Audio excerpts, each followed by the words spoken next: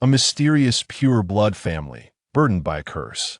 A fleeting yet eternal existence, where one may lose oneself amidst the fabric of time and space. What fate awaits Aias? Their extraordinary encounters are entwined by an unbreakable crimson thread. Chapter 1. Rebirth and Magic. Am I still alive? Aias struggled to open his eyes, only to behold a gray and overcast sky. Attempting to move his limbs, he found his body ensconced in layers of fabric. His large, dark eyes, reminiscent of black grapes, darted about, and Aias was astonished to discover that he had transformed into an infant swaddled in a cradle. It seemed he had been abandoned, just as in his previous life. With a tear, the dilapidated iron door creaked open. Oh, dear God, who could be so heartless as to leave a child here? Martha, a caregiver at the orphanage, was a compassionate soul, yet powerless to effect change. Unable to bear the thought of this infant enduring the bitter cold outside, she cradled the child and carried him into the orphanage. English Britain? An orphanage? How grim that this life is no better. Aias pondered, recalling that in his former life, he was a half-hearted assassin, raised by an organization of killers, and at the age of 18, his first mission was to eliminate a wealthy businessman at the docks. Alas, a conflict erupted among rival gangs aboard the ship, leading to its catastrophic sinking, and Aias's last memory was being engulfed by the merciless sea, his life extinguished so easily. In this life, he harbored no grand ambitions, merely wishing to live well. After all, he had spent his previous existence within the confines of the organization, never truly savoring the essence of life. Mrs. Cole, I fear we have yet another guest arriving. Oh, dear God, we are already so impoverished. 2 infants have come this week alone. Truly, these parents are despicable. We should apply for government assistance. Let me have a look at this infant. The woman took Aias from Martha's arms. Black hair? Just like little Tom. There seemed to be something within the swaddling. She extracted it, her eyes widening in astonishment. Oh, it's some pounds, dear God. Her weathered face crinkled into a smile, and a necklace, adorned with a tag reading Aias Gu Travers. Is this the child's name? Martha, have you ever heard of the surname Travers? I'm afraid not, Mrs. Cole. Well, this money will suffice to keep us warm through this harsh winter, and there will be some left over. Aias quietly listened to their discussion, but his empty stomach betrayed him, and he began to cry uncontrollably. I suspect this little creature is feeling quite hungry, Martha said, gazing at Aias with a tinge of sympathy. I shall fetch some nourishment. It is time to feed the children. Mrs. Cole, cradling the now quiet child, made her way towards the nursery, where several dilapidated cradles housed sleeping infants. Mrs. Cole softly remarked, There is no bed for you here, but you may share with young Tom, for you both possess dark hair akin to brothers.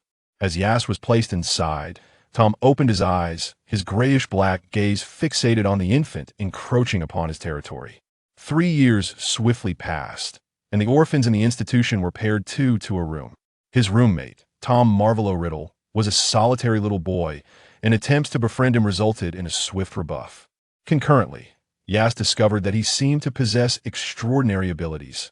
This body appeared to harbor unknown powers, yet he remained oblivious to how to wield them. At the tender age of 2, he beheld in astonishment as a small chair moved without his touch, startling him profoundly. However, lacking the maturity and capability to protect himself, Aias continually suppressed this ability, fearing discovery and being labeled a monster. One morning, as the children engaged in activities in the garden, Aias felt reluctant to join. Yet, knowing Martha would soon come to inspect them, he compelled himself to descend the stairs, though something seemed amiss downstairs. Tom Marvolo Riddle is a monster. Ha ha ha. Billy Stubbs jeered, clutching a rabbit plush toy, while the surrounding children looked on with trepidation. Tom calmly extended his small hand toward a diminutive snake, hissing as if he were a serpent himself. The snake, as if understanding, quickly slithered into the sleeve of Tom's shirt. Billy hurled a small clod of dirt at Tom, venomously declaring, Tom, you are a monster. Upon his arrival, Aias witnessed only Billy's taunts and the dirt clods. In truth, he harbored a fondness for Tom, as the boy's dark hair reminded him of his homeland in a previous life. Billy, enough. You are being excessive, Aias interjected. He was strikingly handsome, arguably the most beautiful child in the orphanage, with delicate features and inky hair and eyes that exuded both purity and elegance. Many children wished to befriend him, yet while he appeared gentle, few managed to forge a deep connection. Billy's face flushed with rage. Yes, keep your distance. Tom is a monster. He speaks with snakes. Is that so? That is far more interesting than your conversations with a rabbit. Youmph. Come on, everyone, let's go. You are both freaks. Billy led a group of children away. Are you all right? Yas brushed the dirt from Tom's clothing, but Tom merely cast him a long, contemplative glance before departing. Deep into the night, young Tom finished his diary entry, and a small snake emerged from his sleeve. Those humans are insufferable. Nagini, I share your disdain for them, but we must exercise patience. I will exact my revenge, the boy hissed in conversation with the little snake. By the way, Tom, I feel a peculiar familiarity with that child. The snake elongated its body towards the sleeping Yas in another bed. Ah, Nagini, do you think he would like you? A snake, no less. Now I require your assistance. Go and tear apart Billy's rabbit. I have faith in your capabilities, young Tom stated calmly. Very well. Upon receiving the command, the snake slithered away. It gazed at the slumbering Yas and quietly pondered, what exactly do you intend to do? The night concealed Tom's expression, leaving only soft queries to dissipate in the gentle breeze. The following day, just as dawn broke, Billy's cries and Martha's soothing words echoed from next door. With a bang, the dormitory door swung open as Billy dashed towards Tom's bed, intent on striking him. Tom, awakened, restrained his hand. It must be you. You are the one who killed my rabbit. Tom's expression darkened as he was roused from sleep, while Yas stirred as well. No one appreciates being awakened so early. Billy, what are you doing? Yas inquired, his tone laced with irritation. Huh? This freak has harmed my rabbit. You are a murderer. Yas was utterly perplexed by the absurdity of it all. Tom's demeanor soured, faint traces of crimson appearing in his gray eyes, and the atmosphere around him grew heavy. The table trembled, and tattered newspapers fluttered chaotically throughout the room. You demon monster!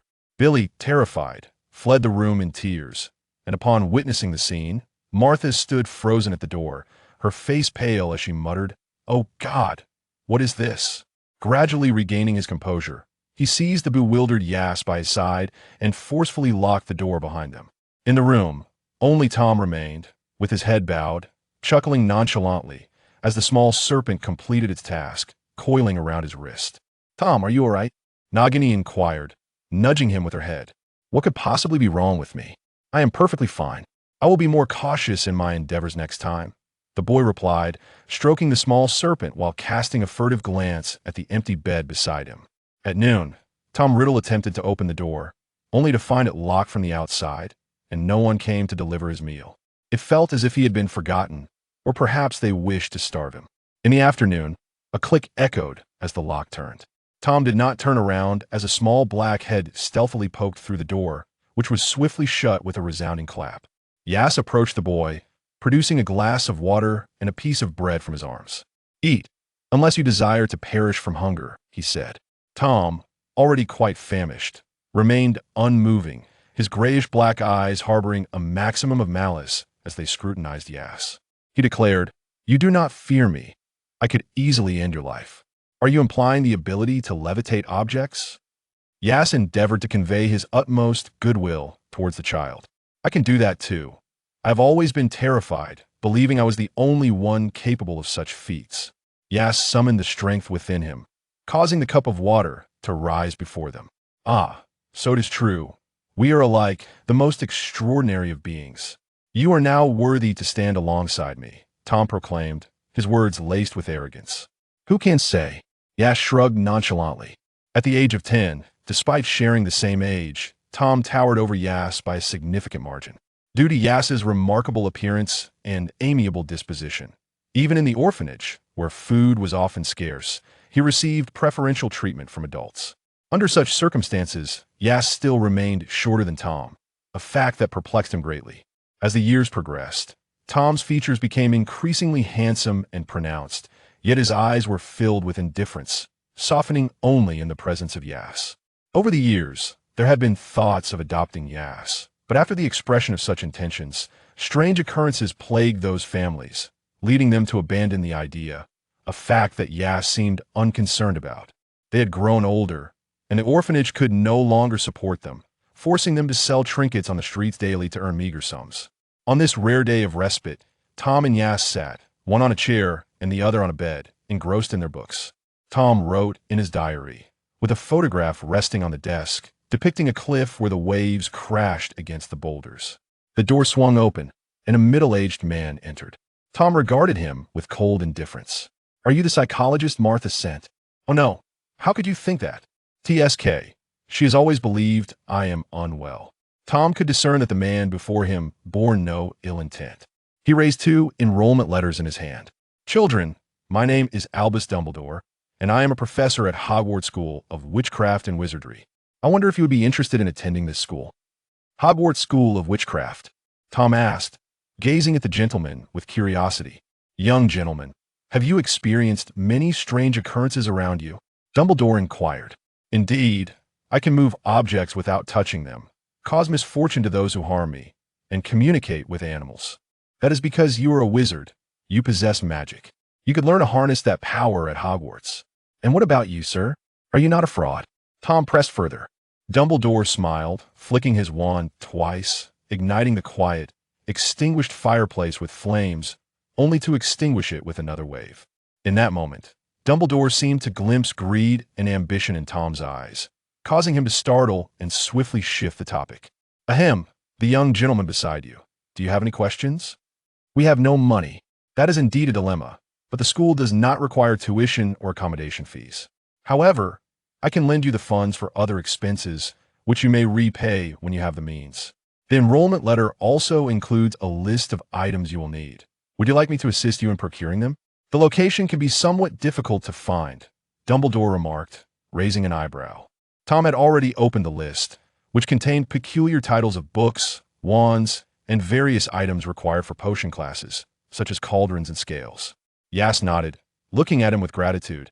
"Of course, thank you very much, Professor Dumbledore." "No need for thanks. You shall both be my students. Gather your belongings. I shall take you to procure these items." "Very well, sir. By the way, these items cannot accompany you. I do not wish for Mr. Tom to arrive at Hogwarts with such things," he added, as several broken toys and sheets of paper levitated from the room. Tom's expression darkened, and as Dumbledore turned to exit, he inquired, "I can understand the language of snakes. They communicate with me. Is that normal?" Dumbledore turned back, astonished, his eyes reflecting surprise, but revealing nothing further. "That is a very special gift, my child," he replied before departing. Yas was aware that Tom harbored some secrets, but he had little interest in prying into others' privacy. Thus, Tom merely cast a glance at him before packing his belongings. The combined possessions of Yas and Tom barely filled a single suitcase. They left the orphanage without a trace of nostalgia, feeling the sting of being regarded as outcasts. Chapter 2. Enrolling in Slytherin. Approaching a wall, Dumbledore tapped it with his wand several times, causing it to part and reveal a bustling street. "Welcome to Diagon Alley, children. Here, you can procure everything you need for your schooling," he said with a warm smile. The moment Yas stepped into Diagon Alley, a necklace around his neck flew from him. As he instinctively reached out, it landed in his hands. The pendant, inscribed with the name Yas Greythraves, enlarged, transforming into a small box that opened to reveal a key. After the key was ejected, the necklace reverted to its original form. With a hint of confusion, Yas presented the key to Dumbledore, inquiring, "Sir, what is this key?" Dumbledore examined it and replied, "This could be a key to Gringotts. If memory serves, your surname is Greythraves, a distinguished lineage, though shrouded in mystery. It perplexes me why a child of the Greythraves would be found in an orphanage. Sir, may we visit Gringotts first? I wish to uncover any clues regarding my parents," Yas said, gripping the key tightly. Having long believed himself to be an orphan, the sudden revelation of potential familial ties stirred both unease and curiosity within him. At the mention of Yas's family, Tom Riddle seized Yas's hand tightly, yet gently, his dark gray eyes flickering with unspoken thoughts. "Do you have family, Yas? Ah, how unfortunate that they seem to have abandoned you. I have always been by your side. We are each other's, so will you leave me first?" Tom paused, pondering what the word friend entailed. No, he did not require friends. Relatives were equally repugnant. If his mother had possessed any semblance of familial love, she would not have forsaken him. As he contemplated their relationship, Yas reciprocated the grip, following Dumbledore towards Gringotts. Upon arrival, Dumbledore remarked, "This establishment is akin to a Muggle bank, managed by goblins. clever and avaricious creatures, not particularly aligned with our aesthetic preferences. I hope you are not intimidated, young wizards. Tom Riddle turned upon hearing a stranger call for his friend, a grimace crossing his face. I detest that name, Tom thought to himself. Entering Gringotts, the head goblin approached Dumbledore, inquiring, "What brings you here, wizard?" "Not I, but this child, the heir of the Greythraves." "Yes. Present your key." Yas obediently produced the key, prompting the goblin to adjust his glasses and confirm, "Indeed, this is the key to the Greythraves' vault. They have not visited Gringotts in many years. Follow me. Let us proceed, children." After an exhilarating ride akin to a roller coaster, feeling the dragon's breath, they arrived at their destination, Vault 8341. The goblin inserted the key, swinging open the heavy door, revealing a glimmering treasure trove illuminated by faint light, dazzling with golden galleons piled high like miniature mountains, alongside a vast bookshelf. The goblin's eyes gleamed with greed. Yet the vault was protected by enchantments. Only members of the Greythraves family could access its contents. Others would be scorched upon touching the treasures. Dumbledore jested. "It appears you will not require my financial assistance, young sir. After we procure some items, you may wish to take a few galleons." Yas entered the vault, and a letter floated out, landing on him. He attempted to open it, but found it impervious to his efforts, so he pocketed it instead. Grabbing a small bag, he began to fill it with galleons. The bag, enchanted, seemed never to fill completely, yet he felt it would suffice. Returning to Dumbledore, Yas said, "Sir, I think Tom and I should explore a bit. We have never wandered the streets before. Perhaps we could buy something ourselves to hone our skills." His soft voice was endearing. "Of course, young sirs. Here is a list. We shall meet at the Leaky Cauldron shortly." Turning to Tom, he asked, "Do you require my assistance?" Just as Tom was about to respond, Yas covered his mouth, asserting, "I will help him." "Is that so? You two are remarkably affectionate." "Like brothers," Dumbledore remarked, patting Yas on the head before departing. "I believe you owe me an explanation." "Unlike you, Yas Greythraves, I am merely an orphan," Tom said, fixing his gaze on Yas. "I thought we were friends." Yas detected the chill in Tom's words, feeling a pang of disappointment. But then Tom suddenly smiled, a dazzling expression that could endear him to any stranger. "Of course we are friends, Yas. You won't leave me, will you?" Tom queried. "Certainly. We will always be together." His cheerful and forthright promise prompted Tom to silently grasp his hand. This marked Yas's first friendship in this world, a bond he cherished deeply. "Shall we procure wands?" "Yes." They entered Ollivander's wand shop. "Welcome, young patrons. Here to select your wands?" The proprietor, polishing shelves nearby, approached the counter. "Indeed, sir. Which do you think would suit us?" Tom replied. "I have always believed wand selection to be a mutual choice," Ollivander mused, measuring their arm lengths and heights while inquiring about their dominant hands. "Try this one," Ollivander suggested, producing a box. The core is dragon heartstring, made of apple wood. 11 inches, with decent flexibility. Tom took the wand, feeling its power, and with a loud crack, the shelves around him exploded under an invisible force, reducing the shop to ruins. "My apologies, sir," Tom said sheepishly. "Not to worry, young sir. It appears your magic is quite formidable. I must find something more suitable for you." Hearing the word formidable made Tom's lips curl into a slight smile. "How about this?" Another explosion followed. Yet Ollivander appeared more exhilarated than disheartened. "Ah, it seems you require a wand that can withstand your strength." After several attempts, Ollivander presented a yew wand, with a phoenix feather core measuring 13.5 inches, which was quite remarkable. Tom accepted it, and with a gentle flick, the shop was filled with extraordinary light. "Excellent. It suits you perfectly," Ollivander affirmed, as Tom sensed the wand's power resonating with his own heart. Nodding in satisfaction, Yas stepped forward. "Sir, please help me find one that is suitable for me as well." "Of course, young sir." Ollivander turned to retrieve another wand. "Try this." Yas grasped it and, with a gentle wave, inadvertently caused another explosion. It seems the phoenix feather is not quite right for you. What is your name, young sir?" "Yas Greythraves." "Yas Greythraves? A member of the Greythraves family? It has been many years since anyone from that family has graced us with their presence." With that, Ollivander produced another wand, made of elm, with a unicorn hair core, 11 inches long and with decent flexibility. Yas took the wand, and a warm sensation flowed into his heart as it radiated a brilliant white light. "Splendid. It appears you have both found your wands," Ollivander said with a smile. Upon exiting the shop, they procured their school necessities, textbooks, potion supplies, uniforms, and a multitude of other items, before heading to the Leaky Cauldron to reunite with Dumbledore. "It seems you are all prepared. Let us rest for the night after a busy day. You may sleep now. I have arranged a room for both of you, which I hope you do not mind. Tomorrow, you shall board the train to school." Dumbledore led the two children to the door of the upstairs room. "Good night, children. Good night, sir." After exchanging pleasantries, Aias and Tom stepped into the room. The tidy chamber was furnished with 2 beds, and today, during their shopping excursion, Aias had learned a great deal about the magical world and their impending journey to Hogwarts. He felt a surge of excitement as he perused the newly acquired books, while Tom maintained a more composed demeanor. Aias, I trust you wouldn't want us to be late tomorrow? Of course not. Then could you quiet down? We need our rest. Tom, I'm merely a bit overjoyed. New school, new life. One might encounter many fascinating individuals and wonders. Is that so? Tom's voice was tinged with melancholy, though it was evident that Aias did not catch his words. What did you say? I said, we need to sleep. It's time for a peaceful slumber. All right then, good night, Tom. Aias hopped off his bed and ran to his side, planting a kiss on his forehead. A good night kiss for you, Tom. After the kiss, Aias obediently returned to his bed and fell asleep, leaving Tom somewhat astonished. His heart seemed to contract uncontrollably, a feeling both overwhelming and warm. Yet, it was only a fleeting moment. Tom shook himself back to reality, observing Aias, who was already fast asleep. A shadow crossed his eyes as he recalled the notion of friendship spoken of in Gringotts. What friendship? Merely a stepping stone to power. He would become the mightiest of all. Yet, upon contemplating Aias' name, he hesitated, unsure of how to position him in his plans. The thought was fleeting, as he redirected his focus to the forthcoming life at the academy.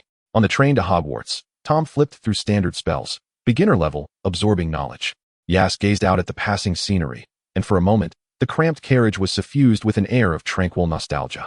They crossed a lake by boat, and upon reaching the school gates, they were greeted by a magnificent sight steeped in history. Welcome, children. I am your headmaster, Armando Dippet. We shall now proceed to the sorting ceremony, where the sorting hat will determine your houses. For long tables adorned with their respective banners lined the hall, with a faculty table at the center.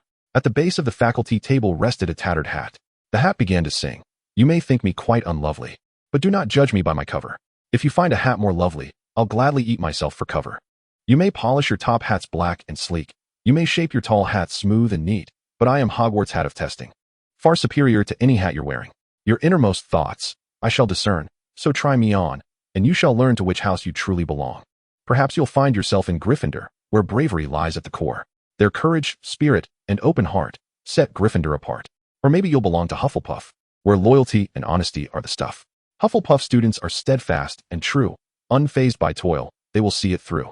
If cleverness is your guiding light, Ravenclaw may be your rightful site, where the wise and learned often meet. You may find your kindred spirit there, sweet.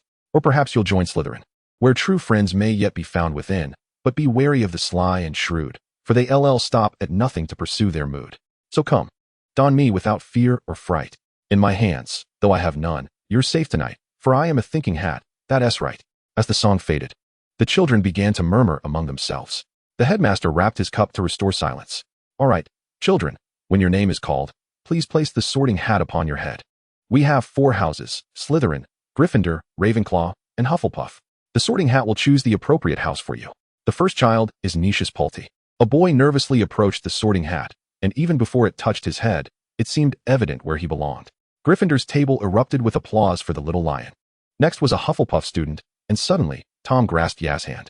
You'll be in the same house as me, right, Aias? I don't know, Tom, Aias responded uncertainly. I believe in you, Aias. If you wish it, we shall be in the same house. Aias timidly asked, is that true? As Tom was about to say more, his name was called, Tom Marvolo Riddle. With a furrowed brow, Tom stepped forward, donning the shabby sorting hat with a hint of disdain. Oh, you are. Why not place you in Slytherin first? The Slytherin students applauded, though not as fervently as those from other houses. The second-year prefect, Abraxas Malfoy, raised an eyebrow. Riddle? From the Gaunt family, I presume? I recall there was a daughter from that line who consorted with a muggle and was subsequently abandoned. Is this their child? A half-blood? At least he carries the blood of the Gaunts. Their ancestors were Slytherin. Beside him, a girl named Michelle Matilda chimed in, but he is still a half-blood. Aias and Tihi, the descendant of Slytherin fathering a child with a muggle. Her lovely face bore an expression of disdain. Upon reaching the Slytherin table, Tom overheard their conversation. Gripping his cup tightly, the shape of it bending under his grasp. With his jet-black hair and handsome visage, he wore a composed smile. Though he remained preoccupied with the sorting hat's words, you are. What am I? Tom pondered, a hint of confusion clouding his thoughts. The young girls around him blushed, casting shy glances at his striking features. He could become a remarkable wizard, mused Abraxas Malfoy. Observing the cunning and ambition reflected in Tom's eyes, Aias Gunnerflath heard his name called next. He approached the sorting hat and placed it upon his head. The hat spoke, a talented young wizard indeed. You are intelligent and rational. What do you think of Ravenclaw? Since you've asked, do I not have the right to choose another house? Yas interjected. What about Slytherin? Oh, Slytherin, you say? They crave power, are ambitious. Do you think you belong there? Yet, I recall a Miss Gunnerflath, very gifted and powerful, an exceptional witch. What was her name again? The ever-observant Sorting Hat fell into reverie, mumbling, I recall, every student. What is it? Yas interrupted its thoughts. Ahem, which house am I in, Sorting Hat? Slytherin, the hat declared, returning to its contemplations. In the 3rd chapter of his lineage, Yas sat beside Tom and Slytherin, quietly discussing their new companions. Gunnerflath, one of the Sacred 28. I haven't heard much about their family in ages. Rumor has it they control the power of time, though that seems rather exaggerated, doesn't it? The young wizards chuckled, their eyes appraising Yas as if he were a rare commodity. It seemed they had found their answer, offering friendly nods to Tom and Yas. Tom turned his gaze to Yas, Pureblood, one of the Sacred 28. What else are you hiding? What's wrong? Yas waved a hand in front of Tom's face. Sorry. I was lost in thought. Tom's eyes conveyed an apology. Is it merely an illusion? Or has the world around me become increasingly incomprehensible since I learned of the Magical Academy?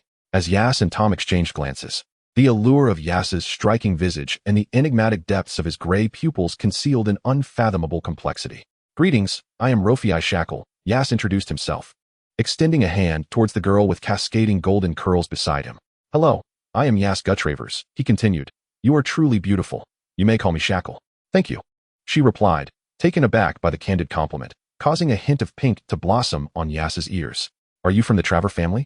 Upon hearing his surname, it was evident that Yas hesitated, momentarily at a loss, his fingers instinctively brushing the tag around his neck. I am unsure, but perhaps, he answered, eliciting mild discontent from Shackle. Yet, this reaction was not surprising. The Traver family was renowned for its secrecy, often obscured from the annals of history unless one considered the Sacred 28, a lineage that might have otherwise been forgotten. The decorum of his upper-class upbringing restrained Shackle from pressing further, and instead, he steered the conversation towards the school. Soon, the sorting ceremony concluded, with the headmaster outlining the school's regulations before the evening meal commenced. As night fell, the first-year Slytherins were escorted to the entrance of the Slytherin common room by their second-year prefects, flanked by 2 colossal stone serpents. Honor and victory, declared the prefect, reciting the password, which unveiled the entrance to the dungeon. Remember the password, lest you wish to sleep with the giant squid, he added, turning to enter. Inside, the Slytherin common room welcomed them with plush sofas and an eternally flickering hearth, adorned with classical decorations in silver and green. We share a dormitory of 2. Unlike the 4-person accommodations of other houses, this is our privilege. Of course, you may have a room to yourself if you become a prefect. As they enjoy luxurious quarters replete with comforts, Abraxas Malfoy remarked, his voice laced with allure. Ah, but here in Slytherin, it is imperative that you remember our house rules. He continued, lounging on the central sofa, his golden hair catching the light as he surveyed the new students. We hail from the mire. We thirst for power. We are filled with ambition. We are strong, composed, and never regretful. We are Slytherin. But I only care for 2 words, power and ambition. Malfoy smirked, adding, now that you are here, it is up to you to earn your own glory. He then lowered his voice ominously, by any means necessary. Tom stood amid the crowd, clad in his wizarding robes, the Slytherin silver and green crest emblazoned on his chest. TSK, glory attained by any means is yours to claim, he mused, the flickering light revealing the fervent ambition mirrored in his dark eyes, akin to the boiling depths of a tempestuous sea. Yas, however, felt a twinge of surprise. He seemed devoid of any grand ambitions, questioning the validity of his choice. Gently, he tugged at Tom's sleeve. The fervor subsided, leaving behind a chilling silence akin to the depths of the ocean. Tom's grip tightened around Yas's hand, an unspoken vow to keep him close, even in death, to preserve his remains as a testament beside him. Must it be so? Is this affection? No, it merely serves to elevate my spirits, he thought, tightening his grasp without inflicting pain. Ahem, it's time to divide into dormitories, the prefect announced, concluding the introductions. Rofi Shackle, Yas Guttravers. Yas, wearied, released Tom's hand and murmured, I must take my leave, it is quite late. Good night, Tom. Tom frowned at this arrangement, feeling powerless to alter it. Tom Riddle. A boy named Carlo Carazzi shot Tom a glance before entering the dormitory. May I call you Yas? Rofi inquired, extending his hand amicably. Certainly, Rofi. I think we need to freshen up. This day has been exhausting, Yas replied, shaking his hand. This friendliness accentuated Tom's aloofness. Oh, Merlin's beard. I cannot believe I am sharing a dormitory with a half-blood mudblood, Carlo taunted. From now on, I call the shots in this room, understood? Mudblood. Tom, seated on his bed engrossed in a book, paused and approached Carlo, his stature slightly taller than his peers, eyes glimmering with unmasked malice. His words dripped with feigned politeness, yet bore an underlying threat. You are Carlo Carazzi, correct? Know this. My mood is rather foul at present. Do not provoke me. Would you? I believe you would not wish to test some newly learned spells that may cause a slight discomfort, would you? As Tom Riddle advanced with an oppressive aura, Carlo retreated, albeit hesitantly, scoffing at the idea of unsuccessful spellcasting. Tom narrowed his eyes, uttering a spell and brandishing his wand, unleashing a fiery serpent. The hearth roared to life, flames undulating like serpents. Carlo's eyes widened in terror, a cold sweat beading on his brow. You are a clever fellow. I trust you won't speak recklessly, Tom stated, his voice chilling. Yes, I understand, Carlo stammered, his voice trembling. A small snake emerged from Tom's belongings, slithering onto his hand. Hiss, I nearly suffocated on that journey. Where's Yas?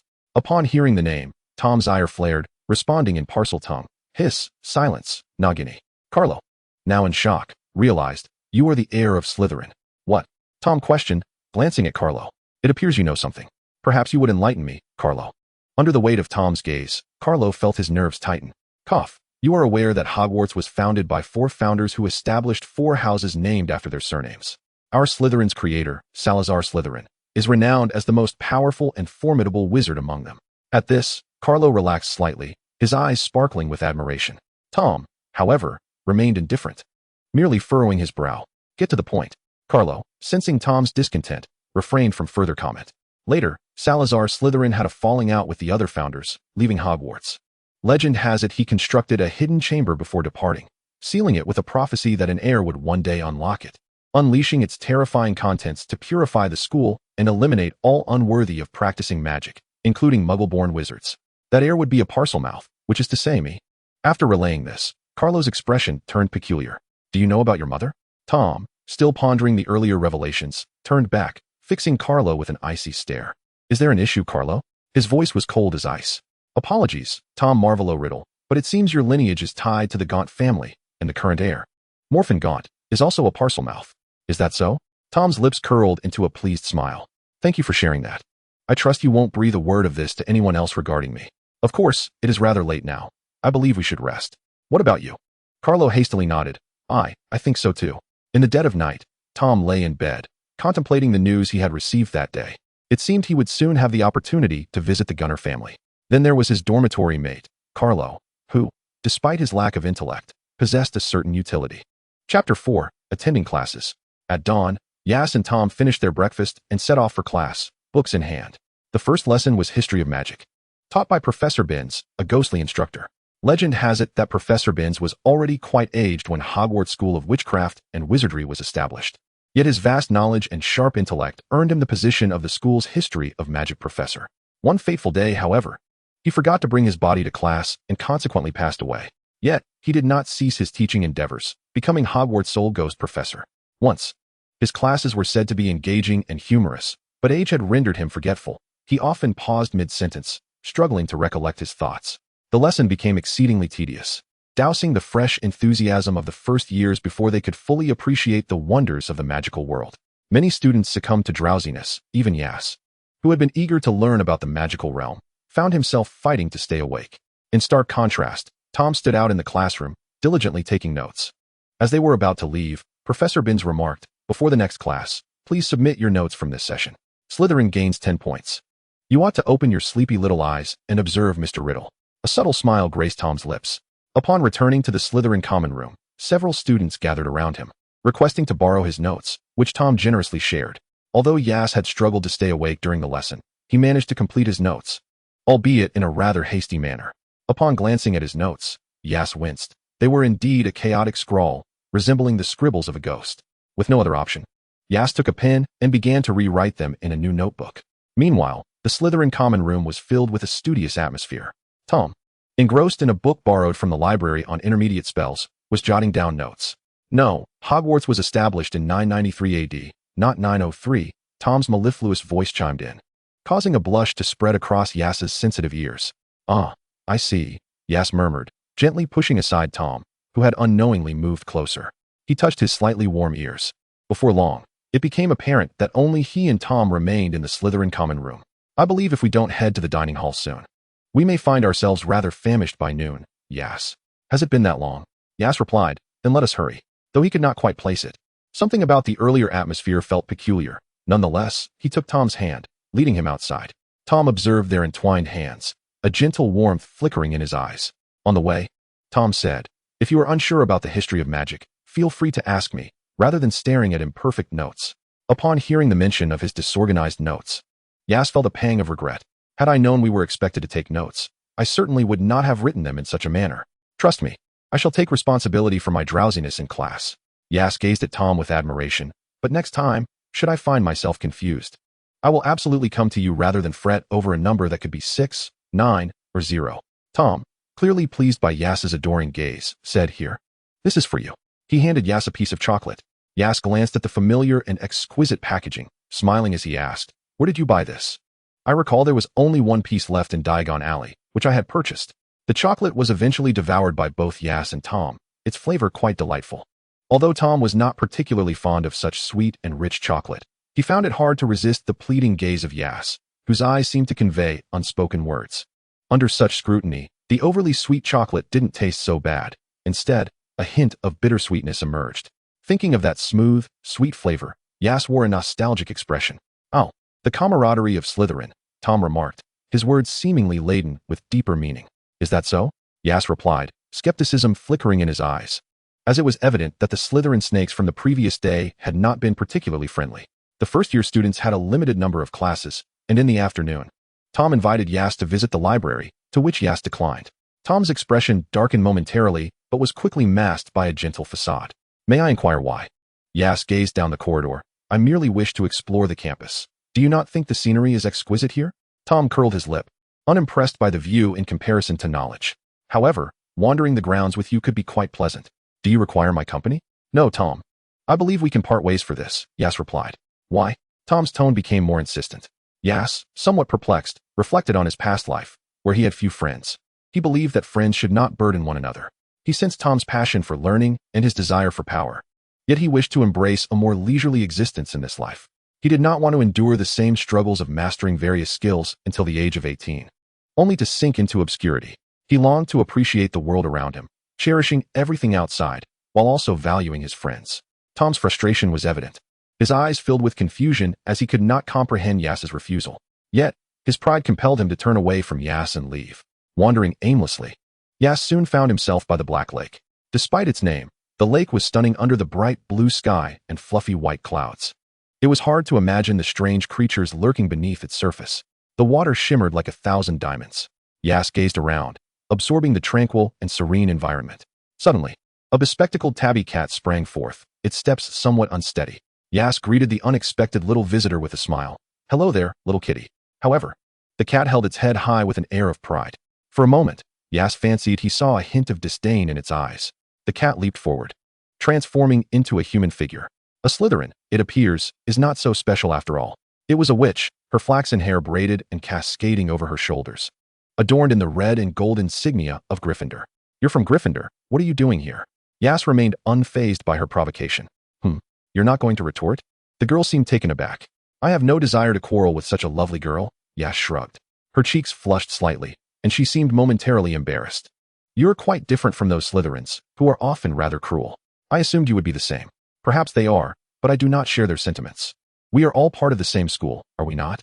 The girl nodded. You're rather decent. I'm Minerva McGonagall, a 5th-year prefect. I'm practicing transfiguration. Transforming into a cat? That is quite an impressive spell. I'm Yas Gutterfloss. You may call me Yas. Upon receiving Yas's compliment, Minerva adjusted her glasses, surprised. You're from the Gutterfloss family? Upon hearing his surname, Yas's expression shifted to one of confusion. In his previous life, he had been an orphan. And in this life, he had been abandoned. He had no desire to seek out family. Yet, thoughts of that wealth and the unopened letter filled with uncertainties surfaced in his mind. I know not. I was abandoned in a Muggle orphanage.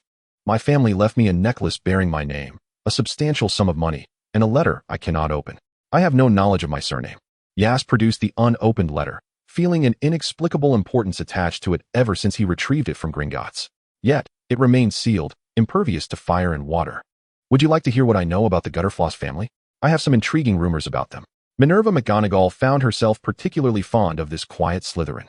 If you could share your thoughts with me, I would be immensely delighted. Minerva smiled, her expression radiating warmth beneath the sunlight. Momentarily taken aback by Yas's enchanting smile, Minerva found herself captivated. Though she had noticed Yas's striking appearance at first glance, it was his gentle demeanor that truly warmed her heart. Minerva mumbled softly, "How on earth were you sorted into Slytherin?" "Merlin, it's astonishing." Yas, unable to hear her clearly, tilted his head to look at Minerva. "Ahem, it's nothing. Just that the Travers family is one of the Sacred 28, a pureblood family that is rather enigmatic." Yas inquired, "What does pureblood mean?" "Really? You don't know what pureblood is?" Minerva exclaimed in surprise. "Isn't it embarrassing not to know?" "Not at all. I don't think there's anything particularly admirable about being pureblood. It's just that some individuals in Slytherin constantly emphasize it and consider themselves superior, looking down on others," Minerva remarked, seemingly recalling the haughty little snakes. Pinching the bridge of her nose. "You simply need to know that Travers is one of the pureblood families, and the most mysterious one at that. Rumor has it that Travers' ancestors mastered the magic of time, acquiring immense wealth, and the Time Turner is said to be his invention. However, few have ever seen him. Over the years, members of the Travers family occasionally surface in the annals of history, suggesting that the legacy of Travers is far from over." "Minerva, thank you for sharing all this with me," Yas said earnestly. "Don't mention it. It's a pleasure to chat with you. Is that your friend over there?" Minerva pointed to a boy standing by a tree, who seemed to have been waiting for quite some time. "I should take my leave. Your friend appears to be waiting for you," she added, glancing at the time. It was already past 4 in the afternoon. "Yes, goodbye." Yas obediently stood up and waved farewell. Minerva walked away briskly, waving as she went, yet she dared not glance back at Tom, feeling as though his gaze could pierce through her. Within his gray eyes lay an inscrutable emotion, undoubtedly tinged with disdain. Yas turned to look, and Tom approached with a smile, greeting him. "How was your day? Is that person your new friend? What were you two discussing?" I'm not entirely sure. She's impressive, an upperclassman from Gryffindor who shared some insights about the Travers family with me." Tom, witnessing that smile, felt a pang of discomfort. A smile that once belonged solely to him was now directed at another. It stirred an inner turmoil within him, a demand for possession. Wishing that her smile would only be for him, yet he maintained a facade of restraint and friendliness. "What is her name? She looks rather old." Yas lightly poked Tom's face, retorting, "Come on, we're only a few years apart. How can you call her old? Besides, Minerva is remarkable. She's the 5th-year prefect of Gryffindor. But what astonishes me most is that she can transform into a cat." "Oh, is that so? She must be quite talented," Tom remarked, feigning admiration while his eyes remained cold. Being able to transform into a cat indicates advanced transfiguration skills. She might even be an animagus. "I recall that the Ministry of Magic registers animagi. How do you know all this?" Yas inquired curiously. "If you had accompanied me to the library instead of idly gazing at the Black Lake, you would know there's nothing to see here." Tom expressed his disdain for anything that took Yas away from his side. Yas, sensing the dissatisfaction in Tom's tone, replied patiently, "What is wrong with that? It's quite beautiful, I assent it." Tom frowned. "All right, we should return to the Slytherin common room. Remember, we have potions class tomorrow." "Yes, let us go," Yas replied, standing up and taking Tom's hand as they made their way toward the dungeons. Chapter 5. Potions class the following day, armed with herbs and ingredients from herbology. They arrived at potions class, where a kindly, rotund man stood at the front. "Greetings, young witches and wizards. I am your potions professor, Horace Slughorn. You may call me Professor Slughorn. Here, your outstanding performance will determine many things. Now let us get right to it. Potions can be quite simple, yet exceedingly complex. Today, we will learn how to handle some intricate herbs and creatures. For instance, the slime of the horned slug and a nutrient tube from the center of the shrivel fig root are essential components for crafting a blood-replenishing potion. We will be using them in our next lesson. First, I will demonstrate how to separate these two items." Slughorn placed the horned slug and the shrivel fig root, one in a container and the other on the workbench. He swiftly disassembled the wriggling shrivel fig root with a small knife.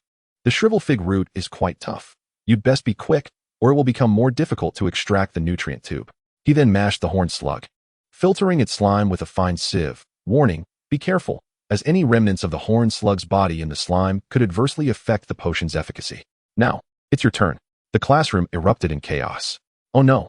A Gryffindor boy exclaimed as the struggling shrivel fig root leaped from his grasp into the container with the horned slugs. Slughorn shook his head. "Oh, Merlin, what are you doing? You clumsy oaf?" The Slytherin girl's face was pale with distress. This scenario was unfolding for 2/3 of the students in the classroom, and Slughorn appeared somewhat disappointed. Then, a corner of the room captured his attention. Tom observed the materials before him with a sense of revulsion. yet he quickly emulated Slughorn's actions with flawless precision. Slughorn's eyes sparkled with approval. Ahem, we have our first student to complete the task, Tom Riddle from Slytherin. An impeccable execution, quite a talent. Slytherin earns 10 points. Slughorn cast an appreciative glance at Tom, who smiled in acknowledgement. Aias also managed to handle the shrivelfig root quickly, but the horned slug proved challenging. It was too slippery and prone to bursting. He did not want to end up smeared in slime like some of the Gryffindors, who appeared anything but easy to clean up after. Seeing many others completing the task one after another, Aias took a brave stance, wielding the pestle with determination, yet miraculously. No slime exploded in his face. You should crush it from that angle. The horned slugs had one teeth burst open that way, Tom advised. How do you know that? Aias retorted. I was the first to finish, wasn't I? Tom playfully squeezed Aias's hand. All right, I forgot my little partner is a genius and a top student. I thought whether the horned slug would burst was purely a matter of chance. Thank you, Aias said after completing the task. Tom grasped Aias's hand.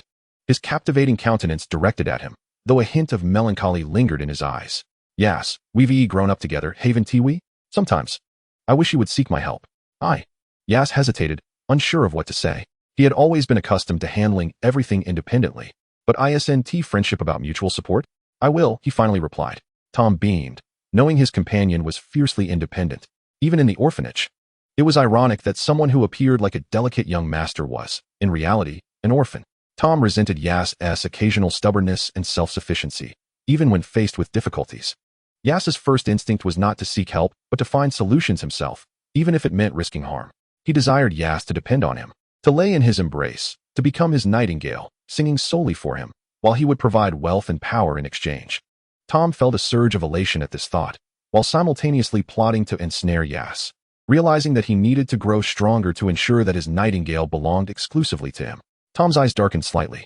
Time has swiftly passed, and this semester has already reached its midpoint. In contrast to his companion Tom, Aias has not fared well in Slytherin, for reasons unknown. The first-year students of Slytherin harbor a vague sense of aversion and indifference towards him, yet they do not deliberately provoke or bully him. It is peculiar. For although Aias's academic performance is commendable, and his demeanor is gentle, causing no conflicts, he possesses an appealing appearance and hails from a pureblood family. This should, one would think, pose no hindrance for him in forming friendships, especially among Slytherin's young serpents who hold pureblood status in high esteem and prioritize family interests. Yet, despite this, Aias finds himself with only Tom in Slytherin. However, gentle souls are often favored by many. In Gryffindor, he has made the acquaintance of Weasley, and in Hufflepuff, he has befriended Samson. Both companions exemplify the traits of their respective houses, bravery and loyalty. Tom Riddle's arrival in Slytherin felt as though he had stepped into a realm that belonged solely to him. Gifted and perceptive, he possesses a remarkable influence. It was effortless for the first-year serpents to look up to Tom with admiration. His magical prowess is astonishing, and his striking appearance is undeniably captivating. He is an exemplary student, capable of becoming the favorite of all his professors if he so desired, a veritable source of pride. This aspect particularly attracts Professor Slughorn, who revels in associating with the eminent, the successful, and the influential, deriving great satisfaction from the power he wields over them. He has an innate ability to spot students with exceptional talents, which led him to establish a club known as the Slug Club, creating a platform for those he admires to connect. On the eve of Christmas, Professor Slughorn summoned Tom to his office. His plump figure and the warmth of his smile exuded an inviting demeanor. Tom, I recognize your exceptional talent as a student. I often host club activities. Would you be interested in participating? Slughorn addressed him kindly, extending an invitation. Thank you very much for your invitation, Professor. But I am uncertain if I am worthy of this opportunity, Tom replied, hesitating slightly. How could you think that, Tom? You are my most outstanding student, Slughorn assured him, patting Tom's shoulder in earnest admiration. You see, Professor, Slytherin values pure blood, and I am merely a half-blood. Tom seemed to express a hint of sorrow. Nonsense. You are incredibly bright and immensely talented. Your future is limitless, Tom. If such a trivial matter were to limit your potential, it would be utterly regrettable, wouldn't it? I have faith in you. Upon hearing this, Tom's eyes sparkled with a glimmer of hope, his face alight with joy and excitement. Thank you, sir. I will certainly attend the club. Good. It's getting late. You should rest now. Slughorn nodded in satisfaction and waved Tom off. Once outside the headmaster's office, Tom donned a sardonic expression, feeling a twinge of disdain. Chapter 6. The Club. A vain, cunning old man.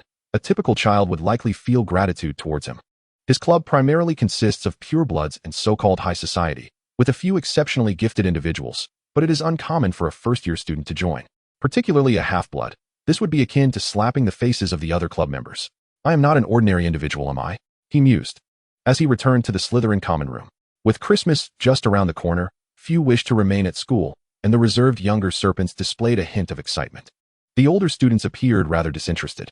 Upon Tom's return, some vacated their seats, though he did not approach them, his gaze settling on Aias, who was engrossed in a book in the corner of the sofa. He approached, and the small serpent sitting next to Aias quickly relinquished his spot, which Tom acknowledged with a satisfied glance at the accommodating student. "What are you reading?" Tom inquired. "Oh, I was just lost in this book on Quidditch basics. I've become quite fascinated by it recently," Aias replied, snapping back to reality. Tom, though disinterested, found himself preoccupied with recent plans that consumed much of his time. He yearned for Aias's companionship, drawn to the warmth he exuded, which was something he deeply craved. As Tom contemplated this, he nuzzled against Aias's shoulder. "Haha, don't. Tom, that tickles," Aias protested, shifting away. "Don't move away," Tom murmured softly, close enough for Aias to hear, an unexpected note of playfulness in his tone that took Aias by surprise. "What's wrong, Tom? Have you encountered some trouble?" Aias asked with concern. "No. It's just that I rarely see you in the common room. What do you do every day?" He leaned closer, his youthful aura brushing against Aias's ear. "I've made 2 new friends. They're lovely and share my enthusiasm for Quidditch." "Is that so?" Tom leaned against Aias, an unidentifiable emotion swirling within him. Though his face remained composed, Tom was well aware of the information he sought. Such news was easily obtainable, and he knew precisely how Aias had met those 2 individuals and their family backgrounds. Yet, he still desired Aias to share it with him directly. Sitting on the sofa between them was the older student, Abraxas Malfoy. Though the Malfoy family's glory has waned since its peak, it remains a symbol of antiquity, wealth, and prestige. "Is there something you need, Abraxas Malfoy? Do not address me so formally, just call me Abraxas. May I invite you to visit Malfoy Manor over the Christmas holiday? Thank you for your kind invitation, Abraxas. But I regret to inform you that I have already committed to attending the Slug Club with our headmaster, Horace Slughorn. Is that so? Perhaps another time?" Both exchanged knowing smiles. Abraxas is no typical spoiled heir. He embodies the essence of a Malfoy, an exemplary Slytherin. There are no eternal friendships, only unchanging interests. And he possesses a keen insight into others.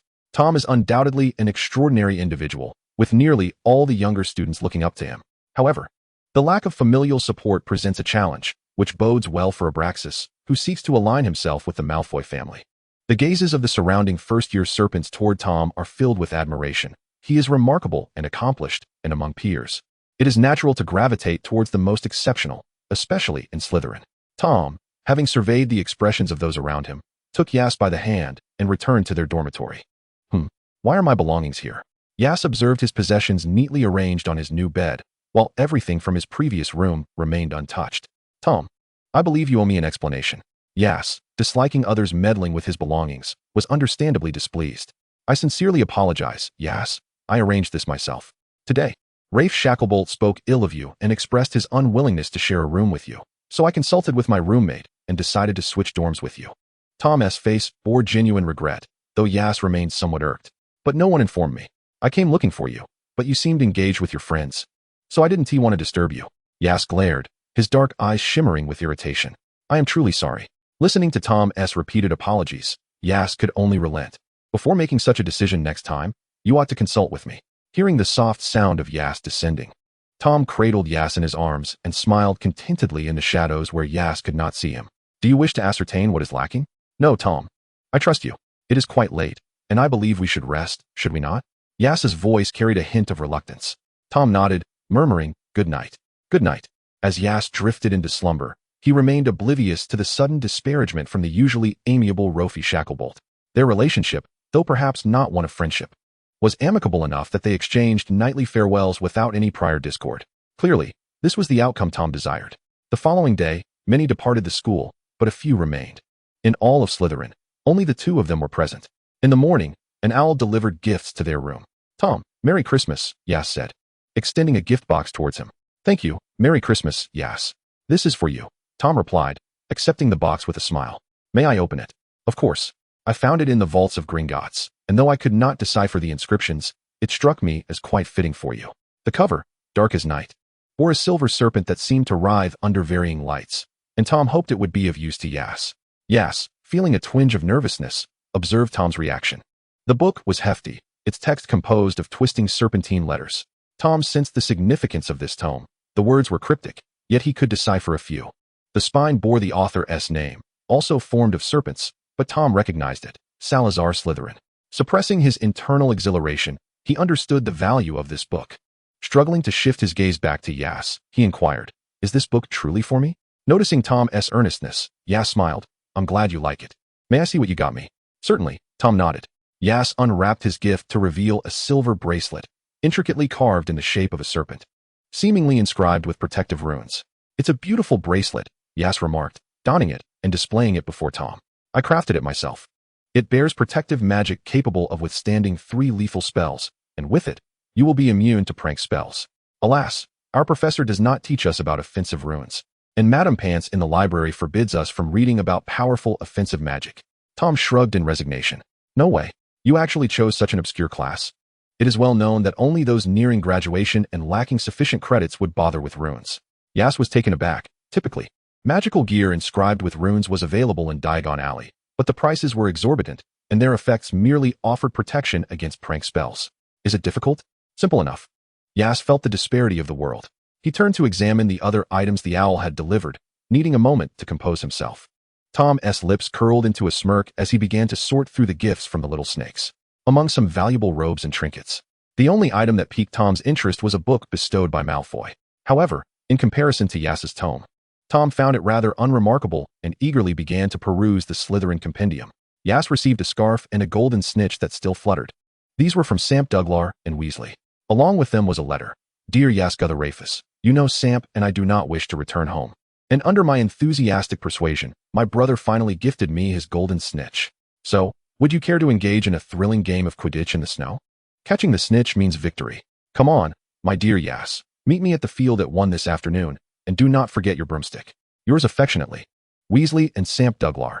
Though Samp's name had been hastily crossed out and rewritten, it was evident that Weasley had penned this, his handwriting as flamboyant as his flaming hair. Nevertheless, the prospect of finally playing Quidditch was exhilarating. Aias understood their reasons for not returning home. Weasley came from a large family, and he was not the favored child, while Mrs. Weasley's cooking left much to be desired. In Weasley's words, he would rather eat slugs than endure his mother's meals, especially after experiencing the exquisite culinary skills of the house elves at Hogwarts. Samp, hailing from a Muggle family, seemed to have parents who were high-ranking executives in the Muggle world, leaving them little time to return home. Samp expressed that he would rather spend Christmas with friends than in an empty house. Despite his words, Aias felt a surge of emotion. At some point, Tom had approached. "Do you have plans for the afternoon?" Upon seeing the name on the letter, Tom immediately recognized it belonged to Aias's friend. He pressed his tongue against the roof of his mouth, harboring disdain for the term. He and Aias were friends too, a word he found rather trivial. Yet Tom had never contemplated what they might be if they were not friends. Deep within, he longed for something more, yet he denied such thoughts. Tom stubbornly tightened his grip on Aias's hand, feeling its warmth contrasting with his own coolness, absorbing the fiery warmth while bowing his head, concealing his obsession. He wrapped his arms around Aias and declared, "We shall never part. Will we, Aias?" Sensing the unease in Tom's voice, Aias, though unaware of the underlying issues, instinctively returned the embrace as he had in their childhood. "Never. I will always be by your side." In their youth, when Tom had revealed his powers, it had led others to view him as a monster, leaving him isolated, bullied, and often neglected by the orphanage matron, who would frequently lock him away and sometimes forget to provide meals. During those times, Aias would chase away the other children, quietly slipping into Tom's room to share food and offer comfort. Tom would hold him then, whispering such sentiments. What Aias remained oblivious to was that every child who bullied Tom inexplicably suffered injuries, and even the matron who often forgot to feed him broke her leg during one of her descents. Eventually, it was not the children who ostracized Tom, but rather a collective fear that kept everyone at bay, with the matron often regarding him with terror, leaving only Aias by his side. Tom felt a surge of agitation, easily discerning the desires in others' faces. Having grown up observing the grotesque nature of humanity, he recognized their weaknesses.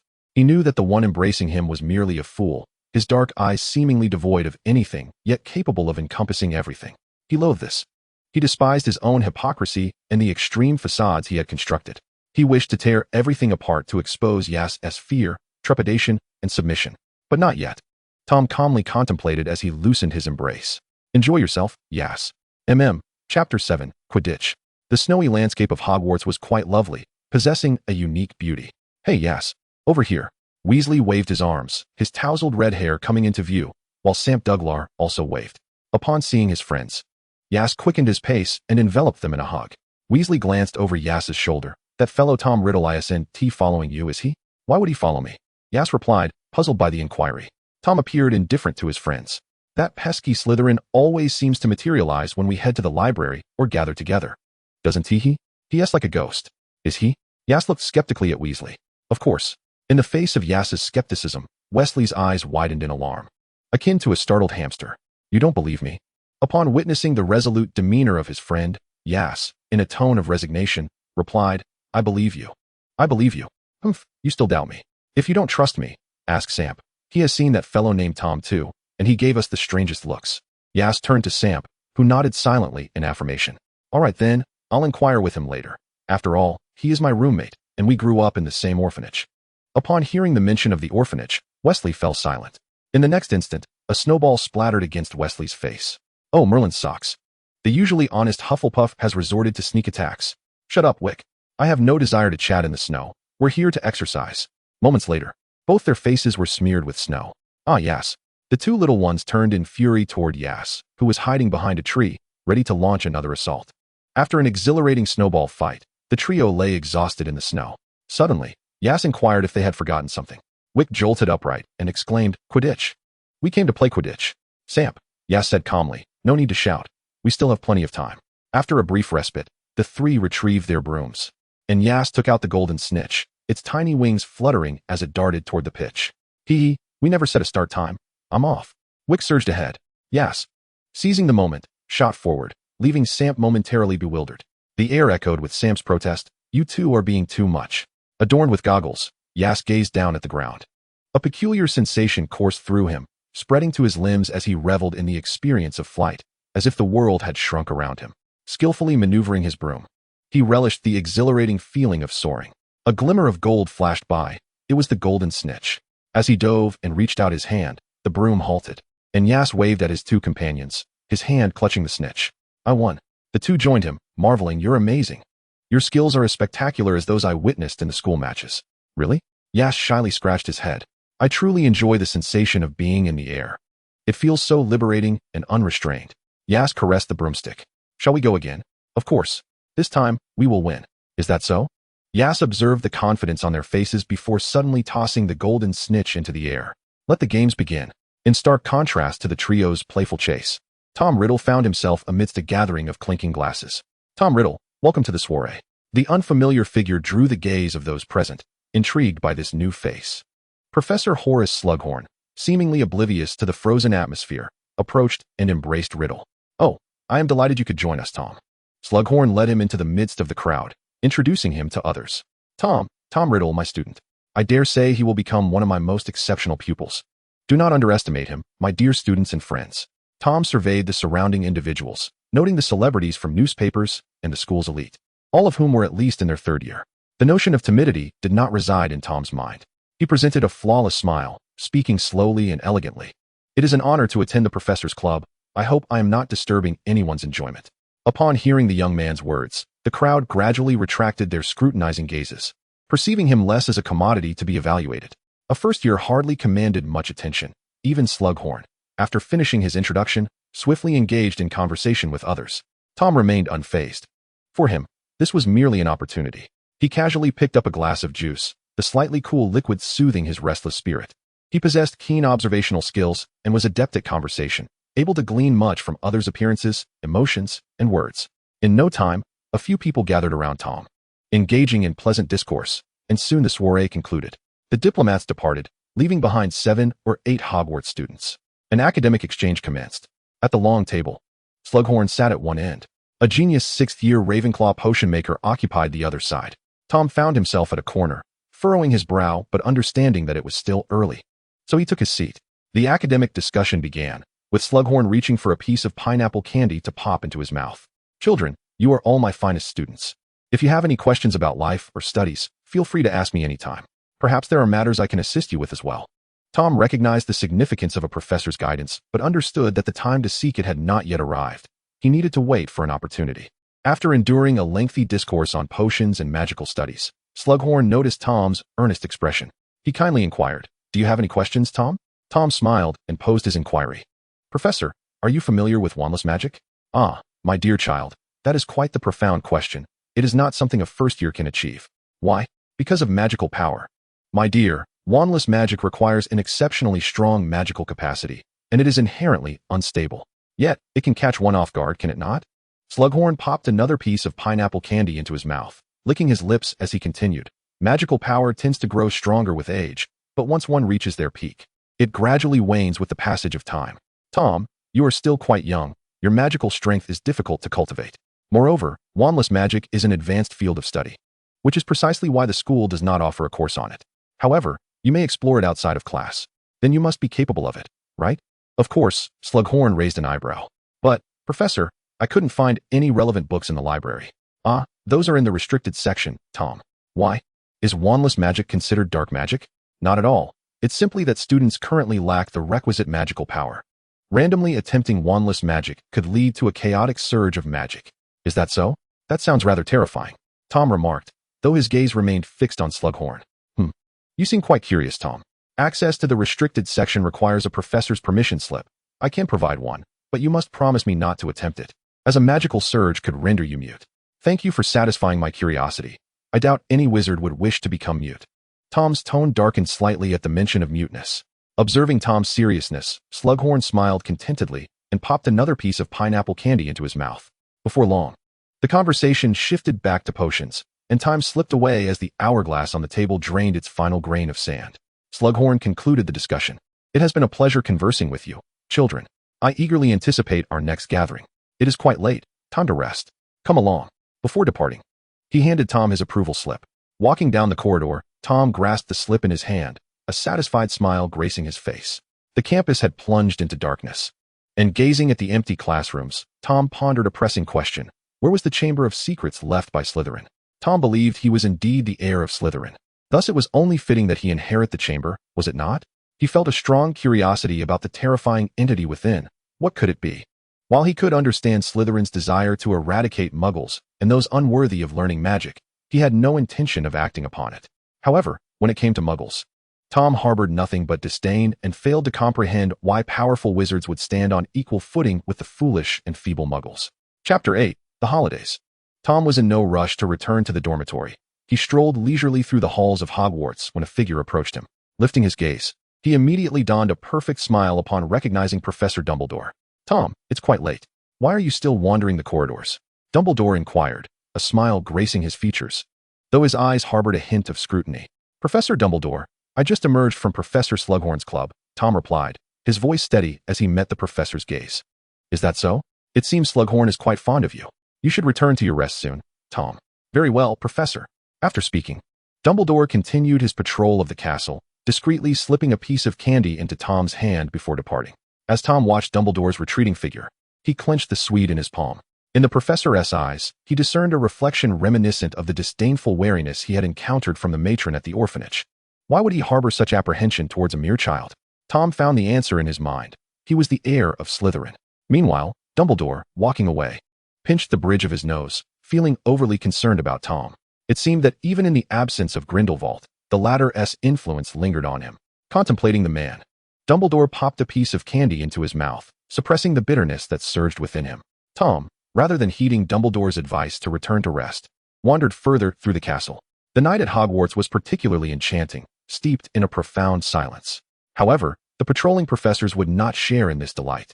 While upperclassmen could roam the halls, first years had no such privilege. If only there were a place to hide, it would be far more convenient. As this thought crossed his mind, a wall shifted, transforming into a door. On its smooth surface, the words "Room of Requirement" were inscribed. How intriguing, he mused. It appeared this ancient castle harbored many secrets. Yet, Tom opted not to enter. It was already late, and he needed to return to the Slytherin common room lest the stone serpent at the entrance fall asleep, rendering the password ineffective. Upon returning to the dormitory, he found Aias, book in hand, looking drowsy. Upon seeing Tom, he stifled a yawn and murmured, "You finally returned? I was starting to worry you'd have to sleep in the Black Lake." "Your concern is rather trivial," Tom replied, moving the book aside to reveal Aias's eyes. Clouded with sleepiness, a somewhat endearing sight, though he still looked down at him with a hint of condescension. You must understand, Tom. I've had a long day. Yas waved away the hand that was pinching his own face. Now that you're back, I can sleep peacefully. With that, Yas propped himself up and placed a goodnight kiss on Tom's forehead, then flopped back onto his bed, instantly falling asleep. Yas's face was pale and soft, his cheeks slightly flushed from Tom's earlier touch. Tom gazed at him, uncertain of his own thoughts, gently brushing aside Yas's tousled black hair, revealing his crimson lips. Feeling a dryness in his throat, Tom snapped back to reality, realizing his nose was nearly touching Yas's face. He quickly sat up, casting a complicated glance at Yas before retreating to his own bed. Nagini, having been left to her own devices for quite some time, emerged from her hiding place. Hiss. Where have you been? Don't crawl onto my bed. It's filthy, Tom remarked, a hint of disdain evident in his tone as he observed Nagini, who was still covered in dust. Tom, how could you say that? You were the one who sent me to find some secret chamber. She hissed back. Humph. There was nothing. Nagini, that's quite naughty, Tom said, extending his hand to stroke the serpent's head. The cold sensation sending a shiver through him as he brushed away a layer of gray dirt. The black soil. I've explored every corner of Hogwarts. Yet I've never encountered such soil. Where did you go, Nagini? The serpent flicked her tongue and nuzzled against Tom's ankle. I was hungry. You told me I mustn't be discovered, and since I couldn't find any secret chambers, I went to the nearby forest to look for food. Food. You could have managed without it for a month, Nagini. Hiss, snakes must hibernate, Tom. Though the serpent's expression remained inscrutable, Tom could sense her guilt. Yet he chose not to confront her about the fact that magical snakes did not hibernate. However, Nagini, you're growing too quickly. You're nearly as thick as my arm now. If I don't call for you, stay in the Forbidden Forest. Why? You wouldn't abandon me, would you? Of course not. You will always be my companion, Nagini. It's just that you're too large now. If you were to be discovered, it would pose a problem. Alright, the Forbidden Forest is a wonderful place, you know? There's plenty of delicious food there, far tastier than the rats at the orphanage. Is that so? Have you encountered any dangers? How could I? I'm quite formidable, and many little snakes help me hunt. Then that's how you ended up looking like this. Humph. By the way, did you tell Yas about my existence? I would like to play with him. Upon hearing that name, Tom's hand, which had been stroking Nagini, paused momentarily. No, it's not the right time yet. I'll introduce you later. For now, you should leave. Oh, very well. The serpent slithered away slowly. The night always brought Tom a comforting sense of security. As he gazed at Yas, who lay asleep in the other bed, he too succumbed to rest. Time passed swiftly, and as the long holiday approached, Yas waved goodbye to his friends. Yas, Wicket, and Rolf embraced one another, and just before leaving, Wicket called out, Yas. Remember to write to us. Yas nodded, but before he could respond, Tom pulled him away. As they boarded the train back, Tom's expression was far from pleasant. Yas noticed Tom's displeasure, but was unaware of the reason behind it. What's wrong, Tom? Are you upset? Oh. Even the numerous friends of Travers can see the little me in a foul mood? His voice dropped deliberately, exuding a rich timbre. Yet the coldness in his words unsettled Yas. Don't say that, Tom. You will always be my best friend. Upon hearing Yas's conciliatory words, Tom's anger dissipated as he took Yas's hand and locked eyes with him. I'm merely afraid, Yas. I fear you might leave me. We will always be together, won't we? Sighing inwardly at Tom's perpetual need for reassurance, Yas repeated the familiar words, of course. As long as you don't choose to leave, Tom, we will always be together. Hearing what he wished to hear, Tom's countenance finally brightened. Truth be told, Yas sometimes sensed a dissonance in Tom, yet it vanished the moment he laid eyes on him. Having grown up together, Yas often found himself accommodating Tom's whims. The long journey invariably left one fatigued. Observing Yas drowsily leaning against him, Tom wrapped his arms around him, ensuring he was comfortable enough to rest. Gazing at his reflection in the window, Tom noted the unguarded greed that adorned his smile. He found it quite delightful. You cannot escape me, Yas. Tom reached out to smooth the furrowed brow of the sleeping boy. With Dumbledore's assistance, Yas and Tom rented a quaint two-story house in the Muggle world. Dumbledore had suggested they could rent in the Wizarding realm, but Tom was particularly insistent, and Yas, having no objections, acquiesced to Tom's wishes. Though Tom possessed little money, he did have an array of precious and peculiar magical items. He had also mentioned securing a part-time job in the Wizarding world, recommended by Malfoy. Wherever you can learn magic sounds splendid, Yas remarked, though Tom had not disclosed the specifics. Merely stating that he worked in a shop located in an alley of the magical world. Seeing his friend work so diligently, Yas found it increasingly difficult to remain idle at home. That night, when Tom returned, the living room was aglow with warm light, and the table was laden with steaming dishes.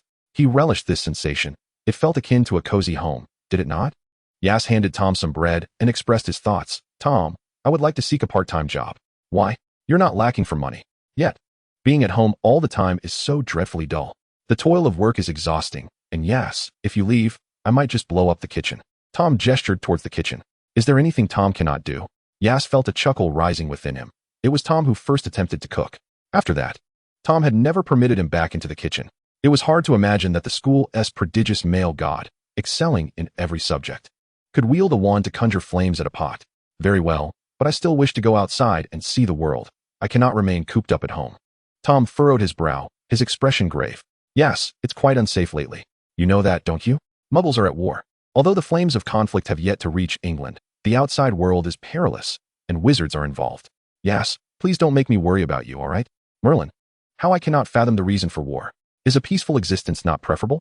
The thought of death that accompanies war cast a shadow over Yas's eyes.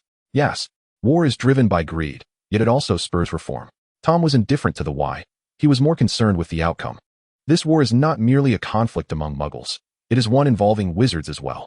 Tom worked at Borgin and Burke's in Nocturne Alley, a shop that specialized in the sale of dark magical artifacts, items that were imbued with danger and curses.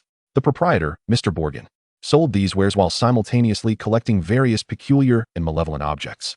Naturally, the clientele was a mix of both the unsavory and the innocent, making it exceedingly easy to gather information amidst their conversations. The topic most frequently discussed there was the Muggle War and a wizard deemed the most powerful dark sorcerer of all time, Gellert Grindelwald. Tom meticulously noted this name. Their cozy dinner one evening was abruptly interrupted by an unwelcome guest. A man burst into the room, his silver hair flamboyant, mirroring his unruly demeanor. Clad in a black cloak, he gracefully approached the table and took a bite of bread, commenting to Yas that it was rather tasty.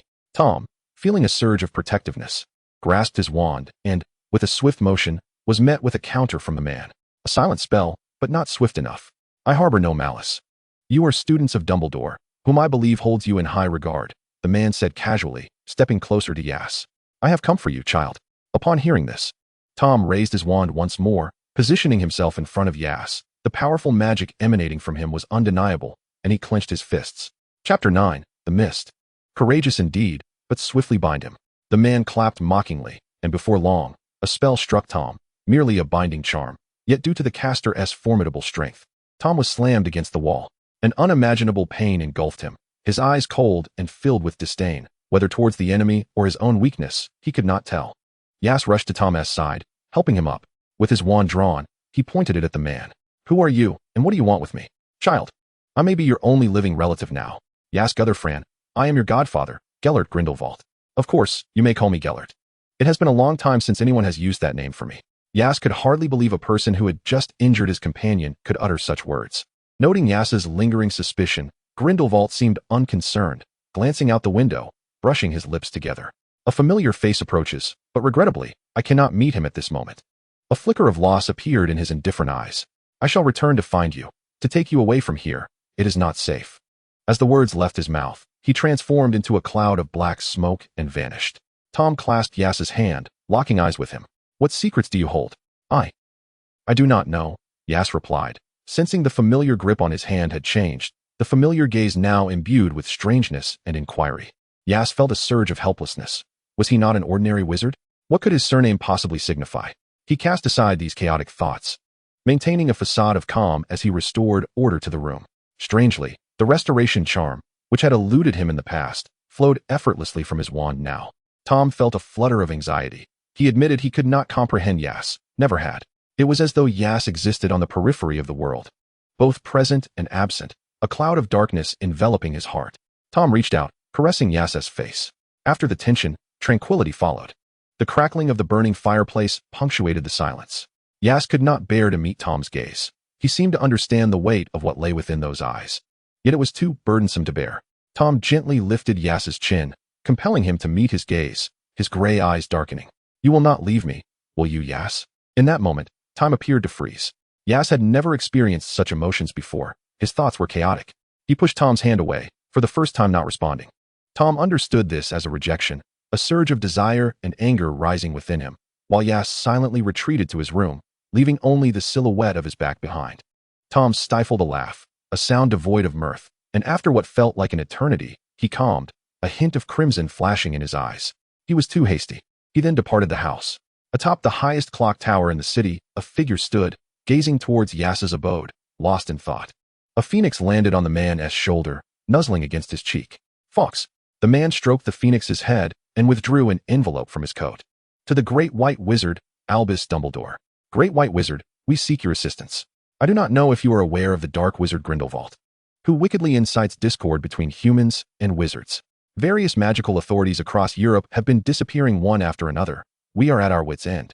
We have learned that Grindelwald fears your formidable power and dares not invade Britain. We truly require your help. Signed, the United Magical Departments of Europe, Germany, Poland, Austria. After reading, the envelope ignited in flames, reducing to ash as he gazed into the distance. For the first time, confusion flickered in his astute eyes, quickly masked as he sighed and vanished. The night was laden with darkness and filth, and Tom did not wander aimlessly to clear his mind. His heart was filled with a single name. He needed to act to forget everything. The nights in England seemed perpetually shrouded in darkness, and Tom reveled in the night. He intended to visit a place from a previous outing with Yas during their time in the orphanage. They had gotten lost after hearing a voice that seemed to beckon him. He had led Yas to the source of that voice, leading them to a vast cave, where seawater seeped from a deep pool, the water murky and black, imbued with an ominous aura and a scent of blood. At that time, Yas had sensed something strange about the cave and had pulled him away, yet upon returning to the orphanage camp, he borrowed someone's camera to capture the place. When he reviewed a book on Slytherin, he discovered a record of an evil magical array used to create a being known as Amphireus, reminiscent of the cave's structure. Even if it were not the same, he would craft it with his own hands. He felt too weak. If he could not be the strongest on his own, he would forge an army. Upon arriving at the cave, he could distinctly sense the remnants of dark magic after studying the spells. The array was damaged, and Tom sliced open his palm, letting his blood flow into the black pool. The surface churned as if something were attempting to emerge, revealing 5 or 6 decaying black bones floating at the water's edge. TSK, he scoffed. It seems I must rely on myself. Tom waved his wand, arranging the blood into a formation and tossing in several objects imbued with dark magic and curses. I hope these will strengthen you. To create Inferi, bodies were required, which was still too challenging at present. Although animal corpses could suffice, they were nowhere near as effective as human remains. The Inferi within now belonged to Tom. Anyone or anything that traversed this place would be dragged into the pool. With that declaration, he turned to leave. In the depths of a murky abyss, the spectral corpses drift, awaiting the arrival of the unfortunate. These were once the remains of the slain, transformed and summoned by dark magic into fearsome entities, now hunting the living to impart the chilling embrace of darkness and suffering. As dawn broke, Tom arrived at Borgin and Burke's, offering for sale a selection of trinkets imbued with minor curses to the proprietor. This greasy, cantankerous man, upon examining the items through a magnifying glass, displayed a facade of astonishment while dismissively uttering, "Ahem, these trifles hold little value, Tom." Tom, aware of the merchant's intentions, felt no desire to haggle. "If you continue to squeeze me for every last canute, I might just take my wares to the Klingon down in Nocturne Alley. The last time, their proprietor offered a handsome sum, but out of respect for our long-standing rapport, I refrained from selling to them." Hearing the mention of a rival, Mr. Borgin's expression soured, and he quickly countered, "Tom, you're still young. Do not be deceived by him.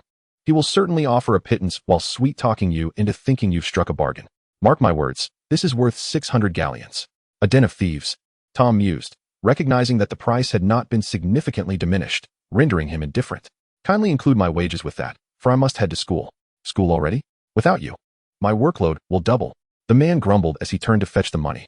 Working at Borgin and Burke's was arduous and poorly compensated. Had it not been for the plethora of forbidden tomes and peculiar magical artifacts available for his study, Tom would not have remained there. He had gleaned enough knowledge from this place, and it seemed unlikely he would return frequently in the future. As he collected his pay and turned to leave, a particular object caught his eye, a pendant box. Just as he reached to examine it, Borgin shoved him out, his visage contorted with the pain of parting with gold. Once outside, Tom's thoughts lingered on the pendant box, which rested atop a tall cabinet behind the door, its surface coated in a layer of dust, as if it had been forsaken for ages. He noticed a pattern upon it that seemed to shift as he passed. Tom felt an instinctual pull towards the object, yet he remained patient, believing that what he desired would eventually find its way into his hands. Having spent a night away, Yas was somewhat concerned. He sat on the sofa awaiting Tom's return while contemplating an unopened letter, an enigma he could neither discard nor damage. His intuition told him that the letter was intrinsically linked to his origins. Occasionally, he would gaze vacantly at the letter, lost in thought, but today he felt unusually weary. clutching the letter until sleep overtook him.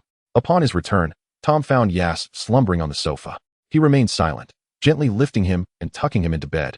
Closing his eyes, as Tom warmed himself, he inched closer to Aias, yet his body remained slightly chill, unlike Aias, who radiated warmth throughout the seasons.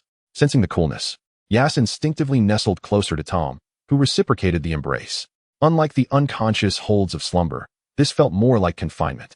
Aias emitted a soft, uncomfortable murmur, prompting Tom to loosen his hold. However, as Aias slept, his soul seemed to traverse into another realm.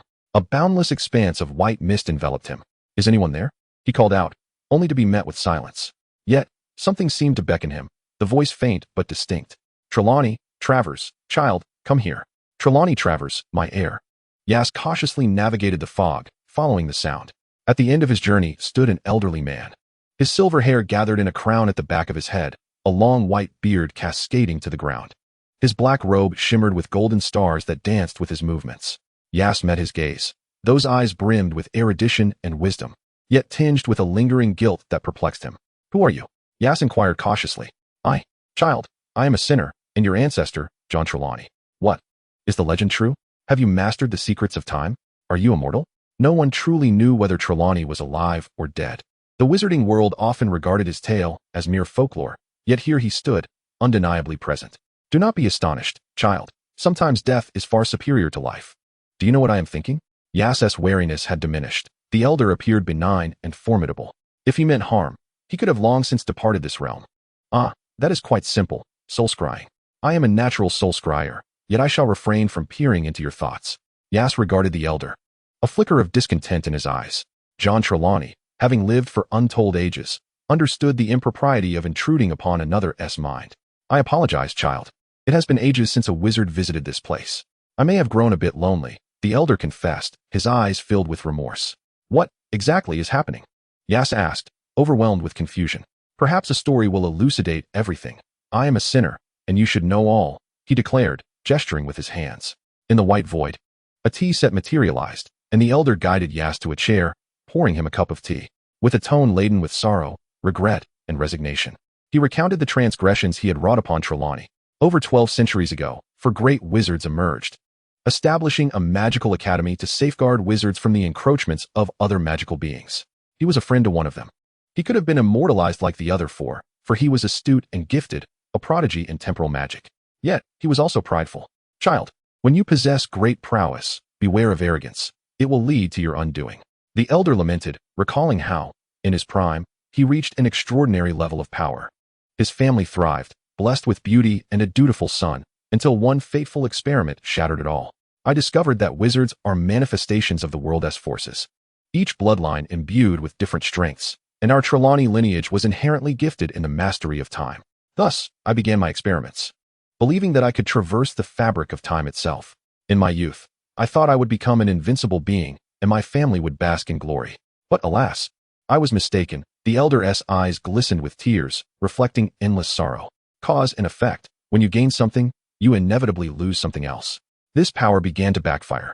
Our lineage would never dwell within a single time, and our lifespans dwindled. The longest any of us could live, without utilizing our temporal gift, was merely 50 years. Upon the end of life in one time, we would be reborn randomly in the future, forgotten by all, destined to wander as temporal nomads, forever alone in solitude. I sought to alter everything, to return to the way it was, but as you see, I was powerless. I offered my body as a sacrifice to death, transforming into a soul bearing memories, my essence scattered across countless timelines to narrate all to each child of the Trelawney family. Yet, child, I have wronged you. And I have wronged the family.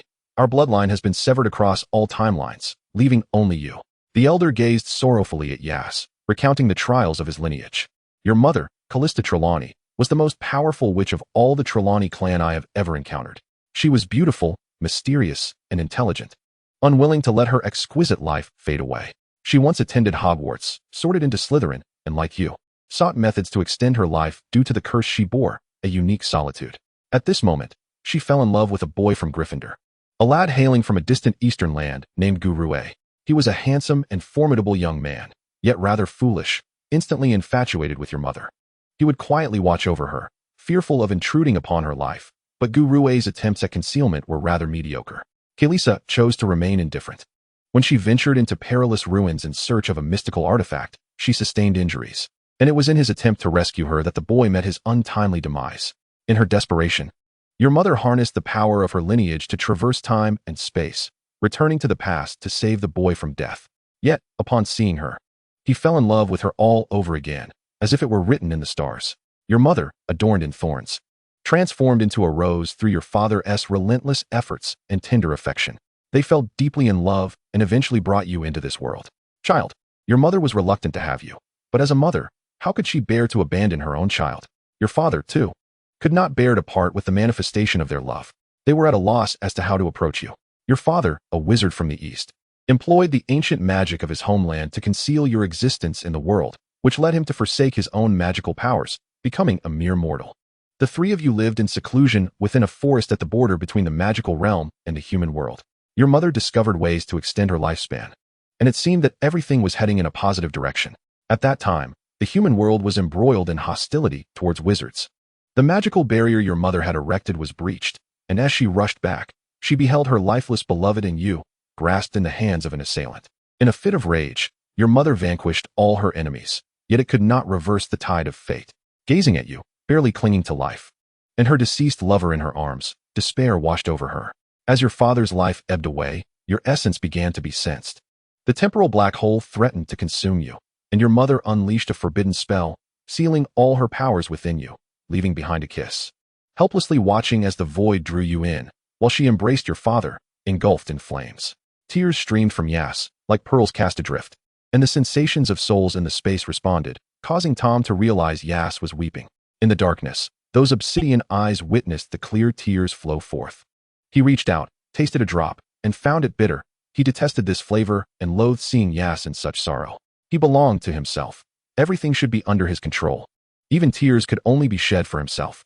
Tom rose and rummaged through the cabinet, retrieving a vial of Felix Felicis, a reward bestowed upon him by Professor Slughorn. Yet, in the face of absolute power and talent, such a trinket was of little use to him. The golden potion shimmered within its transparent glass confines, radiating a beautiful glow.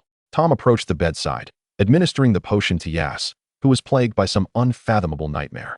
The potion proved effective. Tears ceased flowing, and the furrowed brow relaxed. Seeing Aias regain composure, Tom finally felt a sense of relief. Unbeknownst to him, Aias had already become significant in his heart. Meanwhile, Aias, engaged in a conversation with John Traver, experienced a comforting sensation. In his previous life, he had been an orphan, never knowing the meaning of home or the love of parents. He had assumed this life would mirror the last, that he was yet another unwanted child.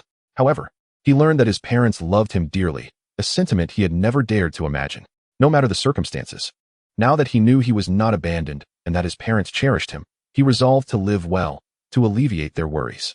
Wiping away his tears, Aias donned a resolute expression and declared to John Traver, "I will find a way to break this curse and uphold the honor of the Traver family, ensuring my parents need not fret." John approached him, gently caressing the soft strands of hair, offering a warm smile. "You are a strong child, and I am glad you feel this way. Your mother despises me, yet in her final moments entrusted you to my care. Here is a photograph of them. You were small then. Both your parents and I wish for your happiness." Handing over the photograph, it depicted a strikingly beautiful blonde woman and a man with soft features and dark hair, both smiling at one another while cradling a child. Their eyes filled with affection as they gazed lovingly at the infant in their arms. Aias held the photograph for a long time, and John refrained from interrupting him. There was much time ahead. He wished for Aias, the last scion of the Traver bloodline, to live joyfully. Unbeknownst to him, Aias opened his eyes to familiar furnishings. With Tom watching over him as he slept, Tom seemed to sense Aias awakening, quickly opening his eyes to find Aias looking somewhat dazed. "Aias, I'm quite angry, you know." Aias snapped back to reality, the events of the previous night flooding back, strange Gellert Grindelwald claiming to be his godfather, and the revelations of his heritage. Was that a dream? His fingers brushed against something. Instinctively, he picked it up. The envelope, now unsealed, contained the photograph of him with his parents. It was not a dream. Yet, inexplicably, he felt a wave of ease wash over him. With a soft smile, Aias affectionately grasped Tom's hand, saying, "I'm sorry, there are many things I don't understand either. That peculiar person spoke some odd words, and it left me puzzled. I was saddened when you got angry with me." As he spoke, trust shone through his expression and affectionate gestures, softening Tom's previously somber demeanor. "I believe in you, so please do not disappoint me, Aias." Upon hearing this, Aias felt a shiver, akin to being preyed upon by a serpent slithering in the shadows. However, he dismissed the thought. He had grown up alongside Tom, who was both a friend and family. This holiday was exceptionally frigid, yet the war raging outside was fervent, whether in the Muggle world or the magical realm. Tom, typically fond of venturing out, was unusually subdued during these tumultuous times. He and Aias sat together on the sofa, a copy of the latest edition of the Magical World's newspaper in hand. Grindelwald led his legion of 100,000 followers, navigating the magical realm as he implemented new policies. Was this a reform or a dark dominion? The Daily Prophet would keep you informed. Tom took a sip of his black coffee, savoring its bitterness. Aias also took a sip, grimacing slightly, before adding 4 sugar cubes, finally managing to choke it down. How can you drink this without any sugar? It's truly bitter. Tom's gaze remained fixed on the image of Grindelwald captured in the newspaper, his inner thoughts filled with disdain. Rather than seeking the endorsement of wizards, he would prefer to instill fear in them. His methodical approach to organizing a war between wizards and muggles was far too slow. Were it him, he would make the entire magical world tremble before him, ensuring control over power. In return, he would guarantee that the magical realm would never fear those insignificant muggles. Even with the sugar, Aias found it unpalatable, and Tom naturally finished the remainder of Aias's drink, relishing the sweet aroma of coffee. Though he typically disliked sweetness, this instance felt less objectionable. Casually, he remarked, "It's a unique beverage, but yours is far too sweet, Aias." Aias was taken aback to see Tom so effortlessly consume the remainder of his coffee, given Tom's fastidiousness. Though he frequently attended various gatherings, he loathed physical contact with others, insisting on cleansing himself multiple times upon returning from the outside. "Do not forget, Aias, that Grindelwald has been here and claims to be your godfather. He may come seeking you again. He is dangerous, and I do not wish for you to be ensnared by him and suffer harm." As Aias's attention wavered, he pondered whether John was aware of Grindelwald's affairs and if he had any acquaintance with his parents. He then contemplated whether to divulge his lineage to Tom. He longed to speak, yet his body seemed to be controlled by an unseen force, an almost instinctive warning urging him to refrain from sharing this matter with Tom. No one had ever told Aias that he was, in fact, quite comprehensible, especially in the presence of Tom, who excelled at discerning the intricacies of human emotions. He mused to himself that he now harbored his own secrets, yet this was something that could not be permitted. He belonged to himself. Tom, with his dark lashes veiling his emotions, concealed within him a tumult of malevolent thoughts and desires, pulsating like crimson flesh yearning to burst forth from its fragile encasement. The afternoon sun streamed through the glass, refracting into a kaleidoscope of colors. Aias felt a pang of guilt for his concealment and gently nudged Tom. "Tom, everyone harbors secrets. But please trust me. We are the best of friends, and I shall never betray you." He also hoped for reciprocal respect, for Tom too possessed his own secrets. Did he not? Aias was not foolish. On the contrary, he had always been astute, often refraining from excessive inquiry out of care and trust. Chapter 11, Old Matters. Tom's lips curled into a smile, for he recognized Aias's intelligence. Even if we each bear our own secrets, our wands shall never be turned against one another, shall they? My dear Aias, Tom had long been aware of the nuances. Despite their shared upbringing in the orphanage and his manipulations that made Aias experience the sting of abandonment when he was adopted, Aias had never voiced a complaint. Maintaining a benevolent heart towards the world, a trait that both irked and irresistibly attracted Tom. Tom Marvolo Riddle, worry not. We shall always remain the best of friends. As long as you do not harm me, I shall unequivocally never become your adversary. He cupped Tom's handsome face in his hands, compelling him to meet his gaze.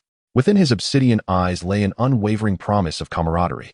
Though he received a satisfactory response, a sense of disquiet lingered within him, yet he chose not to elaborate further. In the days that followed, the two savored the rare tranquility of their holiday, their small sanctuary undisturbed by the war raging outside. Halfway through the break, the Malfoy family hosted a grand banquet, extending an invitation to Tom. This piqued Aias's curiosity, although his ties to Slytherin were not as profound as Tom's. Being of the Travers lineage warranted his invitation. He seldom attended such gatherings, yet in the eyes of pureblood families, it was a matter of decorum, and the image-conscious Malfoy family would never let such a lapse occur. Thus, it could only be Tom's influence at play. Outside, a biting cold wind howled, while the warmth of the fireplace crackled within the house, the orange flames licking the logs, perhaps due to his heritage from an ancient Eastern lineage. Aias had not matured as quickly as Tom. Though they were of the same age, he barely reached Tom's chin. The Malfoy family, among the 28 noble pureblood families, is the most prosperous. Abraxas Malfoy, the future patriarch, did not invite me to this banquet. He only invited you. I am uncertain of your dealings. But such long-standing families are not to be trifled with. Tom listened earnestly, his gaze fixed upon Aias with unwavering focus. Their eyes met, and in that moment, an inexplicable emotion began to brew. Aias hastily averted his gaze, feeling a warmth creep onto his face, attributing it to the intensity of the fire. In any case, be cautious. Tom chuckled lightly. Are you worried for me? It is merely an ordinary banquet, rife with insincerity. I knew you would not appreciate it. Hence I did not request Abraxas to extend an invitation to you. As the night enveloped the ancient Malfoy estate in an air of mystery, the young Abraxas lounged lazily on the sofa, guests mingling in a clamor of clinking glasses.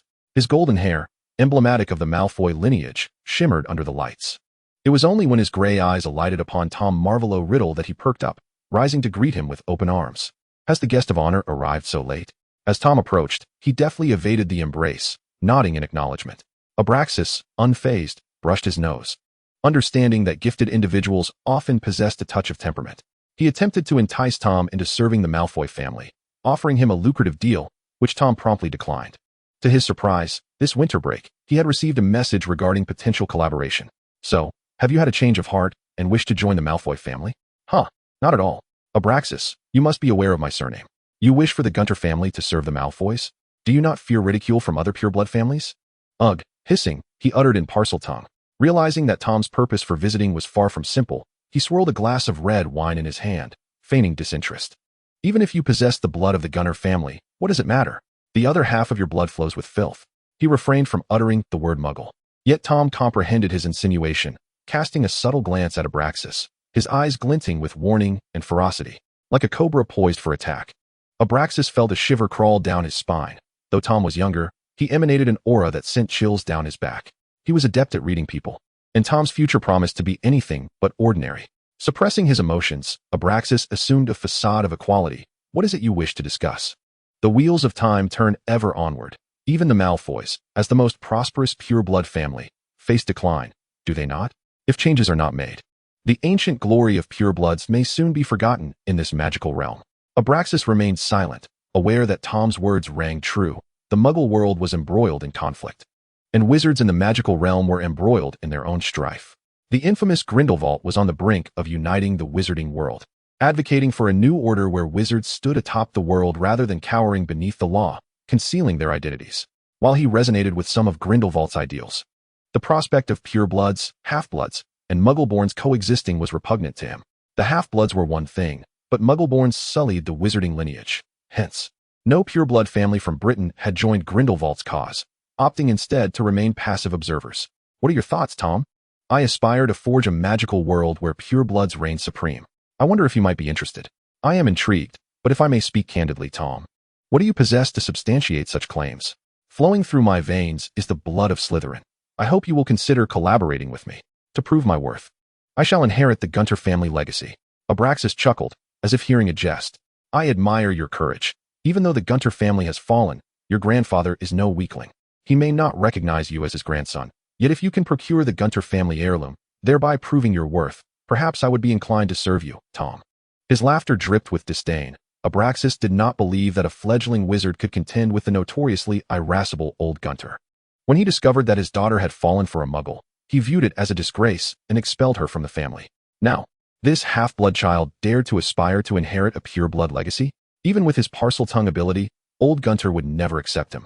But if Tom could indeed find a solution, then aligning with such a capable wizard might indeed restore the pure-blood glory for the Malfoys. Tom raised his glass, downing the crimson liquid in one swift motion, revealing a satisfied smile, exuding confidence and flamboyance. Then, may success be upon us. Abraxas was momentarily taken aback. He remained oblivious to the repercussions this decision would have on the future of the Malfoy family. Yet, in that instant, he felt a profound sense of certainty in his choice. Outside, the snow began to fall heavily. Tom had gone to the Malfoy family dinner. He sat on the sofa, gazing at his parents' photographs, his fingers brushing over their faces, his heart heavy with nostalgia. Suddenly, the door swung open, and a gust of wind and snow rushed in. Aias rose to put away the photographs, casting a wary glance toward the entrance, where a figure emerged through the tempest. Is that you, Grindelwald? How impolite, young Aias. The man replied, shaking off the snow from his head, a hint of amusement glimmering in his blue eyes. His boots echoed against the wooden floor with a rhythmic thud. Despite Aias aiming his wand at him, Grindelwald remained unperturbed, Observing Yas's demeanor, which resembled that of a startled black cat, his dark eyes filled with wariness. Did I fail to introduce myself last time? Dear little Yas, I am a friend of your mother, Kalisha. I visited you when you were born, to bless and baptize you. What? Yas's hand trembled slightly around his wand, but he quickly steeled himself. That's impossible. How could you remember? Grindelwald moved closer, the scent of snow swirling around him, placing a black crystal before Yas, and stepping back. Infuse this magical crystal with your power, and you shall uncover the truth. The crystal lay inert on the table, devoid of any immediate sense of danger. He grasped it in his hand, lowering his wand, and after a moment of contemplation, he infused it with magic. A flood of memories surged into his mind. Look how healthy this little one is, so fair and delicate. It was his mother in the photograph, gazing tenderly at the infant in her arms. Beside her stood his father, Guru, and next to him, Grindelwald. Gale, will you baptize him? Will you be his godfather? Me? Kalisha, Rue. At that time, Grindelwald was still youthful and handsome, with a head of golden brown hair, brimming with vigor. Kalisha placed the baby into his arms, and the young man, visibly nervous, elicited laughter from Guru. Are you laughing at me, Gu? You're overthinking it, Gale. At that moment, a pensive expression crossed Gale's face. I have sealed my memories of our acquaintance within the temporal crystal, so that at least in death, I will be remembered. But I fear, what if this child, like others from the Travers family, falls into an unknown time and space? Guru comforted his wife, embracing her, while Grindelwald felt equally helpless. After his rift with Dumbledore, he encountered the formidable Kalisha here. Awed by her unique insights into magic, he gradually discovered her exceptional intellect and abilities. Meanwhile, Guru sacrificed his own powers for love, and their mutual accomplishments reminded him of Dumbledore. That heartless individual. Whether in avoidance or friendship, Grindelwald lived with them for a time. Later, in the dead of night, he retrieved the sword of Gryffindor necklace and chose to depart. Kalisha, Gu, I must leave to fulfill my dreams. They chose to support him. Before he left, Guru gifted him some ancient Chinese magical talismans, imbued with Kalisha's magic. Farewell. The two embraced the little one, waving goodbye with reluctance. I shall return to see you. Farewell. Grindelwald departed. The subsequent memory was of his return to find a landscape reduced to ashes. He discovered Kalisha and Guru tightly entwined, and he buried them, subsequently searching for their child, his godson. Chapter 12, Grindelwald. Yas never anticipated he had relatives in this world. His eyes glistened with unshed tears, and the wand slipped from his grasp, clattering to the floor. Grindelwald offered a warm smile, extending his arms. Yas approached and embraced his godfather. Looking down at the child, he stroked his soft black hair. Just call me Gale, as your parents did. Are you willing to come with me to New York? Upon hearing the prospect of departure, Yas looked at him with uncertainty. Gale, why not stay in England? I read in the newspaper that you were instigating a war. Grindelwald took his hand, leading him outside, where a magnificent knight's steed awaited, pulling an opulent carriage. He ruffled Yas's hair and said, only those who have witnessed death can see such magical beasts. We must leave this place. The British Ministry of Magic is searching for me. I will explain everything in the carriage. Trust me, I will keep you safe. Yas nodded. Inside the carriage, Grindelwald spoke with a smile. Yas, the world is not merely black and white. Even if I do not ignite a war, Muggles are still waging battles. I strive for a greater cause, to reform the antiquated laws of the Ministry of Magic. It may seem radical, but sometimes, a firm hand is necessary to alter those old fossils. A disdainful expression crossed his face. First, we shall visit my base in England. Most wizards have joined this grand endeavor. We are but a hair's breadth from realization. His eyes, reminiscent of the deep sea, roiled with fervent ambition. His demeanor radiating confidence and determination, envisioning a brighter future. As Grindelwald articulated his vision, Yas found merit in his words. Indeed, some regulations of the Ministry of Magic were excessively stringent. Gale, I live with a friend, but I did not inform him before I left. Do not worry. I left a note on the table. If he wishes to find you, the address is included. He will come. Upon hearing his godfather's assurance, Yas felt reassured. Completely unaware of the shadow that crossed Grindelwald's expression, he had not left any information for that boy. From their first encounter, he sensed that the child harbored feelings for Yas. Yes, feelings. He had loved a heartless person once and could recognize it. Yet that romance had yielded no fruit, and he did not wish Yas to be hurt. At his tender age, his feelings were not deeply rooted. Separation would benefit them both. The snowfall intensified. Abraxas warmly invited Tom to stay at Malfoy Manor, but Tom declined. As they neared home, the streetlights flickered dimly, casting a glow upon the swirling snowflakes. He looked up to see the lights in the living room still aglow, realizing Yas must be waiting for him, a smile tugging at his lips. The door was unlocked. He pushed it open, only to be met with an unexpected sight. Professor Dumbledore? Tom's expression soured, especially upon realizing that only Dumbledore was present. Dumbledore nodded. A hint of guilt etched across his features as he addressed Tom. I apologize, Tom. I arrived late. What do you mean, Professor? Have you seen Aias? Has he gone out? Tom feigned calmness, but the darkness in his countenance betrayed his turmoil. He was taken by Grindelwald. I am sorry, Dumbledore confessed, his vigilance over Grindelwald's movements having failed him. He had been aware of Grindelwald's increasing presence in Britain, yet had not anticipated that he would abduct a Hogwarts student. Tom, it is my fault. I did not detect his movements in time, allowing Aias to be taken. But do not panic. Grindelwald would not harm a minor wizard indiscriminately. I will retrieve him. As he prepared to investigate, a fierce glint flashed in Tom's eyes, but it vanished as quickly as it appeared. He grasped Dumbledore's sleeve, calmly asserting, I wish to go too. This is far too dangerous. One student has already been taken. I cannot bear to see you encounter any misfortune. Professor, if you do not take me with you, I will find a way to go after him myself. Is it not more perilous for me to venture alone? Out of your sight? Though it was a plea, his words lacked any semblance of respect. Tom stood there, his dark eyes inscrutable. Dumbledore locked eyes with him, ultimately conceding. Very well, Tom. I shall escort you to the Ministry of Magic. We require intelligence. As Tom placed his hand upon his own arm, he solemnly declared, I am about to cast a spell, one that bears certain risks. You must hold on tightly, my child. Upon receiving Tom's nod, he brandished his wand, invoking the disillusionment charm, which distorted the very fabric of time and space before them. His body felt as though it were expanding and contracting, an uncomfortable sensation. Yet, this feeling soon dissipated, and they found themselves in a vast hall, bustling with formally attired individuals clutching briefcases as they hurried past. The banners adorning the hall bore the name of Hector Foley, the British Minister for Magic. Noticing Tom's gaze, he remarked, This gentleman is the Minister of Magic for the United Kingdom. He does not consider Grindelwald to possess any formidable abilities and is unlikely to heed the counsel of ordinary wizards. However, his assistant is quite amiable. I am friends with him and can inquire about Grindelwald's whereabouts. They traversed a concealed corridor, arriving at a door at the end. Dumbledore knocked thrice, and a note slipped through the crack, inscribed with New York, USA.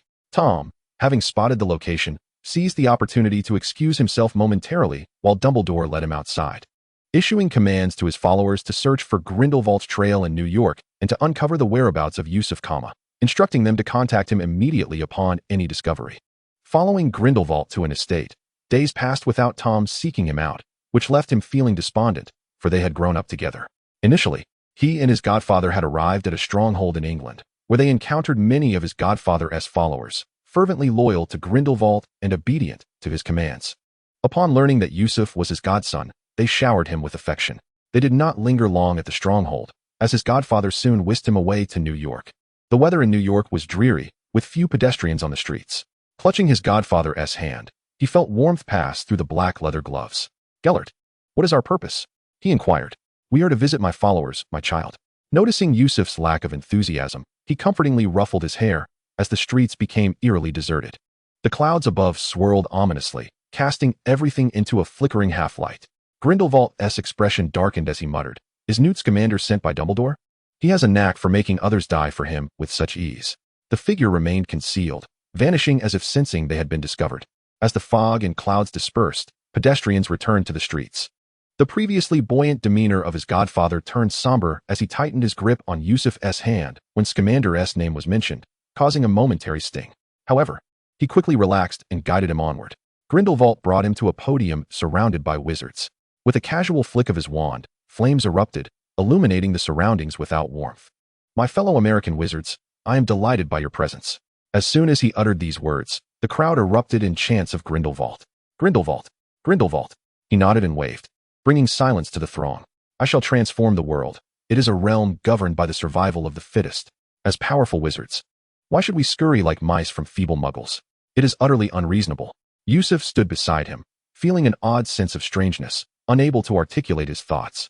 Remaining silent at his godfather's side, a fleeting glance caught sight of Professor Dumbledore and Tom, but when he looked again, they had vanished. Gellert was busy, surrounded by numerous wizards daily. One day, while reading, his godfather approached him, saying, Child, we must prepare to depart for Paris. He handed him a small magical device. This is from your mother. She crafted it as a time-turner. Unlike the ordinary time-turners from the ministry, this one harbors immense power, to be wielded solely by you. However, its use is for you to discover Yusuf. Receiving the device, he felt its cold metallic touch and nodded. I shall explore its use diligently. Meanwhile, awaiting news from Newt Scamander, Dumbledore stealthily led Tom into the venue of Grindelwald's speech. Tom nearly betrayed their presence upon seeing Yusuf beside Grindelwald. But Dumbledore intervened just in time. Tom beheld Yusuf, clad in exquisite attire, standing alongside his godfather on the elevated platform. For a brief moment, his expression faltered. Yusuf had family, a godfather. Initially skeptical of the intelligence he had received, he now felt a pang of shame. Yusuf had betrayed him and the vow he had made not to abandon him. Dumbledore sensed Tom's distress and used magic to mask their presence, urging a hasty retreat. He believed Tom was simply overwhelmed by the sight of a friend and sought to reassure him, saying, "Fear not, Gellert, as that child's godfather, would not harm him." Upon uttering that name, Tom's demeanor darkened, his grip tightening around the blood-packed necklace, eyes closed. When he opened them, all emotion was concealed. He offered Tom a sweet to soothe his feelings, saying, "Do not rush. I will devise a way for you to meet Yusuf." Tom nodded in agreement, his long lashes veiling his inner turmoil. His pride and self-respect forbade him from focusing on this traitor, yet intense emotions surged within him like molten lava, searing his heart. He blamed everything on betrayal, refusing to delve deeper into his feelings, convincing himself that he merely needed to capture this traitor. If he could not remain peacefully by his side, then he would become a mere specter. The dark arts deemed forbidden and vile potions flooded his mind. He would patiently hunt this unicorn that had betrayed him. Grindelwald, accompanied by Yusuf and several confidants, set off for Paris to execute his final plan. Chapter 13, Defeat. Wizards across Europe erupted in jubilant cheers, heralding the return of their king. This time, they would dominate the continent, placing wizards atop the world. Grindelwald, Grindelwald, Grindelwald, they chanted, elated and eager for his leadership. Grindelwald, with Yusuf among the throng, ascended the platform, brandishing his wand as blue flames coalesced into a dragon, spiraling around them. Meanwhile, representatives from the Ministry of Magic sought out Dumbledore. The two officials said, "Albus, only you can stop him now." The blood-packed necklace coiled within Dumbledore's palm. His expression grave.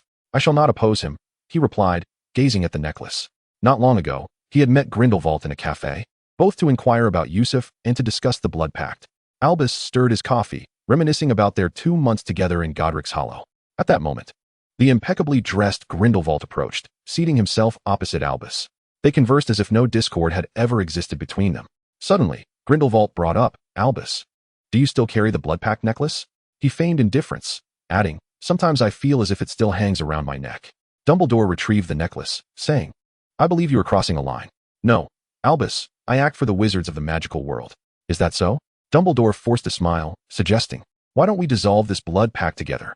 Grindelwald's previously playful demeanor shifted to one of cold fury. "Next time, do not choose a Muggle cafe. The lingering stench is quite unpleasant. As for you, Dumbledore, who do you think you are? Whether you join me or not, I shall annihilate their world." With that, he stormed off, his presence radiating menace. The representatives from the Ministry of Magic sought Dumbledore's assistance, casting a spell that conjured the images of a young Dumbledore and Grindelwald. "I know you were as close as brothers to Grindelwald, and you do not wish to become his adversary, but..." Before he could finish, Dumbledore interjected, "We are not brothers, but our bond transcends that of brotherhood." He pondered for a long moment before uttering a single word, "Love." The atmosphere fell silent, and Tom looked at him with a look of astonishment. Love? A foreign concept that instantly reminded him of Aias. Dumbledore then offered a wry smile. "I shall confront Grindelwald." The ministry officials, upon hearing this, rejoiced and praised Albus. "Your assistance is invaluable. When shall we prepare for action?" The blood-packed necklace constricted, leaving red marks on his skin, yet he seemed oblivious to the pain as he prepared for his next move. The ministry officials departed, leaving Dumbledore feeling a sense of helplessness for the first time. Newt and Tom remained silent, lost in their own thoughts. Outside, the Muggles wore expressions of sorrow. The nation was at war, an unfortunate plight for every nation ensnared in its grasp. In the dead of night, Grindelwald sat beside Yas's bed, cautioning him, "Do not continue your studies of that time turner. Ever since it was given to you, you have not taken a proper rest. I heard from Gruey that his country has a creature known for dark circles under its eyes. I wonder if you resemble one now." He tenderly brushed his fingers against the dark shadows beneath Yas's eyes. "Gale, I do not know why, but I feel a sense of unease. Do not fret. Gale will protect you." He instinctively reached for the blood-packed necklace hanging around his neck, only to remember it had been stolen by Newt, leaving him somewhat helpless. He leaned down and, like a mature elder, placed a gentle kiss on Yas's forehead. "Good night, Yas. Do not let me catch you secretly awake studying the time turner." With that, He extinguished the light and departed. In his dreams, he found himself in a grand room resembling a palace, where a massive python coiled tightly around an unseen figure.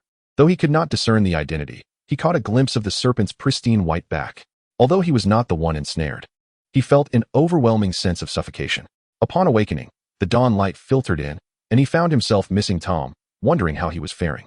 Gale was his godfather, his family, giving him a taste of familial love and companionship, yet he still yearned for the presence of friends. After freshening up, he ventured outside, where numerous wizards awaited the impending final battle. They were headed toward the last bastion of the Ministry of Magic that remained unconquered, England. The devoted followers regarded their formidable dark wizard with almost reverent admiration. Grindelwald smiled, his lips moving. "Let us embark, wizards, for we shall usher in a new world." Upon arriving in England, they encountered a formidable magical barrier. From the mist, Dumbledore emerged, lifting his gaze to the throngs surrounding Grindelwald on the high platform. As he approached, the crowd began to stir, yet none dared to act rashly. The reputation of Dumbledore's prowess was known to wizards from every corner. Grindelwald initially intended to send the wizards and Aias away, but Aias resolutely refused, unwilling to leave Gale behind. Reluctantly, Grindelwald allowed him and Tom to remain in a secure corner. Under Tom's fervent insistence, Dumbledore agreed to take him along for this duel. Once the closest of allies, the two now locked eyes across the distance, the blood-packed necklace tightening its hold, its chain taut. They did not immediately strike, instead engaging in what felt like a nostalgic conversation. "I did not expect, Dumbledore, that you would come." Dumbledore's silence was his only response as the seconds slipped away. Below, the British Ministry of Magic had commenced their assault on Grindelwald's followers. "I'm sorry." Dumbledore finally extended his wand, casting the spell Colloportus, swiftly ensnaring Grindelwald with a rope that bound him. The initially confident demeanor of Grindelwald shattered, and the strained blood-packed necklace seemed to crack under the pressure. Grindelwald closed his eyes, his head tilting slightly upward, before reopening them to find the rope reduced to ashes by flames. Grindelwald retaliated, summoning a powerful shield of blue flames with Protego Diabolica, creating a protective circle that would scorch any who ventured too close. Protego, Incendio, Oppunio, the spells flew back and forth, their wands emitting streams of blue and red light, their forms shifting like phantoms amid surging flames and flying debris. Aguamini, Dumbledore's wand erupted with water, ensnaring Grindelwald within its depths. Impervious, Grindelwald broke free, and neither wizard knew how many spells had been exchanged, yet neither was willing to deliver a fatal blow. Their stamina waning. The Elder Wand in Grindelwald's grasp emitted a bluish-green light as he cast Reducto, the spell moving with blinding speed. Dumbledore, unable to evade, hastily countered with Finite Incantatem, yet was struck in the arm. The sound of his bone fracturing echoed in his ears as he gritted his teeth, releasing a burst of red magic that struck Grindelwald's hand with Expelliarmus. The wand flew from Grindelwald's grasp, and with a Tarantaligra, he attempted to immobilize him again, only to follow up with another Colloportus. Grindelwald had lost. The Elder Wand flew into Dumbledore's hand. Grindelwald smirked, a mocking grin on his lips. "Who will love you now, Dumbledore?" The 2-month whirlwind of passion in Godric's Hollow in 1899 culminated in the shattered blood-packed necklace, symbolizing the distance between young lovers. That summer rose had blossomed only fleetingly for 2 months. Dumbledore descended from the platform, cradling his injured hand, while behind him, Grindelwald knelt, bound. Upon seeing Dumbledore approach, the officials of the British Ministry of Magic knew they had triumphed. The followers, realizing the tide had turned, found some wavering in loyalty while others clung desperately to their allegiance, but ultimately they were defeated. Aias attempted to rush to Gale's aid, but Tom seized him. "Let me go? Gale taught me. Father." Ministry officials then approached, imprisoning him in a specially designed cage before taking him away. Grindelwald cast a long, regretful glance at Aias, his eyes filled with a mix of reluctance and consolation, yet he offered no resistance. On this day, the great wizard Dumbledore became renowned for vanquishing the rampaging dark wizard Grindelwald, who was imprisoned in Azkaban. His former followers made numerous attempts to rescue him, yet he never escaped. As a benefactor who saved the Ministry of Magic, officials inquired about Dumbledore's wishes, even offering him the position of Minister for Magic. But after a long silence, Dumbledore replied, "Let my deeds in defeating the dark wizard Grindelwald be immortalized on a chocolate frog card. If possible, I hope it remains there until the end of my days." This request bore the weight of longing. Aias, in tears, originally meant to be taken away for questioning as a constant companion of Grindelwald, was spared thanks to Dumbledore's guarantee. He locked himself away, feeling that with his current abilities, he could not save Gale. He retrieved the Time Turner, wishing to harness its power to return to the past, and alter the outcome. However, the door opened, and Dumbledore entered, his gaze falling upon the time-turner. He said nothing, and Aias, seeing his esteemed professor, the very man who had defeated his kin, averted his eyes, unwilling to meet his gaze. "Professor," he said coldly, "have you come for something? Should there be nothing else, please take your leave, for you are not welcome here." Aias calmed himself as he had learned about your circumstances from Grindelwald. "You are a good child. You understand that his actions are misguided, do you not? In due time, when all is settled, I shall take you to see him. Your godfather cares for you deeply. Do refrain from wielding the temporal powers embedded in your bloodline. You are not yet ready to master them." The door was not fully secured, and Tom overheard their conversation. Chapter 14, Reconciliation. As the holiday drew to a close, Dumbledore escorted Aias to the prison of Nurmengard, a fortress forged by Grindelwald himself, originally designed to confine wizards who opposed him, yet now housing its very architect. The prison stood upon a desolate isle, where the cold and clammy waves perpetually lashed against its formidable walls. Aias felt a pang of sympathy upon seeing his once vibrant godfather now despondently seated upon the bed. Dumbledore opened the visitation door, but did not enter, remaining just outside. Upon recognizing Aias, Grindelwald immediately stood, his brow furrowed. "What brings you here? Gellert, how have you been?" "I wish to help," Aias began, but was swiftly interrupted. "No, Aias, you must remain calm. I am here, and I do not regret my actions. I await the day when the magical world will comprehend that all I have done is for the sake of our kind. But Gellert, I do not wish for you to suffer. I want you to be with me." The once audacious dark wizard now bore a hint of weariness, his bravado diminished. Hearing Aias's words, Grindelwald was reminded that his godson was but a child of tender years, orphaned in his youth and now faced with separation from a newfound family. He reached through the bars, gently stroking Aias's head, gazing at him with fondness, yet uttering a harsh truth. "The members of the Travers family are destined to tread a solitary and protracted path. When you depart this temporal realm, there will be no trace of you left behind. Not even the memories of others will persist. Your mother crafted a magical artifact from her blood and yours, allowing me to remember you, yet all I possess are mere memories." Grindelwald knew who had brought Aias, but cautioned him repeatedly against recklessly invoking the powers of his lineage, for such actions could lead to calamity. He then called out to the figures outside, "Are you not coming in to see me?" Dumbledore entered, and Grindelwald requested Aias to step outside, wishing to speak with him. Aias cast a final glance at the two before departing. Outside the door, Aias found himself lost in thought, reflecting on Gellert's words, when the heated argument within interrupted his reverie. Before he could discern the content, Dumbledore emerged, taking Aias's hand and leading him away. As Aias glanced back through the door's crack, he caught sight of his godfather's bittersweet smile. The war in the Muggle world had concluded, leaving the populace with expressions of relief and contentment. Concurrently, the holiday came to an end, ushering in a new term. On the train to Hogwarts, Aias immersed himself in a tome concerning temporal magic. The express train thundered along, while Tom, appearing to admire the scenery outside, was actually observing Aias's reflection in the glass. Since the recent events, Aias had undergone a transformation, one he might not even recognize himself. The once naive and gentle Aias, who had always smiled warmly at everyone, now exuded an air of detachment that felt foreign to this world. That fateful night, he had overheard Dumbledore's conversation with Aias about time, bloodlines, and the Travers family. What secrets were concealed? Regardless of the truth, Aias would ultimately belong to him. The dark pupils absorbed Aias's reflection entirely. As they neared their destination, the two donned their uniforms, and a towering, dragon-like magical creature known as a Thestral arrived to transport the students to the gates of Hogwarts Castle. Wizards who had never encountered death could not see them, mistakenly believing them to be self-driving carriages.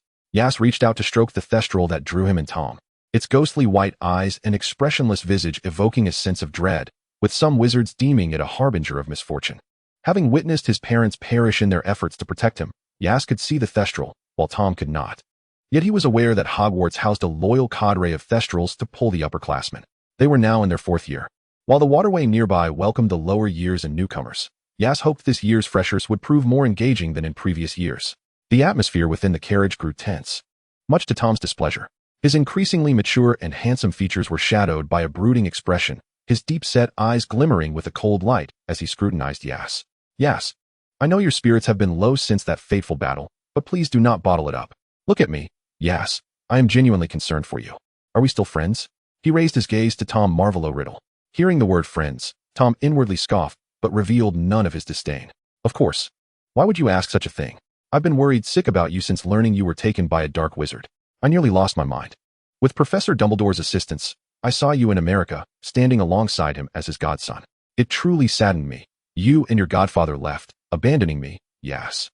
Tom's gaze fell, his words tinged with sorrow, yet the grip of his concealed hand beneath his robe hinted at his suppressed fury and anxiety. Yas was taken aback, thinking his godfather had left a message for Tom, only to discover he was unaware. He embraced the boy before him, guilt washing over him. I am so sorry, Tom. I thought Gellert had left you a letter. I assumed you didn't wish to find me. I have been so consumed by my sorrow over parting with him that I neglected you. Tom returned the embrace, loosening his grip, leaving crescent-shaped marks on his palm. Yet none of it mattered. A smile graced his lips as he savored Yas's warmth and presence. Relishing the fact that Yas focused solely on him rather than the chaos surrounding them, Tom lowered his gaze, catching sight of a necklace around Yas's pale neck. His eyes narrowed momentarily, but quickly returned to normal. Yas, what is that around your neck? Upon hearing Tom's inquiry, Yas recalled the time turner he wore. Realizing Tom's intelligence, he retrieved it to show him. This is a time turner my mother left for me. She crafted it, and I've tried using it like an ordinary time turner, but it has not responded. Your mother is remarkable. Tom observed the delicate time turner as Yas revealed it from near his collarbone. Grasping it in his hand and feeling the warmth he longed for, he scrutinized it closely, attempting to channel magic through his wand, only to be repelled. Subsequently, the time turner emanated a blue glow, forming a swirling hexagram adorned with strange characters. Tom returned the time turner to Yas, saying, "This time turner harbors a potent power, yet it is sealed. This seal is quite unique. I've never encountered anything like it." Seemingly disheartened by his inability to assist Yas, he appeared somewhat dejected. "Thank you, Tom. You are already quite impressive. I've been studying it for ages without any response, yet it reacted in your presence." Yas's bright eyes sparkled with hope. The beautiful, jet-black hair framed exquisitely refined features, perpetually gazing at him with an expression of unwavering trust. He felt the almost indifferent pulse of his heart, where malevolent thoughts and unspeakable desires coalesced into a surge of crimson flesh, as if yearning to burst forth and shatter the facade of hypocrisy that encased him. He was acutely aware of his own descent, yet he was not alone in this. At that moment, Tom Riddle resembled the serpent that tempted Eve, its fine, cool scales adorned with intricate patterns, concealed in the shadows, coursing with chill blood. The creature delicately probed, quietly inhaling the scent of its prey. Magnificent, intricate, and seemingly inorganic. It was poised to strike, with only the reflection of one person in its gaze, the sinuous curves swaying as death brewed within, power coiling tightly, ready to unleash itself at any moment. Of course, his beloved Yas was blissfully unaware of all this, remaining as innocent as a sacrificial lamb, affectionately close to its hunter. The upperclassmen had arrived at Hogwarts ahead of schedule, and upon seeing the familiar figures at the Slytherin table, Tom naturally took a seat at the forefront with Yas. The hall was brightly illuminated, with yellow crystal chandeliers hanging low, various glass goblets, and exquisite tableware shimmering with light. Gradually, the little serpents of Slytherin began to look up to Tom as their leader. This restless band of serpents embodied Slytherin's traditional spirit, ambitious and craving power, strong, composed, and elegant, yet they followed a half-blood. Abraxas Malfoy leaned against a lovely girl's shoulder, raising his goblet in salute to Tom Riddle, who merely acknowledged him with a nonchalant lift of his own cup. He whispered to Yas, "Your friends are watching you. They seem to harbor a dislike for me." An aggressive aura pressed upon them, impossible for Yas to ignore. "It's Wix and Samp. You know I enjoy playing Quidditch with them." Yas waved to them, and only then did they retract their lingering gazes. Whenever he spoke of things he loved, a smile would unconsciously grace Yas's features. At that moment, Headmaster Armando Dippet tapped his goblet, commanding silence. "Children." The headmaster, now quite advanced in age, had students speculating about his impending retirement. Yet, despite his white hair and beard, his voice remained robust. His wise eyes gazed kindly upon his students as the heavy doors swung open, heralding the arrival of a new cohort. This year's intake appeared unremarkable until a tall figure emerged, eliciting gasps from the lively Gryffindor lions. The towering silhouette bore an air of anxiety, clearly unaccustomed to the throng. The Slytherin students regarded him with disdain, but quickly averted their eyes. "Is that a giant?" Yas tugged at Tom's sleeve, asking quietly. Just then, the tattered sorting hat was placed on the chair, awaiting the young witches and wizards who would sit upon it to be assigned to their respective houses. "No, it's not. He is a wizard of giant blood. The giant race is filthy and savage. It is a disgrace for such a being to taint the noble wizarding lineage." Tom frowned in evident distaste. His words were overheard by the little serpents of Slytherin, who nodded in agreement. Chapter 15, A New Term. Yas regarded Tom with a newfound expression, having never realized how heavily his companion weighed matters of bloodline. Noticing Yas's gaze, Tom explained, in care of magical creatures, you should know that giants possess low intelligence and grotesque appearances. I am perplexed as to why a wizard would choose to intermingle with such a race. Tom, that is someone else's choice. Besides, he will be a part of Hogwarts. Our classmate.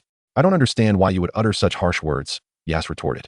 Tom Riddle was taken aback. He anticipated Yas's displeasure, which only fueled his loathing for that accursed giant wizard.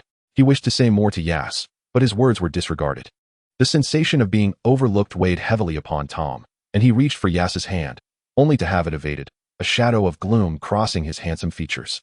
The little serpents of Slytherin watched Tom Riddle's countenance with caution, sensing his displeasure and falling silent. Only Abraxas Malfoy, with his shrewd, fox-like eyes, glimmered with understanding, as if he were privy to some secret. Is Mr. Rubeus Hagrid present? The headmaster called out, and the giant responded hastily. Yes, sir. The headmaster offered a friendly smile. No need to be nervous. Just take a seat. The sorting hat will determine your suitable house. Hagrid sat down, and the ancient sorting hat proclaimed, Gryffindor. The Gryffindor lions erupted into enthusiastic applause, welcoming every new first year.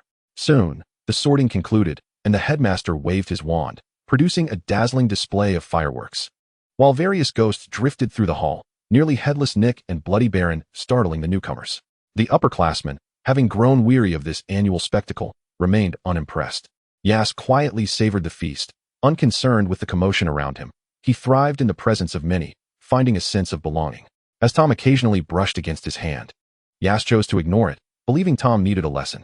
At such a young age, harboring prejudice was unacceptable. His godfather, Gellert, was still imprisoned, and Yas did not wish for Tom to stray down a dark path. Throughout the banquet, Yas did not acknowledge Tom, whose expression grew increasingly sour. Even Abraxas Malfoy refrained from approaching, wary of inviting trouble. As a prefect, Tom was tasked with leading the new little serpents to the Slytherin dormitory. Others were free to leave after their meal. Just as Yas prepared to depart, Tom grasped his arm, adopting a tone of vulnerability. Shall we go together? I recognize my error. What mistake did you make? Yas inquired.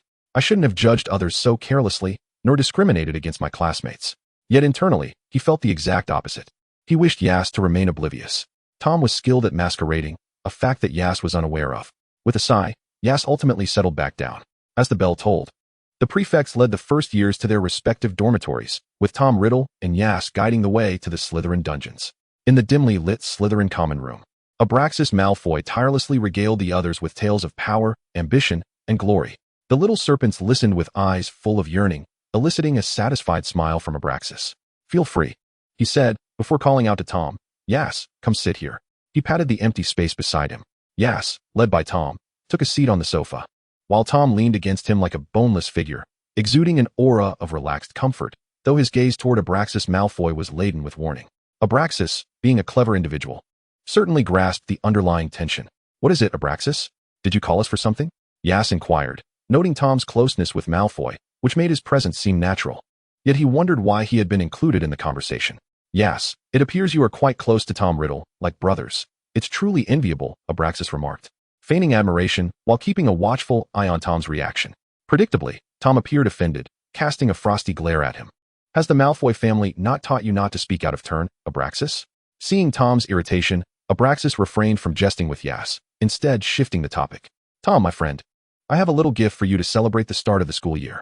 I've discovered something about your father. That muggle, he trailed off as Tom's dark eyes bored into him, reminiscent of a predator regarding its prey. Abraxas awkwardly chuckled and cleared his throat. By the end of this year, I'll be graduating. The honor of Slytherin rests upon you, Tom. I will, Tom declared, rising to loom over the man before him. Abraxas felt a shiver run down his spine.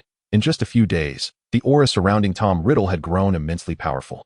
Tom averted his gaze, turning to leave the common room with Yaxley. The small snakes that had been silently observing the scene were equally astonished. The renowned Malfoy had been so publicly humiliated without displaying any anger. They eagerly inquired of the upperclassmen about the formidable Tom and his origins.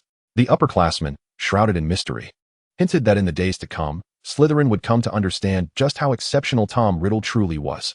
A prodigious talent, exuding an irresistible charm that commanded respect. In a deserted classroom on the 5th floor of Hogwarts Castle, Dumbledore's eyelashes fluttered as he reluctantly removed the white cloth from the mirror of Ariste. The mirror reveals one's deepest desires and the image of their own happiness. Within his gentle gaze, the reflection displayed the moment he and Grindelwald forged their blood pact. In shades of gray, two unparalleled talents from the magical world intertwined their fingers, their blood merging in a vibrant bloom. The image coalesced into the likeness of Grindelwald, who gazed back at him with an unsettling calm. Dumbledore remained silent. The unspoken love and hatred buried deep within him had been interred on the day of their duel. As the head boy of Slytherin, Tom had a separate head boys' dormitory, which he had long since invited Yaxley to share. Compared to the cramped and low-ceilinged four-person dormitories, the head boys' quarters were resplendent. Smooth walls, a beautifully carved fireplace casting warm, amber light, and a room adorned in silver and green hues. With a wine-red circular carpet underfoot. Tom, Abraxas mentioned he has news about your father. Yaxley felt a surge of happiness for Tom, believing that news of his family would lead him to his kin. Family? Tom paused in his writing at the desk, a disdainful smile curling at his lips, though his tone remained steady enough to evade Yaxley's notice. Yes, I believe someone mentioned that your grandfather belonged to the Gaunt family. I'm not sure of its veracity, but it seems Abraxas knows where your father is. I do not care. Why not? Tom stood and approached Yaxley, who sat on the edge of the bed, having to look up at him. The light obscured Tom's expression, but Yaxley sensed that Tom's mood was not favorable. As Tom recounted his lineage, he spoke of Gale. My parents loved me dearly, but due to a curse that plagues our bloodline, they perished for my sake. Thus, I hold you and Gale in high regard. Chapter 16, Divination Class. Do not overthink it, Yaxley. When I have the opportunity, I shall seek out my father. The way Tom uttered that title sounded peculiar, piquing Yaxley's curiosity. All right, Yaxley, tell me about the curse within your bloodline. Compared to a father I have never met, your safety is of greater concern to me. At this moment, Yaxley hesitated, contemplating whether to disclose his secret. Finally, he tentatively asked Tom, what would you do if I were to disappear one day? I would search for you. Why do you ask? Are you planning to leave me? What if you cannot find me?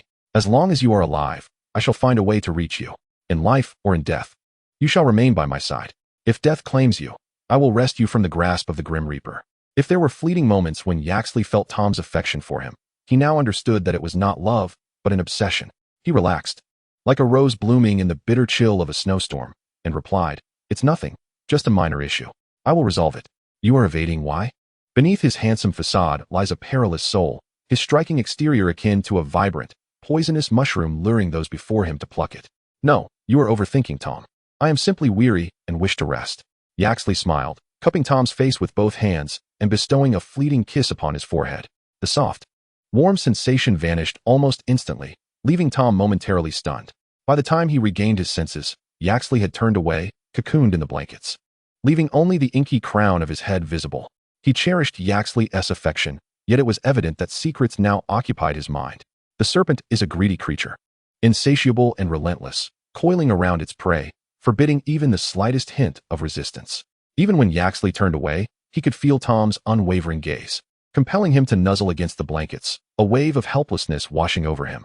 Perhaps with family, Tom would not be so preoccupied with himself, Yaxley mused, unaware of when he might vanish from Tom Riddle's life, at which point everyone would forget him. Keeping a distance was perhaps prudent. Returning to his desk, Tom found little inclination to continue writing in the diary. The quill danced between his fingers, inscribing the name Yaxley, Yaxley, Yaxley countless times. The logs in the fireplace crackled, and he retrieved the spellbook that Yaxley had once gifted him, inscribed in Parseltongue by Salazar Slytherin. His fingers glided over the familiar text, halting at a passage concerning time magic. It contained a single phrase, in the study and creation of time magic. My friend John Trelawney has transcended the boundaries of life and death, but our deeper research revealed that the rules mock all wizards who dare to provoke them. There appeared to be more text, but it had been obscured. Tom's expression grew grave. It was evident that the curse afflicting Yaxley was intricately linked to his lineage. What could it be? Transcending life and death. Yet, from Salazar's words, the ultimate outcome seemed bleak. He thought of Grindelwald, knowing that Dumbledore had once taken Yaxley to visit him. Thus, Dumbledore might possess insights of his own. This makes things considerably easier, he silently mused. Yaxley, regardless of your secrets, you will ultimately belong to me. At the same time, Yaxley seemed to mature overnight, still gentle yet imbued with an unsettling distance. The monotonous divination class attracted most students merely for the sake of credits, yet some were genuinely earnest in their studies. Professor Septima Victor, donned in a conical red hat, bore a serious expression that seemed at odds with her appearance, rendering her somewhat comical, though no one dared to voice it. Her hawk-like eyes scanned the languid students, who promptly straightened in their seats, prompting a satisfied nod from her. Today, we shall delve into tarot reading. Many seemingly random occurrences in life are, in fact, imbued with the truths of fate. With a flourish of her wand, the cards floated into the air, shifting positions as she commanded. Is there anyone who wishes to come forward and try? Whether you seek foresight into the future or answers to pressing questions, feel free to step up. The students exchanged glances, and after a moment of silence, Professor Victor stared them down until Yaxley raised his hand. Professor, may I give it a try? Tom tilted his head to observe him. Ah, Yaxley, of course. Step forward, my child, she replied with a warm smile. Now, concentrate on the future you wish to know. After a brief moment, Yaxley indicated he was ready, and Professor Victor placed the cards before him. Go ahead, child, draw 3 cards. Obediently, Yaxley selected 3 cards from the deck. Professor Victor turned them over. Death, the moon, and the devil, her brow furrowing. Yaxley, what did you inquire about? The surrounding students leaned in curiously. Never mind, do not speak it aloud. I can only tell you, Yaxley, that these 3 cards signify endings, illusions, and entrapment. A signal of danger lingers around you, and not merely one. Yaxley remained calm, unfazed by the card's implications. Thank you for your concern, Professor. I am aware. Sethema Victor cast a profound glance in his direction before allowing him to return to his seat. He expressed his gratitude for Mr. Yass's cooperation. And with Slytherin gaining a significant advantage, the lesson was drawing to a close. He reminded everyone to review the textbook's explanations regarding cards, as he would pose questions in the next class. The afternoon schedule was light, and Yass and Tom made their way to the library. Armed with an authorization letter from Professor Horace Slughorn, Yass easily procured forbidden texts. He perused the records of time turners. A typical time turner merely required the user to invert the small hourglass within to revert to hours prior. Such devices were stringently regulated by the Ministry of Magic, unattainable for ordinary wizards. Furthermore, they could only rewind time by an hour, and utilizing a time turner came with the absolute stipulation of not altering the past. Otherwise, the ramifications on history would be unimaginable. There was once a witch who attempted to change a predetermined outcome, and upon returning to her rightful time, she was not only cleaved in twain but also caused the disappearance of 18 muggles, leading the ministry to enact a stringent ban on such practices. Yass compared the time turner left by his mother with the ordinary ones documented in books, discovering that the delicate hourglass emanated a golden glow, remaining immobile regardless of his movements.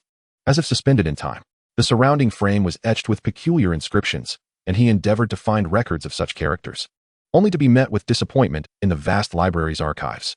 At that moment, a girl with pigtails and thick glasses approached.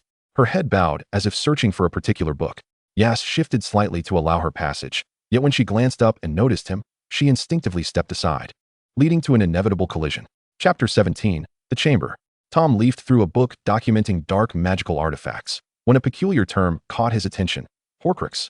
He uttered the unfamiliar words. The book offered no elaborate explanation, merely suggesting that the creator of a Horcrux could achieve immortality. Immortality was indeed alluring. Yet he recognized that every boon comes with a price. The Philosopher's Stone, crafted by Nicholas Flamel, could grant eternal life but still allowed the bearer to age, living in a state akin to a withered tree. Additionally, drinking the blood of the purest magical creature, the unicorn, would bestow immortality. Yet it came with a curse. One would need to continually consume the blood or suffer excruciating death. The Horcrux, recorded among the forbidden tomes, surely demanded a steep price as well. The question remained whether such a cost was worth the sacrifice. Suddenly, a sound emanated from Yass's vicinity, prompting Tom to set aside his book and investigate the commotion. Are you all right? I apologize for bumping into you. Yass extended a hand to assist the girl who had fallen to the ground. The girl timidly lifted her gaze to meet the boy's, momentarily dazed before hurriedly grasping his hand for support to rise.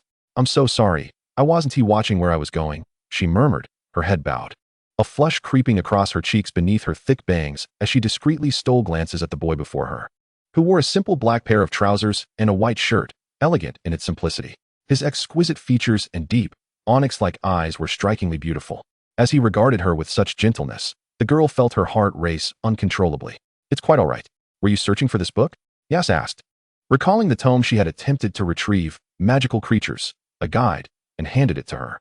Thank you. My name is Metal Warren. I apologize for not watching where I was going and for the collision.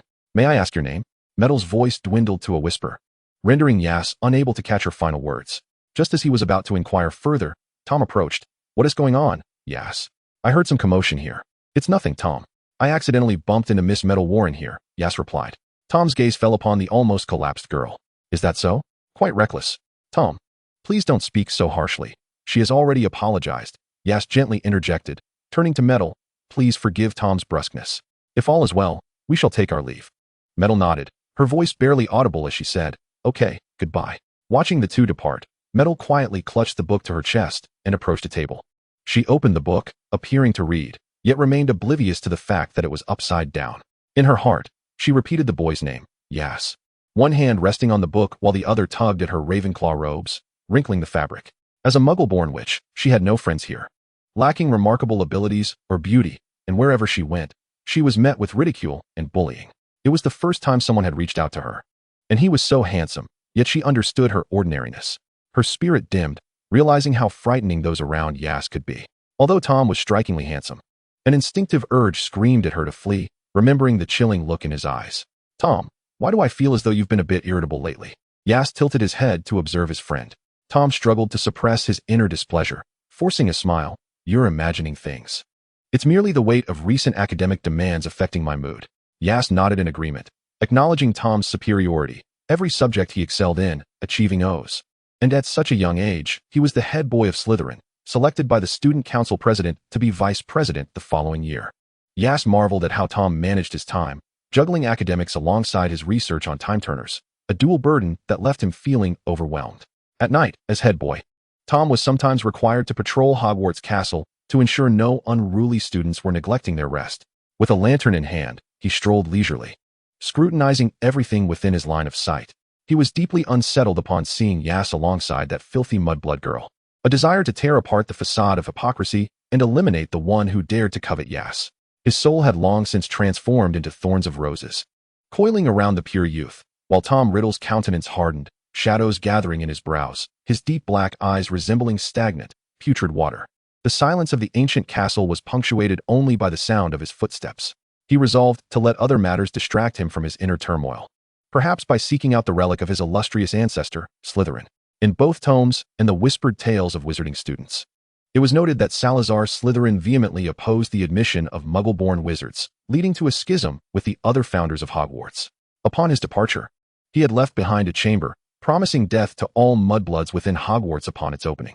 As Slytherin's heir, it was only natural for him to assist his ancestor in fulfilling his wish. Yet, where could this chamber be? He wandered into the corridor, where banners showcasing the four houses' crests hung from the walls. His gaze lingered on the emblem of Slytherin, his eyes narrowing slightly as a thought surged forth. Snakes favor dark, damp places. Nagini always entered through the pipes beneath Hogwarts, and such pipes were most abundant in locations like restrooms and washrooms. With this realization, Tom resolved to search these areas until he arrived near the girl's lavatory. Hissing softly, he utilized Parseltongue to elicit a response from the vicinity. Just as he feared he had erred in his search, the sink's surface flipped entirely, revealing a silent, dark entrance, a chilling dampness enveloping him. Yet, Tom felt a rush of excitement and exhilaration. He eagerly stepped inside, the stone door closing behind him, but he continued onward, undeterred. Inside lay an expansive chamber, whereupon entering, the light source was activated. A narrow corridor was constructed atop the water's surface, leading to a platform at its end, where enormous human heads were intricately carved into the walls, resembling Salazar Slytherin. The water itself harbored neatly arranged stone statues of great serpents, their gaping maws adorned with menacing fangs, casting unfriendly glances at any intruders. Tom grew increasingly exhilarated as he approached the platform, where an enormous serpent statue lay in slumber. Tom Riddle placed his hand upon the serpent's head, triggering a tremor not only within the statue but throughout the entire chamber. The serpent statue began to crack, revealing a genuine serpent in deep slumber within. As the creature shook off the debris, it did not open its eyes but emitted a series of hisses. Are you the great master, the heir of Salazar Slytherin? Tom Riddle understood its words. Hiss, hiss, hiss. I bear the bloodline of the Slytherin family and possess the ability to speak with serpents. I have discovered the chamber and shall inherit Salazar's will to purify the impure bloodlines. I am your new master, Basilisk. Hiss, indeed, my master. The basilisk slithered before Tom, bowing its head in submission. Chapter 18, The Gaunt Family. Reveling in the basilisk's submission, Tom also discerned its lethal ability to kill anyone who met its gaze. He gently caressed the creature's fearsome head as its purple-red tongue collected his essence. Hiss, hiss, hiss, remain here in the chamber. I shall find a way to liberate you. Hiss, as you command, my great master. Gathering the lantern that had been left outside, Tom smirked, a delightful grin gracing his features as he departed. Upon returning to their dormitory, he found Aias deeply asleep, akin to a sleeping beauty in the Muggle world, though alas, there was no prince to awaken him. The bony fingers that brushed against his cheek failed to rouse him, allowing Tom to indulge further in his unrestrained admiration of every inch of him. The warmth of his touch was irresistible. He yearned for every vein and sinew of the man before him to take root and flourish, casting a shadow over the world, binding Aias to him so that escape would be impossible. Time at Hogwarts always passed swiftly, and soon the holidays arrived. This time, Aias proposed seeking employment, his demeanor resolute. Tom had anticipated a protracted debate before yielding, but this time, he merely cast a glance at Aias and offered no resistance. As summer arrived, the weather in England was still pleasantly temperate. Tom Riddle perused the latest edition of the Daily Prophet, finding the news rather dull. When Aias expressed his desire to seek part-time work and sought Tom's opinion, his response was tinged with both irritation and a hidden delight. A keen observer of human nature, he sensed Aias's gradual estrangement from others. This realization brought him joy. Yet, when it concerned himself, an inner flame of anger ignited within Tom, leaving him feeling powerless. Although Aias appeared gentle and accommodating, once he made a decision, he would see it through, regardless of anyone's persuasion, a fact that Tom, having known him for over a decade, was well aware of. He could only strive to suppress his displeasure, maintaining a facade of ease, convincing himself that as long as Aias did not abandon him, he would generously choose to forgive whatever actions Aias undertook. Should any foolish soul provoke Aias, it would merely be a case of temptation from others, and he would not mind adding another cold corpse to the depths of the water. Aias utilized the wealth of the Travers family to construct a magical laboratory on a desolate piece of land, eager to delve into the powers of his bloodline. For he knew not when he might be compelled to leave this time and space. He set the time-turner aside, drew a small vial of his own blood with a syringe, and placed it beside several vials of liquid he had procured from a black market shop in Nocturne Alley, containing the blood of other wizards for comparative analysis. In this vast house, Tom Riddle was alone. He had and Aias had agreed to return home before sunset. Yet Aias had just departed, leaving Tom agitated by his absence. At that moment, a letter arrived. Upon opening it, he crumpled the paper in frustration. He drew his wand and shot a green light into the sky, summoning several robed wizards who knelt before him, heads bowed in respect, addressing him as Lord. "Let us proceed to the Gaunt family and pay a visit to my grandfather and uncle," Tom declared, his brow furrowed in disdain. His subordinates presented him with a black robe and a silver mask, which he donned before leading them to the village of Little Hangleton in northern England. With a flick of his wand, he apparat to a somewhat dilapidated house, standing outside and silently mocking the once-honored Gaunt family, one of the Sacred 28. Now reduced to such a state, the Gaunt family's old mansion nestled amidst the tangled trees between two steep hills in Little Hangleton, partially concealed and covered in moss. Its roof tiles scattered, revealing the worn beams within. Dense nettles flourished around the house, where small windows were caked with layers of grime.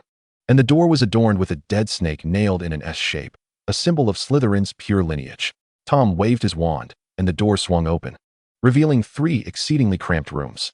He frowned in distaste just as Marvolo Gaunt returned from outside, raising his wand threateningly at the unwelcome visitors. Who dares approach the Gaunt family? The figure was short and oddly proportioned, with brown eyes, coarse hair, and a wrinkled visage, resembling an old monkey. He wore the Gaunt family ring, which bore a black gemstone engraved with the Peveril crest. In Tom Riddle's eyes, a greedy desire flickered. The current Gaunt family was unworthy of Slytherin's legacy. He removed his mask and responded in parcel tongue, hissing, "Greetings, my grandfather. You are the child of my mute daughter. How detestable. Even in death, she leaves behind a child stained with filthy muggle blood to tarnish the great Slytherin lineage." Old Gaunt regarded Tom with disdain and revulsion, as if he had just discovered something, and continued, "You bear a striking resemblance to your muggle father. How lowly. That man abandoned your mother, my daughter. How pitiful and wretched, Merope." Old Gaunt's mention of his daughter's name came with malice. Although surprised that Tom had managed to find his way here with company, he dismissed them as insignificant. "Ha ha." Tom erupted in laughter at the insult, his eyes glistening with mirth, but his expression quickly turned cold. He regarded Old Gaunt with the disdain one might reserve for an ant easily crushed beneath their heel. "Your bloodline brings shame upon the Slytherin name, old man. As one of the Sacred 28, how have you fallen so low? If I were in your position, I would choose to end my life." Enraged, Old Gaunt could not tolerate such an affront to his family, and prepared to teach this filthy half-blood a lesson. He raised his wand, but Tom merely pointed his wand at Old Gaunt's hand and made a slight flick. Ah! Old Gaunt's wand was sent flying, and his hand twisted unnaturally. Tom Riddle sighed, surprised that the infamous Old Gaunt proved so inept. He had expected at least some vestige of his ancestors' gifts to reside in him, but instead, you little bastard." Upon hearing this, Tom's fury ignited, and he unleashed an unforgivable curse, the Cruciatus Curse, Crucio. Old Gaunt collapsed to the ground, howling in agony, just as Morphin Gaunt emerged from within the house, witnessing his father sprawled on the floor. He drew his wand, ready to retaliate. Tom swiftly reacted, retracting the torment from Old Gaunt and casting a binding spell, Incarcerus, to ensnare Morphin Gaunt tightly. He did not intend to kill them. He merely sought to administer a measure of punishment. The time for extinguishing their lives had not yet arrived, as he harbored a far more elaborate plan. Chapter 19, Emotions. Tom turned his head, his gray-black pupils devoid of any sentiment, and instructed the wizard behind him, "Keep a close watch on those two. I shall return tomorrow." The three followers gazed in awe at Tom's formidable presence, their eyes brimming with fervor as they knelt on one knee, exclaiming, "My lord, we pledge our unwavering loyalty to you." A wicked smile curled at the corners of Tom's lips, his grin sinister, while his uncle Morphin Gaunt hissed curses in Parseltongue, uttering words of disdain, "Filthy vermin, revolting maggots." Tom Riddle strode directly to his grandfather's side, who had succumbed to unconsciousness after the torment of the Cruciatus Curse. He produced a cloth and, with disdain, removed the ring, wiping away the lingering essence of Old Gaunt. After donning it, Morphin Gaunt grew increasingly agitated, writhing in his bonds. Tom finally cast his gaze upon him, stating, "As for you, Morphin Gaunt, you once unleashed a foul curse upon a muggle and were betrayed by the ministry for 3 years. Your father had his own disputes with the ministry, making you the perfect scapegoat. However, for now, you must remain silent." At that moment, the clouds painted the sky a crimson red, reminiscent of blood. "I must take my leave. You need to behave." He employed wandless magic to plunge the fool into slumber. "Enjoy your final sweet dream, my dear uncle." His malevolent laughter echoed, for none present would mistake a child capable of casting unforgivable curses as merely playing pranks. Having set all in order, Tom departed, his thoughts already drifting to his cherished treasure. "Oh, Merlin." Boom. Dust erupted, and Yas hurriedly sheltered himself, struggling to comprehend why the analysis of blood would ignite flames. He scrutinized each sample, noting there were no biological discrepancies. Perhaps he required more subjects, for he should not limit his analysis solely to wizard blood, but also include that of muggles. Only through exploration of the diverse could he uncover the answers he sought. As he gazed out the window, the sun was nearing its descent beyond the horizon. Yas recalled his agreement with Tom and hurriedly scattered flue powder, traversing the flue network to arrive at his home's fireplace. Despite having cleaned the fireplace prior to setting up the flue network, he emerged in disarray, having miscalculated the amount of flue powder, leaving it scattered all over him. Additionally, his face bore the remnants of the black soot from his experiments. Tom was already seated on the sofa, awaiting Yas's return, watching the sun dip lower and lower, while dark thoughts began to cloud his mind. It was only when the sun had completely vanished that he stirred at the sound from the fireplace, moving to stand before it. With a thud, Yas tumbled out of the fireplace, and Tom extended his hand to catch the disheveled figure. "Cough, cough, I ate you." Yas sneezed, and Tom used his sleeve to wipe the soot from his face.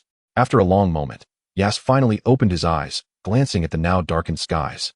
Feeling a twinge of guilt, but not much, he composed himself, saying, "Tom, stop wiping. I think I need to take a shower to unwind. This day has exhausted me." "Very well, Yas.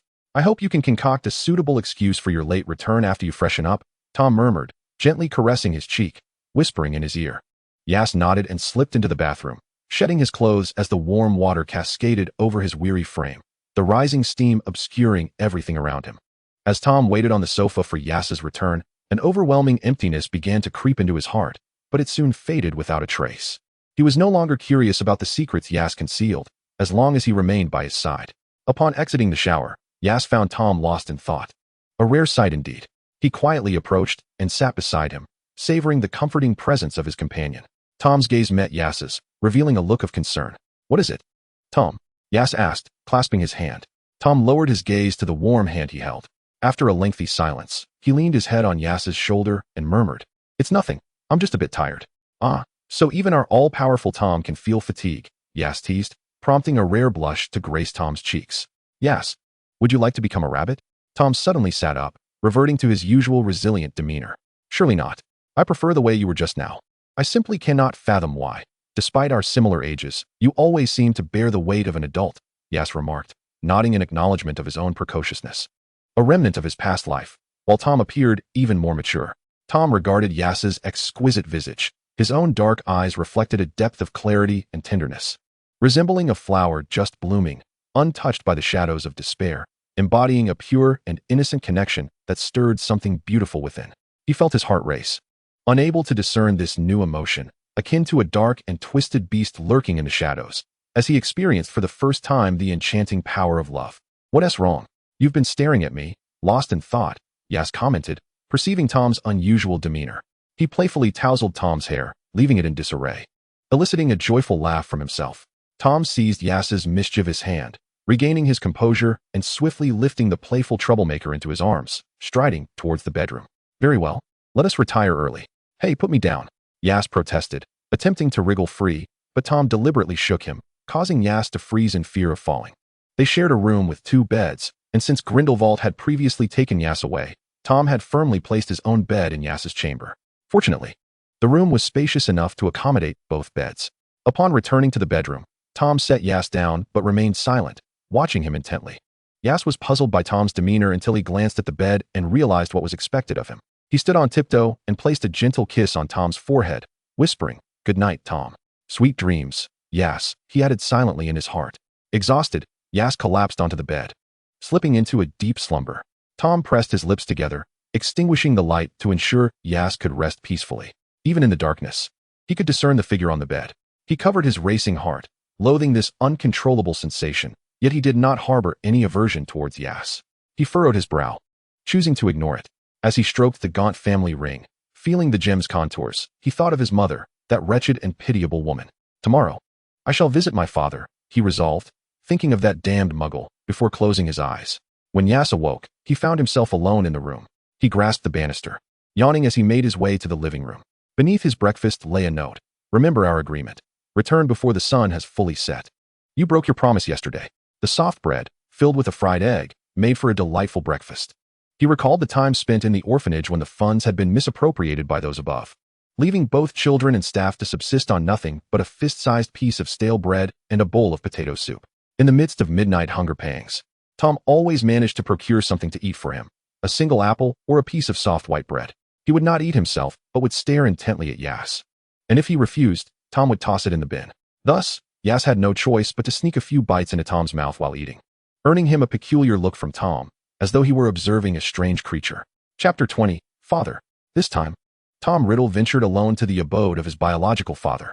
His name, Tom Marvolo Riddle, contains the name of his father, Tom Riddle, while the middle name, Marvolo, derives from his maternal grandfather, Old Gaunt.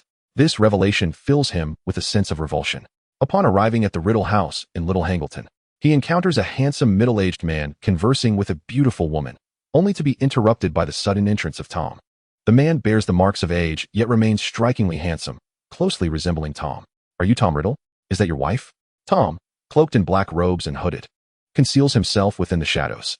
The elder Tom, upon hearing his name, regards the mysterious figure with suspicion, sharply demanding, "Who are you to trespass in my home?" Simultaneously, he gestures to his wife to retrieve the hunting rifle hung on the wall. A beam of blue light erupts from Tom's wand, sending the beautiful woman crashing against the wall. "Do not move recklessly, if you please," a cold voice commands. The elder Tom rushes to his wife. "Daisy, are you all right?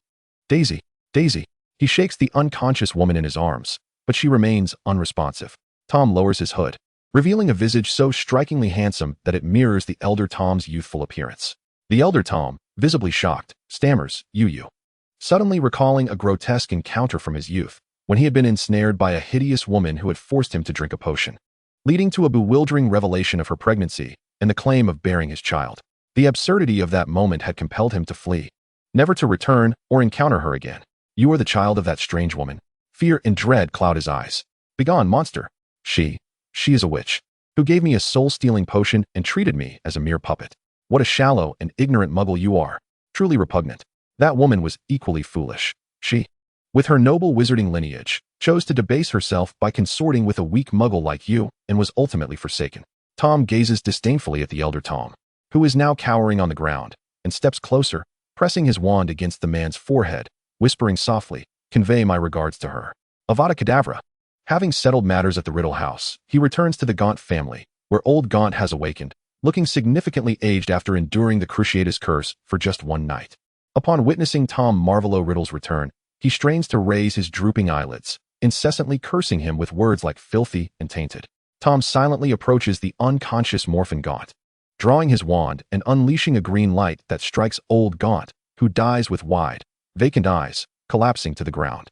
He casts the Imperieuse curse upon Morphin, erasing his memories and implanting false ones, convincing him that in a drunken stupor, he had murdered the Riddle family over his sister's affair with a muggle. Following this, a conflict arises with his father, leading to the accidental killing of old Gaunt. After all, his uncle was a foolish and irascible man, having previously harmed the elder Tom, which would have attracted the ministry's attention. With all details meticulously arranged, Tom departs from the scene, chuckling at the naivety of his relatives. He instructs his 3 subordinates to leave first, as it is still early. He strolls leisurely through the forest, akin to a serpent gliding through its domain, exuding a languid satisfaction after a recent kill. In the laboratory, numerous experiments on blood have yielded little success, leaving Yaxley gripping the time-turner in frustration. However, he discovers that wizarding blood harbors a unique power absent in Muggle blood, suggesting that this force is the source of a wizard's magic. He has studied the blood of the Travers family and ordinary wizards, yet he finds no notable differences, perplexed as to how John Travers mastered time magic. After yet another failure, Yaxley gazes out the window, noting that it is already afternoon. Tidying up the laboratory, he heads home. He returns first this time and finds it peculiar that Tom has not yet arrived. Since the beginning of the holiday, both have harbored their own secrets. But Tom always arrives home first. To claim that he is not curious about Tom's activities would be disingenuous, yet Tom has not inquired about him, prompting Yaxley to suppress his curiosity. The setting sun struggles to cast its remaining light and warmth upon Tom's return home. Yes, home. A place he has never felt a sense of longing for. He realizes, through his companionship with Yaxley, what it means to have a home. After dinner, with time still on their side, Yaxley peruses a tome on time magic in the study while Tom busies himself concocting a plan, an unprecedented, grand design that will astonish the wizarding world. His gaze falls upon Yaxley, who is engrossed in his reading, and warmth spreads through his eyes, envisioning a future where Yaxley will share in the boundless glory. Simultaneously, he reflects on the dark wizard Grindelwald, believing his failure stemmed from insufficient power and indecisiveness. Vowing to be more perfect, yet, the memory of the shattered blood pact lingers in his mind. Yaxley is kind-hearted, imbued with a near-idiotic benevolence, a remarkably talented wizard, and closely associated with that Dumbledore. Even though Dumbledore defeated his godfather, Dumbledore, he silently curses the detestable professor, recalling how he had revealed his Parseltongue ability in the orphanage, which had instilled a sense of wariness in him. In his youth, he had failed to control his emotions, consumed by a desire to suppress the impolite wizard who had burned his possessions. He must admit to a degree of fear that this wizard might uncover his intentions and incite Yaxley against him. Hence, he must devise a spell, one that embodies an unbreakable oath, stronger than the blood pact, rooted in the very soul, binding them eternally, ensuring they cannot oppose him. But how to achieve this? He peruses various magical tomes, pondering the matter, until a pair of hands waves in front of his face. What are you thinking about, Tom? It's late. We should rest. Yaxley remains blissfully unaware of Tom's inner thoughts. Stop sitting there, he urges, extending his long, delicate fingers in a playful gesture, brushing against Tom's prominent nose before darting away like a mischievous child. Chapter 21. The Child. Disrupted, Tom locks his thoughts away in his mind. With newfound purpose, he awakens early each day, journeying to the cave where the inferi are crafted. A chill and dampness envelop him, punctuated by the agonized wails of unknown creatures. The cave's denizens, sensing the presence of the living, emerge in countless grotesque forms, attempting to drag him into the depths. Yet, as skeletal hands reach for the hem of his garment, they are repelled by his formidable dark magic, and the inferi, sensing their master's aura, retreat into the water. Fearful to surface, Tom nods in satisfaction, his fingers caressing the black gemstone ring of the Gaunt family, gazing down from his elevated position. The Malfoy family has now yielded to him as well. In light of Grindelwald's incident, the wizarding world remains on high alert, complicating his next steps. Through the water, he recalls certain magical creatures that may prove advantageous, such as the Dementors. At that moment, he senses Yaxley lingering at a location for too long before departing. He has placed a tracking spell on Yaxley, purely for his safety, or so he rationalizes, before heading to the place Yaxley mentioned for odd jobs. The materials for the experiment had nearly been exhausted, prompting Yas to venture once more into the alley of overturned items. This time not in search of blood, but rather a magical herb, a healing plant known for its remarkable ability to restore wounds to their original state. However, Yas soon discovered that it did not truly heal, but merely reverted a person's health to what it was an hour prior. Unfortunately, it could only be used once in a lifetime. Any subsequent application would yield no effect, which is why no one had delved deeply into its study. dismissing it as a mere ordinary healing herb. Regrettably, after scouring numerous magical shops without success, a shopkeeper suggested he might find it in Corkworth, where the forest often yielded sightings of this healing herb. Feeling stifled after days confined in the laboratory, Aias decided to take a breath of fresh air while simultaneously searching for the herb. He borrowed the shopkeeper's fireplace to travel to Corkworth. The shopkeeper hailed from that area but had moved away long ago, hence the fireplace was unkempt, leaving Aias covered in soot. What a predicament! Aias mused as he dusted himself off and stepped outside. Upon exiting, he found himself on a suburban street flanked by rows of dilapidated brick houses, exuding an air of desolation. As he walked toward the alley, he noticed the people on the cold street wore expressions of indifference. Aias absently touched his nose, deciding it best not to ask for directions. Spotting a grove in the distance, he approached only to be met with a faint, unpleasant odor, leading him to realize that a river had been contaminated. This was not the magical world. Muggles resided here, and their rapid technological advancement had led them to neglect their living environment. Ancient forests had been felled, rivers polluted, and this one was no exception. Wandering aimlessly in the forest, Aias thought he glimpsed a child, but upon closer inspection, there was no one there. No, there was someone. He recalled the ghost stories he had read in his past life, causing a shiver to run down his spine. Drawing his wand, he approached the tree where he had seen the shadow, only for a dark figure to rush out and collide with him. Caught off guard, Aias fell to the ground but quickly seized the creature and lifted it up. His gaze met a pair of strikingly black and white eyes, and he realized it was a child, who regarded him with evident wariness. Amused, Aias shook the child gently, prompting the little one to squirm and attempt to escape. Fearing he might drop the child, Aias quickly secured his hold, warning him to remain still to avoid a fall. For the first time, the child felt the warmth of an embrace and was momentarily taken aback, his expression one of mild disdain. Turning the child around, Aias gently inquired, "What is your name? Little one, how did you come to be here? Do you know where your family is? I can take you home." Aias tenderly smoothed the child's disheveled hair. "Severus Snape. Do not call me little one," the child replied curtly, answering only with his name and ignoring the rest of Aias's questions. "Thank you for telling me your name, Severus. Would you like your big brother to take you home?" "You are not from Spinner's End," young Severus observed, his gaze fixed on Aias. The environment had a profound impact on a person, and amidst the chaos and indifference of this street, Aias's warmth felt entirely out of place. Severus had long understood that he was different from ordinary children. His parents quarreled incessantly, and when his magical talents began to manifest, the joy on his mother's face sharply contrasted with his father's sullen demeanor. Later, his mother had explained to him that they were powerful wizards of noble lineage, while his father was a mere muggle. Yet, he could never comprehend why his mother married his father or why they did not separate despite their relentless arguments. It was only much later that he realized that sometimes, two people who torment each other may still harbor a semblance of love, even if it has twisted beyond recognition. At that moment, Severus Snape was merely a solitary, intelligent child. "You're still so young. There's no need to carry such burdens," Aias remarked, squatting down to meet the child's gaze. Severus noted that although their eyes were both black, Aias's held a beautiful sheen, reminiscent of stars. Here, not only was the river polluted, but the sky too was devoid of stars. His mother had once described stars as the world's jewels, splendid adornments against the pitch-black night. In that instant, Severus felt that Aias's eyes must resemble the stars his mother had spoken of. "I am here to find something. What about you? Are you lost?" "My home is just down the alley. I came here to find food," Severus explained, lowering his guard as he began to like this older boy, presenting a few fruits from his clothing as if offering a treasure. "Finding food? You a child? Where are your parents?" Upon mentioning his parents, Severus hastily shoved the fruits into Aias's hands and attempted to leave. Aias could not possibly allow such a small child to wander aimlessly in the forest, so he scooped him up and produced 3 milk candies from his pocket, unwrapping one to feed to him while placing the remainder in his hands. "Let us not mention your parents anymore. You really ought to behave better." As the sweet, rich flavor touched Severus's tongue, his eyes widened in astonishment. He recognized it as candy, having seen other parents buy it for their children. It was his first taste, and it was indeed delightfully sweet. "Thank you, big brother. There's no one at home, so when I'm hungry, I come here to gather fruits. The little animals won't harm me." "How remarkable. I am here searching for a plant. I'll look a bit longer, and since no one is at home, I can take you back afterward." Aias smiled, stroking Severus's soft hair. "Have you seen this plant?" "Severus?" Aias showed him an image of the healing herb. Severus stared intently at the picture, straining to remember, but being young and prone to forgetfulness, he could not recall whether he had encountered the herb before. Disheartened, he lowered his head, noticing his dirty hands and hesitating to touch Aias, fearing he might soil him. "Do not be sad, Severus.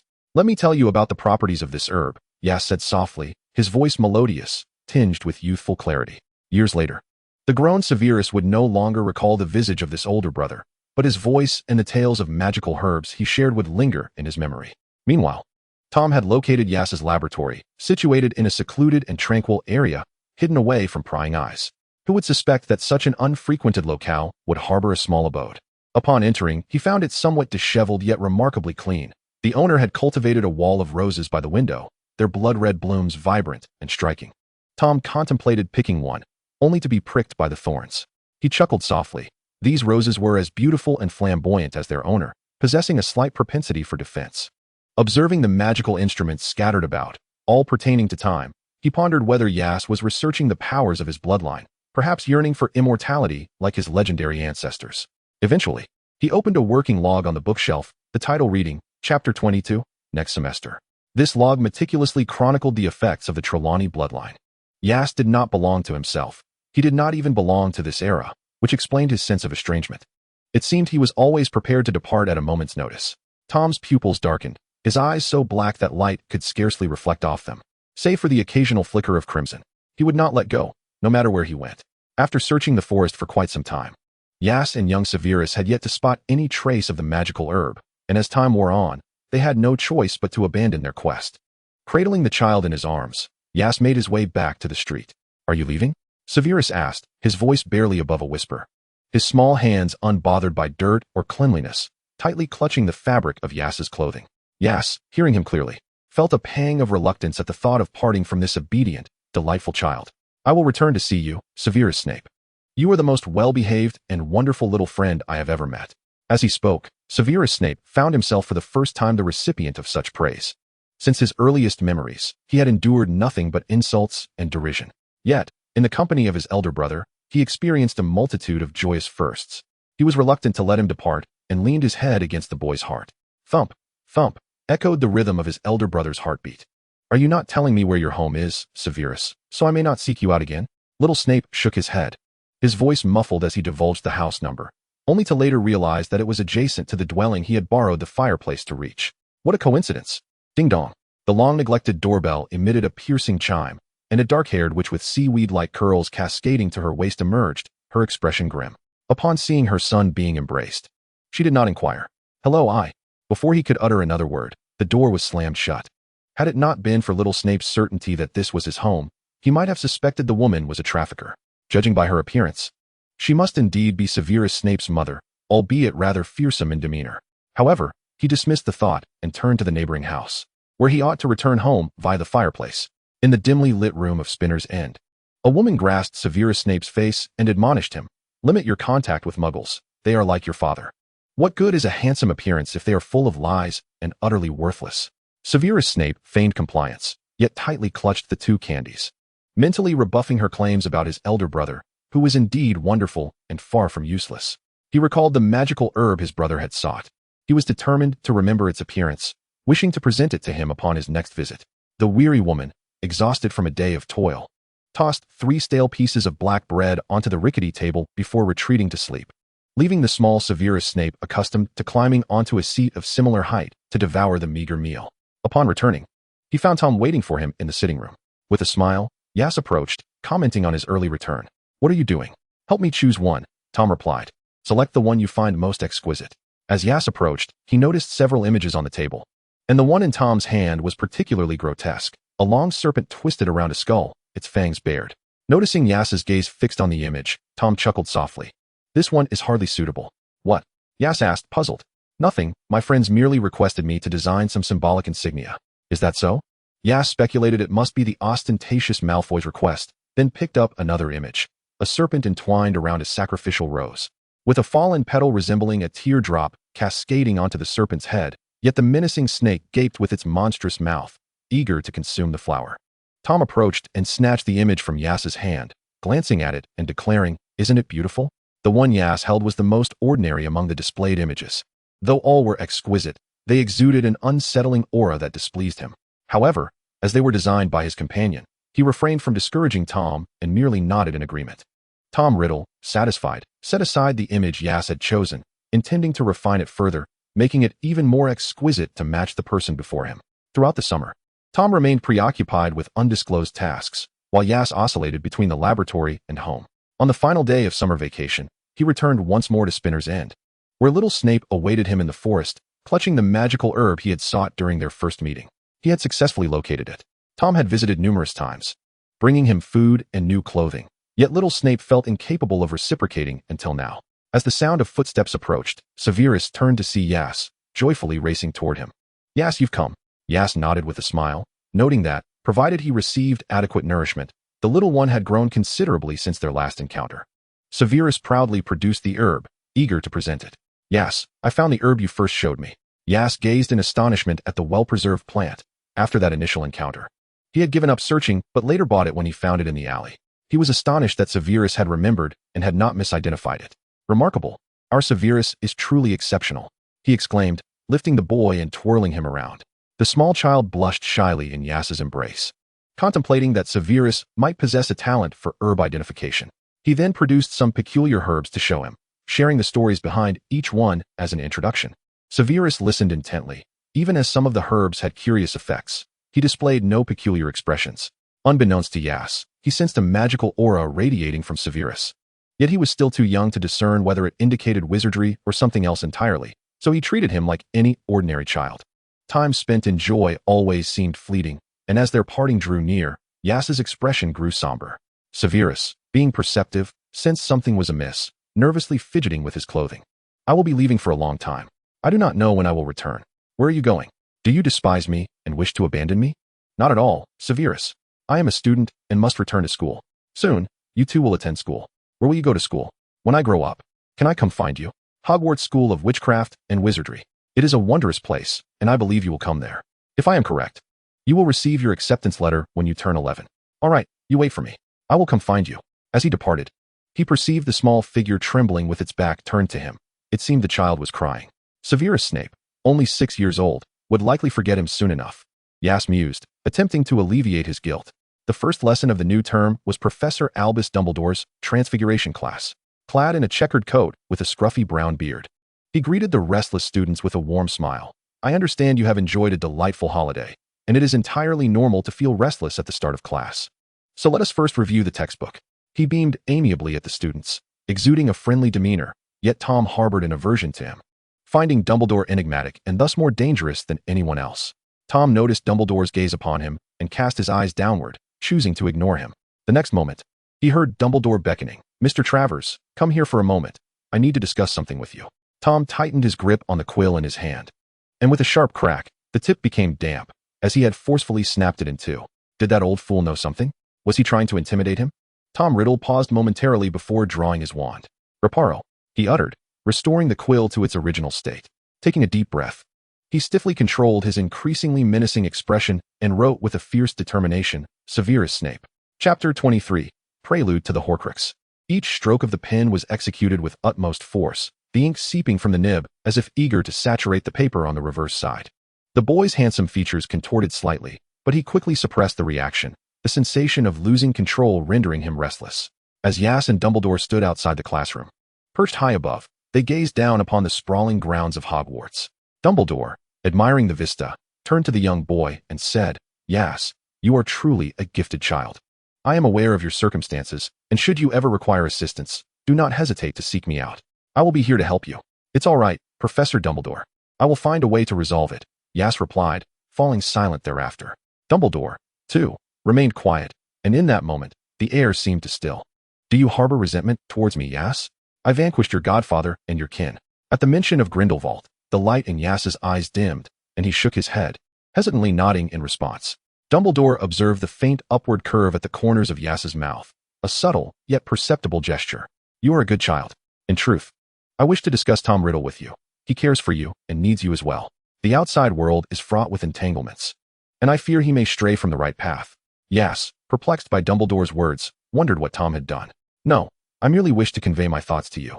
Dear Aias, now, return to your seat." Dumbledore's wise eyes seemed capable of penetrating the very hearts of men, yet he was also a kind-hearted teacher. Aias cast a puzzled glance at the professor, but ultimately obeyed, returning to his desk. "What troubles you, Tom? You appear rather despondent." Despite the professor allowing some freedom for self-study, Aias, ever the diligent student, dared not speak loudly. Instead, he leaned closer to Tom, discreetly inquiring in a hushed tone. What did the professor want with you? The warmth of Tom's breath against his ear lifted Yas's spirits slightly. He glanced at the open Transfiguration textbook without looking up and quietly asked, "What did he say?" Yas raked his fingers through his hair. The professor had not said much, yet he seemed genuinely concerned for them. He gently poked Tom Riddle's arm with his finger. "The professor is quite attentive. He mentioned I could seek him out if needed. And he even referred to you." Yas pondered whether he should express what Tom required of him, deeming it rather self-important. Noticing Tom's expectant demeanor, he cleared his throat and suggested, "Let me pay more attention to your studies." Tom wore an inscrutable smile, yet within, he mulled over Dumbledore's name. The summer before the academic year had witnessed a shocking revelation in the magical world. A Muggle family had fallen victim to a heinous crime linked to wizards. The eldest son of the Gaunt family had murdered his father. What secrets lay behind this tragedy, rooted in the enmity between Muggles and wizards that spanned the previous century? The Daily Prophet reported on the incident, while the Ministry of Magic apprehended Morphin Gaunt, whose altered memories led him to confess to the murder. The wand used in the act, imbued with the killing curse, served as damning evidence, resulting in his permanent imprisonment in Azkaban, a prison designed for the most egregious of wizards. The cold, malevolent Dementors guarded Azkaban, relentlessly siphoning away the joyful memories of its inmates, eroding their very souls. With few classes in the afternoon, Yas made his way to the library, while Tom was invited by Professor Slughorn to partake in an event. Slughorn had also extended an invitation to Yas, a testament to the professor's notable prowess and deep knowledge. Yet, Yas recalled his previous visit, noting how many talented students seemed to blend into the background, their discussions more social than scholarly. Though he could seek Slughorn's wisdom later, the professor's expertise in time magic was somewhat limited. Conversely, Tom thrived in that environment, exuding an air of authority rather than that of a mere student, subtly asserting his leadership among his peers and earning Slughorn's admiration. Resolving to focus on his studies, Yas remained unaware of the girl nearby who was stealing glances in his direction. The girl, hiding behind a book, took deep breaths to calm her excited heart. "Stay composed. You can do this, Myrtle Warren," she encouraged herself as she approached him, reminding herself of the purpose of her visit. It was the Ravenclaw girl, emboldened by her resolve, who sat down across from Yas, her face flushed with determination.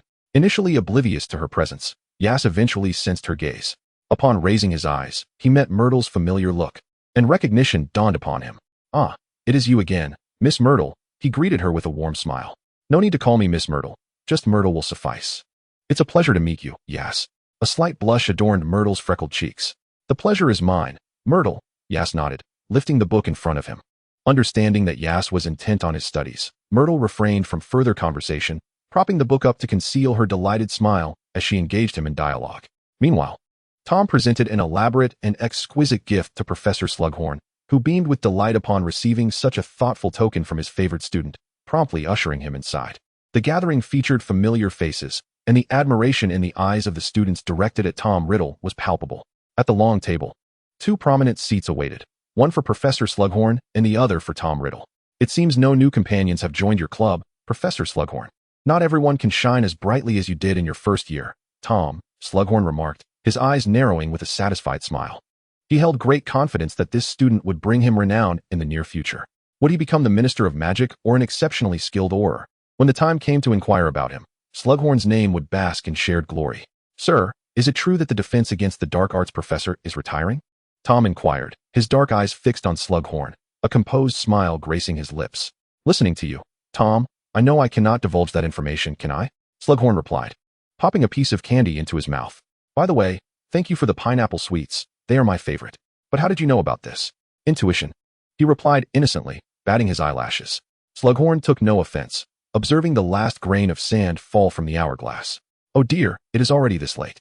Time to disperse. Children, lest Headmaster Pettigrew imposes detention upon you." The students rose to depart. Chapter 24. The Method of Creating Horcruxes. As the students trickled out, Slughorn turned to pour himself a glass of wine, contentedly admiring the wrapped gift before him. The clear, ringing sound of glass drew his attention, and he turned to see Tom lightly flicking the hourglass. "Hurry up, Tom. Do you wish to be caught after lights out?" Noticing Tom's stillness, Slughorn asked. "What weighs on your mind, Tom?" Tom Riddle circumvented the table, facing Professor Slughorn, his tone laced with an alluring nonchalance. "Yes, sir. I find myself unable to find someone with whom to converse. The other professors, unlike you, may misinterpret my intentions." His handsome, yet slightly pallid visage, impeccably dressed, or an expression that suggested an air of solitude cloaked him. Proceed, Slughorn encouraged, taking a sip from his glass, a satisfied smile playing on his lips.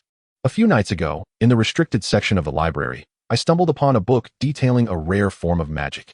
He took 2 steps towards Professor Slughorn, his face reflecting the quintessential confusion and perplexity that a student encounters when faced with a daunting dilemma. I recall it being referred to as a Horcrux. Tom Riddle lifted his gaze to meet the professor's eyes. What did you say? Slughorn inquired, seemingly unable to grasp the words, prompting Tom to repeat himself. Horcrux. He articulated once more, recalling the term from his readings, yet struggling to comprehend its implications. Only then did Slughorn dare to believe that his prized pupil was indeed speaking of something significant. With a grave expression, he tightened his grip around his wine glass.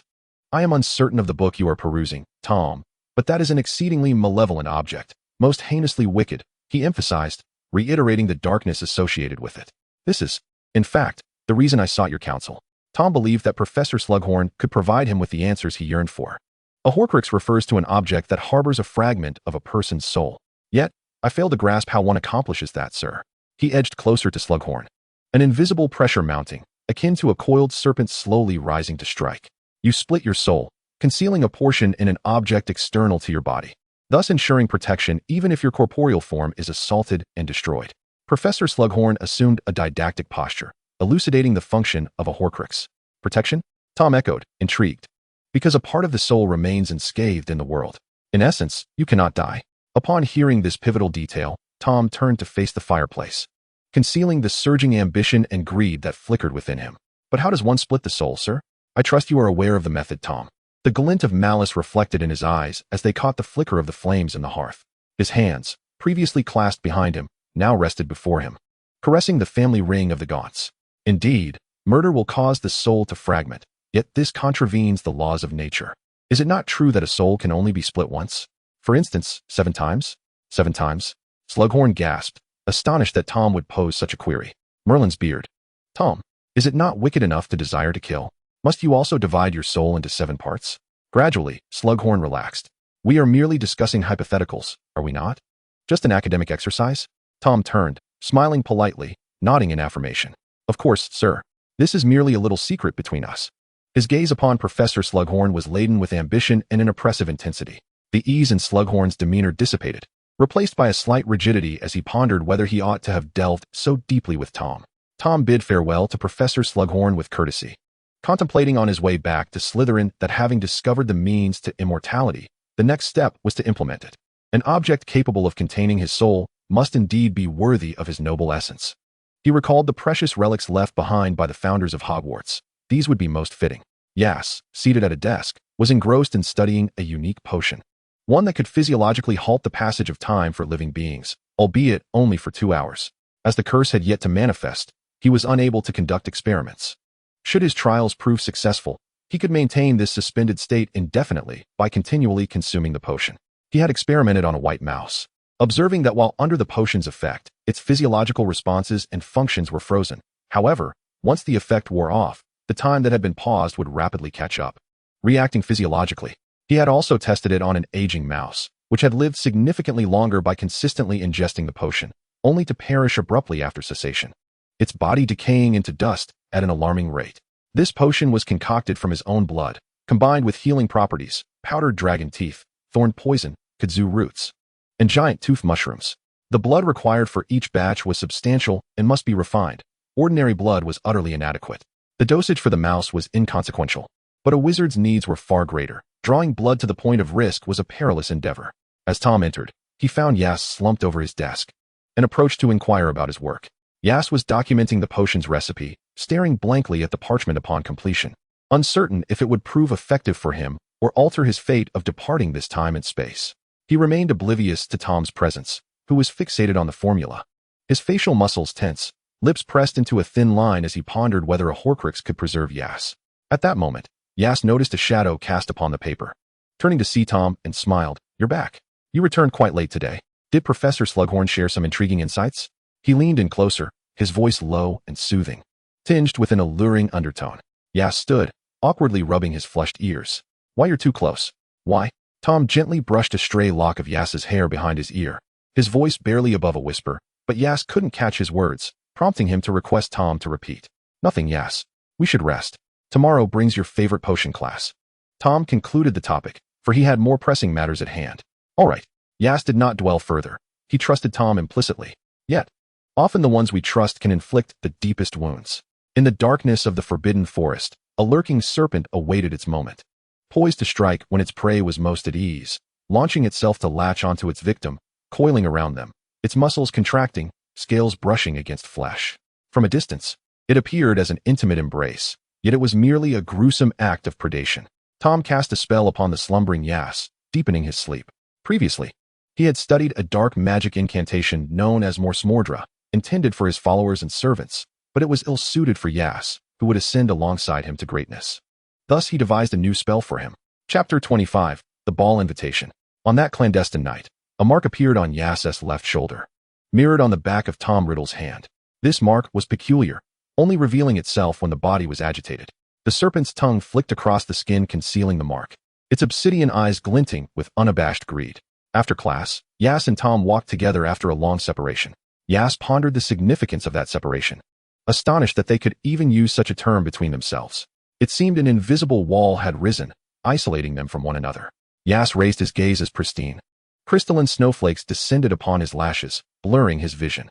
The gentle tremor of melting snowflakes turned to droplets at the corners of his eyes, resembling tears. He raised a hand to wipe them away, casually remarking, "It's snowing." Tom absorbed every detail, observing the reddened corners of Yas's eyes. His hands beneath his robes itching to reach out, yet they merely clenched into fists. Surrounded by bustling students, he felt an eerie tranquility. The Slytherin pendant hung around his neck, concealing the fragment of his soul within, granting him a sense of peace he had never known. The splitting of his soul seemed to have divided his emotions and memories as well. He could scarcely recall the orphanage, though he remembered being born in that wretched Muggle establishment. Each child, every face, lingered in his mind, albeit hazily. Even Yas's image was indistinct. He felt a chill, yet possessed formidable magical prowess. Why should he feel cold? Christmas is approaching, Tom Riddle mused aloud. Yas leaned against the railing, gazing outward as the sparse snowflakes danced in the wind, cascading to the ground in mottled patches. Is it? It seems that recently the school has been preparing for the Christmas ball, and one cannot help but wonder with whom our universally adored Tom will share the opening dance. Who do you think it might be? This question seemed to pierce the air like a sharp thorn, causing Tom to feel as though his throat had been lacerated, leaving him stiff and hoarse. Miss Manley, Miss Slyriel. As Yas gazed at the scenery, he pondered his own conjectures, overwhelmed by the multitude of admirers vying for Tom's attention. However, upon noticing Tom's somber expression, Yas recoiled, ceasing his idle speculations. With each name Yas uttered, Tom's countenance darkened further. Yas, you truly are the most heartless and unfeeling individual. Tom cast this remark over his shoulder as he departed. The snow fell heavily, swirling in drifts as if to engulf the entire world. Yas did not contest Tom's words. The departure of his companion did little to alter the expression in his eyes. In truth, he longed to take Tom's hand, but he restrained himself. Once the surroundings were sufficiently deserted, Yas removed the peculiar glove from his hand, revealing a delicate, slender finger with its pinky absent. There were no traces of blood or scars, no sensation of pain, nothing at all. It had simply vanished. He withdrew a vial of potion he had crafted, realizing the curse had already begun, arriving sooner than he had anticipated. With only a single vial produced from all the ingredients, the heavy snowfall attempted to cloak the entirety of Hogwarts Castle, and Yas sighed, his breath forming a mist that obscured his vision. Everything rolled forth upon the wheel of time, every fate already inscribed. Even the coldest of weathers could not stifle the fervent atmosphere of the festive season. Students remained restless, engaged in animated discussions about the ball. Yas observed Tom's desk, overflowing with love letters and invitations, and understood that while Tom appeared to manage them well, he would ultimately return to his dormitory to be accompanied by a blazing hearth. Got me looking so crazy right now. Your love's making me act so insane. It's your love such amusing lines for me to try and explain. Yet my attempts at justification are truly ludicrous. Yas held the slip of paper, unsure of who had tucked it into his book. These two sentences seemed to accuse him of having abandoned someone, yet he could not recall having wronged anyone. He mused that perhaps it was merely a misplaced note. Glancing around, he caught sight of Tom and wondered if he might be the one. Noticing Yas's gaze, Tom Riddle turned towards him, his eyes questioning, as if to inquire what was amiss. Yas stared for a moment, but found nothing unusual, shaking his head to indicate that all was well. At that moment, a girl approached, standing beside Yas, and he turned to see the familiar face of Miss Myrtle Warren. What is it? Do you need something, Miss Warren? Yas inquired. Myrtle stood beside Yas, her head bowed, biting her lip, her bangs obscuring her emotions, her hands entwined like ropes in a knot. Yas. May I invite you to the ball? Yas's eyes widened slightly in surprise. Well, if you don't agree, it's quite all right. I just thought I would ask. I mean no offense. Lacking a response, the girl grew increasingly anxious. You're inviting a Slytherin. One your peers gossip about you? Although Slytherin students are known for their excellence and strength, their arrogance often renders them less than popular among other houses. Except for Tom Riddle, of course. While Ravenclaw does not harbor the same animosity towards Slytherin as Gryffindor does, their relationship is still rather mediocre. Yet many students prefer the company of those they see daily. Yas could not fathom why Myrtle Warren would choose him. What? Our timid, tearful little girl is actually inviting someone to the ball?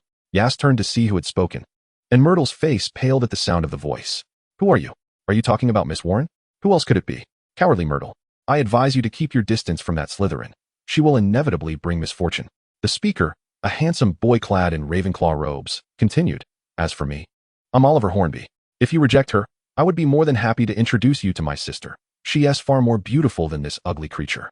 As the boy stepped closer, Yas noted Myrtle cowering behind him, rendered speechless by this blatant act of schoolyard bullying. Yas, of course, would not tolerate such behavior. Oliver Hornby. Is it? I'm not familiar with you, but the Myrtle Warren I know is quite different from what you describe. She is intelligent and not unattractive. Kindly refrain from speaking so ill of her, would you? I presume you wouldn't want the headmaster to discover that there are students here who delight in insulting others. Yas spoke with a gravity that brooked no argument. Seriously? Have you developed an infatuation with this bespectacled girl? Planning to attend the ball with her, are you? I find it hard to believe you would accept her invitation. Your taste is rather peculiar, Oliver Hornby taunted, eyeing Yas provocatively. When did I ever decline? I had no partner to begin with, and I should thank Myrtle for accompanying me to the ball. You. Just wait and see. Oliver Hornby spat before storming off in a huff. Yas turned to see Myrtle Warren discreetly wiping away her tears.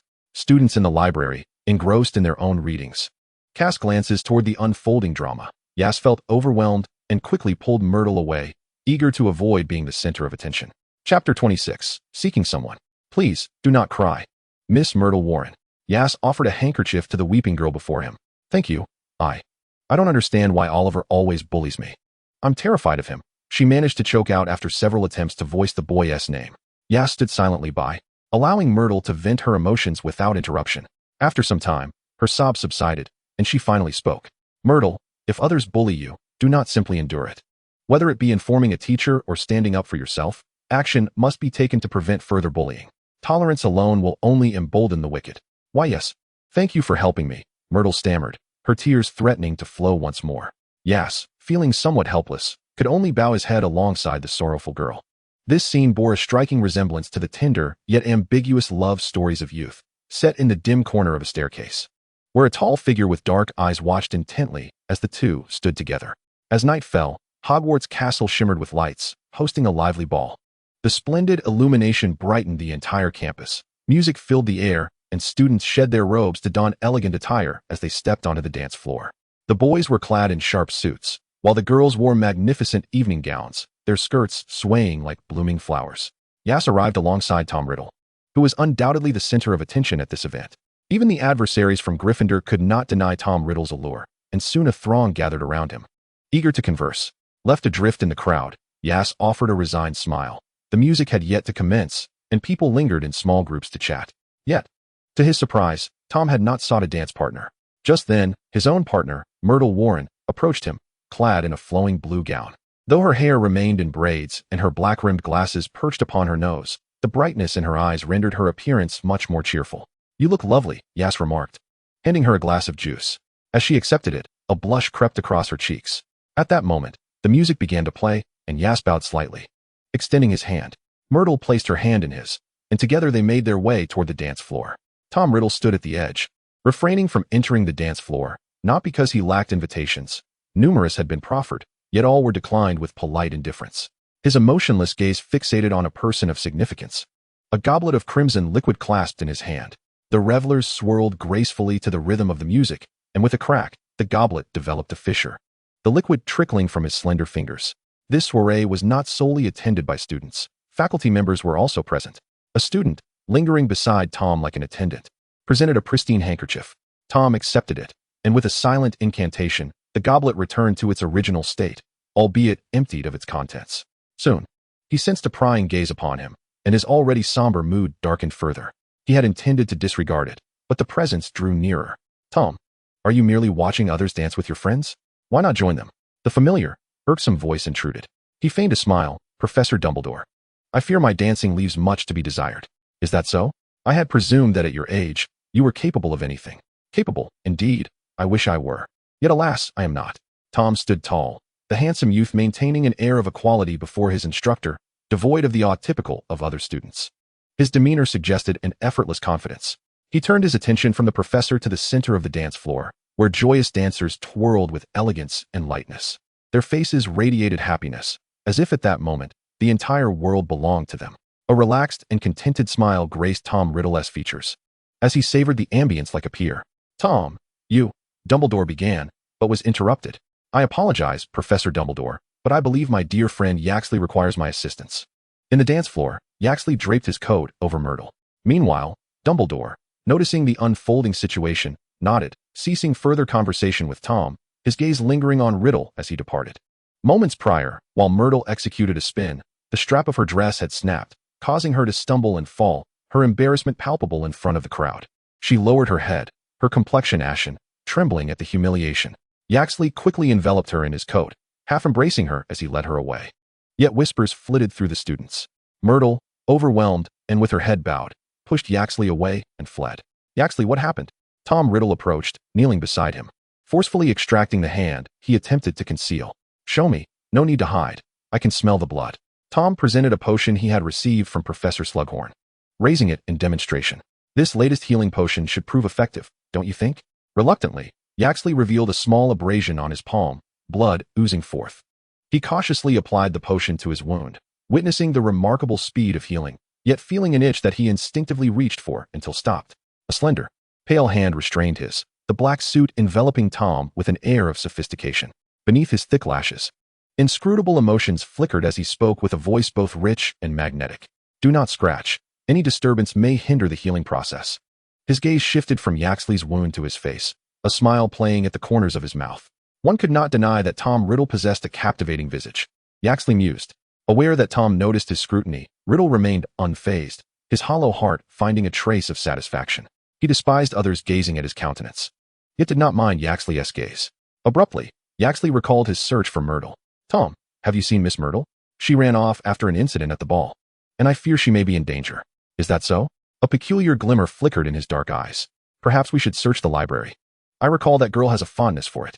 Recalling their previous encounters in the library, Yaxley found Tom's suggestion reasonable. Then I shall head there. Could I entrust you to search elsewhere? Of course, my dear Yaxley, Tom replied, watching him depart before turning in another direction.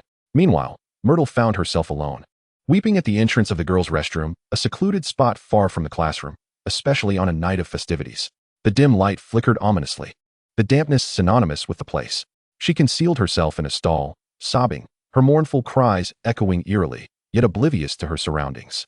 She pondered her cowardice, the magnitude of her blunder, and the fact that she had pushed Yaxley away, all of which led her to tears. Suddenly, a door materialized in the crumbling wall by the sink, accompanied by a faint hissing sound as it swung open. It resembled a dark abyss, beckoning one into the realm of the dead. The soft rustling of scaly skin against the floor went unnoticed by the distraught girl, until a drop of viscous, foul-smelling liquid splattered on her head. She ceased her weeping, reaching up to wipe it away. Upon seeing the strange substance, she looked up to find a grotesque serpent, its gaping maw revealing sharp, glistening fangs, dripping with venomous ichor. Ah! Ah! The piercing scream shattered the restroom's stillness.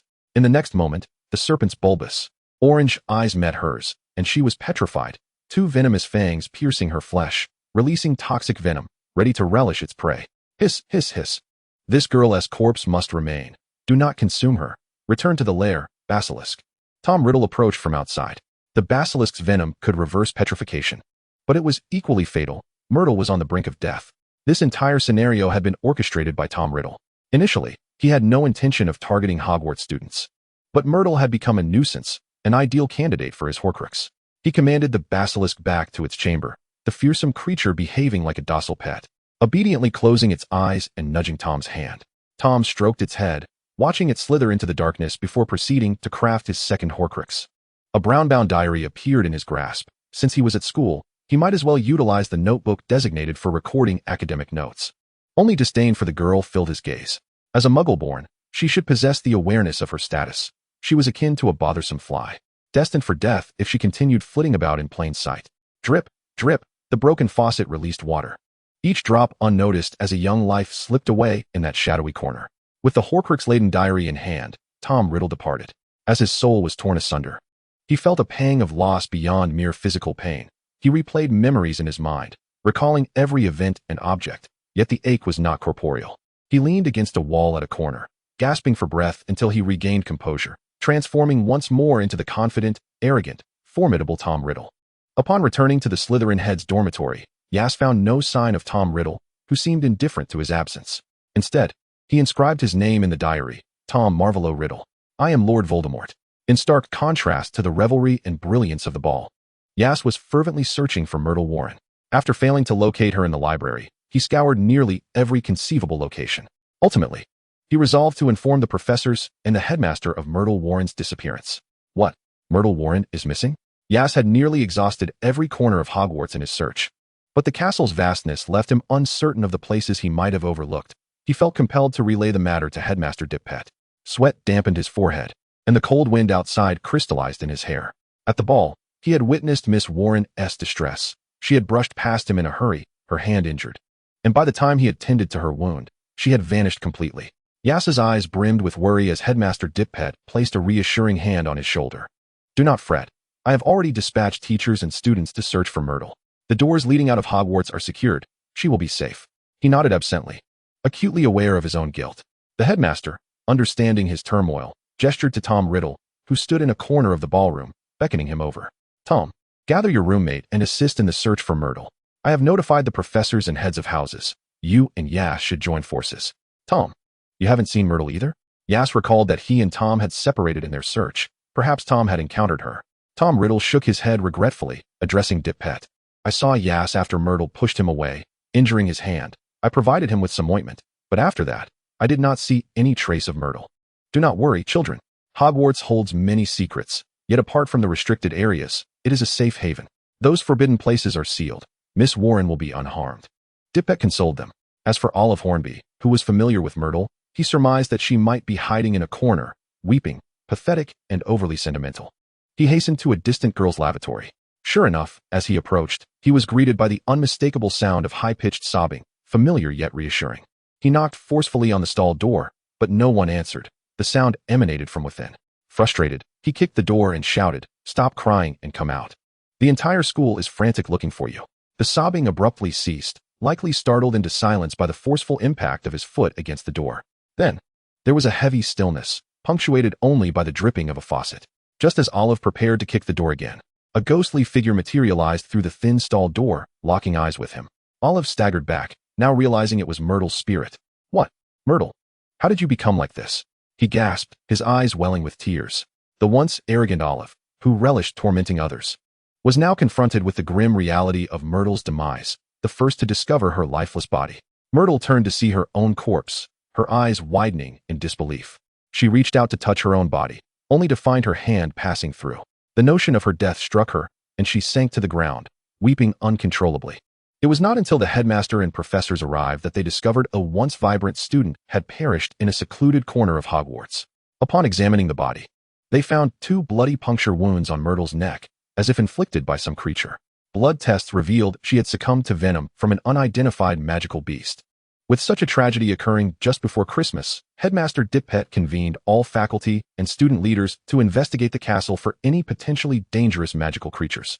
As the spiral staircase sensed the approach of someone, it began to rotate, but that individual deftly navigated each correct step.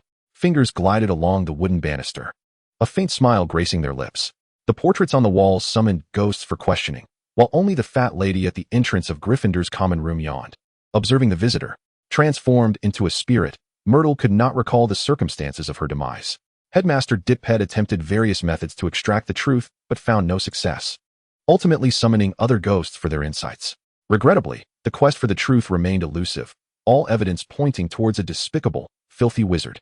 What brings a Slytherin to the Gryffindor common room? The fat lady, unaware of the unfolding events, remained a dutiful guardian, typically reluctant to stray from her post. She was aware that earlier that morning, the surrounding ghosts had been summoned for questioning, but the specifics were beyond her knowledge. She awaited her friend's return to share the details. Good day, madam. There have been some troubling occurrences at the school. Headmaster Dippet has instructed us to investigate for any hazardous magical creatures. I observed a large spider while patrolling Hogwarts and thought it prudent to check if it might have entered Gryffindor, Tom Riddle earnestly explained to the fat lady. Ah, a spider? I absolutely detest spiders. Child, I would love to let you in to investigate, but you must provide the password. It's protocol. The fat lady quivered at the mention of the creature, her body trembling and her hair slightly frizzing in fear. Of course, madam. Today's password is courage. Headmaster Dippet informed us. Tom replied confidently. Very well. The fat lady extended her hand, and the door bearing the Gryffindor emblem swung open. As Tom stepped inside, a flicker of disdain crossed her face. He approached the door and knocked, but silence ensued. Hagrid, I know you're inside, and it seems you have something dangerous in there. The stillness persisted, and Tom Riddle, unwilling to waste further time, furrowed his brow and waved his wand, uttering Alohomora, and the door swung open. The half-giant wizard before him appeared startled, retreating clumsily and colliding with an adjacent trunk. What's in the trunk? In nothing, Hagrid stammered. Unsure whether to hide himself or the trunk, his coarse hair soaked with sweat, lips trembling as he struggled to find words. Tom Riddle, uninterested in idle chatter, used magic to open the trunk, which emitted a grating noise as three long, spear-like legs emerged, the contents within thrashing about, only to be forcefully subdued by Hagrid. The towering half-giant, flustered, attempted to explain, it's just a timid creature. It wouldn't harm anyone, I swear. Please, don't hurt it. What on earth are you thinking, Hagrid? This is a ferocious and bloodthirsty eight-eyed giant spider, and one of our classmates may have fallen victim to its savage attacks. The school will address this matter, but will you still shield it? His expression betrayed panic, yet within, he felt as though he were merely observing a circus act. For this was all part of his orchestrated plan. Had it not been for this fool raising such a creature and carelessly feeding it, he would not have acted so swiftly. You ought to see the victim. Would you still protect it? Upon hearing Tom's words, Rubeus Hagrid seemed unable to bear the inner condemnation any longer. He allowed Tom Riddle to lead the way, vowing to explain everything to the headmaster, pleading for a moment's grace. Tom Riddle nodded in agreement, and, as he stepped through the door, cast a furtive glance at the slightly ajar door, where he was bidding farewell to his pet, Aragog. Tom scoffed, quickly stifling his amusement, based on his understanding of such dim-witted wizards. He surmised that Hagrid would take the opportunity to release the spider while he awaited outside. It mattered little. His objectives had already been achieved. Now, he merely needed to hand over the true culprit, Rubeus Hagrid, thus eliminating two bothersome wizards in one fell swoop, which brought him considerable satisfaction. The Grand Hall, once vibrant with the festivities of the ball, now lay stripped of all adornments. Even though students and teachers filled the seats, the atmosphere felt desolate in the winter chill. Headmaster Dippet, alongside the faculty of Hogwarts School of Witchcraft and Wizardry, sat above, their demeanor far removed from the usual warmth. Beneath their stern exterior lay sorrow and grief. Headmaster Dippet gazed at Hagrid, who stood before the assembly, and began, Rubeus, have you been keeping an eight-eyed giant spider? Hagrid opened his mouth to defend Aragog, claiming it was timid and harmless, yet the words failed to escape his lips. He was uncertain whether Aragog had harmed anyone, ultimately confessing, yes, Headmaster, I have been secretly feeding an eight-eyed giant spider named Aragog. You must understand that eight-eyed giant spiders are perilous creatures. They are brutal, bloodthirsty, and venomous. If anything should occur, your classmates would be utterly defenseless against it. Had you not considered this? The giant wizard stood in stunned silence, muttering, no, it's not true. Aragog is gentle and timid. I have communicated with it. It has never harmed anyone and has always remained in my hut, frightened of the outside. Disappointment flickered in the headmaster's eyes as he waved his wand, causing Hagrid's wand to levitate before him. With another flick, he shattered Hagrid's wand in two. You may leave. You are expelled, Mr. Hagrid. Headmaster Dippet waved dismissively, unwilling to utter another word, for a child had lost their life just the day prior. A burden too heavy for him to bear. Headmaster, I do not wish to leave Hogwarts. Punish me in any way you see fit. But please do not expel me, Hagrid implored. The Slytherin table remained indifferent, as it was not their house embroiled in controversy. Only Ace noticed the elderly man with wise eyes, who appeared somewhat aged. Dippet's hair and beard had turned entirely white, yet his spirit remained vigorous. Today, however, he seemed particularly stiff, his hair and beard unkempt. Ace observed as Professor Dumbledore leaned closer to Dippet, whispering something. after which Dip-Pet appeared to reconsider. Rubius, since you do not wish to leave Hogwarts, I shall assign you the role of the gamekeeper in the Forbidden Forest. With that, he placed the shattered wand before Hagrid, who, with reddened eyes, expressed his gratitude towards both Dip-Pet and Dumbledore. This served as a reckoning for the Myrtle Warren incident. While the spirit of Myrtle lingered near the girl's lavatory, seldom appearing and shunning interaction with others, Ace had sought her out, but to no avail. Only once did a boy encounter Myrtle's ghost, who was seen haunting Olive Hornby, vehemently expressing her discontent. Yet, upon noticing Ace's presence, she swiftly concealed herself. As the holiday approached, while packing his belongings alongside Tom, Ace broached the subject. Tom Riddle, while placing a book into his suitcase, trembled slightly, organizing his items as if oblivious to the underlying tension. Perhaps she despises you. After all, she did push you at the ball, did she not? Is that so? I do not believe Myrtle is that type of person. There must be a reason behind her actions. Tom Riddle, with his back turned to Ace, found his mood further soured. Ace Guttleifus always managed to evoke discontent within him. Yet, it was fine. The holidays were upon them, and soon no one would harass him. Even if they did, their fate would mirror that of the girl.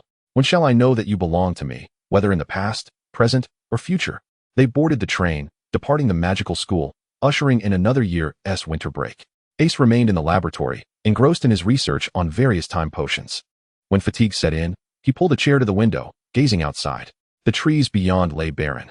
This laboratory was enchanted, invisible to ordinary muggles. The roses, too, had wilted. Although magic could revive them, he preferred their natural state.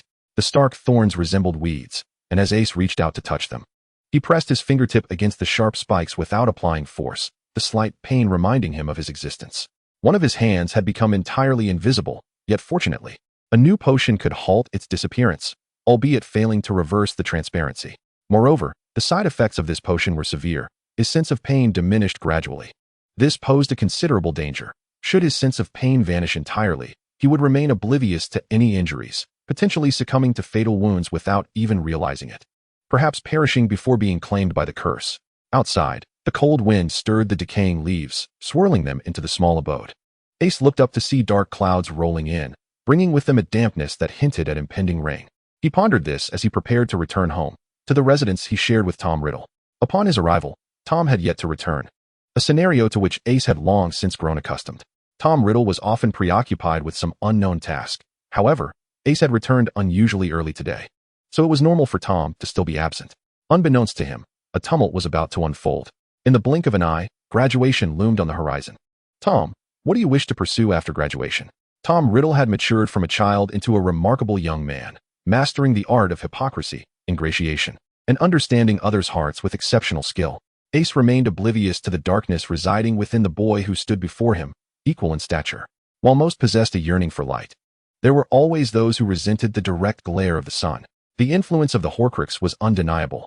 Stripped of superfluous emotions, Slytherin's coldness allowed for a ruthless clarity, discarding all emotional distractions to acquire the means for maximum gain in the shortest time. Yet, no one perceived these transformations. A casual inquiry to the students would only yield confused and peculiar glances. Tom Riddle was always charming and courteous. How could he possibly be cold-blooded? Only Ace sensed the shift, attributing it to his own growing detachment. But could the effects of the Horcrux truly endure? Like a vessel of water, when one pours out a little from its reserves, time would eventually refill it. However, should one continue to extract beyond a certain limit, the vessel may burst under the strain of retention. I aspire to become the professor of dark arts. I suspect Headmaster Dip-Pet might deem me too young, but I would not mind starting as an assistant. Ace regarded Tom Riddle's serious demeanor and felt a smile tug at his lips. What is it? Do you find it peculiar, Ace? No, I merely did not expect this. I recall your perfect scores. You are renowned in the Ministry of Magic, and they are eager for you to intern there. Yet, I did not foresee your desire to teach at Hogwarts. And you? Yes. I have been pondering a question for some time now, and I wonder if you could provide me with an answer. Tom Riddle will soon celebrate his 18th birthday, and each time he draws near, an overwhelming sense of invasion envelopes the atmosphere, one that seems unnoticed by others. Yet, he undeniably exudes this aura. Although your attention is diverted by Tom's inquiries, if I were privy to such knowledge, I would certainly share it with you. Do you harbor any regrets? Regrets about choosing to align with me in Slytherin, when perhaps another house would have suited you better? Tom gazes down at him. Were someone to enter at that moment, they would witness Tom seemingly ensnaring the individual in his embrace. Yet Yas merely sits, gazing up at Tom Riddle from his chair. What an assumption to make, Yas chuckles. Do not presume to know me. My path is of my own choosing. It may not always be smooth, but I shall not cast blame upon others, for it is I who treads this road. Observing Yas's earnest demeanor, Tom Riddle feels an irresistible urge to reach out and touch the person before him. Chapter 29, Stray. He possesses remarkable patience, does he not? Tom Riddle loosens his clenched fist and glances at Yas, his brow furrowed and lips turned downwards. His profile reminiscent of a pouting child. The obsidian ring upon his finger radiates warmth, as if it seeks to scorch him, the soul within trembling. Tom Riddle departs. And as Yas watches his retreating figure, a foreboding sense washes over him. But soon, Yas observes a quivering paper crane fluttering towards him, and without a doubt, he knows it's Cinder. I have discovered a method to improve upon the potion recipe you taught me, Severus Snape. Upon encountering the small boy during the sorting ceremony, Yas is somewhat surprised, especially with the charming young girl by his side, seemingly a newfound friend. However, the girl named Lily Evans has been sorted into Gryffindor, while Severus remains in Slytherin, their separation evoking a palpable sense of loss. As Yas lays eyes on him, those onyx-like orbs are filled with astonishment and joy. Yas notes that Severus appears ready to approach, yet lacking space beside him. He can only retreat to a quiet corner, where the stark contrast of Severus's expressive eyes gazes at him with yearning. This sense of guilt, reminiscent of a heartbreaker, weighs heavily upon Yas. He quickly finds a piece of paper, scribbles a few words, and folds it into a paper crane, casting it towards Severus. The crane flutters its wings, delivering words of comfort to the young boy. Only when the piercing gaze that had felt like a thorn at his back recedes does Yas find relief, only to meet Tom's eyes. He holds a crystal-clear wine glass, and as Yas catches his gaze, Tom gradually raises the glass to his lips, drinking deeply, the glass meeting the lips that many covet. Throughout this act, Tom Riddle's gaze remains fixed upon Yas, leaving him perplexed. For although Tom had skillfully concealed his emotions in childhood, the occasional slip had been perceptible. Time not only brings the passage of years, but also an enhancement of experience and capability, and in this regard, Tom has always excelled. He has become adept at masking his emotions, rendering it nearly impossible for anyone to discern his thoughts unless he chooses otherwise. Yas senses that Tom Riddle appears somewhat displeased. Is it he who has caused Tom's discontent? The paper crane is beautifully folded. Tom chuckles softly, and Yas realizes Tom desires the crane. He retrieves a sheet of paper and deftly folds it into another crane. With a flick of his wand, the crane hovers around Tom before finally settling before him. Tom pinches the crane's wings and places it in Yas's hands, stating, "Keep it safe. It belongs to me." It remains uncertain whether he refers to the crane or the person. Descending the staircase to the left of the Slytherin common room leads to a potions classroom, imbued with a slight chill. As it is not class time, only the racks of cauldrons and pristine measuring cups occupy the space. The arched bookshelves are laden with tomes on potion making, and a small figure has long been ensconced within. Yas approaches the child, who is engrossed in note-taking. Yas refrains from interrupting the child, instead choosing to stand quietly behind him, and when his gaze falls upon the notes, he is astonished to discover that Severus is indeed working on an enhancement. The enhancement aims to counteract a curse that threatens to gradually erase his very existence, suppressing the curse so that the fading parts become transparent, though the side effect is a gradual loss of physical sensation. Severus has substituted the original ingredient with a stone flower, a notion Yas had previously contemplated. Yet he realizes that existence is not merely a remedy for an ailment, but rather a curse. To his surprise, Severus's ingenuity shines through.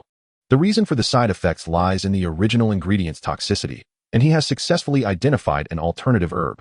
Upon witnessing the child take a deep breath and finalize the last of his calculations, he finally notices Yas standing behind him. Severus promptly rises, nervously fidgeting with the hem of his garment, his eyes averted as he speaks softly. "Yas, you have arrived.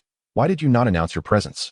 Oh, how times have changed. You once called me brother, and now it is merely Yas, is it?" Yas gently pulls Severus down to sit, teasing him. Observing his obedient demeanor, Yas cannot help but think of Tom. How was Tom in his youth? Ah yes, a brooding, troubled child, so far removed from the remarkable individual he has become. One wonders what Severus will be like when he grows up, and if he will still be able to witness it. You have improved the formula I provided you magnificently. Really? I merely wish to assist you. A subtle smile graces his lips as he pushes the notes towards Yas. Thank you, Severus. Yas genuinely holds a profound fondness for this obedient child. The bright lights illuminate the potions classroom as if it were daylight, time becoming indistinct within its confines. Noticing Severus's enthusiasm for potion research, Yas expands upon his knowledge in the subject. Before long, afternoon arrives, and Yas recalls that the child has a class on basic spellcasting to attend, prompting him to halt his teachings. "Severus, I remember you have a class. Allow me to escort you. Aias helps the child with his heavy spellbook as they make their way to another classroom. Upon reaching the doorway, Aias bids him farewell, catching a glimpse of the child's reluctant expression through the glass, which brings a smile to his face. After all, he is still a child, clinging to his fledgling sentiments. Yet, did that boy, sorted into Gryffindor alongside Lily, just cast a glare at Severus? Or has he misinterpreted the situation? Perhaps it is best to wait until after class to investigate further. As Aias traverses the staircase, he encounters Tom Riddle confronting Professor Dippet. Tom stands a step below the headmaster, looking up with utmost sincerity as he articulates his request. Professor Dippet, I am on the verge of graduation and wonder if I might be granted the honor of teaching defense against the dark arts at Hogwarts. You know I possess considerable confidence in this area. You are still quite young, my child. You must venture beyond these walls to discover what you truly desire, rather than remain tethered to a single institution as a teacher. No, Headmaster, I am deeply passionate about Hogwarts. If you believe I lack experience, I am willing to learn. I could serve as an assistant to the defense against the dark arts instructor. Child, go out and explore. When you are certain of your aspirations, return and reconsider. In those wise eyes lies an irresistible firmness. Tom Riddle, feeling helpless, concedes, simply stating to Professor Dippet, if you deem me unfit, then I shall strive to prove my worth. Having spoken, he turned and departed, leaving only a dark silhouette for Headmaster Dippet, who, with a resigned shake of his head, lamented the passing of time that had rendered him unable to comprehend the true intentions of Tom Riddle. Aias stood in a position concealed from both Tom Riddle and Headmaster Dippet, yet Dumbledore, who was also in the corner, approached and gently patted his shoulder. Startled, Aias regained his composure upon realizing it was Professor Dumbledore. Professor Dumbledore, how is it that you walk so silently? It is not that I am silent, Aias, but rather that you are overly focused. Come with me. I have matters to discuss. Dumbledore led him to his office, which had become noticeably more disordered over the years. It was said that Gellert Grindelwald, his old friend, had not seen him in quite some time due to his harshness. Aias found this entirely understandable, as both men were obstinate, too proud to concede, and their tangled affairs created a chaotic web that no one could untangle. Dumbledore's office was somewhat disheveled, a reflection of his mind, yet not unclean. Papers were strewn across the desk, and a small phoenix perched on a high branch of a grand sycamore tree, resting with eyes closed. After guiding Aias to a sofa, Dumbledore drew back the curtains to let warm sunlight flood the room. A box of fruit candies adorned the desk, and Dumbledore poured Aias a cup of tea, his eyes, which seemed to see through all, looking at him gently. Aias felt his grip on the teacup stiffen. Aias, Dumbledore began, are you aware of what Tom Riddle is currently undertaking?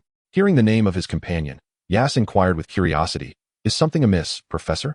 I hope this is merely my conjecture, but Tom Riddle is engaging in perilous activities. With his abilities, if he so wishes, the consequences of his actions could endanger more than just a few individuals. Moreover, he is inciting the ideology of blood purity. Aias placed the teacup onto its saucer, the porcelain clinking softly. Lowering his gaze, he interrupted Dumbledore. Do you wish for me to monitor him or to intervene, Professor? You have always shown excessive concern for Tom Riddle. Why is that? Are you afraid he might become a second dark wizard to threaten the magical world? Dumbledore appeared somewhat resigned as he shook his head, expressing a hint of exasperation. Dear Aias, I do not wish for you to spy on him or to thwart him. I merely hope you can remain by his side. I believe love is more potent than any dark magic. Perhaps I too have erred. I am truly sorry, Professor Dumbledore, but I fear I may not be able to assist you or anyone else. With that, Aias removed his black leather glove from his left hand, revealing that it had turned translucent, the affliction creeping upwards. How could this progress so rapidly? You are still so young, Dumbledore observed gravely, studying the condition of Aias's hand. While he could not discern the external issues, he sensed that the hand had lost its magical essence, a state typically associated with amputation. Aias nonchalantly donned the glove once more. Thus, I am unable to aid anyone, Professor. His voice was barely above a whisper, as fleeting as a breeze. Do not underestimate your abilities, Aias. Should you ever change your mind, I hope you will seek me out. Aias hesitated momentarily at the door, but resolutely stepped outside. He intended to watch the children after class, only to discover that the boy sitting next to Lily in Gryffindor had cornered Severus with 3 companions, preventing him from leaving. Severus glared disdainfully at the ever-provocative James Potter, feeling utterly nauseated by the incessant trouble caused by his friendship with Lily since their very first day of class. Could you possibly leave? Severus Snape calmly confronted the group, clutching his books. James, however, was unyielding, asserting that the path was wide enough for them to walk as they pleased, although it was hardly spacious enough for all 4 of them to pass side by side. Severus brandished his wand at James Potter, only to have Sirius Black snatch it away, leading James to seize the opportunity to levitate Severus into the air with the charm. Aias attempted to intervene and rescue Severus, but the throng of departing students made it impossible for him to push through. Meanwhile, Lily, upon witnessing her friend hanging suspended in midair, urgently demanded, "What are you doing? Put Severus down immediately." James, upon seeing Lily, cheerfully replied, "I can put him down, but only if you agree to be my friend." At that moment, Aias finally managed to squeeze through, waving his wand to dispel the charm and catching the falling Severus. "What is the meaning of this?" Aias asked, a hint of anger in his voice. "Is this bullying? You dare not face him one-on-one." James Potter, the pampered only child of a wealthy family, was proud and well-liked. Earlier, on the Hogwarts Express, he had disparaged Slytherin while Severus was conversing with Lily, leading to a bitter rivalry between them. Undeterred by the presence of a Slytherin upperclassman, James, with a glint of mischief in his eye, retorted, "We're merely exchanging magical knowledge. Does Severus need a protector?" Aias struggled to suppress a laugh at the absurdity of it all. As James surrounded Severus with his friends and claimed he was simply being helpful, Severus, not wishing to engage further, quietly took Aias's hand and asked Lily, "Will you walk with me, or will you return to Gryffindor with them?" Lily glanced between the two, then, without further deliberation, departed with her books. James, upon seeing her leave, hurried after her, leaving his three companions to exchange glances before they also followed suit. Aias gently placed a hand on Severus's head in silent comfort. Observing the redness in his eyes as he buried his face against Aias's shoulder, they sat beneath a tree, awaiting the stabilization of his emotions. "Would you like to tell me about Lily?" Severus remained silent for a moment before responding. "We were friends even before coming to Hogwarts. Her parents do not practice magic, but perhaps she possesses some wizarding blood. She displayed talent from a young age, and we became friends through a chance encounter." Though his eyes were red, the tears did not fall. Aias reassured him, "A wizard's life is long, and you will meet many individuals. Some will become friends, but even among friends, circumstances can lead to separation. No one will remain by your side forever, so we must learn to embrace solitude." This sentiment felt as much a message to Severus as it did a reminder to himself. "Aias, will you also drift away from me?" He hesitated, unsure of how to respond. Not wanting to lie, he chose to change the subject. "Severus, allow me to gift you something." Severus, keenly aware of Aias's evasiveness, tightened his grip as if trying to hold on to something precious. He lowered his gaze, his voice hoarse. "All right, thank you, Aias." He endeavored to appear as eager as possible. Chapter 30, Illness. Tom was orchestrating plans involving three factions, the Black family, the Malfoy family, and the Prince family, who followed his directives, though no one knew how he achieved this. Abraxas came to Hogwarts seeking Tom, noticing the two beneath the tree and curiously inquired, "What is the relationship between Aias and that half-blood Slytherin? It is rare to see him so amicable with others." Despite his striking appearance, gentle disposition, and advantageous lineage, no one dared approach. Abraxas cautiously cast a glance at the silent Tom. Even though Tom despised the ineptitude of the Gaunt family, he could not deny the blood of the Gaunt line coursing through his veins, characterized by his obstinacy and obsessive madness, with a narrow perspective and an unwavering resolve. Amplifying the darkness within, one plunges irrevocably into the abyss, distorting reason until one becomes a veritable madman. Merely a child, his futile kindness brings nothing but despair, offering a glimmer of hope before completely casting one aside. With deep-set eyes lingering for a moment, he turned and departed. Abraxas wagered the honor of the Malfoy family. Yet Tom was not as indifferent as he professed. He could faintly sense the tempestuous emotions surging within the boy's restrained form. Upon returning to the dormitory, Tom found himself somewhat disheveled, propping his body up against the wall. Slytherin refused to believe, and adamantly denied, that the dark magic he had revered and followed for so long could possibly fail. Yet reality had proven its undeniable ineffectiveness. Witnessing the two beneath the tree, so intimately entwined, was a stark sight. Such an unguarded demeanor was something Aias had not displayed before him in a long while. He wore a facade of gentle warmth. Ugly and repulsive, that smile was but a fleeting moment, as cracks began to widen, leading to collapse, all emotions awakened by a single grin. It was akin to a beguiling poison. Even after abstaining, one would still surrender everything upon encountering it again. He found himself unable to suppress memories of that person's smile, their gaze, even their every movement. Regret surged uncontrollably within him, questioning how he could ever entertain the thought of letting go, when their fates were so inexorably intertwined. The obsessive Slytherin clenched his teeth, the flickering light reflecting in his reddened eyes. After bidding farewell to Severus, he began preparing a farewell gift. Uncertain if he would ever return to Hogwarts, he pondered, yet the quill in his hand did not falter. It was a silver necklace, adorned with a teardrop-shaped emerald, ordinary in appearance, yet inscribed with runes on the back intended for mischief. He feared for the little one being bullied.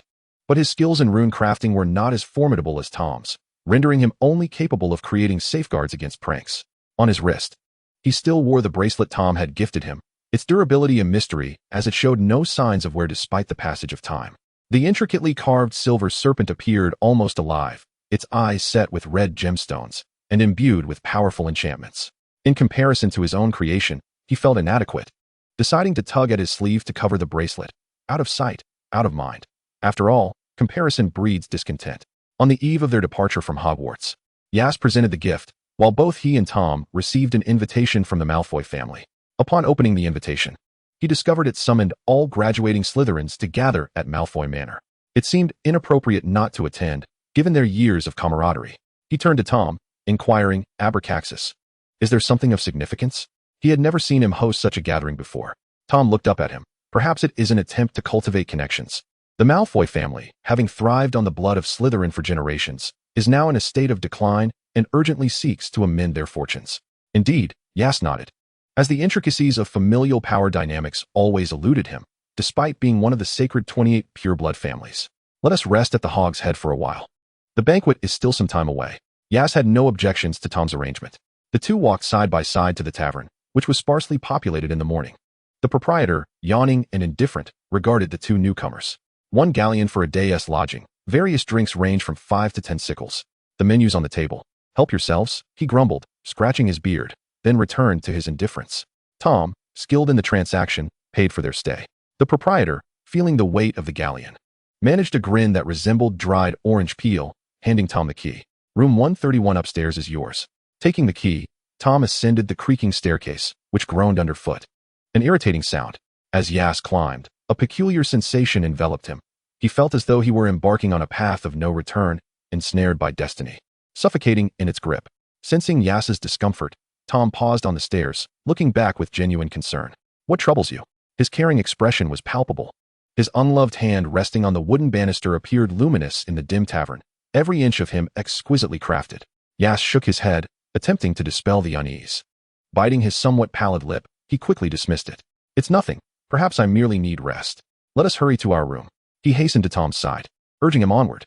Tom led the way inside. The room was reasonably clean, featuring 2 beds. Aias placed his belongings aside and laid down on the bed, gradually easing his discomfort, his form becoming faintly translucent beneath the fabric. Tom drew the curtains. Even in the darkness, he could discern the figure on the bed. Aias's face bore a sickly flush, prompting Tom to reach out, feeling his warmth. This was highly unusual. Wizards rarely fell ill unless on the brink of death. He retrieved a healing potion from his trunk, intent on administering it to the ailing figure before him, but Aias's tightly shut lips thwarted the attempt, causing the transparent liquid to trickle down the corner of his mouth. Unable to force the potion inside, he leaned over Aias, whispering in his ear, "Aias, take your medicine. You are unwell." Aias's flushed cheeks contorted in discomfort, his brows furrowing tightly. He felt as if he had plunged into a furnace. The pain in his translucent hand was excruciating, as strange fragments flashed before his eyes. He glimpsed a cloaked figure, leading numerous henchmen to assault Hogwarts. As the figure sensed the gaze upon him and was about to turn, Tom's voice reached his ears. This voice was eerily familiar, reminding him of his family, prompting him to curl up in search of solace. Yet he was mercilessly forced open, helplessly descending into despair, tears slipping down his cheeks as he whispered, "Mother, Mom." For in times of helplessness, one invariably thinks of their mother. Tom restrained the struggling Aias. The restless one finally stilled. Yet, witnessing the tears cascading from Aias's eyes unsettled him. He relished seeing Aias cry, but it had to be on his terms, not under the guise of familial affection. He watched as Aias opened his mouth, allowing the potion to be poured in, the vial pressing against him, forcing him to swallow the healing elixir. After consuming the potion, Aias became markedly calmer, no longer thrashing about, yet his tears persisted. Tom wiped them away, but he could not erase the sorrow etched on Aias's face. Irritated, he pondered why he found any semblance of beauty in such frailty and helplessness. This seemingly lovely yet profoundly fragile emotion was utterly useless to him. That pitiful woman, weak and powerless, abandoned by her husband, her affection, even love, was but a betrayal. Before absolute power, authority, and strength, love appeared too fragile. Couples who had shared decades together could be driven apart by wealth. Passionate lovers could diverge in pursuit of their futures. Love, all that was required was formidable strength. sufficient prestige and power. With this thought, Tom donned a smile, concealing his already distorted and decayed insides beneath a veneer of politeness. Hot. So unbearably hot. Yes. In a stupor, tugged at his collar, the flush of his face diminishing, yet the heat coursing through him remained unyielding. Tom removed his outer garment. The sweat-soaked clothing clinging to his skin, the weather was not cold, and the room had a crackling fireplace. As the coat was shed, the scent of frost mingled with roses wafted from Aias. Tom's gaze darkened upon spotting the black leather gloves. He recalled the first time Aias had donned them. When he inquired, Aias had merely brushed it off, citing an allergy. This time, he would uncover the truth for himself. The gloves fit snugly, and as he gently removed them, he beheld his hands, which appeared utterly unremarkable. Perhaps their temperature was higher than that of other areas, akin to a furnace. Tom picked up his hand, scrutinizing it closely, noting that it felt warmer than usual, yet aside from that, there was nothing extraordinary. So why was Aias covering it? Soon enough, Tom dismissed the thought. His own hand felt cool, and Aias found comfort in the warmth as their fingers intertwined seamlessly. He hazily chased after the coolness. Entirely unaware of how alluring he appeared at that moment, Tom leaned into Aias, seeking to alleviate his heat, understanding that this was not an act without cost. He nestled against Aias's neck, his prominent nose brushing against the cool, intoxicating scent that was both perilous and sweet. Sensing movement nearby, Tom quickly opened his eyes. Startled to find he had fallen asleep, his hand firmly clasped. Aias's temperature had already lowered, and as he drowsily opened his eyes, the sight of their hands, intertwined, jolted him awake. He attempted to withdraw his hand, but Tom maintained his grip, observing him with an expression of curiosity. He shook his hand questioningly and asked, "Do you not have any inquiries?" Tom's gaze shifted to the delicate, pale hand, pondering whether there was truly a problem. He feigned surprise and asked, "Aias, what is the meaning of this?" Tom, typically astute, wondered if this situation was only visible to him. With a grimace, he decided to play the part of an ostrich, pretending ignorance about his hand's peculiarities. It itched upon exposure to light. Perhaps he had inadvertently touched some toxic herb while concocting potions. As his hand was released, the truth hit him. This transparency could only be perceived by him. Tom let him go, placing the gloves back on him. "Is this sufficient?" he inquired. "I shall consult Professor Slughorn. However, what has transpired with you? You are unwell. But you must understand that only wizards fall ill when weakened, which serves as a dire warning. You are aware that my bloodline curse may be commencing. I cannot be certain, but it remains a possibility. I will assist you," Tom declared, having discovered a method within the realms of dark magic, albeit too sinister and shadowy. He cherished Aias just as he was now and vowed to eliminate the curse before Aias departed from him. "Thank you." Aias sincerely expressed his gratitude to Tom, who always stood by him during his moments of helplessness. Perhaps he ought to accompany him before leaving, rather than maintaining distance. Aias reflected on his behavior. The ancient and imposing manor served as the venue for Malfoy's soiree, where they entered a spacious living room adorned with opulent carpets laid over marble tiles, and glass that shimmered and reflected the light like rippling water. Exquisite crystal chandeliers hung softly, all meticulously prepared for the evening's festivities. Abraxas had been waiting for some time, accompanied by a striking woman whose black gown accentuated her voluptuous figure. Aias recognized her as Bellatrix Lestrange, a fellow graduate of Abraxas's year, known to be a formidable witch. Truth be told, Aias felt an urge to leave. When he and Tom entered, the gazes of others were fixated upon them, specifically on Tom.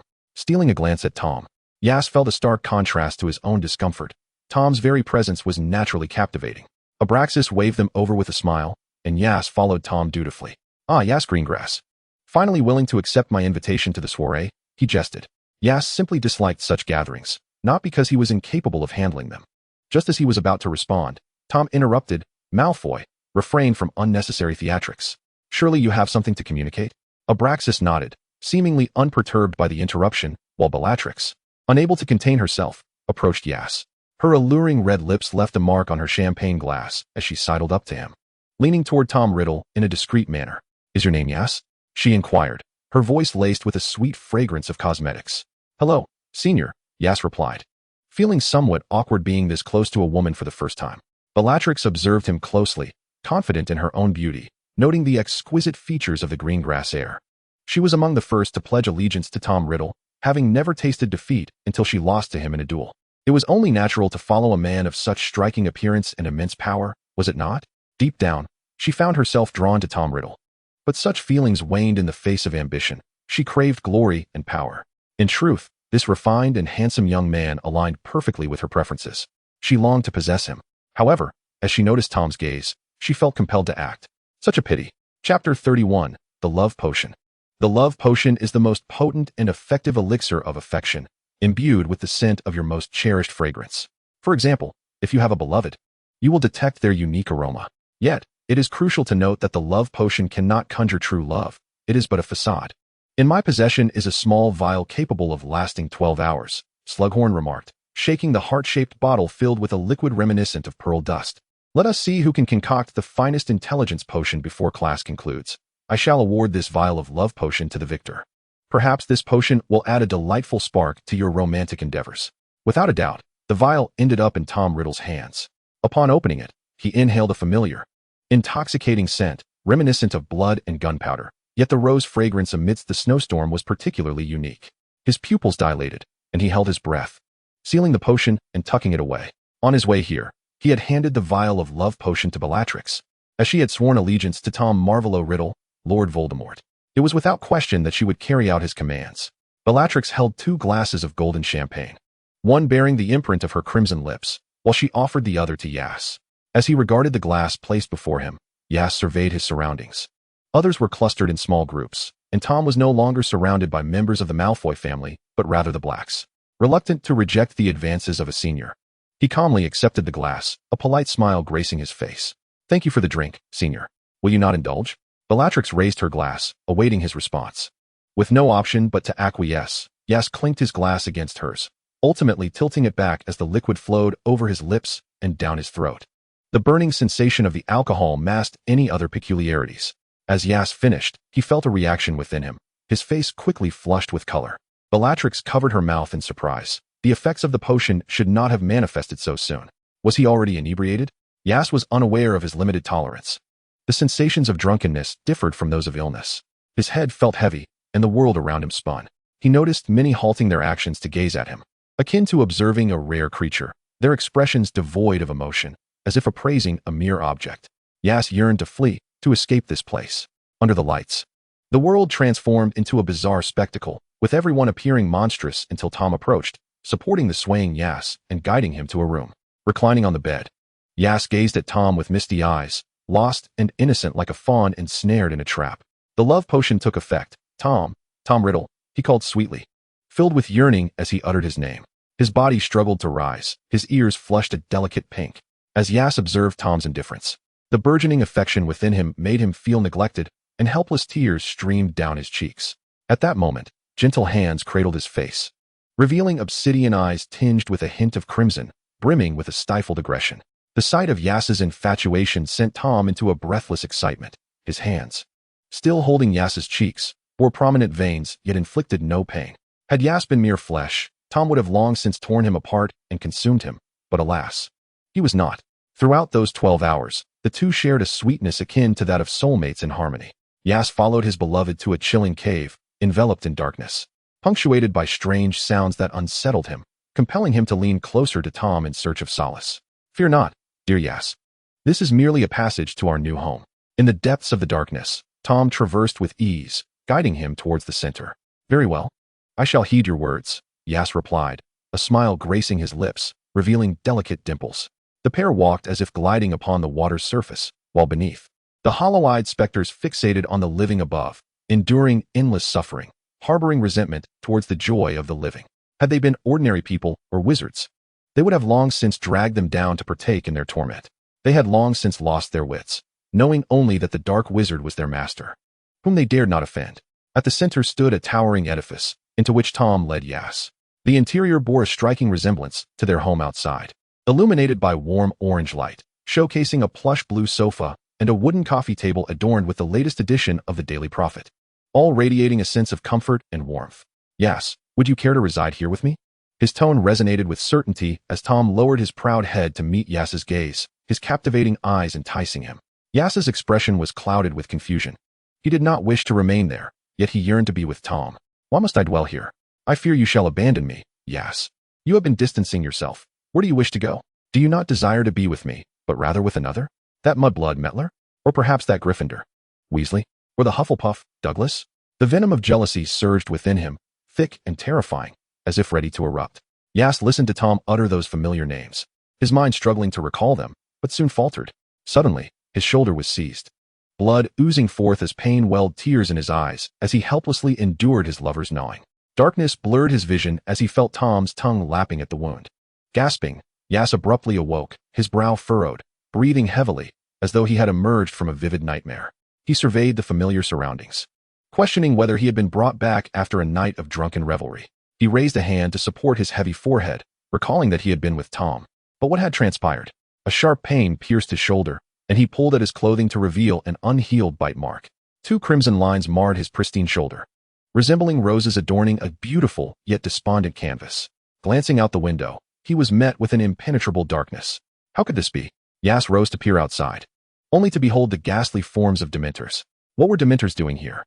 These abominable creatures, chronicled in tomes, thrived in the darkest, most wretched places, siphoning souls and devouring hope and joy. They could not possibly be lurking near his home. Some dementors, noticing the attention of the occupant within, approached, only to be halted by an invisible barrier. Realizing that the person inside was beyond their reach, they ceased their approach, continuing to drift as sentinels, forbidding anyone from coming near and dissuading thoughts of escape. Aias discerned that this was not the abode he shared with Tom Riddle, while the decor bore resemblance. It was vastly larger. The only person who could have brought him here, so intimately familiar with their life, was Tom Riddle himself. At that moment, Tom Riddle sat poised in a grand chair, draped in an elegant black wizarding robe. He listened intently as Bellatrix reported that, under his directive, the upper echelons of the Ministry of Magic had been adequately arranged. Leaning back, Tom regarded her with a sideways glance. Excellent, Bellatrix. With the ministry under our influence, let us establish an independent faction under my command. All present at the table gazed upon their leader with fervent admiration. From this day forth, I shall be known as Voldemort. He is my past, present, and future. My followers, I shall mark you, and together, we shall achieve success, glory, power, and wealth. The wizarding world shall once again bask in the brilliance of pureblood families. No one doubted the young wizard before them. He was a prodigy of the century. They responded with excitement and fervor to their dark lord, Voldemort. In the days that followed, many began to refer to themselves as Death Eaters. Their motives remained shrouded in mystery, their movements erratic and elusive. Tom caressed his wand, listening to others report from their respective positions when he suddenly sensed something amiss. Interrupting the report, he stood to see that each individual had information laid before them. Organize the details, execute my directives, and next time, I wish only to know the outcome. Leave the process to the Malfoy family. Abraxas is adept at weighing the pros and cons. Spare me the superfluous chatter. He cast a glance at Bellatrix, instructing her, you shall handle the subsequent matters. Come to me only if issues arise. With that, he vanished using apparition. The tower was constructed for one, its entirety devoted to a singular purpose. Upon awakening, Tom could sense Aias's presence, hurrying back to find Aias struggling with the door. Prior to his departure, Tom had confiscated Aias's wand, deeming the exquisite unicorn hair wand unsuitable for him at that moment. Aias, attempting wandless magic, regrettably found himself unable to unlock the door. It swung open from the outside, revealing Tom's entrance. Aias, visibly irate, confronted him. Tom, what is this place? Why have you confined me here? Did you not eat the food I prepared for you? Tom did not respond directly, instead casting a regretful glance at the now-cold breakfast laid out for him. Aias grasped his collar, for the first time revealing the tempestuous nature beneath his gentle facade. What do you intend to do? I do not comprehend. Tom seized his wrist with a firm grip, pain radiating through him. Tom's expression remained impassive, contrasting sharply with his aggressive gaze as he declared in a chilling tone, you have always known what I desire. You merely refuse to confront it because you fear abandonment. Do you not? In that moment, Aias understood. All the veils of shame had been shredded by Tom, revealing a timid self akin to an ostrich burying its head in the sand. Tom Marvolo Riddle may have indeed harbored feelings for him, yet upon realization, Aias evaded acknowledgement, unable to face his friend's affection or endure the agony of separation. Thus, evasion became the most pragmatic course of action. Aias attempted to argue, I will disappear. When I do, you shall retain no memory of me. Tom, seemingly anticipating this retort, his onyx eyes swirling with darkness, smiled in a manner that suggested mastery over the situation. I have found a way. You shall remain by my side forever. Aias sensed the ominous undertones in his words. What are you planning? A pale, chilling finger caressed his cheek, reminiscent of a serpent's flicker, causing Aias to recoil in fear. Tom Riddle appeared reluctant to part with his corporeal form, casting him a wistful glance. I have discovered a form of magic that may entail a modicum of discomfort and will require some preparation. Once the time comes, you shall be able to accompany me for eternity. He did not disguise the aggressive gaze that threatened to engulf. As he sat on the azure sofa, Aias remained unfazed and calmly addressed Tom Riddle. You might not be aware, but my mother, much like you, practiced dark magic. The means you wish to employ upon me may not align with my desires. You are astute, yet Aias, you lack the privilege of choice. You are aware that I could easily cast you into slumber until my preparations are complete. Tom was not surprised that Aias knew of his studies in dark arts. A sense of helplessness washed over Aias as he gazed sadly at the man before him. He had learned the art of plunder before mastering the essence of love. When did this occur? Noticing the semblance of pity in Tom's eyes, he approached and grasped Aias' slender neck, his fingers encircling it effortlessly, feeling the vitality pulsating beneath. Though he intended to tighten his grip and quell that repugnant gaze, he ultimately refrained, leaving no trace behind. Aias did not struggle, remaining as tranquil as the depths of a serene lake, and Tom released his hold, uncertain whether his decision to keep him awake was prudent. Just as he was about to turn away, Aias spoke, "Fetch my experiment log. You know where it is."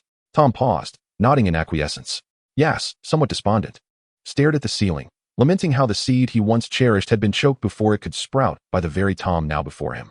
Tom had never concealed his actions from Aias. He had an inkling of the dark magic Tom was delving into, a malevolent and formidable force. His methods were likely far from benevolent, hence the necessity for his departure before it was too late. At that moment, the door creaked open once more, and warm sustenance was placed upon the table, accompanied by tomes on temporal magic. After arranging them, Tom departed again. Aias bit his lip, but eventually took up his utensils, recognizing that he must first satiate his hunger to muster the strength to devise an escape plan. He had always been one to adapt to circumstances. Deep within the obsidian tower, at its very base, a mysterious magic circle cradled a solitary lamp radiating a ghostly blue flame, devoid of warmth. The closer one drew, the chill intensified. This was the vessel Tom had prepared for Aias' soul. Tom slashed his wrist, allowing his blood to flow into the magic circle, which eventually brimmed with the crimson liquid.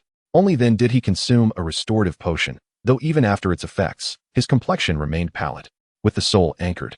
The next step was to prepare a corporeal form. Yet, what manner of vessel would be worthy of Aias?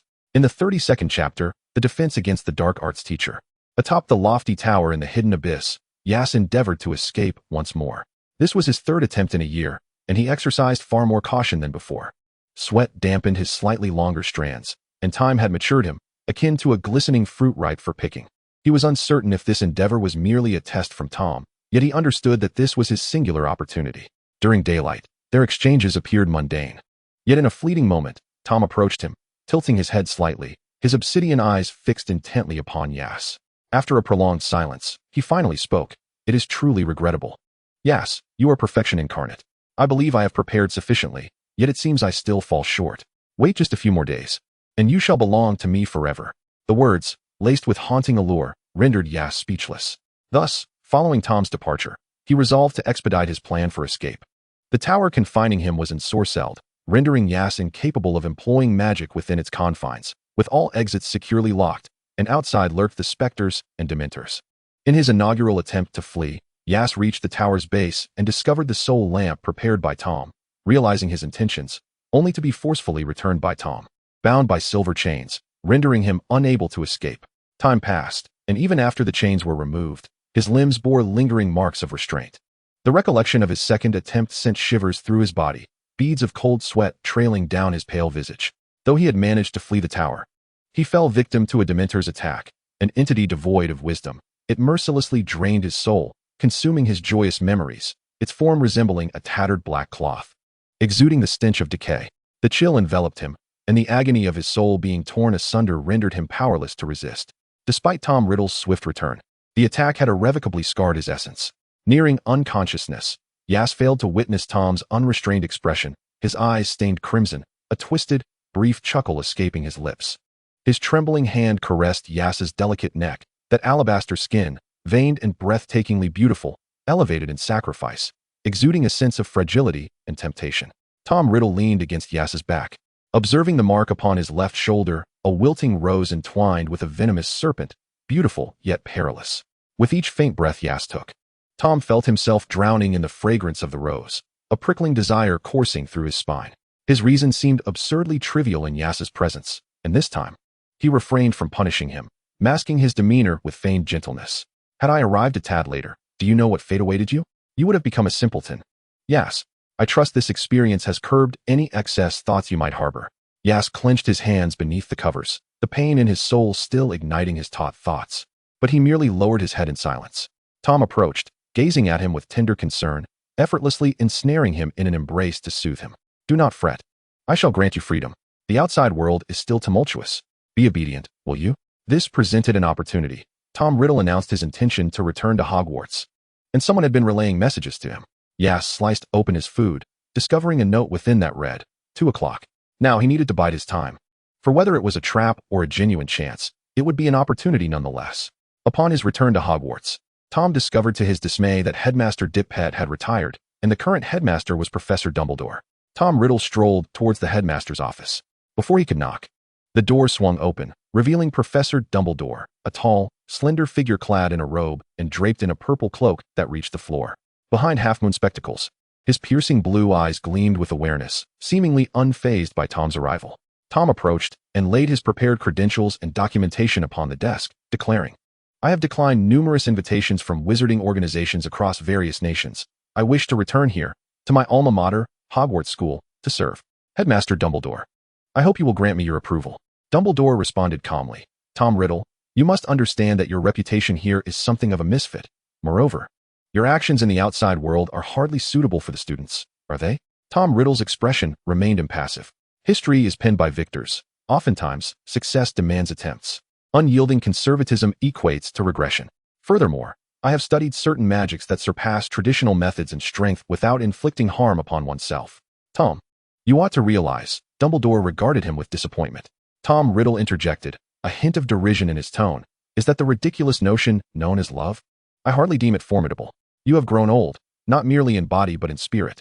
You ought to venture forth more often, to behold diverse landscapes. One day, you shall believe. Why not allow me to remain here? I am willing to heed your words, Professor Dumbledore. Tom Riddle was exceedingly sincere. What of your followers? They shall persist even in my absence. They are my friends. I find solace, Tom Riddle, in your ability to refer to them as friends. Carlo, Carcass, and Burns, who traversed great distances through the snow-laden night solely to celebrate you. Tom Riddle's countenance darkened, clearly perturbed by the depth of his knowledge regarding his companions. Yet he quickly regained his composure. Dumbledore, too, ceased his discourse with Tom, directly inquiring, Why have you brought your subordinates here tonight, and where have you taken Yas? Tom lowered his gaze, a sinister smile curling at the corners of his mouth, somewhat astonished by the cleverness of this old fox who fancied he had unraveled all mysteries. You know I would not harm Yas. I merely seek employment. Should you decline, I shall take my leave. Farewell, Professor Dumbledore. As he watched Tom's retreating figure, Dumbledore pondered, Tom, what is your true intention? Yas has grown up alongside you. He does not trust your intentions. Yet just moments ago a profound worry etched itself across Dumbledore's face. Upon first discovering Tom's contraband in the orphanage, he could intimidate him with fire, but just now, he was certain Tom had shifted his hand toward the wand concealed within his sleeve. He must find Yas post-haste. Only upon realizing that no professor had survived the defense against the dark arts course unscathed did Dumbledore comprehend the depths of Tom Riddle's ambition for the position. Even resorting to curses, he thought, he must locate Yas. Perhaps that young man can thwart the mad schemes Tom Riddle intends to execute. As the clock's hands slowly approached 2 o'clock, Yas anxiously awaited the outcome, fixated on the door, which remained unresponsive. Unable to endure any longer, Yas poured the corrosive solution he had secretly concocted onto the door lock. Soon, the lock began to corrode, and just as he was about to open it, a familiar figure appeared. Why are you here? Abraxas Malfoy. Chapter 33, Departure. Yas had speculated extensively about the identity of the unexpected visitor, but had not anticipated it would be the close associate of Tom. Why are you surprised by my presence?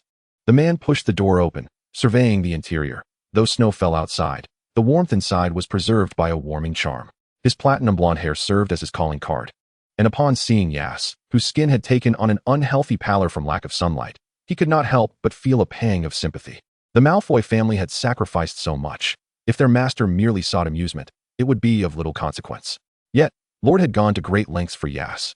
Actions that were not befitting, thus affecting their leader. I simply do not wish for Lord to be influenced by you. If we do not leave soon, the barrier shall close. Yas had no choice but to cooperate with him to escape. It was then he noticed Abraxas carrying an invisibility cloak. This is a family heirloom I painstakingly borrowed from the Potter family. Without it, we cannot traverse the domain swarming with Dementors. Yas remained silent. and the two of them draped the cloak around themselves and departed. At the cave's entrance, Aias spotted familiar faces, Vic Weasley and Sam Padlock, who waved at him eagerly. Do not appear before Lord again. Abraxas's eyes were filled with malice and disdain. The Malfoy family's loyalty demanded perfection, devoid of weakness. He dared to act thus, having already prepared a scapegoat.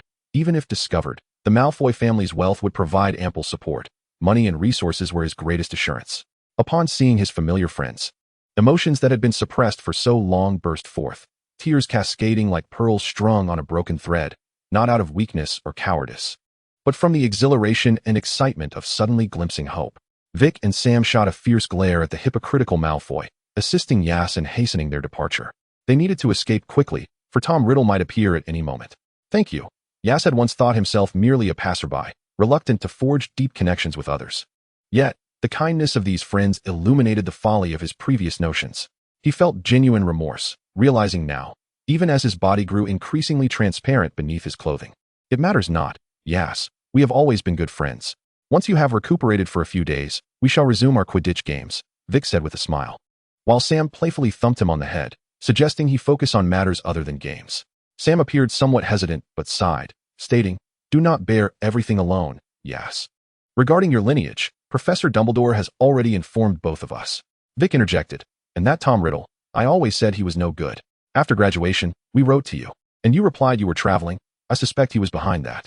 Yielding to his emotions, Aias embraced the two tightly, realizing that there are indeed some kind-hearted souls who make this world a slightly different place. Aias, Tom ascended the stairs toward the tower's summit, a staircase he controlled with magic. Ever since Aias ventured to the tower's base, he had completely severed the connection between the two levels. Tom casually adjusted his tie, revolted by Dumbledore's gaze, reminiscent of the wary expression he had encountered in the orphanage. Beneath his flawless exterior lay a serpent that had long since recognized its own venom. He resembled a husband returning home from work, yearning for his lover's response. Even knowing Aias might not emerge to greet him, he still reveled in that anticipation. I have returned, my dear Aias. Tom hung up his coat and called out to the room where Aias conducted his experiments. No response met him. The air seemed to freeze, and a chill enveloped his soul.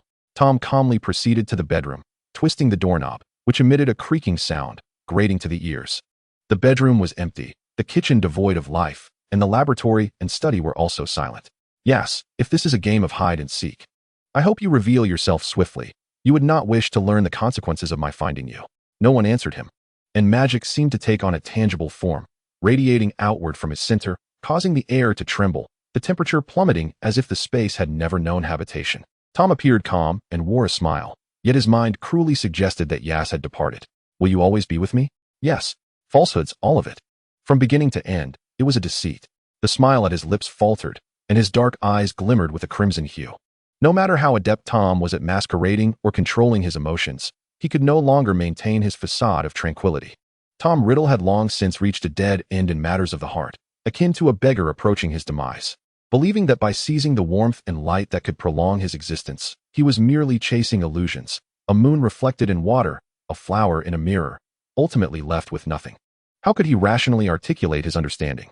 A beggar who had once felt warmth and light, blind to reality, would not easily relinquish the salvation that was rightfully theirs. Tom approached the window, locking eyes with the loathsome Dementor. This creature possessed little intelligence, yet it did not mean it could not perceive memories associated with such things. Those who could find this place indicated that his subordinates had developed ulterior motives. Aias had been brought to Hogwarts by his friends, Professor Dumbledore. No, now it should be addressed as Headmaster Dumbledore. Thank you, Headmaster Dumbledore, for informing my friends, enabling them to rescue me. It is of no concern, dear child.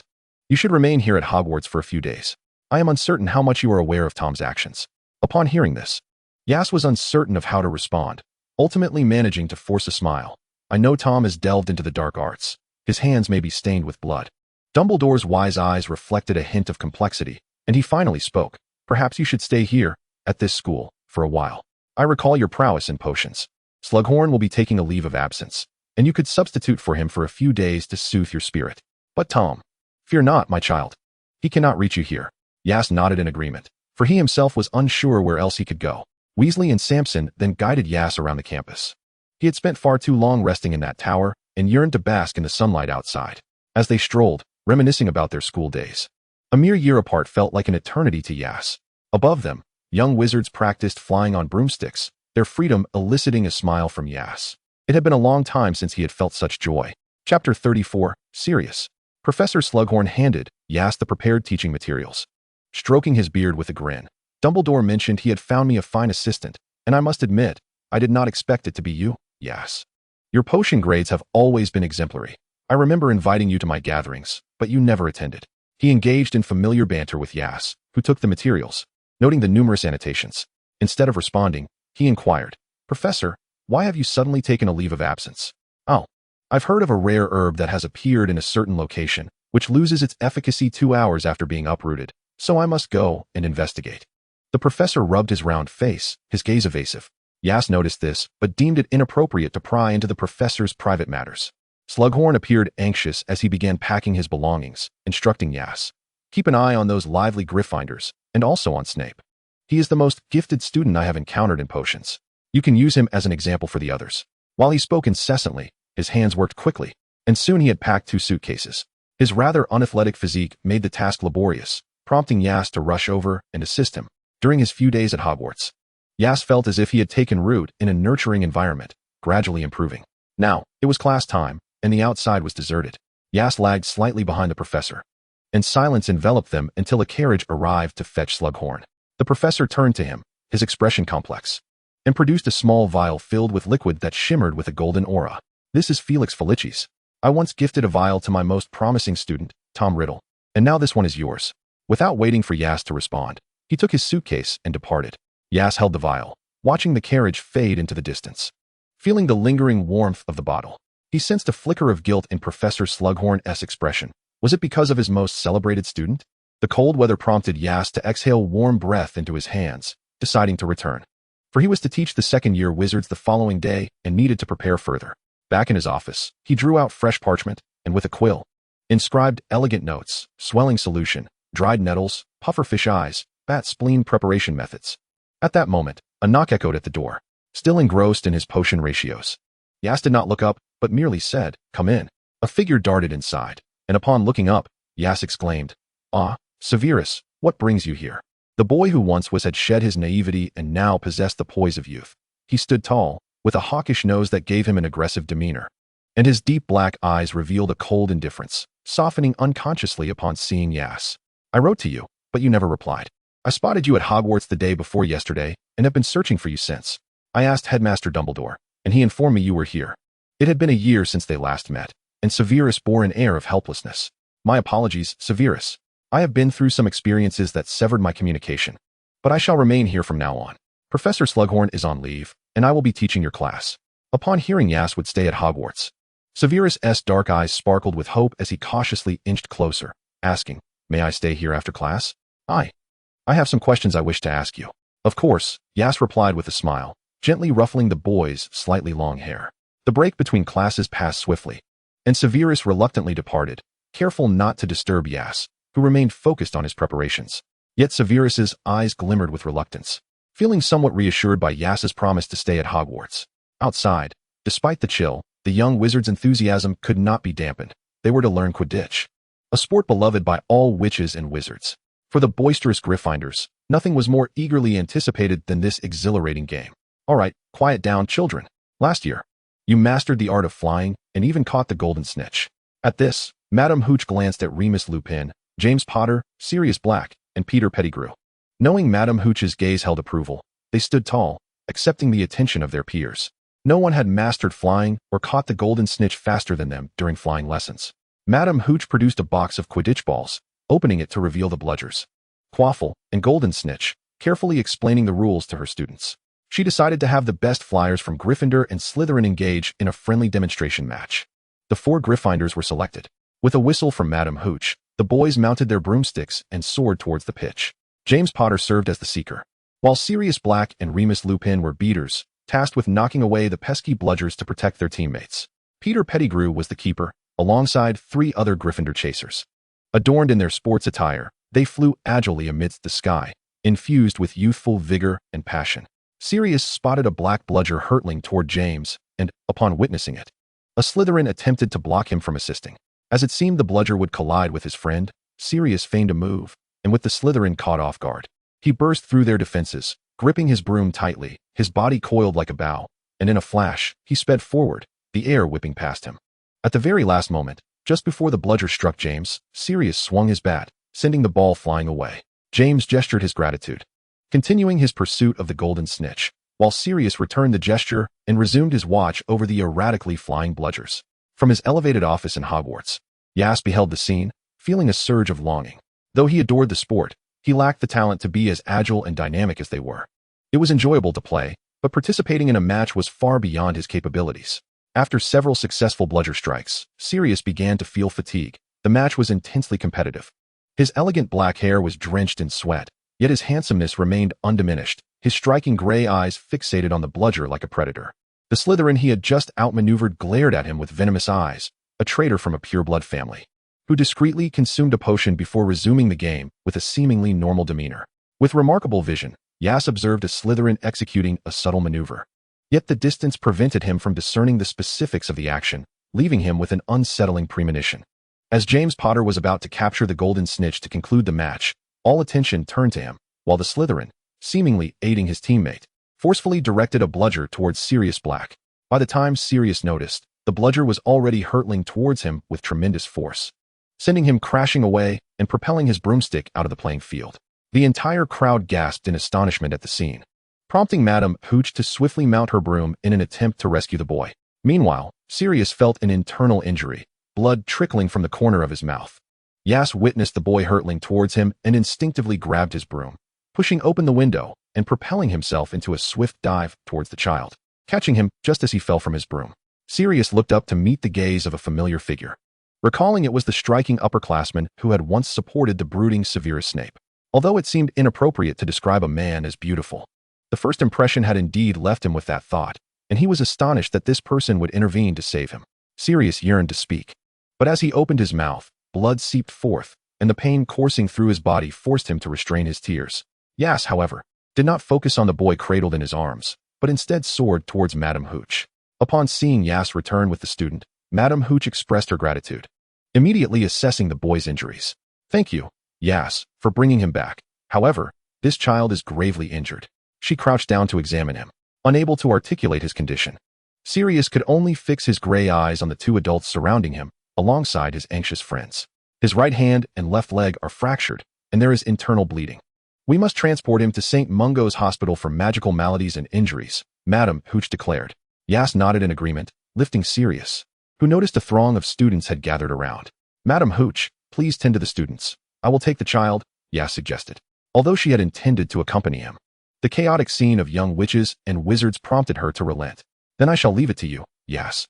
Aias acknowledged her with a nod and departed with Sirius in his arms, having endured a long game and now suffering severe injuries. Sirius succumbed to unconsciousness in the warmth of Aias's embrace, a refreshing scent of roses reminiscent of his neighbor's greenhouse wafting through his senses. Sirius's neighbor, a half-blood wizard with a penchant for botany, had a garden brimming with diverse flora. Among them was a stunning rose that reached through the fence. Each day, Sirius eagerly visited it, until one day, the neighbor offered to gift it to him, saying he would teach him how to nurture it. Maintaining his silence then, the following day he returned only to find the flower severed and lying in the dirt. His mother cursed the neighbor, warning him against allowing his unruly plants to encroach upon their space, before casting a disapproving gaze upon Sirius, making him acutely aware of his perceived failure to meet her expectations. It seemed that whatever he did only disappointed her, whether it was conversing with the half-blood wizard or being sorted into Gryffindor. Sirius sensed the familiar fragrance again, sweet and delicate, only detectable when close to the blooms. At St. Mungo's, Aias gently set the young wizard down for Healer McLaggart to tend to him, but the boy clung tightly to Aias's garment. The healer, unconcerned, reassured him. "It's all right, lad. You're young. The internal injuries require a potion, and the fractures will need a cast. In about 10 days to 2 weeks, you'll be fine." Adjusting his glasses, the healer added, "You stay by the patient. I can manage this injury swiftly." "Of course, doctor," Aias acquiesced, watching as the healer administered a peculiar potion to the unfortunate boy, who had his limbs encased in plaster, finally allowing Aias to breathe easier. Aias vaguely recalled that this boy belonged to the Black family, though the name escaped him momentarily. It was indeed unusual for a Black to appear in Gryffindor, given their staunch blood purity beliefs, which bordered on extremism. As he pondered, he couldn't help but wonder if Madame Hooch had informed Professor Dumbledore of the incident. Bored, He regarded the young boy, who, at approximately 12 or 13, already exhibited the early traces of handsomeness. He remembered Sirius's exuberance on the pitch, now replaced by a semblance of innocence as he lay with closed eyes. Before he knew it, Aias found himself dozing off at the bedside, while Sirius's dark, butterfly-like lashes fluttered open, revealing a bewildered gaze at the pristine ceiling before he fully regained consciousness. Realizing he was injured and in a hospital, he instinctively moved his hand, only to discover that the uncasted limb was tightly gripping the edge of Aias's garment as he slept beside him. Startled, Sirius quickly released his hold, feigning nonchalance as he shifted his gaze to the window, his thoughts racing, yet he could not help but glance at Aias. He knew Aias's name, having inadvertently overheard it from Severus, that peculiar and brooding individual. Why did this fellow possess such striking looks? The patient had awakened, yet the caretaker remained in such a deep slumber. Feeling a twinge of annoyance, Sirius's eyes caught the hint of pink at Aias's eyelids, igniting an uncontrollable urge to reach out and touch. Just as his fingertips neared, the door swung open with a loud crack, causing Sirius to startle and retract his hand beneath the covers. Aias turned at the sound, and 3 boys rushed towards the bedside, showering the injured boy with concern, prompting Aias to make room for them. At the rear of the group was Professor Dumbledore. "Black, why is your face so flushed? Do you have a fever?" "Doctor, doctor." James Potter, ever reckless, exclaimed, ready to dash out for assistance. Sirius intercepted him, gritting his teeth to muster a smile that conveyed, "I'm fine. Just feeling a bit warm." His hand beneath the covers clenched tightly. "All right, quiet down. Children, the patient requires peace," Dumbledore interjected, silencing their commotion. "Thank you." "Yes," he continued, patting Aias's shoulder. "I heard from Madame Hooch about your brave act in saving this child." "Please don't jest, Professor Dumbledore. It was merely a coincidence," Aias replied modestly. Dumbledore nodded with a smile and turned to Sirius, saying, "I haven't properly introduced you to Aias Gutterflass, your new potions professor. Slughorn has taken an extended leave, and I intended for Aias to introduce himself to you tomorrow, but it seems you've gotten a sneak peek." "Thank you, Professor Aias." Sirius, leaning against the bed, had shed his usual haughty demeanor, being the first to extend a greeting. James Potter, Remus Lupin, and Peter Pettigrew stared in disbelief. Was this truly the same arrogant Black? Yet they quickly regained their composure, greeting Aias with, "Hello, Professor." "Hello indeed. We seem to have encountered one another before, haven't we?" Aias teased, recalling the scene where these boys had bullied Severus. The others wore varying degrees of embarrassment, astonished that the Slytherin upperclassmen had saved their friend. "I am Sirius Black," he introduced. "Sirius, the brightest star in the sky," Aias remarked. A flicker of emotion surged within Sirius as he acknowledged the significance of his name, nodding quietly in response. The other 3 introduced themselves, at which point Dumbledore approached and said, "Aias, you may return now. I am here, and you should rest early. You have classes tomorrow." He then turned to Black, inquiring, "How is your health? Given your condition, should we grant you a few days off?" No, that's unnecessary, Headmaster. I am quite well and deeply passionate about learning. If possible, I wish to return to school today and attend classes tomorrow." His expression was particularly resolute, while Lupin cast him a skeptical glance. "But you?" Aias couldn't help but interject. "It's admirable that he loves learning, but with such severe injuries." "My friends will take good care of me," Black replied, avoiding Aias's gaze and instead focusing on Dumbledore. As Dumbledore directed his attention to the 3 of them, they immediately straightened their postures. Ultimately, he consented to their return to school, and by nightfall, they had all returned from the hospital. In the Gryffindor common room that evening, with the assistance of his friends, Sirius Black managed to wash up, now lazily propped against the headboard of his bed. His dark hair fell across his eyes, exuding an air of elegance, though the cast on his hand and leg somewhat marred the image, making him appear less like a lofty noble. Outside, the cold wind howled, while the roaring flames in the fireplace provided warmth and light, with the walls adorned by the crimson and gold Gryffindor banner. "Do you think that Slytherin will cause us trouble for standing up for Snape?" James Potter asked, sitting cross-legged on the bed, sleep eluding them after such a tumultuous day. "Surely not. He did save Black," Peter Pettigrew murmured, tugging at his disheveled hair, looking somewhat distressed. The usually mature and composed Remus Lupin, unlike his 2 companions, shifted his gaze toward Black, asking, "What is it, Sirius? Did you ever have such a passion for learning?" At this remark, James perked up. "Black, what is going on? You had the chance to avoid classes for several days. Perhaps we could discuss it with Dumbledore and accompany you, right?" Upon hearing this, the 3 friends regarded him curiously. Sirius raised an eyebrow, intending to rest his hand behind his head, but due to his injury, he could only sit upright. "Are you suggesting you want to accompany me?" "It seems more like you just want to avoid early classes, James. As for learning," he added lazily, Don't you think that fellow Yas Cuddlefruss has many stories to tell? Remus handed him a cup of hot water. Curious, are we? But Cuddlefruss should be from an ancient pureblood family like the Blacks, right? Is your curiosity worth enduring his class despite your injuries? Lupin, you talk too much, Sirius retorted, looking down pensively, wondering if it was merely curiosity. After taking a sip of water, the common room fell into silence, and they exchanged glances. Sirius then gazed up at the crimson curtains, casually asking, James, why do you always seek out Lily? Huh, why are you asking me this? James was taken aback by the sudden shift in topic. Curiosity.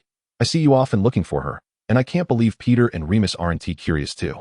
The two named friends shifted their attention from Sirius to James, who, confronted by the inquisitive gazes of his close friends, felt his face heat up.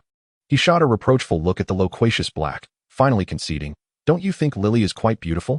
The others shook their heads, finding her just a typical, ordinary witch, while they thought Sirius was far more attractive. Humph, you don't understand.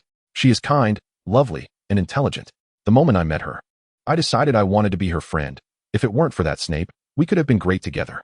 As he spoke of Lily, his hands animatedly gestured with excitement. Remus smirked, realizing that Sirius had developed feelings for her, but chose not to burst his bubble. They all knew the saying that outsiders see clearly while those involved are often blind. Sirius was certainly aware of his friend's affections for the witch. Yas Cuddlefruss. He repeated the name in his mind as his eyes slowly closed, drifting into slumber. The others, noticing Sirius had fallen asleep, fell silent and obediently succumbed to sleep as well, for they had early classes ahead. Fortunately, Yas's class would not begin until the second period. Awaking late, he pressed his fingers against his temples, only to dream again, this time envisioning Tom Riddle approaching him through the darkness, bound by countless chains that constricted around him, making it hard to breathe. Those scarlet eyes, filled with reckless insanity, sank into his neck, rendering him akin to a blood servant ensnared by a vampire, with the dark-robed Tom Riddle controlling his every move. Thank goodness it was merely a dream. Yas splashed cold water on his face, attempting to awaken himself, only to find himself fixating on his reflection in the mirror, where a distinct bite mark marred his neck. Rubbing it vigorously, he turned the skin red, yet the mark remained, a faint ache accompanying it. Instantly, Yas's complexion turned pale as the unabsorbed water dripped from his chin to his collarbone. Was it not a dream? Yas's pale lips parted instinctively, but he quickly gathered himself, reassuring that he was at Hogwarts, and Tom Riddle could not possibly take him from here. As soon as he stepped out the door, the icy air filled his lungs. Thankfully, it was entirely normal to be wrapped in a scarf in such weather. In the potions classroom, students had already arrived early, curiously eyeing their young and handsome instructor. Before class began, noticing the curious gazes of the young witches and wizards, Yas introduced himself succinctly. My name is Yas Cuddlefruss, and I will be substituting for potions for an extended period. I hope we can have a harmonious relationship. Yas smiled gently at the students, and the previously noisy chatter fell silent. Observing their dazed expressions, Yas glanced down at himself, checking his attire, and wondered if something was amiss on his face. Touching his cheeks, he found nothing unusual. Just then, Severus Snape entered the classroom, his face darkened by fallen leaves that clung to his attire. Upon seeing Yas, he approached with a smile and tugged at Yas's sleeve, saying, Good morning, Professor Yas, thus shattering the tranquility of the classroom. Good morning to you as well, but Severus, why do you have so many dead leaves on you? Yas inquired, pinching a leaf that had settled atop Snape's head. At that moment, the Gryffindor quartet entered. Sirius Black, observing the amicable interaction between the two, felt a wave of irritation wash over him. Class has begun, Professor, he announced, assisted by his companions as he took a seat in the front row, his demeanor proud yet weary. Yas's suspicious gaze shifted between the four Gryffindors and Snape, as he harbored serious doubts regarding whether they were causing trouble for Snape again. Nevertheless, he instructed the students to settle down, while Sirius, resting his chin on his good hand, tilted his head to regard Yas, fully aware that Yas might suspect them. That Slytherin was far too cunning. He had been the one to provoke them and taunt James Potter, yet now he feigned innocence, putting on a pitiful act for Yas. How despicable. Though it was his first time standing at the lectern, Yas spoke with the ease of someone who had done so countless times before, fluidly explaining the properties and preparation of the swelling solution. I have spoken at length. Now, Mr. Sirius Black, would you kindly share the recipe for the swelling solution? Yas asked, directing his question at the ever-watchful Sirius. Dried nettles, pufferfish eyes. Sirius stammered, casting a panicked glance at his desk mate, Lupin, who resignedly scribbled Bat's spleen in his notebook. Bat spleen. As he finished speaking, Yas nodded in agreement. Indeed, Mr. Black is correct. Next time, refrain from distractions and allow your desk partner to assist you. Without casting another glance in his direction, Aias extended his hand to inscribe the proportions on the blackboard, commencing his instruction on potion making for the wizards. A malevolent gaze pierced through him like a needle. Upon turning to investigate, he discovered it was Severus Snape, to whom he responded with a standard insincere smile. Time always seems to pass swiftly when one is diligently engaged in a task. As the bell signaling the end of class rang, Aias placed a successfully brewed potion of swelling on the table and addressed the students. Well then, class is dismissed. Please tidy your things before leaving. And remember to organize your notes. The material covered today will be on the next quiz. In contrast to the hurriedness of the other students, Aias remained remarkably leisurely. And soon the classroom was left with only him and Severus. Why aren't you leaving? I recall you have classes this afternoon. Aren't you going to have lunch? Aias inquired. It's all right. I wish to walk with Aias, Severus replied. Why not call the teacher? Aias teased, lightly tapping Severus's head with his fingers as they made their way out. Due to his leg injury, Sirius Black lagged behind, feeling inexplicably irked by their familiar rapport. Are they that close? He questioned, prompting his three companions to exchange puzzled glances. James Potter, however, seemed to have some insight. I believe Aias is Snape's brother. I heard Lily mention that Snape has a brother in Slytherin at Hogwarts. Oh, I see. Sirius's gray eyes sparkled with a newfound idea. Remus, observing Sirius, felt something was amiss. Your interest in Aias seems a bit excessive, don't you think? He remarked, furrowing his brow. Not at all. Aias saved me, and I still need to thank him. Otherwise, it will weigh heavily on my conscience. Sirius defended his stance, nodding as if it were a sound argument. Remus merely raised an eyebrow in response. With a bit of free time on his hands, Aias decided to visit the office of the headmaster of Hogwarts. Upon arriving, he spoke the correct incantation, and the stone gargoyle guarding the entrance moved aside, revealing a spiraling staircase that ascended. Aias ascended without noticing the small shadow trailing behind him. Sirius, unable to participate in Quidditch practice due to his injury, sought Aias out, hoping to express his gratitude. Little did he know, Aias was meeting with Professor Dumbledore. What secrets could they possibly share? Sirius trailed at a distance, confident that he could remain undetected by Aias, despite his cane. Professor Dumbledore, is there any magic that allows injuries sustained in dreams to manifest physically in reality? Aias inquired, perplexed as to why a bite in a dream would leave a mark upon waking. Dumbledore adjusted his spectacles, regret evident in his tone as he replied. I'm afraid I'm not well versed in such peculiar magic. Could it be something Tom Riddle has done? Recalling the injury, Aias hesitated but ultimately confessed, yes. I saw him in my dream, and upon waking, I discovered the marks on my body. I regret to say, child, I have encountered dark magic. But I do not possess the knowledge that your godfather does. Perhaps you could write to him, Dumbledore suggested. Aias felt relieved that Dumbledore did not press further, but considered consulting his godfather, the renowned dark wizard Grindelwald. Just as Aias expressed his gratitude and prepared to leave, Dumbledore called after him, child, to what extent has your curse progressed? Aias paused, his body stiffening. Before he sighed, nothing escapes your notice. I simply observed your magic overflowing. Normal wizards contain their power well within. However, yours is spilling forth excessively. Only aged wizards exhibit such phenomena, Dumbledore explained. Moreover, your overflow is quite significant. A typical wizard might dissipate their magic and become a muggle within 3 days. I suspect this is due to your bloodline. Indeed, Aias replied, astonished at Dumbledore's acute sensitivity to magic. Such a condition could only be detected in specialized magical hospitals. Aias felt powerless, despite numerous experiments. He could only manage to suppress it to a degree. Beneath his clothing, half of his body had already faded, and occasionally, he would startle himself upon awakening. I fear I may soon vanish, and when I do, only my godfather will remember me, Aias shrugged, feigning indifference. I lack my mother's formidable power to resist the curse within my bloodline, and I cannot change the fact that those who interact with me will forget my existence. Perhaps it is for the best, sparing those I care for from sorrow. Aias forced a bitter smile, resigned to endure it all. No, Aias, do not underestimate your own strength. I can sense a unique power within you. All you require is a catalyst, Dumbledore encouraged. Just then, a noise from outside caught Aias's attention, but Dumbledore halted him. I believe I know who it is. I will seek them out and ensure they do not divulge your affairs. The walls of the office were adorned with portraits of former headmasters, all yawning in their frames. Detached from the living world, indifferent to the conversation unfolding between the two. Outside, upon hearing that Aias might disappear, Sirius's thoughts were consumed by that single notion, driving him almost to flee in panic. Chapter 36, An Idea. The loyal Death Eater knelt in the vast, empty hall, his body trembling slightly from the exhilaration of anticipation as he gazed at his silent master, whose beauty was godlike. The Dark Lord, with a graceful stride, approached him. The sound of his footsteps echoing against the polished marble floor, accompanied by a rustling noise from something skimming across the ground.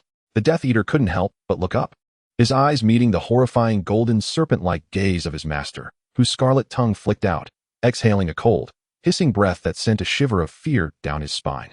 "This is my pet, Nagini," Voldemort said, "a shy girl. There is no need to be afraid."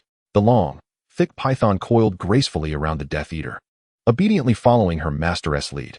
"Lord, the traitors have all been eliminated. However, a few among them were from the Malfoy family. Well done, Blocks, eliminate the rest. As for those from the Malfoy family, let Abraxas take care of them. I trust Lucius will provide satisfactory results." He paused, and regarding Aias Gutherafus, "There is no need to investigate further. You may leave." "Yes," the Death Eater replied, casting a furtive glance at their omnipotent master, puzzled as to why Voldemort had instructed them to track Aias Gutherafus, as he observed the seemingly invulnerable ruler shrouded in shadow. Tom Riddle sensed the gaze upon him and turned his attention, unleashing a wave of oppressive magic that struck the Death Eater. Startled, he quickly retreated, too frightened to continue observing his master, his face pale and beaded with sweat, as his understanding of Voldemort's power deepened. Tom Riddle sat upon his throne, resting his chin in contemplation, akin to a timeless Greek statue standing in the darkness. Even if Aias were to leave his side, he could not escape his grasp. A bond connected them, allowing him to know Aias's whereabouts and enter his dreams whenever he wished. "You cannot remain at Hogwarts forever. Soon, you shall willingly return to my side," Tom Riddle mused, stroking Nagini's hard scales, reflecting on the messages relayed to him from Slytherin. Once again awakening, Aias gazed at the newly formed red marks upon his skin, his fist clenched tightly before reluctantly loosening its grip. He had already dispatched a letter to his godfather, but the uncertainty of when he might receive a reply weighed heavily on his mind. With the holidays approaching, the course load had dwindled, leaving primarily examinations. On that day, Professor Dumbledore had assured him that he knew the identity of the eavesdropper, promising to keep it confidential. It was likely that he had already conveyed this, as there were no such rumors circulating within the school. Aias prepared the topics for the impending exams when someone entered. Without lifting his gaze, he inquired, "Severus? Please wait a moment." A sudden thud reverberated as the desk shook, and a quill carved a long line upon the parchment. Frowning, Aias turned to find it was not Severus Snape. "Sirius Black, what brings you here? Is there something you need?" he asked amiably. "Everything seems to revolve around Snape. Just because you are a Slytherin, does that mean you show him favoritism? Regardless of who comes to see you, you assume it is him." "I am your student as well," Sirius retorted, his tone tinged with frustration. Since Dumbledore had implored him to keep Aias's affairs under wraps a few days prior, Sirius was undoubtedly feeling the weight of the truth that the person before him might vanish. "Well, is there? But at least in terms of academics, I treat everyone equally," Aias replied, setting down his quill to meet Sirius's gaze. The young wizard stood proudly, his gray eyes gleaming like cat's eyes. Aias felt a sudden urge to tousle the hair of this Gryffindor lion. He rummaged through a drawer, producing a box resembling a confectionery filled with potions, sliding it across the table towards Sirius. "This is for you. I saved you once, and this is a pain relief potion I concocted. It's sweet, and you can take one if you're in pain. See, do I still show favoritism?" As Aias pushed the box towards him, he could no longer suppress his instinct and ruffled Sirius's neatly arranged hair, causing it to become delightfully disheveled. "A box of pain relief potions is all it takes to placate me," Sirius commented, although he quickly stowed the box into his pocket. "What else would you desire, dear young master?" Aias inquired with a gentle tone, accommodating the irritable young wizard before him. "Is this how you always speak? As if you can tolerate anything others do to you?" Sirius asked, seizing the hand that had caused the chaos, his curiosity piqued. Before Aias could respond, Sirius embraced him, whispering, "Thank you for saving me, Aias. I should have come sooner to express my gratitude." The child, no, he could hardly call him a child, perhaps a youth, was nearing his shoulder height, likely around 5'7". Aias silently pondered whether he had come merely to express his thanks. Relaxing, he attempted to smooth Sirius's tousled hair, stating, "It is what I ought to do." At that moment, an idea struck him. "Perhaps you could investigate that Slytherin who competed against you last time. He seemed to have done something peculiar." Sirius buried his head into Aias's chest, akin to an addict seeking solace, inhaling the subtle rose fragrance that lingered about him. He recognized that the fellow would seek revenge, yet he found solace in the concern shown by the individual before him. "All right, it's time for class, Sirius Black. Call me Sirius. HM. Use my name, just like Snape does." Aias couldn't help but chuckle. He was indeed still a child, eager to compete for attention even before a teacher. "Very well, Sirius." Sirius clutched the pain relief potions in his pocket, reluctantly departing. Time passed swiftly, and soon the students completed their examinations and prepared for the holiday. Hogwarts, during the break, felt exceptionally tranquil. Yas stood atop a high vantage point, observing the young wizards embarking on the public carriage, heading towards distant horizons.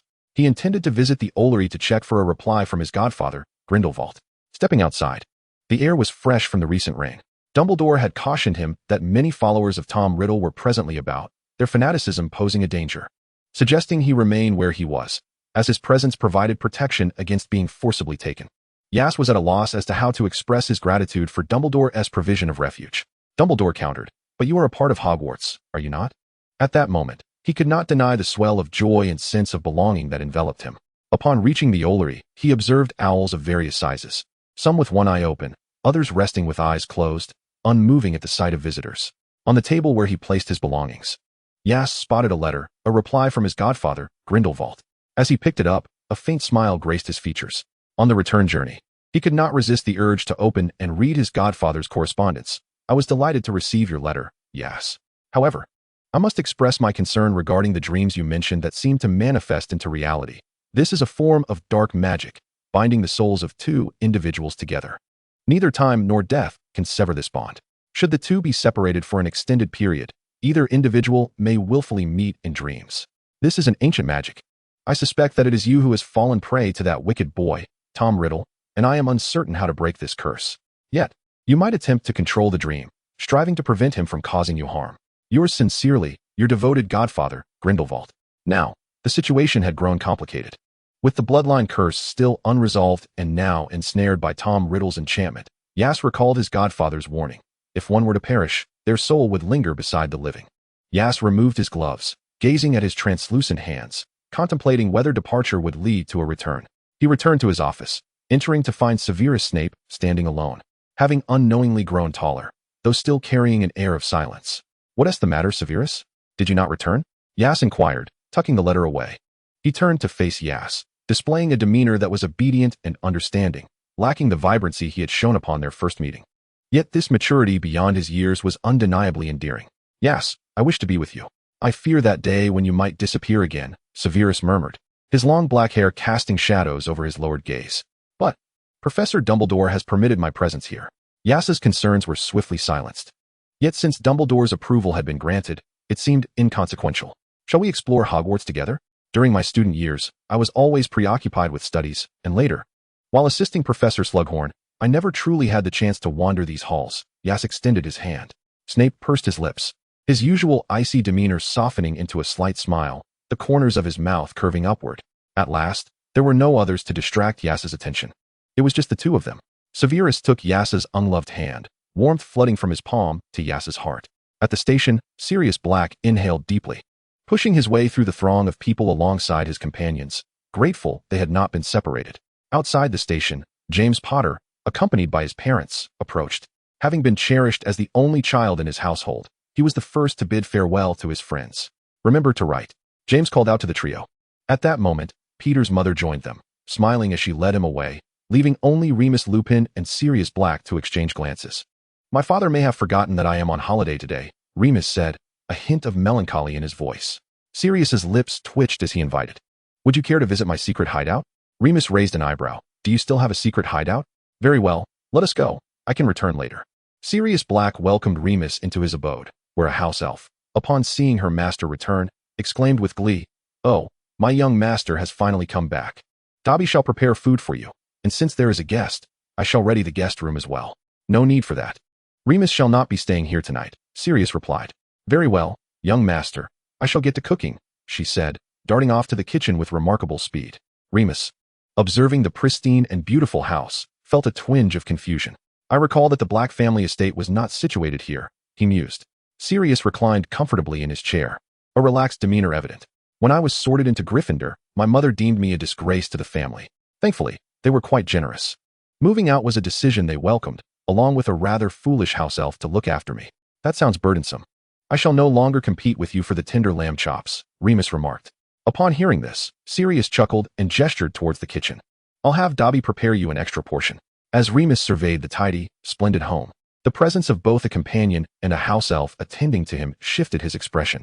"You are forbidden from competing with me in the future," he declared, the last words escaping as if squeezed from between clenched teeth. "Ahem, you are the most pragmatic among us. I wish to pose a question, and should you answer, I shall bestow upon you that coveted explorer's compendium you've long desired. What? Remus replied, a look of skepticism crossing his face. The explorer's compendium was a coveted item among their circle, often requiring favors to be borrowed. I have a friend who wishes to remember someone who is about to depart. How might this friend preserve the memory of this departing individual? By using their intellect, Remus stated, arms crossed and devoid of emotion. Sirius, now sitting upright, addressed him earnestly. As you said, I am uncertain how to remember, primarily because my friend has a poor memory. Is your memory faltering? Noticing Remus's concern, Sirius shot him a glare. I said it was my friend. What do you suggest? Writing it down on paper, fearing they might forget and dismiss it as a casual note. If your friend is not averse to pain, they might consider getting a tattoo. A tattoo. Thank you, Remus. Sirius exclaimed, patting his brother's shoulder. Sit tight for a moment. Dobby will bring out lunch. You eat first, and I shall fetch you the explorer's compendium from upstairs. Watching Sirius's jubilant expression left Remus somewhat bewildered. When the aromatic lamb chops arrived, enticing his senses, he swallowed hard and, seeing that his companion had yet to descend, decided to indulge first.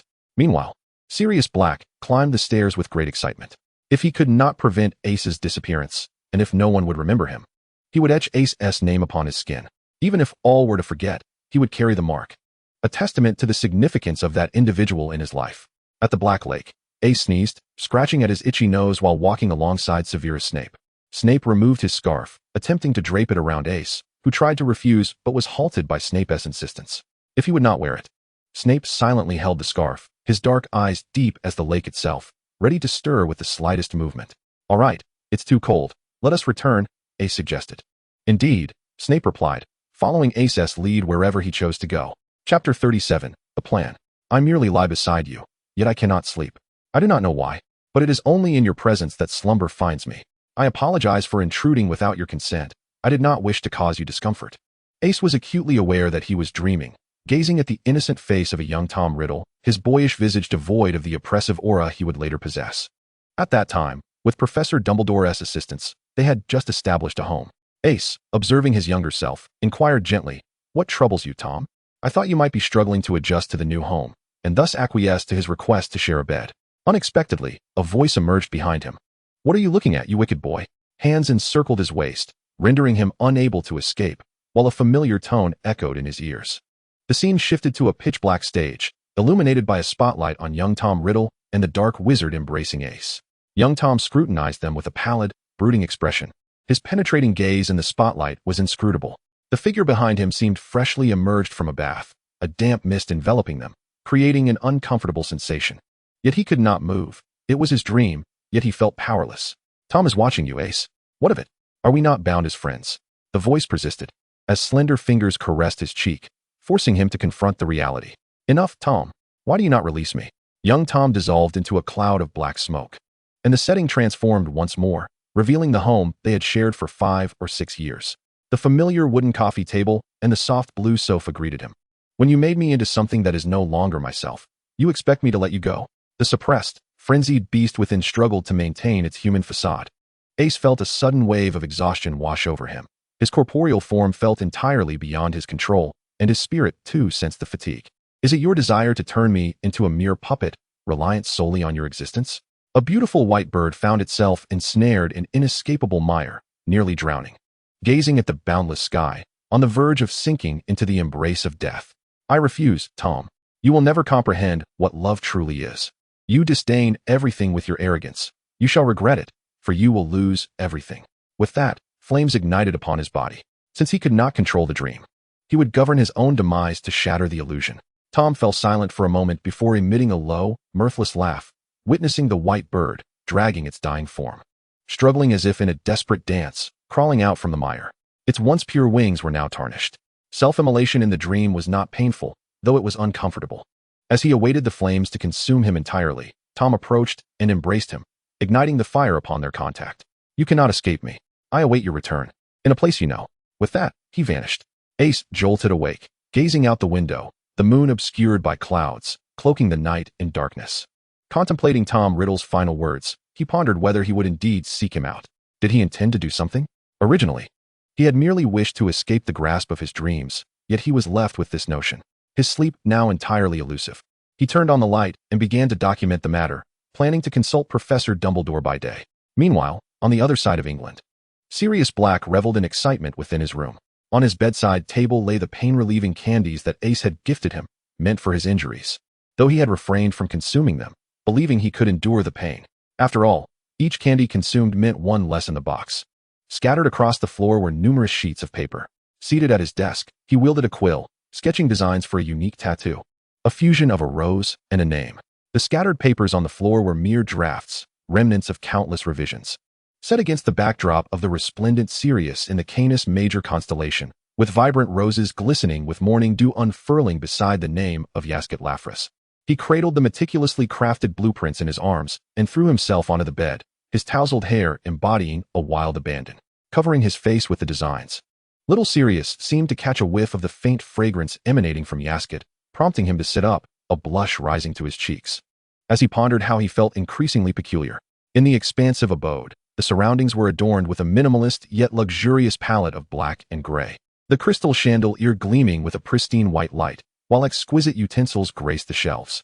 An elegant lady sat opposite Tom Riddle. "We are delighted to welcome you to the Black family.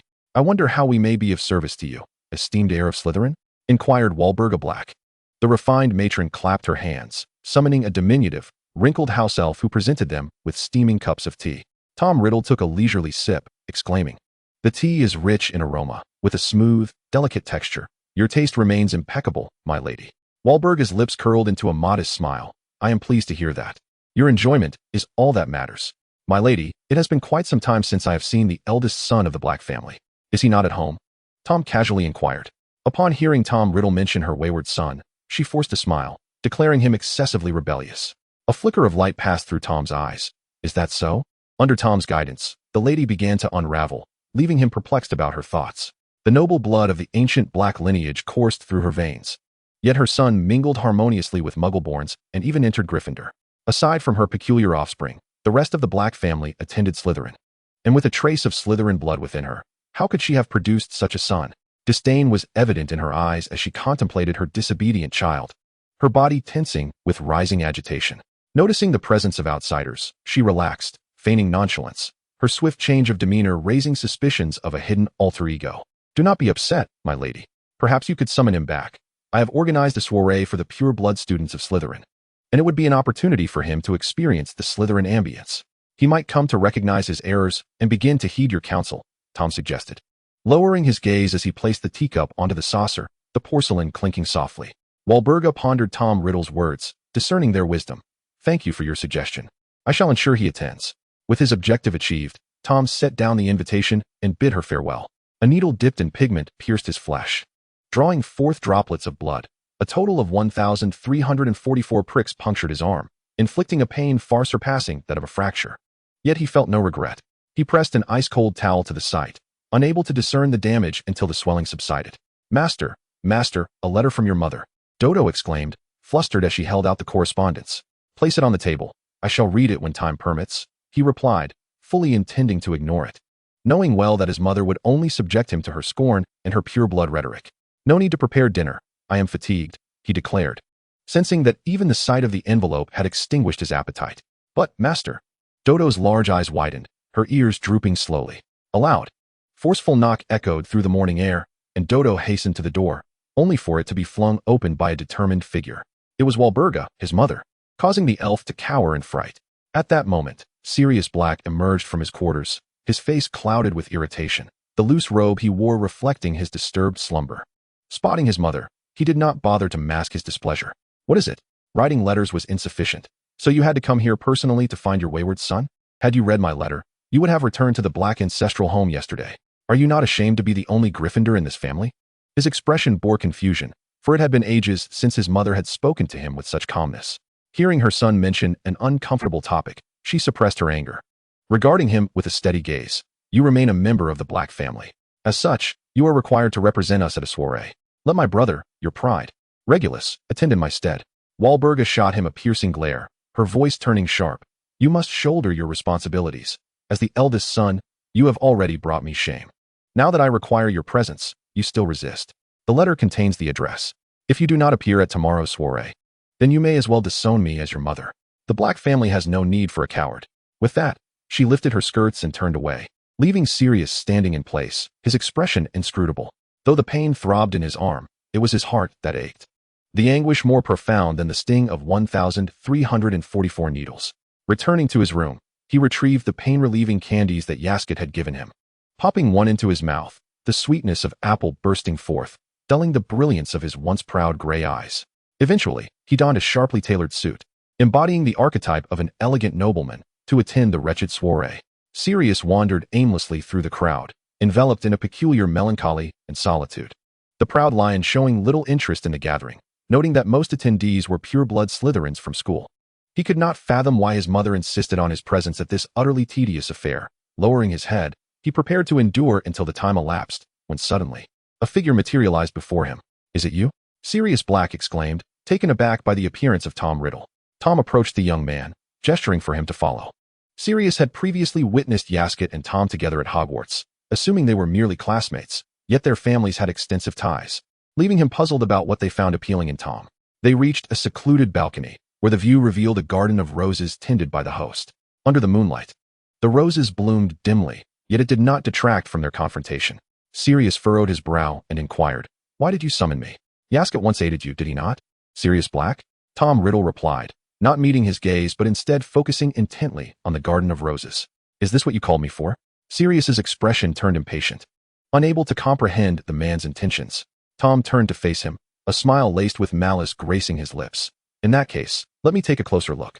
I shall be careful not to harm the Black lineage." With a flick of his wand, he cast legilimency upon him. Sirius felt a sharp pain as memories associated with Yasket flashed before his eyes. Having gleaned the information he sought, Tom concluded the spell, leaving Sirius pale and beads of sweat trickling down his face. Tom Riddle lifted his chin with his wand. "Do you harbor feelings for him as well? How pitiful. To lurk in the shadows like a mere insect, yearning for his affection under the guise of a student. Do you think he will rescue you a second time?" "Sirius Black?" Tom Riddle regarded him with disdain, merely detesting the covetousness of others towards his possessions, his dark eyes swirling with the unpredictable depths of a tempestuous abyss.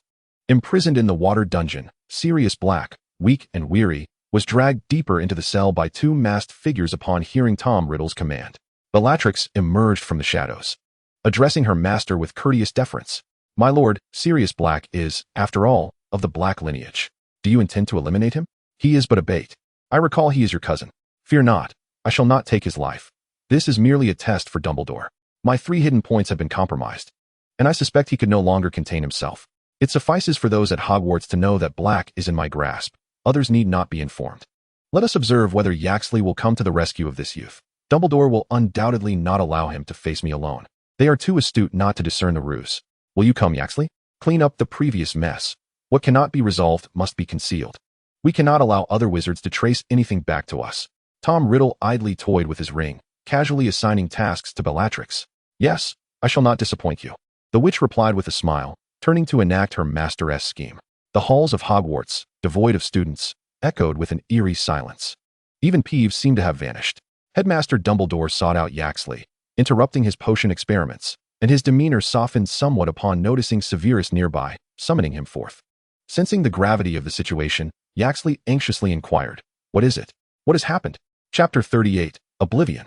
"I am afraid, my child, I must convey grave news. Tom Riddle has taken Sirius Black, and many pureblood families heed his command, including the Blacks. I cannot guarantee the safety of the boy in his hands. You may not realize the extent of Tom Riddle's madness. However, all evidence has been obliterated." Dumbledore felt a profound sense of helplessness, astonished by the rapidity of Tom Riddle's ascent. This child is maturing too swiftly. Relying solely on his own strength is perilous. He requires the assistance of other wizards. Dumbledore resolved to muster a force to counter Tom Riddle after rescuing Black. "I understand. After all, Sirius Black is embroiled in my affairs. My haste during our last visit to St. Mungo's may have been unwise. Do not fret. I will seek him out," Yaxley reassured the powerful wizard. "I know where Tom Riddle is. I shall rescue Black," Yaxley declared resolutely. Dumbledore's eyes glimmered with wisdom beneath his spectacles. "You must comprehend, Yaxley, that Tom Riddle has lured you out. I wish to no longer evade this. Headmaster Dumbledore, I desire to confront him. I cannot perpetually hide." Dumbledore gazed with concern at the young man before him, yet Yaxley insisted he would bring their students back. "But should I fail to return? I hope you will keep a watchful eye on Severus." Without bidding farewell to Snape, Yaxley departed Hogwarts, a place steeped in cherished memories. when the school was in need. He would lend his strength, this time resolved not to surrender easily. A gentle rain fell from the heavens as Yaxley approached the familiar house, everything seemingly unchanged. Even the flower pots on the balcony remained intact. The air was still too cold, stifling, as Yaxley buried his face in the red scarf, a gift from Tom Riddle. Why did you suddenly gift me a scarf? I simply saw it and thought that red suited you. His taste proved to be impeccable. The pale complexion of Yaxley was accentuated by the vibrant scarf, which he stored away when winter ended, only to unconsciously retrieve it upon his return. He stepped onto the stone tiles at the entrance, and the door swung open. Yaxley lifted his gaze. Tom Riddle's lips curled into a slight smile, yet a shadow of displeasure crossed his features. Welcome home. The year of confinement, though devoid of direct torment, left indelible shadows. His body instinctively yearned to flee, his eyelashes fluttering as he instinctively recoiled. Observing Yaxley's instinctual reaction, Tom Riddle's mood darkened. Will you not come in, dear Yaxley? Reluctant to engage in futile standoffs, Yaxley entered, only to find the interior still bore the familiar semblance of home. That child is here. Who? Why am I here to find you? You know the reason. Where is Sirius Black, that young wizard, my student? Do not provoke my ire, please. His voice bore a low, restrained timbre. The house was warded with a warming charm. Tom, clad simply in a white shirt and black trousers, exuded a tall, lean, yet imposing presence. Do not force my hand, Tom. Yaxley raised his voice, taut as a string on the verge of snapping. You do not seem inclined to reminisce, he noted, as a serpent, thick as a man's arm, slithered out from an unknown source, affectionately brushing against Yaxley's calf. Yaxley's pupils dilated, his face drained of color, his body froze. Meanwhile, Tom Riddle regarded him with a look of tender amusement. How pitiable, to be frightened so easily. Hiss, hiss, come back, Nagini. Hiss, I have not seen Yaxley in ages. The serpent flicked its scarlet tongue, appearing somewhat aggrieved. Hiss, obey, Nagini, it complied, dutifully retreating behind Tom Riddle. Take me to him, Yaxley uttered, pale and weary. To seek to save another while barely preserving oneself. Such courage and resilience embody the noblest aspects of humanity, yet Tom Riddle despised light above all else. The blinding radiance was intolerable. Only in the depths of the abyss did he feel at ease. Before anything else, he must first seduce, intimidate, and subjugate. If you wish to see Sirius Black, then come, I shall take you to him. As Yaxley beheld Tom Riddle's outstretched hand, it appeared as an invitation from the inferno. Without hesitation, he grasped it, sealing their pact as their forms began to twist in apparition. Upon arriving, they found themselves in an underground water dungeon, a dim and damp environment, its walls cloaked in moss and mildew. Within a small, isolated cell, Yaxley beheld the unconscious Sirius Black. Surrounding them, several masked wizards bowed in respect to Tom Riddle. My lord. Tom merely nodded, his gaze sweeping over them as they rose, standing as loyal sentinels at the side. Yaxley cast a worried glance at Sirius Black, his peripheral vision scanning the environment. Here, besides Tom, were 3 masked wizards. It would be exceedingly difficult to escape with Sirius on his own. Tom, you lured me here with Sirius Black. Now that I have arrived, will you release him? Even now, you concern yourself with him? Dumbledore has sent a wandless wizard to rescue this boy. Has he overestimated you, or underestimated me? Tom Riddle narrowed his eyes, as if contemplating something. Tom, I challenge you to a duel. His black eyes blazed like a conflagration, a beauty so captivating that Tom Riddle found it impossible to avert his gaze. Is this your plan? To defeat me? In the realm of magic? No wizard would dare decline a duel invitation. They would rather face defeat in combat than appear cowardly by refusing. Tom Riddle found no anger in this tradition. Instead, he felt exhilarated, eagerly anticipating the moment when Yas would come to recognize the vast chasm between their realities. If I defeat you, you must ensure the safe return of Sirius Black. And if I win, Tom Riddle sensed his heart racing uncontrollably, the fiery blood coursing through every inch of him. I shall grant you any request. This was a blatant lie, one that Tom, blinded by excitement, failed to perceive. He returned Yas's wand and opened the small door leading outside, only to witness Yas discard the scarf Tom had gifted him, casting it disdainfully to the ground. The once pristine scarf was sullied, and Tom Riddle's countenance darkened. Are you provoking me? Yas remained silent as he approached the small door. With a flick of his wand, Tom incinerated the scarf into ashes, dismissing it as an eyesore no longer worthy of existence. Beyond lay a grand and spacious hall, its polished marble floors gleaming. Walls adorned with exquisite murals and carvings, and opulent chandeliers illuminating the entire space. In the center stood Yas and Tom Riddle, flanked by more masked wizards. Undoubtedly Tom's loyal followers, the Death Eaters. The two faced each other from opposite ends of the vast arena, Yas wielding his wand, determination gleaming in his eyes. As the duel commenced, Aias launched the first attack, a fiery ball of flames hurtling toward Tom. Swiftly, Tom raised his hand to cast a defensive charm, and a surge of blue light erupted, sending debris flying. Aias attempted to shield himself with the armored charm, yet he was still struck by the scattered stones. Pain surging through him as sweat trickled down his forehead. He knew he had to endure. In stark contrast to Aias's struggles, Tom navigated the duel with ease. Though Aias was no weakling, his prowess paled in comparison to that of Tom Riddle, a prodigy of dark magic. Gritting his teeth, Aias unleashed an exploding charm, causing a cloud of smoke and scattering debris. Tom effortlessly dispelled the attack, but a shard of stone grazed his cheek, drawing a thin line of blood. This minor injury did not concern him. Instead, he regarded Aias with admiration, noting the way he gripped his wand with unwavering focus, each incantation executed flawlessly. Brimming with confidence and resolve, Aias's every movement exuded strength and grace. Yet, Tom decided it was time to conclude this game.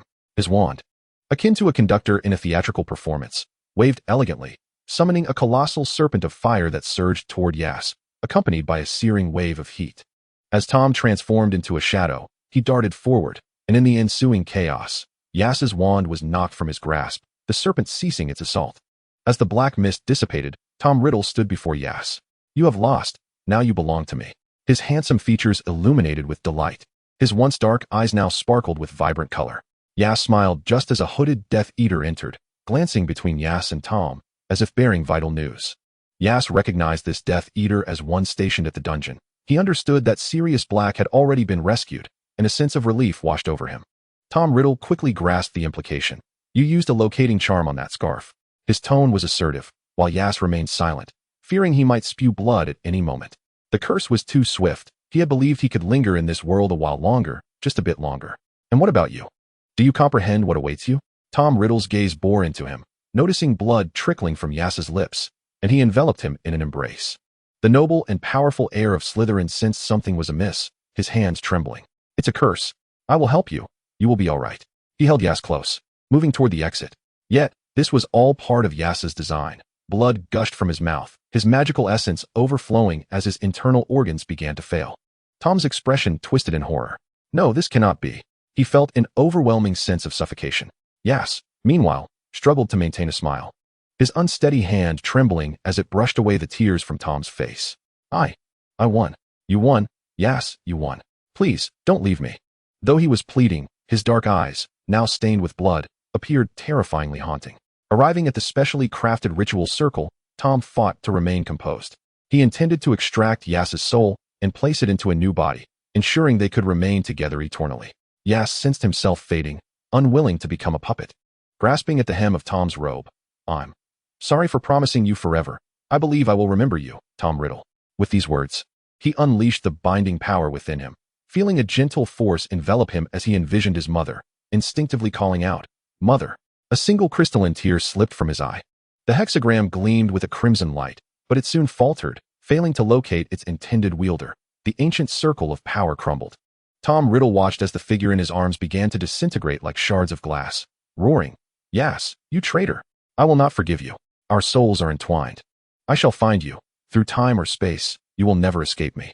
He clutched the fading form tightly, agony coursing through him, a profound pain radiating from his chest.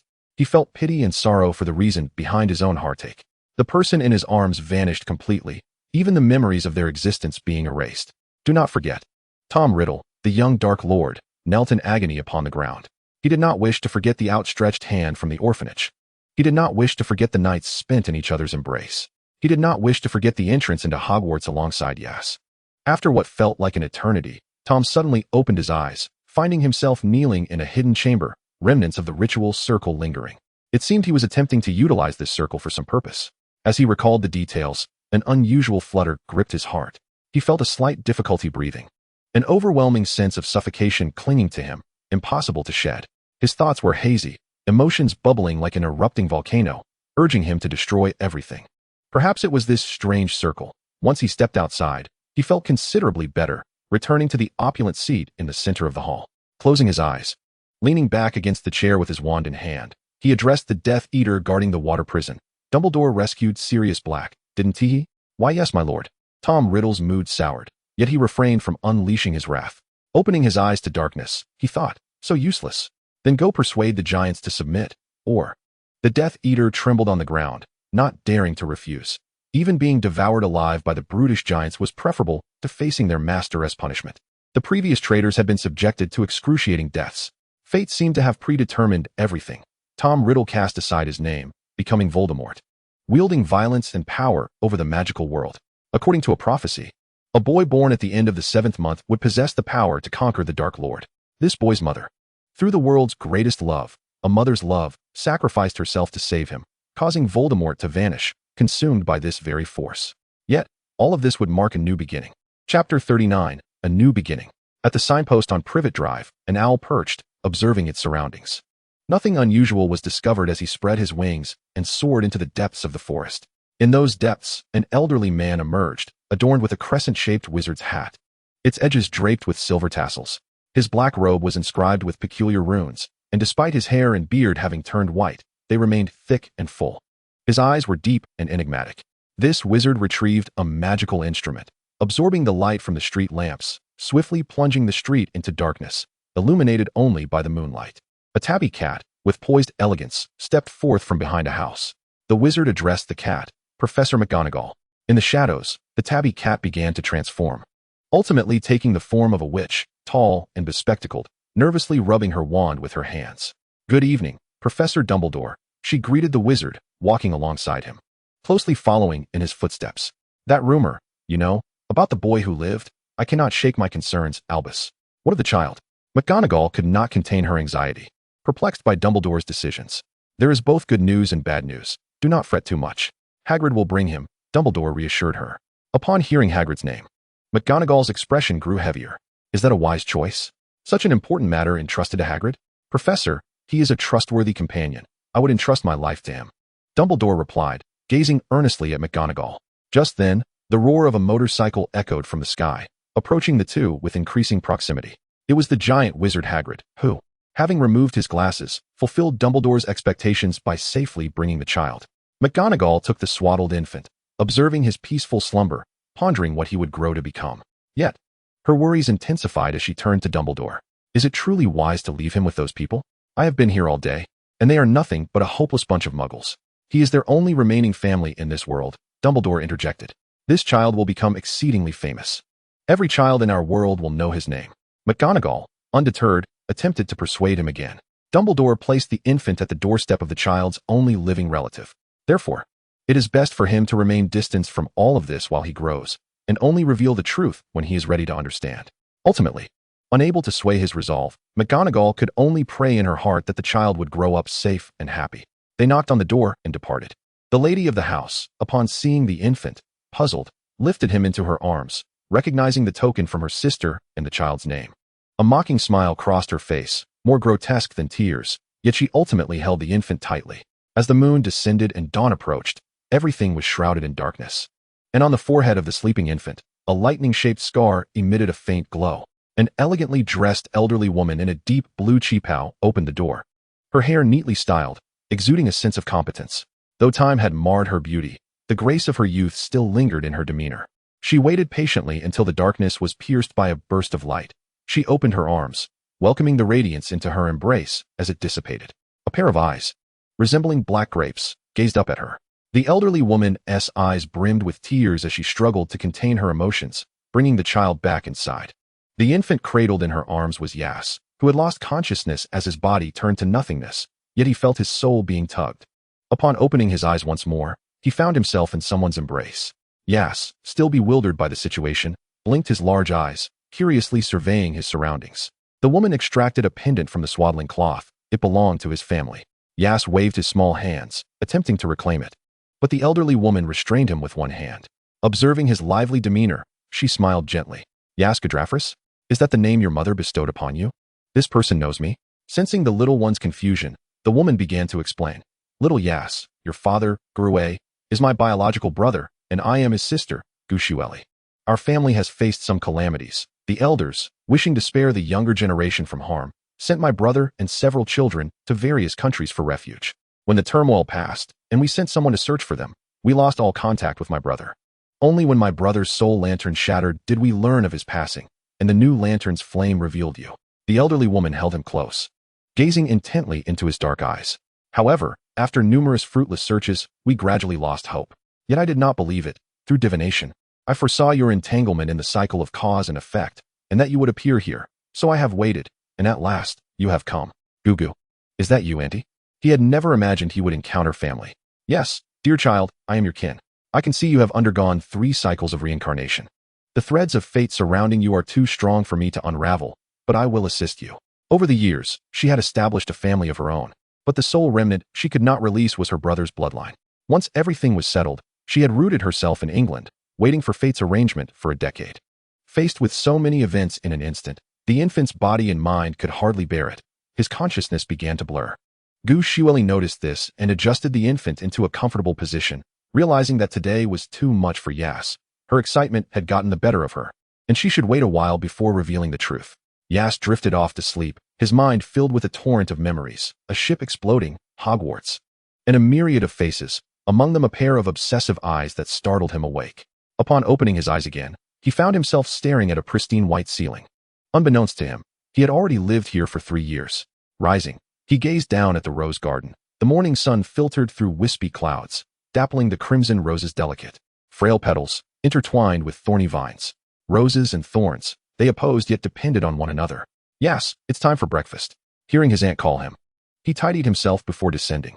Although this was an English residential area, the interior, decorated by his aunt, exuded an ancient charm, creating a striking contrast.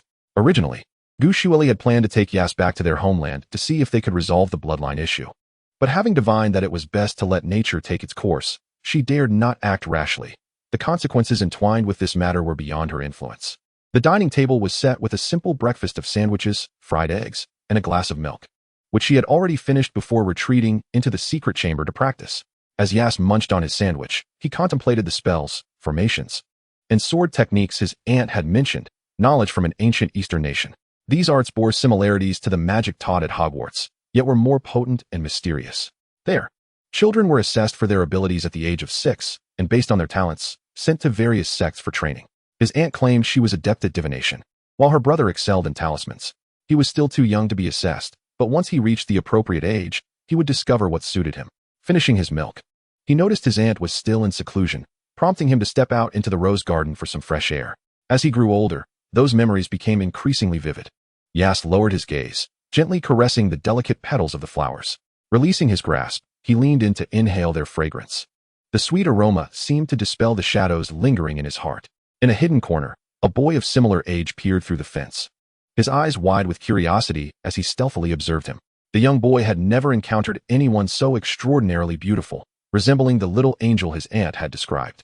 Yet, this angel possessed a cascade of ebony hair that shimmered mysteriously like stars in the night sky, and skin as pale as freshly fallen snow, rendering even roses before him dim in comparison.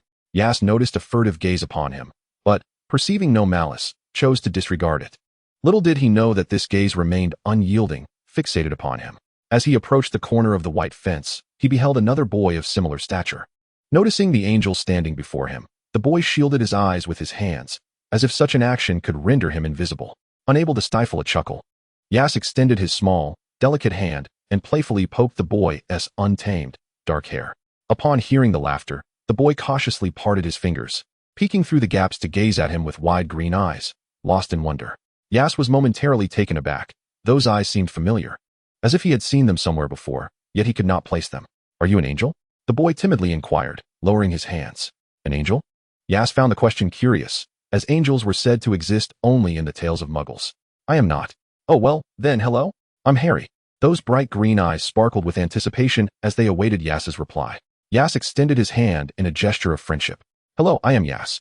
Harry offered a shy smile, carefully wiping his hands on his clothing before taking hold of Yas's hand.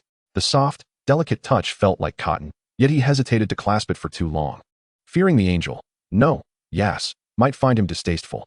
From the moment he could remember, Harry had been told by his aunt that his parents perished in a car accident. His aunt had her own son, who harbored a distinct disdain for him.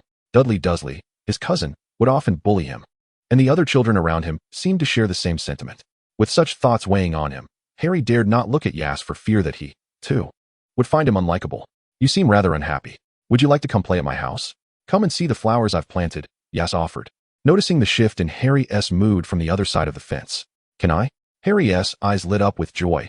He had never received an invitation before. Of course. I shall open the door for you. Okay. After Aias spoke, he opened the door, and Harry dashed outside. Their homes were adjacent, yet his aunt, being an outsider herself, had never nurtured neighborly relations. The townsfolk were aware that the family was not from these parts, and, fearing potential discord, kept their distance. As Aias reached the entrance of the garden and swung the door ajar, he saw little Harry standing outside, panting. He offered Harry a handkerchief. Why are you in such a hurry?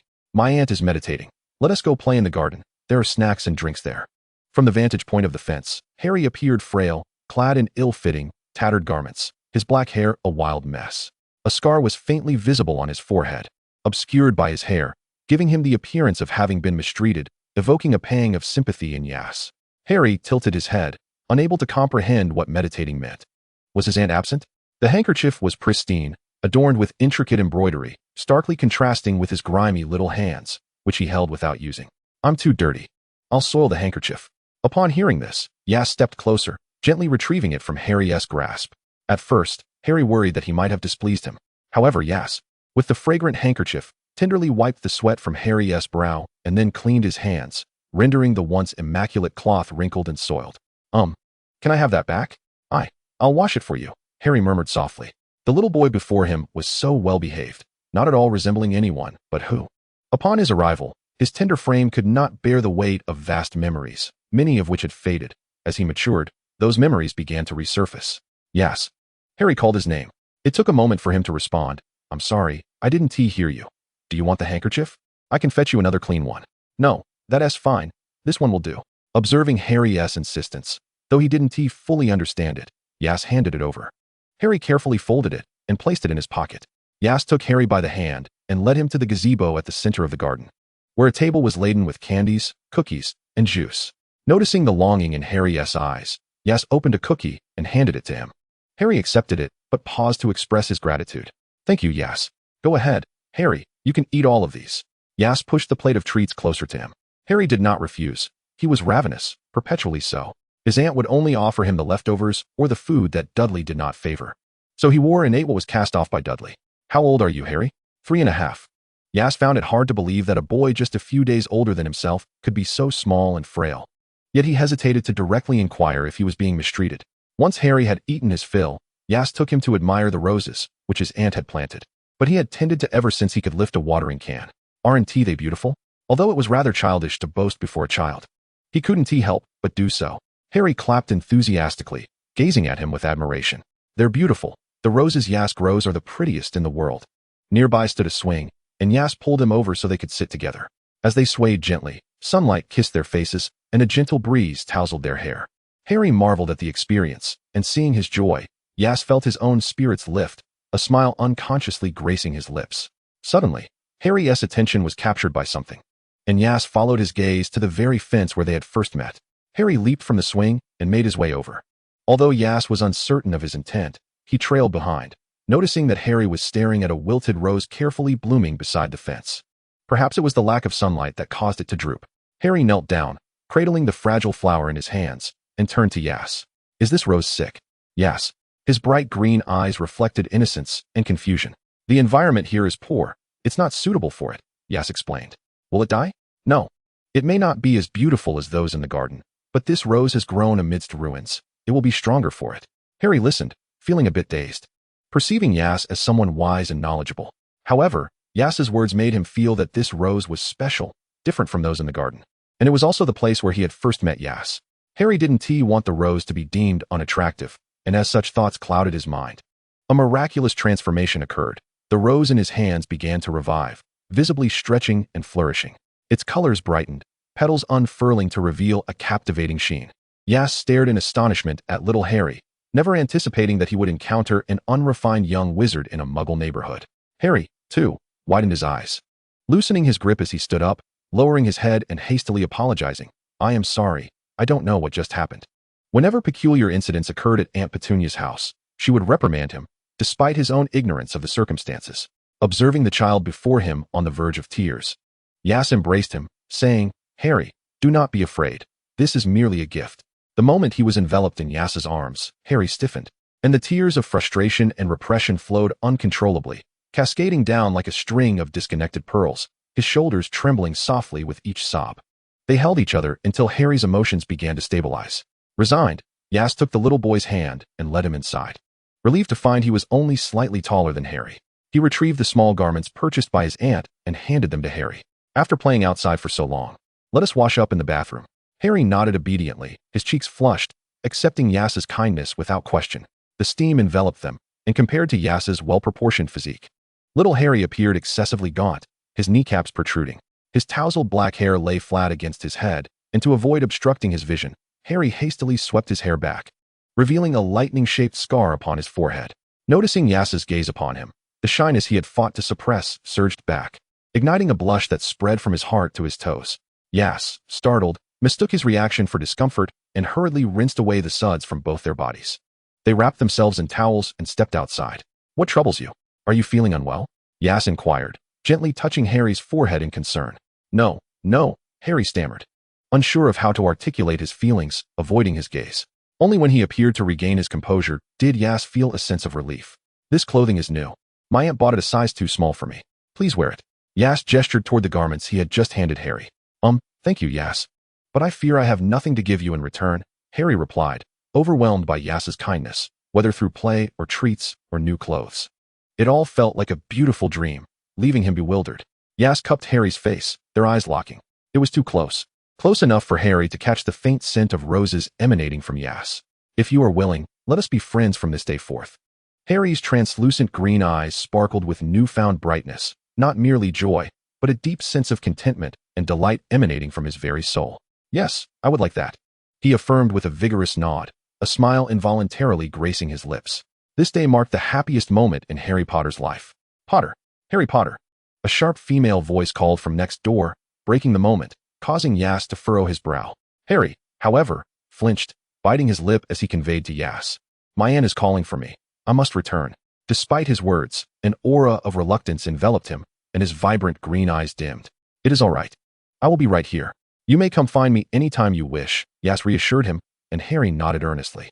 As they reached the gate, Harry held Yas's hand before slowly relinquishing it, glancing back repeatedly as he departed. Once he saw the child safely home, Yas felt a sense of relief wash over him. Unbeknownst to him, Aunt Gushuali had approached. Yas looked up and called, "Aunt, you have emerged." "Who were you with just now?" she inquired. "Just a friend from next door." "Is there a problem, Aunt?" Yas replied. Gushuali shook her head, sensing a fleeting trace of fate that quickly dissipated. She ruffled her nephew's hair, leading him into a secluded chamber. The floor was intricately carved with vast 5-element and 8-trigram symbols, surrounded by blank yellow papers, vermilion ink, tortoise shells, and coins. "At my age, I do not know how many years I have left. To ensure you learn some ancient Eastern arts, come here daily. I will first teach you the writing. Aunt, you will surely live a long life." "I will diligently study the arts you teach me," Yas vowed. Gushuali smiled, proud of her brother's son, promising to care for him diligently. "Harry Potter!" A gaunt, blonde woman shouted, stretching her neck and placing her hands on her hips in anger. "Did you not say you would be gone for just a while? Why have you returned now? Where did you get those clothes? Did you steal them?" she accused, reaching to tug at his ear. "I didn't steal anything. They were given to me by my friend, Yas." Harry defended himself quietly, glancing at his aunt. Clearly, Aunt Petunia had no interest in his explanations, firmly grasping his ear as she dragged him inside. His uncle, Vernon Dursley, sat at the dining table sipping soup, while their son, Dudley Dursley, having finished his lunch, lounged on the sofa engrossed in cartoons, displaying no reaction to the unfolding scene. "You have friends? How absurd. Hurry and eat. After your meal, you shall assist me in cleaning the kitchen, you little parasite." Petunia remained indifferent to whether he had friends or not. Harry silently shoved leftover food into his mouth, disregarding his aunt's incessant insults, as if he could not hear them, though his grip on the spoon tightened. At that moment, Uncle Vernon, recalling something, began conversing with his wife. "This boy, Yas, I believe is the nephew of that woman from the eastern country next door." "Who knows?" Petunia replied, shaking her head. Vernon, brimming with self-importance, continued, "That country is mysterious and powerful. It's normal for you not to know. In my line of work, I've encountered individuals from that nation. They possess remarkable skills. Is it like what we see on television?" Petunia inquired. Vernon nodded. While they chatted, Harry quietly carried one dish after another to the kitchen. He was too small to manage more than a plate, and he figured that as soon as he could reach the sink, he would be washing dishes. Seeing them still engaged in conversation, Harry silently retreated to his room. A cramped cupboard under the stairs, furnished only with a bed and a small table. On the table lay his tattered clothes. He took out a dirty handkerchief and placed it on the table, planning to wash it later. Lying on the bed, he curled up, the faint scent of roses lingering on his clothes, a refreshing change from the musty odor that had previously filled the air. "You little Potter, you dare to defy me," Dudley Dursley exclaimed, seizing Harry's collar to prevent him from escaping. Harry, unable to withstand his cousin's robust frame, struggled in vain. Dudley glanced around, noting that it was just after school, with a crowd of students around, fearful of being seen by teachers. He half-pulled, half-dragged Harry into a nearby alley. During Dudley's last school day, he had spotted Aias bidding farewell to Harry and had since been pestering him to bring Aias out to play. Harry, of course, was unwilling, but fortunately, Dudley had to attend school, and Aunt Petunia was reluctant to bear the cost of his education, despite him being of the appropriate age for second grade. Harry had been evading Dudley for a week, but today he found himself cornered in the alley. Protecting his stomach with his arms, he braced himself for a beating. Wishing desperately to avoid Aias's acquaintance, Dudley was brutish and often bullied others. Suddenly, an acrid scent of something burning wafted into their nostrils. Harry cautiously peered at Dudley, who also noticed that the hem of his shirt was on fire. Stiffening in shock, Dudley's face turned pale, transforming from a bully to a frightened child as he screamed, "Mom, help, I'm on fire," and sprinted homeward. Harry silently rejoiced at his escape from punishment and hastily donned his round glasses, for Dudley always managed to break them during their fights. It was only then that he noticed Aias standing before him, having approached without Harry's realization. "Aias, what are you doing here?" Harry exclaimed, filled with delight. "Just passing by," Aias replied, extending his hand toward him. The exquisite hand, with each finger's nail meticulously shaped and polished, captivated attention. Observing his stillness, Aias raised an eyebrow when he approached. That chubby little boy had yet to make a move. Yet Harry appeared as if he had been struck dumb. Aias reached out, crouching down to poke at his cheek. "Are you all right?" Harry quickly sprang to his feet, ruffling his unruly black hair. "I'm fine, just surprised to see you here. You helped me earlier, didn't you?" To Aias's astonishment, Harry was aware of his involvement. Curiosity piqued, he inquired, "How did you know it was me?" "You still have traces of that magical paper's ash on your hands," Harry remarked, straightening his posture in a manner that sought praise. "You're quite observant. Come to my house. I'll show you some wonders." "Are they those marvelous things? Like magic?" The child, at this tender age, brimmed with curiosity about everything.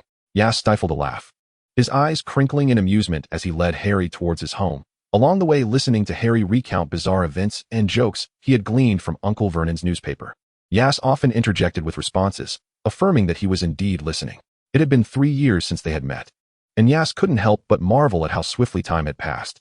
He was also aware of Harry's tragic past. His parents had perished in a car accident. When Aias learned of this sorrowful truth, it weighed heavily on his heart. He vaguely remembered a girl from Gryffindor whose eyes sparkled with a similar vibrant green. Upon reaching the study, they found an array of books, many of which Harry did not recognize. This was partly due to the fact that he had learned primarily from the books exchanged with his cousin or those Aias had taught him, and partly because some of the texts were not in English. "Harry, did you know you are a remarkable child?" Aias gently caressed his cheek. Despite Aunt Petunia's mistreatment, she would occasionally slip him food, and Harry had visibly gained some weight. As Aias's fingers brushed against the lightning-shaped scar on Harry's forehead, Harry felt a rush of warmth in that spot. Aias withdrew his hand, and the heat subsided. Harry reached up to touch the scar, but felt no reaction. Aias was uncertain about the nature of that mark. "Do you know how you got that scar?" Seeing Harry's bewildered expression, Aias refrained from probing further. The scar made him uncomfortable. "You are a wizard, Harry, or perhaps Harry James Potter. You are not like ordinary people." Aias produced a wand, one that his aunt had helped him acquire. With a flick and an incantation, the wand sprang to life, and Harry's glasses, scratched and worn, transformed to appear as good as new. Harry's eyes widened in astonishment as he removed his glasses. "Incredible. Aias, you're amazing." Aias chuckled lightly. "There's no need for surprise. You possess a unique power just like mine. When you turn 11, you will receive an acceptance letter from a magical academy. You seem to know everything. Will you attend it too?" As for Aias, he was uncertain. Before arriving here, he had already become a substitute teacher at Hogwarts.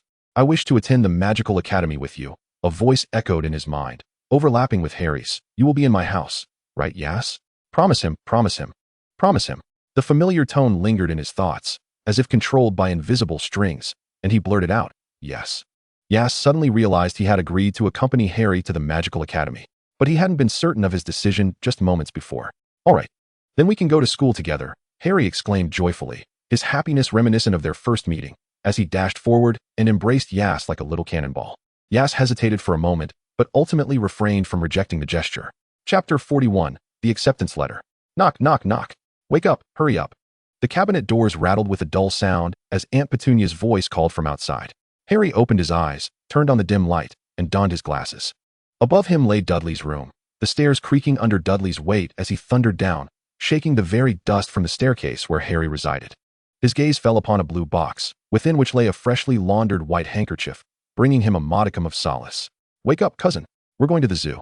Dudley's boisterous laughter filled the air. As Harry opened the door to step outside, Dudley shoved him back inside, slamming the door shut. The sudden impact knocked Harry's head, and he gasped in pain. Outside, Aunt Petunia and Uncle Vernon were showering Dudley with praise. You're here, our little birthday star. Happy birthday, son. Upon seeing Harry emerge, Aunt Petunia's expression soured. What are you standing there for? Get cooking. You really are an ungrateful child. Yes, Aunt Petunia, Harry replied obediently, picking up a spatula to prepare breakfast for the entire family. As he listened to them celebrating Dudley's birthday, a sense of alienation washed over him. He was but an outsider in their midst. While serving Uncle Vernon his coffee, Harry noticed a table laden with gifts, prompting him to think of the handkerchief in his box. Each birthday, Aias would celebrate with him in the garden. The first time, Aias had gifted him a book filled with tales from the magical world, brimming with legendary figures, but it had been torn to shreds by his cousin, leaving him with a heartache deeper than any physical punishment. Thus, Harry wished for Aias to refrain from bestowing gifts upon him until he could safeguard them. Dudley was dissatisfied when he discovered that there was one less gift than the previous year, totaling only 36. Uncle Vernon explained that this year's gifts were larger, while Aunt Petunia coaxed Dudley, promising to buy him more. Harry kept his head down, silently pouring coffee for Uncle Vernon. He had no desire to go to the zoo, yet he had no say in the matter. Clad in ill-fitting clothes, he was pushed out the door by Uncle Vernon. As he glanced at the tightly shut door next door, disappointment flickered in Harry's eyes. He longed to seek out Aias. He could feel his abilities growing stronger with age, yet he had yet to learn to control them. Uncle Vernon brandished the car keys, warning him, if you pull any stunts, even once, you won't eat for a week, and don't think you can sneak into the neighbor's house. I'll lock you up. When Dudley tore apart the birthday gift Aias had given him, Harry's powers surged uncontrollably, shattering all the glass around them, startling everyone. It was only after Aunt Petunia slapped him that he returned to normalcy. Harry remained silent, his expression blank as he regarded Uncle Vernon's warning. Uncle Vernon shoved him into the car, and they set off towards the bustling reptile house. They were intrigued by a Burmese python, yet the creature lay coiled up, utterly disinterested. No matter how Uncle Vernon and Dudley provoked it, the snake remained unresponsive, and they soon lost interest, wandering off. Harry felt a wave of sympathy for the serpent. I'm so sorry, mate. They can't possibly understand how it feels to be trapped here. The python turned its gaze towards Harry and nodded in acknowledgement. You can understand me? Harry asked in astonishment. Aias had mentioned that people like him possessed magic, but he never imagined he could converse with a snake. The python stretched its body, clearly nodding this time. A smile crept onto Harry's face. I've never talked to a snake before. Do you often converse with humans? The python shook its head, flicking its forked tongue. Did you come from Burma? The python directed its head towards the sign that read hatched in the exhibit. I apologize for the revelation that, like you, I have never encountered my parents. However, I am slightly better off, for I possess a dear friend. Do you find yourself yearning for home? Suddenly, from behind, Dudley spotted the python moving and rushed over, pushing Harry aside while exclaiming loudly, Mom, Dad, look! This enormous python is moving. His hands pressed against the glass enclosure. Harry, who had fallen to the ground, looked back. His bright green eyes clouded with a shadow of unwelcome thoughts. Before him, the glass case that had contained the snake vanished abruptly. As a result of this disappearance, Dudley tumbled headfirst into the pool beneath the snake, prompting a brief chuckle from Harry. The python stirred, causing Dudley to freeze in terror. His eyes fixated on the serpent as it glided past him and came to a halt before Harry. Harry, initially startled by the unexpected sight, quickly regained his composure. The python emitted a hissing sound, which Harry understood as a form of gratitude. You're welcome, Harry replied, and the python slithered away as the surrounding crowd erupted in gasps. Drawing the attention of his aunt and uncle, they exclaimed in shock over their precious son falling into the chilly water. Meanwhile, his uncle shot a fierce glare at Harry, who realized that he would face dire consequences upon returning home. Seizing the moment amidst the chaos, he bolted away. His uncle attempted to pursue him, but his corpulent form hindered his speed, and soon Harry's figure vanished from sight. Without looking back, Harry ran until he reached the roadside, too frightened to stop until he was utterly exhausted, at which point he leaned against the wall of a nearby shop.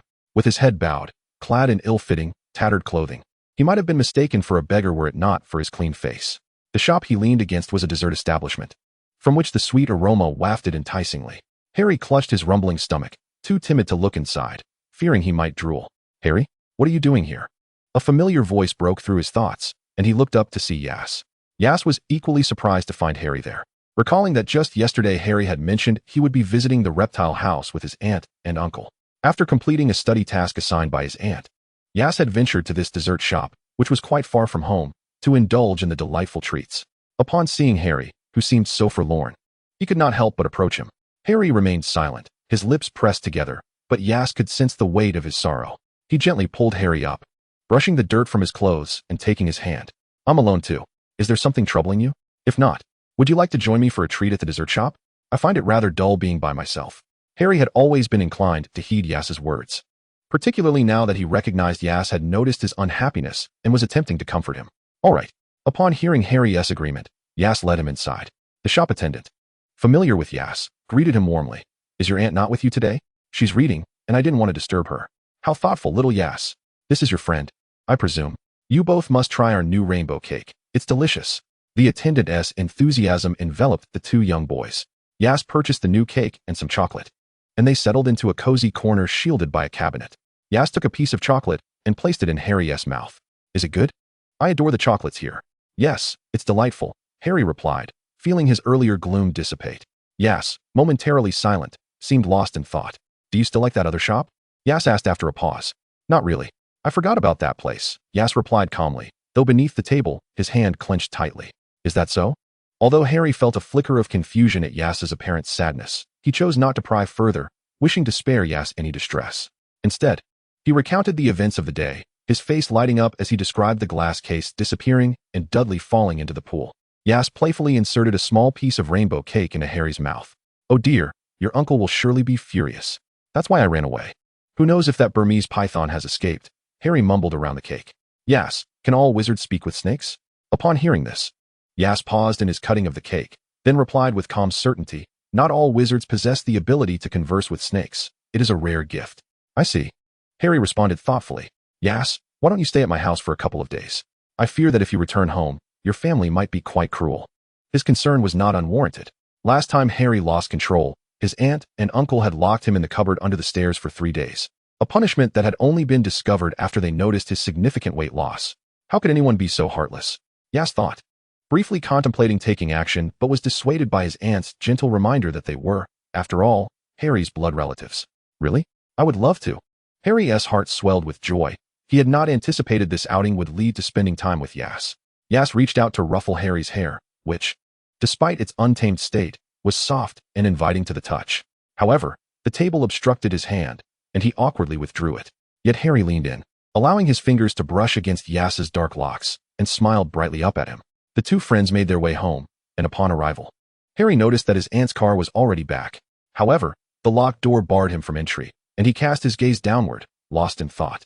While Yas tightened his grip on Harry's hand, Harry's aunt showed great interest in his arrival, as she had been studying ancient magic and was curious about the wizarding world.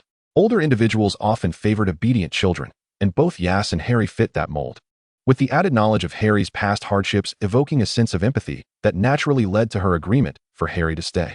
That night, the two boys lay on the bed, gazing at the luminous moon outside, chatting until an owl perched on a branch observed them before taking flight. The following morning, Yas was roused by a series of knocks at the door. Groggily, he opened his eyes and descended the stairs, discovering that Harry had already prepared breakfast and was now heading to answer the door. Upon opening it, Harry was greeted by an owl clutching 2 letters, one addressed to him, Mr. Harry Potter, 3, Privet Drive, Little Whinging, Surrey. The other was addressed to Yas. Harry recognized the Hogwarts crest on the envelope, and a thrill coursed through him as he tore it open and exclaimed, It's my acceptance letter from Hogwarts, Yas. I've been accepted.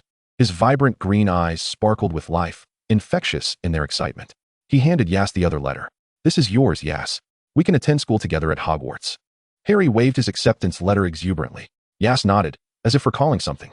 Well, there is still over a week until school starts, Harry. Perhaps you should gather your belongings. Hogwarts is a boarding school. Harry remembered that he had left an item behind at his aunt's house, but decided he would retrieve it himself. Yes, I need to go back for a moment. Do you want to come with me? It's nothing. I can manage on my own, Harry declared, striding out of the house like a valiant warrior. Before Yas could intervene, Harry was already making his way towards his aunt's home, not looking back. Yas furrowed his brow slightly, pondering whether Harry might encounter any trouble. As the appointed time with his aunt approached, he decided to wait for 2 hours. If Harry did not return, he would venture out to find him. In the chamber, Yas presented the acceptance letter from Hogwarts to his aunt. She took it in hand, perusing its contents in silence for a while before responding. Go ahead. This place could offer you the chance to unravel your destiny. Aunt, I haven't found anything special anywhere I've been. The timing was simply not right. Achieving anything requires the right conjunction of time, place, and circumstance. I have foreseen a grave peril for you. Once you navigate through the shackles that bind you, they will dissipate, though failure to do so could lead to your demise. I have prepared a few treasures for you to take. With that, Gushuali handed Yas a silver ring, an artifact of spatial manipulation, by infusing it with magic. It could be utilized. Thank you, Aunt. No need for such courtesy. Gushuali's urgency in teaching Yas was rooted in her concern. She was anxious, fearing for his safety. Yet she found solace in his ability to protect himself. Yas recalled that Harry's birthday was just a few days away. This time, they would be heading to Hogwarts, alleviating any worries about his cousin pilfering his belongings. As Harry turned 11, Yas decided to prepare 11 talismans for him. Drawing talismans was an exceedingly laborious task, consuming both time and magical energy. Typically, one could be completed in about 2 hours. Fortunately, he had prepared in advance, and as long as he finished today, it would suffice. Yas deftly maneuvered the brush in his hand, the glimmering red cinnabar gliding across the yellow paper. Harry had informed his aunt about his enrollment at Hogwarts, but all he received in return were a barrage of insults and the consequence of being locked in a cupboard. However, none of this mattered to Harry. A smile tugged at the corners of his lips as he tucked the blue box containing a handkerchief close to his chest, waiting in quiet anticipation. Chapter 42, Preparations before enrollment outside. The sound of his uncle leaving reached Harry's ears. He calculated the time it would take Aunt Petunia to ascend the stairs for a nap, the stairs creaking underfoot. Harry silently counted down, 3, 2, 1. Click. The sound of a bedroom door closing signaled it was time. He rose from his bed and carefully retrieved a wire, slowly pushing the door open. Undoubtedly, the door was locked from the outside, but with a determined shove, he managed to create a small gap. The wire slipped through the crack and into the lock, and with a gentle prod, the lock clicked open. A relieved smile broke across his face as he withdrew the wire, pushed the door open, and cautiously stepped outside, leaving without a trace of regret. Once on the road, Harry began to run, radiating a sense of freedom, his arms flailing like a bird soaring through the sky. After wrapping his gifts, Yas emerged to search for Harry, catching sight of him dashing out from his aunt's house, a look of unprecedented ease gracing his face. It was evident that Harry had spotted Yas as well. Like a bird returning to its trusted companion, he approached with warmth and trust. Yas noticed the injuries on Harry's hand, his brows knitting together in displeasure. Grasping Harry's hand, he inspected it closely, revealing a series of abrasions, some oozing crimson blood. The owner of those hands, aware of Yas's discontent, instinctively tried to withdraw but found his hand firmly held. It's nothing, Yas, just a minor scrape, Harry reassured, feeling the pressure of Yas's grip. Yet, Yas's expression, devoid of joy, seemed to deepen his displeasure. The gap was still too narrow, and my hand got scraped in the friction, Harry murmured, biting his lip, avoiding Yas's gaze. With a sigh, Yas led him home, retrieving a first aid kit to tend to his wounds. Only when the cotton swab, dipped in antiseptic, touched the scrapes did a flicker of pain cross Harry's face. Now you realize it hurts, Yas noted, observing Harry's expression soften into a smile. Harry appreciated Yas's concern, yet when Yas turned to look at him, he quickly masked his expression, conveying a sense of knowing his fault. Why are you suddenly silent after going out? Yas remarked, tearing a bandage to apply to the bleeding areas. I apologize, Yas, please don't be upset. Seeing you unhappy makes me feel uneasy, Harry replied, resembling a chastised golden retriever with his head hung low. Witnessing this, Yas's irritation dissipated. He simply reminded him, when engaging in perilous activities, always consider those who care for you. Harry, there are people who value you. With a playful tilt of his head, Harry tackled Yas onto the sofa, his eyes sparkling with delight. So, does that person include you? Yas found himself momentarily stiff, his heart racing at the gaze filled with adoration directed at him. Gently, he pushed Harry away, noticing the disappointment that visibly registered on Harry's face. Eventually, Yas rested his hand on Harry's tousled black hair, succumbing to his own feelings. Yes, Harry, I care for you. Hearing this gratifying response, Harry enveloped Yas in an embrace, believing that if all the hardships he had endured were to lead him to Yas, then they were worth it. As the clock approached midnight, marking Harry's birthday, Yas concealed the wrapped gift beneath the covers. planning to set an alarm to celebrate Harry as soon as the hour struck. Moonlight streamed through the glass, casting a gentle glow upon the two slumbering figures. The clock ticked softly, its hands nearing the midnight hour. Suddenly, a thunderous sound erupted, and a flash of white light burst through the door. The commotion jolted Aias and Harry awake, and they exchanged glances before hastily slipping on their slippers to investigate the disturbance downstairs. "Oh, you impolite brute!" Aias heard his aunt exclaim. "Oh dear, madam, I apologize. Please, release me. It was not my intention." Through the moonlight, Aias discerned a towering figure bound and sprawled on the floor, conversing with his aunt. Meanwhile, Harry switched on the living room lights, revealing his aunt Gushueli, clad in her pajamas, wielding a pink umbrella as she chastised the unexpected visitor. The giant, bound and unable to move, spotted Harry. And despite the thick mane of hair obscuring his features, a broad smile broke through. "Harry, it's wonderful to see you. The last time I saw you, you were just a baby. Are you here to see Harry?" Gushueli prodded the giant with the umbrella. "Yes, madam. I apologize for the intrusion. I was rather reckless. I am Rubius Hagrid, keeper of keys and grounds at Hogwarts." Gushueli placed a hand on her chest. "You must be more considerate of the elders, dear. You nearly gave me a heart attack." With a flick of her fingers, the ropes binding Hagrid vanished. "Wow, how impressive. How did you manage that?" Hagrid exclaimed, brushing off the dust from his attire as he accepted the pink umbrella handed to him by Gushueli. Gushueli offered no reply but instructed them, "Please, take a seat on the sofa while I prepare some refreshments." With that, she retreated to the kitchen to boil water. Hagrid approached Harry, presenting a gift box. "It seems I might have squished this earlier, but I believe it still tastes just as delightful. I wrote the inscription myself." As Harry unwrapped the package, he discovered a birthday cake adorned with the words, "Happy Birthday, Harry." "Young man, you don't get to celebrate your 11th birthday every day, do you?" Hagrid remarked as he ambled toward the sofa, curiously surveying the decor that exuded an air of ancient Eastern mystique. This was Harry's first encounter with such an extraordinary individual, and his green eyes sparkled with curiosity as he took a moment to observe before approaching. Aias, however, remained unperturbed. After all, he had met Hagrid in his memories, albeit the Hagrid from their school days. He calmly took Harry's hand and sat across from Hagrid. "The illustrious Albus Dumbledore, the most esteemed headmaster of Hogwarts, beckoned me to accompany you in procuring the necessary items for your schooling, but primarily, it is for you, Harry." The giant's expression turned serious. "Me?" Harry inquired, bewildered. "Indeed," Hagrid affirmed with a nod. "Why?" Upon hearing Harry's confusion, Hagrid hesitated, his expression stiffening. There were matters he could not disclose to Harry, as it was a directive from Dumbledore himself. He sighed, tapping his head in frustration. "You'll understand in due time. For now, remember, we are primarily here to gather your school supplies, your wand, dragon hide gloves, 3 plain work robes, all of which require certain connections, and I am here to guide you through it." He straightened his posture as he spoke. "Very well," Harry replied. Though his curiosity lingered, he chose not to press further, as he encountered familiar faces from his past life.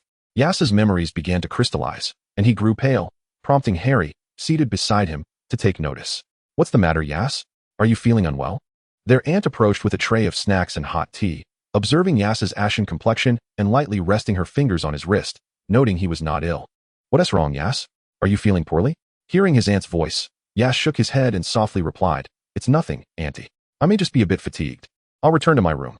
Harry's mind was consumed with thoughts of Aias rather than Hagrid's revelations about Hogwarts, and he quickly followed Aias's footsteps. Once the two children departed, the aunt and Hagrid exchanged puzzled glances. "Fortunately, I have a guest room prepared, though the bed may be a bit small for you. You can take the mattress off and sleep on the floor. We'll accompany them tomorrow to purchase these supplies. Thank you for your hospitality. The snacks are delightful," Hagrid said, bowing his head in gratitude as he took a piece. Aias sat on the edge of the bed, eyes shut tight, his mind haunted by a striking visage. Those blood-stained black eyes repeatedly calling his name. "Aias, Aias," the elegant and magnetic voice echoed in his ears. Tom Riddle," Aias exclaimed, and Harry felt a twinge of pain at his scar, but at that moment, Aias was his foremost concern. "What's wrong?" "Aias, don't frighten me." Harry embraced him tightly, as if he himself were the one in distress. As Aias calmed down, he couldn't help but feel a sense of exasperation. It was he who was unwell, yet this child seemed so fearful. He gently patted Harry, who had buried himself in Aias's embrace. "Do not be afraid. It's nothing serious, just a thought of someone." "That Tom Riddle?" Harry lifted his head, his eyes slightly reddened. "No, he is merely one among many." Aias brushed his fingers against Harry's brilliant green eyes, recalling having seen those eyes in a girl, and realized that Harry's surname, Potter, revealed their connection. Aias produced a carefully prepared gift. "Do not gaze at me, Harry. Today is your birthday, and this is for you. Inside are 11 runes I have drawn, each accompanied by a note detailing its use. It's wonderful to have you, Aias. Shall we promise to be lifelong friends? Aias sensed a hint of disappointment in Harry. Yet the way he clutched the gift indicated his fondness. Thoughts of a lifelong friendship inevitably led Aias to ponder Tom Riddle, wondering how he was faring now, likely having forgotten that he had embarked on a completely new life. Even in the darkness, the moonlight illuminated the clock's hands as they struck 1:34. Aias and Harry's fingers intertwined, and ultimately, Aias revealed a relaxed smile. Harry distinctly heard him say yes. With Aias's affirmation, Harry felt that this birthday presented the best gift he could have wished for. Under their aunt's farewells, the trio ventured to a peculiar location to acquire the items essential for their studies, with Hagrid leading them to a pub. The Leaky Cauldron, Aias recalled. It appeared to be quite an ancient establishment, notably unrestrictive towards muggles, with patrons of diverse backgrounds. Even before entering, the cacophony of voices within suggested a bustling crowd. As they stepped inside, they were surrounded by many individuals clad in peculiar attire. Harry observed them with curiosity, while Aias felt little interest, sensing that most of these oddly dressed figures were witches and wizards. Hagrid greeted the bartender with familiarity, who inquired about his recent endeavors.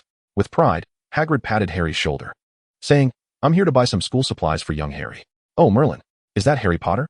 Instantly, the patrons turned their gaze towards them. The lively chatter ceased. They regarded the two children with awe. "Is that the Potter?" Hagrid nudged Harry forward, and soon someone stepped up to shake Harry's hand. "Welcome back, Mr. Potter." "Welcome back. I can hardly believe it. Mr. Potter, I've finally met you." One after another, though Harry was puzzled by their excitement, he smiled and shook their hands. Yet he never released his grip on Aias's hand. A man, wrapped in a turban, approached, trembling as he addressed Harry. "Harry Potter, it's a pleasure to meet you." Hagrid introduced, "Harry, this is Professor Quirrell. He will teach you defense against the dark arts at Hogwarts." "Oh, it's a pleasure to meet you." Harry extended his hand in greeting. However, Quirrell did not take it, instead diverting the conversation awkwardly. Aias, observing from the sidelines, felt a peculiar familiarity emanating from Quirrell, though he had never encountered him in his past life. Quirrell glanced at Aias, his expression momentarily stiffening before he quickly reverted to his quivering demeanor, inquiring of Hagrid. "And who is this?" "This is Aias Gutherafus, also a student at Hogwarts." "Oh, is that so?" he replied with a smile. "Well, we must be off. There are still many items to purchase." He had merely stopped to greet a friend, and now needed to depart. Harry waved goodbye to the surrounding crowd, while Aias, upon leaving, cast one last glance at Professor Quirrell, meeting his gaze momentarily before the man vanished in an instant. Hagrid's voice drifted to Harry as he spoke of his fame, though he deemed it inappropriate to explain why. Gesturing with his pink umbrella as it glided across the stone wall, the bricks trembled and parted, revealing a door. "Welcome to Diagon Alley, where you can procure everything you require for your schooling." The throng of people was considerable, and Harry tightened his grip on Aias's hand, fearful of losing him in the crowd. Shops lined the streets with transparent glass displays showcasing their wares, while the pet shop boasted an array of owls and bats for sale. This way, Aias pointed, noticing the distant Gringotts, a place he had frequented many times in his former life. Compared to Harry's excitement and curiosity regarding Hagrid's introduction, Aias held little interest. Though the goblins here bore a resemblance to house elves, their avarice and shrewdness were unmatched. Upon entering, they were greeted by a resplendent hall, where goblins were busily weighing gold and reviewing ledgers atop high counters. Hagrid had two objectives: to transfer the Potter family fortune to Harry and to retrieve a particular item. Guided by a goblin, they boarded a special cart that whisked them to the underground vaults. The goblin unlocked the vault containing the Potter family's wealth, revealing mounds of gold galleons. "This is what your parents left for you," Hagrid said, looking down. "Harry, I need to visit Vault 713 for an item. You should take some money to buy your school supplies with Aias. I must deliver this item to a designated individual." "What is that item?" Harry inquired. "It cannot be disclosed. It is a closely guarded secret of Hogwarts." Upon uttering these words, Hagrid allowed the goblin to lead him away. Chapter 43, Encounter. In the pitch-black chamber, a raspy black mist coalesced into an indistinct humanoid shape. "My faithful servant, remember your task. You possess the power bestowed upon you by me. While it grants you formidable strength, you must never lay a finger on that individual. Understood, my esteemed master. I shall fulfill your command." The black mist dissipated, leaving only the kneeling, loyal servant behind. In the vault, Harry gathered a considerable amount of galleons. The two had procured all necessary supplies, save for one, wands. "Let us visit Ollivander's wand shop, Harry. It is the finest establishment of its kind. However, I already possess a wand, so you should go ahead. I must take my leave for a moment. I will return shortly to find you." Yas seemed to have glimpsed an 11-year-old Tom Riddle just moments before. But how could that be? He released Harry's hand, scanning the area for the figure. He was certain he had not been mistaken, that Tom had even smiled at him, a grin laced with mockery and derision.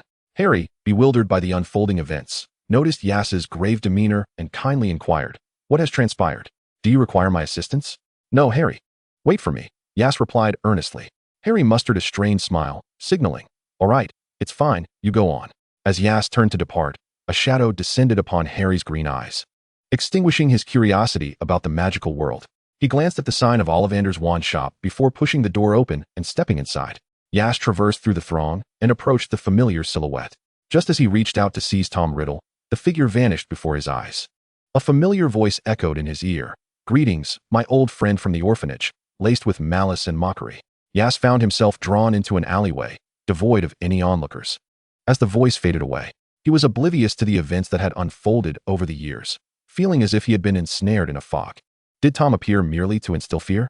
Yas clenched his fists, the nails digging into his flesh without registering any pain. "Hey, who are you? And what are you doing here?" His reverie was interrupted. The voice seemed to call out to him.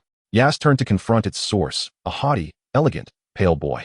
His meticulously groomed platinum hair mirrored his owner's pride, and the boy tilted his head slightly, gray eyes glinting with suspicion. Lurking around this magical supply store. "Are you a thief?" As the boy caught sight of Yas's appearance, he mumbled under his breath, "A rather handsome thief." Yas had no desire to engage with anyone else and ignored him, striding purposefully toward the exit. The boy, undeterred by Yas's dismissal, became even more intrigued and grasped his clothing. "Do you know who I am? Such a rude fellow." Seeing Yas remain unmoved, he quickly proclaimed, "Malfoy, Draco Malfoy." His words brimmed with arrogance as he crossed his arms, awaiting admiration. "Malfoy? Is your father Abraxas?" "No. Then what relation does he have to you?" The surname reminded Yas of the time Abraxas had rescued him while he was imprisoned in the tower. He owed him a debt of gratitude. "You know my grandfather?" Draco scrutinized the boy before him, who appeared to be of similar age. Although Yas lacked the finery he possessed, he was not poorly clad. Draco had halted him simply because this fellow was acting peculiarly near his family shop. What was he up to? Was he of that lineage? Yet, he recognized most heirs of the prominent pureblood families. This boy was an enigma. Yas made no reply, breaking free from Draco's grasp and departing while leaving behind the words, "We shall meet again, Draco Malfoy." Upon returning, Lucius noticed his son in a daze and furrowed his brow slightly, clearing his throat. He observed Draco's demeanor shift to one of elegant composure as he greeted his father. Within Ollivander's wand shop, Harry had tried several wands, none of which suited him. Amidst the shopkeeper's complex expression, he retrieved a box from the shelf and presented it to Harry. "Try this one." As Harry grasped it, a gentle surge of power emanated, and the shopkeeper wore a look of affirmation as he explained, "Two wands share cores from the same phoenix feather, one of which is in your hand. The other is destined to be yours, yet it bears a scar left by its previous master." Ollivander gestured toward Harry's forehead, where a lightning-shaped scar marked his skin. "Who is it?" "I cannot disclose that, but you must understand, Harry, it is the wand that chooses the wizard. The wand's previous owner accomplished great deeds, albeit terrifying ones." The bell jingled as Yas entered. "Oh, another young wizard in search of a wand?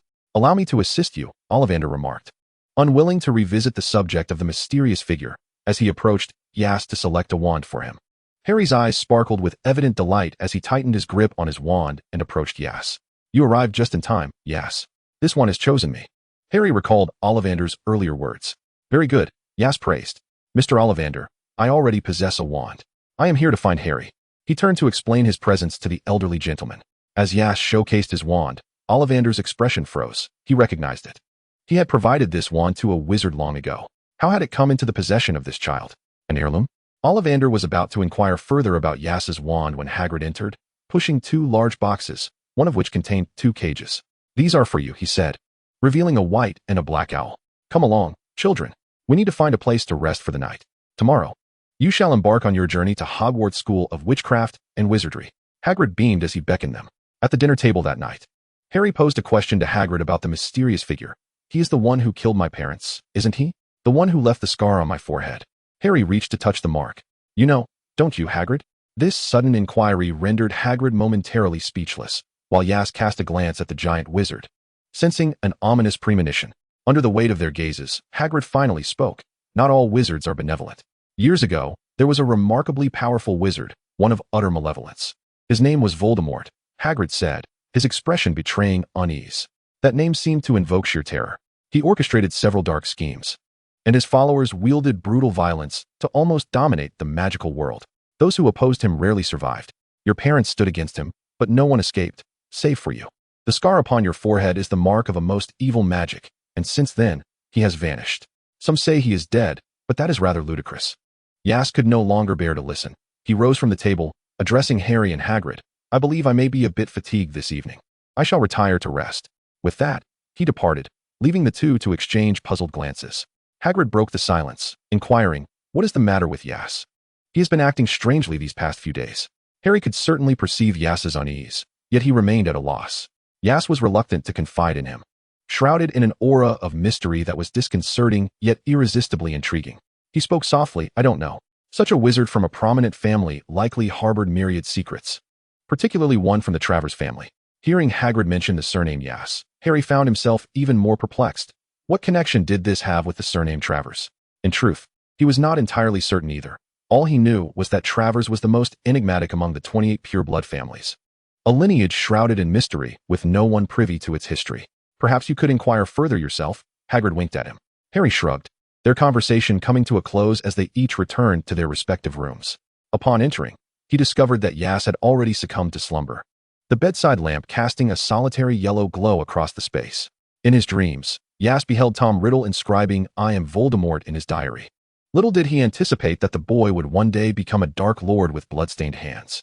To avoid disturbing Aias, Harry moved with utmost delicacy, positioning himself to face Aias, scrutinizing every inch of him in the dim light. The delicately smooth skin captivated Harry, who found it hard to sleep as he counted Aias's long, thick black lashes. When his gaze fell upon Aias's soft pink lips, a flush crept onto his cheeks, prompting him to turn away, unable to look any longer.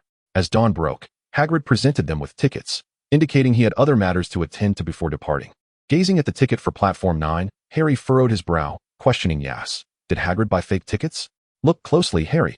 Aias guided him toward the large pillar nestled between platforms 9 and 10.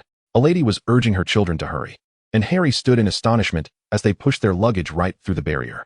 Wow! Harry marveled once more at the wonders of the magical world, watching as the woman urged a boy with flaming red hair. Hurry up, Ron. The boy nodded, pushing his luggage through. We can pass through just the same with our tickets, Aias explained to Harry, who nodded in understanding. You go first. I'll follow right behind you. Upon hearing Aias's words, Harry steeled himself and charged forward, with Aias promptly following. Once aboard the train, they found an empty compartment and settled in. The train set off, billowing white smoke as it ascended towards the clouds. Aias sat by the window, gazing at the breathtaking scenery outside, the fresh and natural beauty that he had not witnessed in ages. Harry, however, stared openly at Aias, filled with words he longed to speak, but unsure how to begin. Just as he mustered the courage to inquire about the Travers family, a voice interrupted. Excuse me, may I sit here? Everywhere else is full. It was the red-haired boy from the platform, his clear blue eyes seemingly reflecting the sky. Noticing Harry's silence, the boy appeared somewhat shy. Of course, please take a seat. Aias gestured to the empty spot across from him, inviting him in. Hello, I'm Ron Weasley.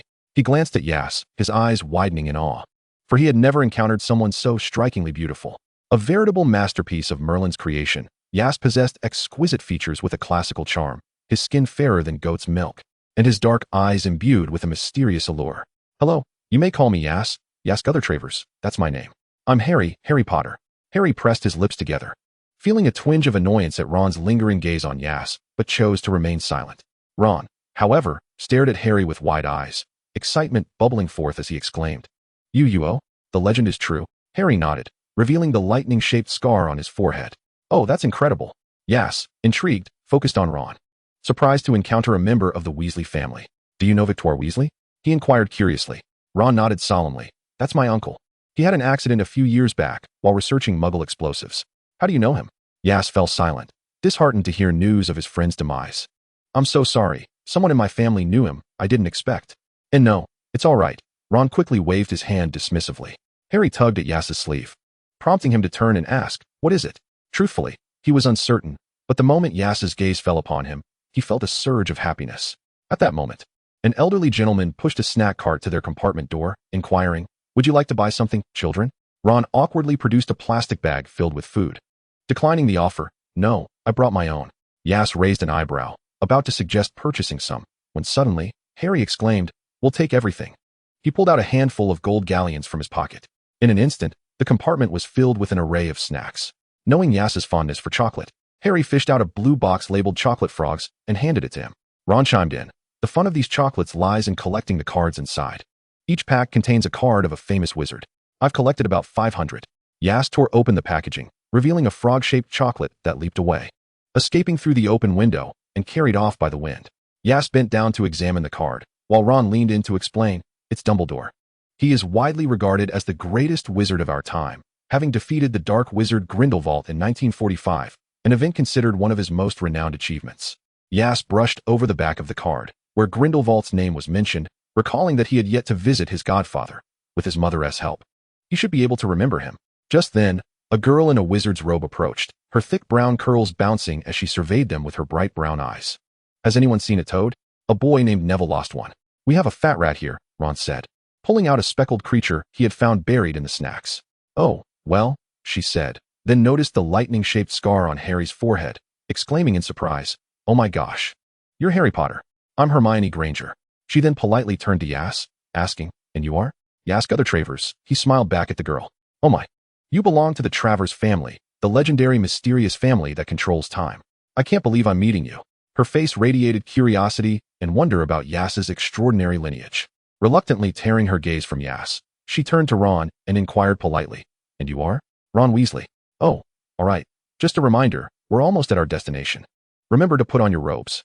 She then waved goodbye to Yas with a hint of reluctance before departing. Chapter 44, The Sorting. Under Hagrid's guidance, the first-year wizards sailed across the shimmering lake in small boats, making their way towards the illuminated Hogwarts castle. Yas gazed at the familiar fortress, a myriad of thoughts swirling within him, his eyes unconsciously revealing a sense of nostalgia. Fortunately, all the new students were gazing around in curiosity, Harry included, and none noticed his moment of reverie. Following the staircase to the entrance, a tall witch, the professor, awaited their arrival, addressing the first years as they gathered. "Before you take your seats, we will sort you into your houses: Gryffindor, Hufflepuff, Slytherin, and Ravenclaw. During your time at school, your house will serve as your home, and good behavior can earn points for your house." As she spoke, a croaking sound emerged from beneath her feet, and a small wizard darted from the crowd. Picking up a frog and calling it by name, Treacle, the witch exchanged a glance with the clumsy first year, and the sorting ceremony was about to commence. After delivering her words, she turned and entered the hall. "We meet again, you sneaky fellow," a voice called, its owner possessing striking platinum hair, directing his gaze at Yas with bright eyes and a smug smile. "Is that Harry Potter beside you?" He rested his arm on the railing, exuding an air of arrogance. "Draco Malfoy, I wonder if you still remember my name? This is Crabbe, and this is Goyle." He introduced the individuals beside him. As Draco Malfoy overheard whispers surrounding Harry Potter's name, he remained indifferent to this so-called future savior. Approaching Yas, Draco's originally apathetic gray eyes, tinged with curiosity, fixated intently on Yas. Nearby, Ron scoffed, looking down upon this arrogant individual. Draco furrowed his brow, scrutinizing the fellow, then relaxed his expression. "I thought you were someone significant? With that red hair and tattered robes, you must belong to the Weasley clan." Ron fell silent, and Draco redirected his gaze to Yas, extending his hand, implying, "You ought to be aware of the esteemed wizarding families you associate with. After all, some families are considered superior. Just like your grandfather, Draco. I must confess my discontent with the Malfoy family's beliefs, but in light of his legacy, Yas Goyle, I will graciously accept your hand." "Goyle? Then you should be even more cautious about befriending dubious individuals." Draco turned his attention back to Ron, which soured Ron's expression, and he then reached out to Harry Potter. "And what about you, the boy who lived?" Potter. Harry, ignoring him, found this individual, who seemed to have a history with Yas, exceedingly irritating, assuming an air of superiority. He lowered his gaze, quietly grasping Yas's hand that had once been held by Draco Malfoy, transferring his warmth to Yas. A witch approached, interrupting the young master of the Malfoy household. "Are you ready? Let us proceed inside." The heavy doors swung open, revealing a warm golden light. Under her guidance, the students entered, greeted by 4 long tables filled with students who curiously observed the newcomers. The ceiling, depicting the night sky adorned with candles, though not truly real, as Hermione excitedly explained, was indeed enchanted. At the head table sat the teachers and professors, with the white-haired, white-bearded wizard wearing crescent-shaped spectacles, clad in a crimson robe threaded with gold, being none other than Headmaster Dumbledore. Yas's gaze fell upon him. It had been ages since he last saw him. and he was taken aback to witness the passage of time upon him. He extended his hand, examining his own youthful fingers, reflecting upon the myriad changes in the world. The headmaster rose to address the new students, outlining important guidelines and various forbidden areas. A focused gaze fell upon Aias, and he turned to see a figure he recognized all too well, slightly long, dark hair, a pallid complexion that had long evaded the light, a hooked nose, and cold, hollow eyes, like a plant thriving in darkness, exuding an aura of gloom and dampness. Meanwhile, Professor McGonagall held a lengthy list for the house sorting, and as Draco Malfoy stepped onto the stage, he glanced at Aias. Before the sorting hat was even properly placed, the result was announced: Slytherin. Draco Malfoy sauntered contentedly towards the Slytherin table, while Ron quietly remarked to Aias and Harry, "Most of the dark wizards hailed from Slytherin." Just as Harry began to nod in agreement, Aias, unusually displeased, interjected, "How can you be so certain that other houses have not produced dark wizards? Perhaps Slytherin has a larger number of them, but that does not imply that all malevolent wizards originate from Slytherin." Ron was taken aback by Aias's strong reaction, yet he felt too embarrassed to apologize, resorting instead to a sarcastic tone. "What is wrong? Is Goyle also defending Slytherin? The four houses are equal. As stated in the enrollment handbook." "Ron, did you not read it?"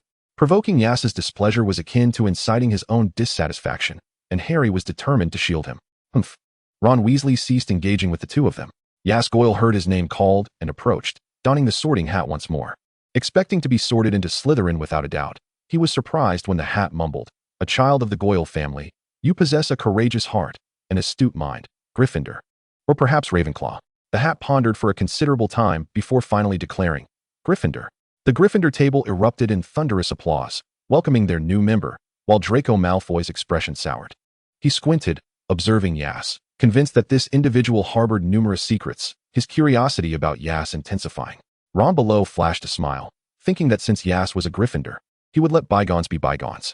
Aias settled beside Hermione Granger, who initiated a conversation. "Where do you think Harry will be sorted? I've noticed you two are inseparable."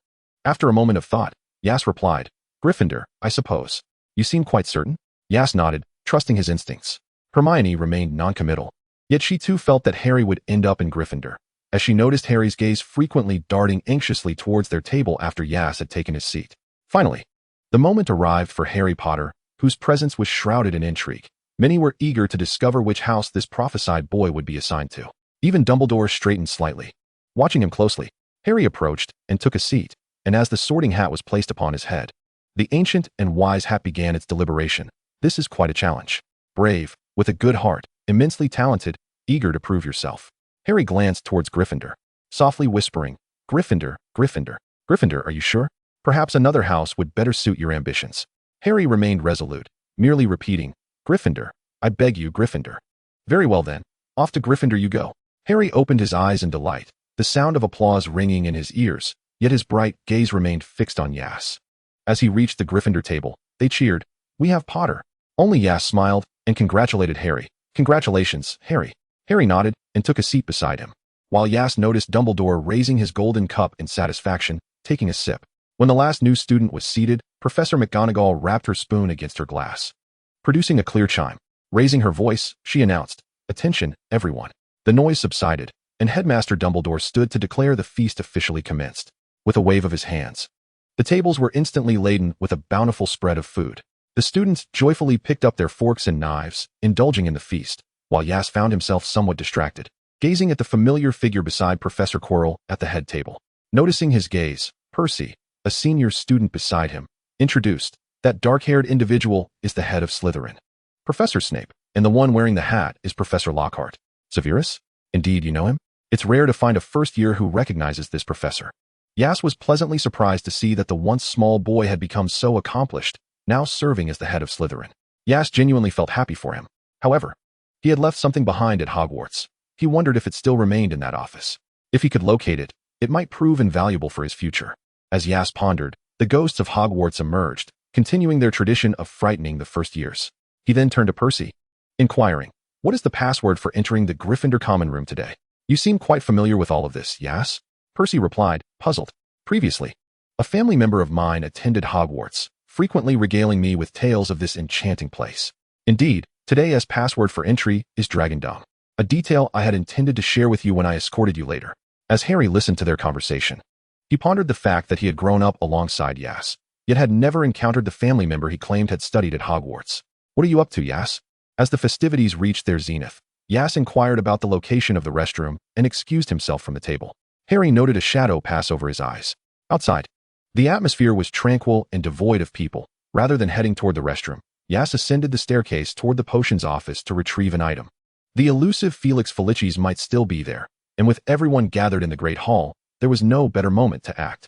The door to the potions office was ajar, swinging open with a gentle push. The once yellow and white curtains had transformed into a deep emerald green, and the welcoming sofa had vanished, replaced by a massive cauldron bubbling with a concoction that emitted dense, frothy bubbles. Fortunately, the aroma was not foul, but rather bore an intriguing herbal scent. Upon catching sight of the conspicuous vial of Felix Felicis on the desk, Aias felt a surge of delight, astonished that it had remained untouched over the years. Just as his fingers were about to make contact, Aias sensed something amiss. His body began to weaken, and his consciousness blurred. Something was wrong with that cauldron. Yet, he could not withstand the effects, collapsing onto the soft carpet. His last vision being the hem of a black robe. Severus, of course, had noticed the departure of the young boy and, sensing something was awry, followed shortly after. Despite being a first year, Aias exhibited an unsettling familiarity with Hogwarts that surpassed what one would expect of a novice. He was taken aback to find Aias in his office, attempting to pilfer Felix Felicis.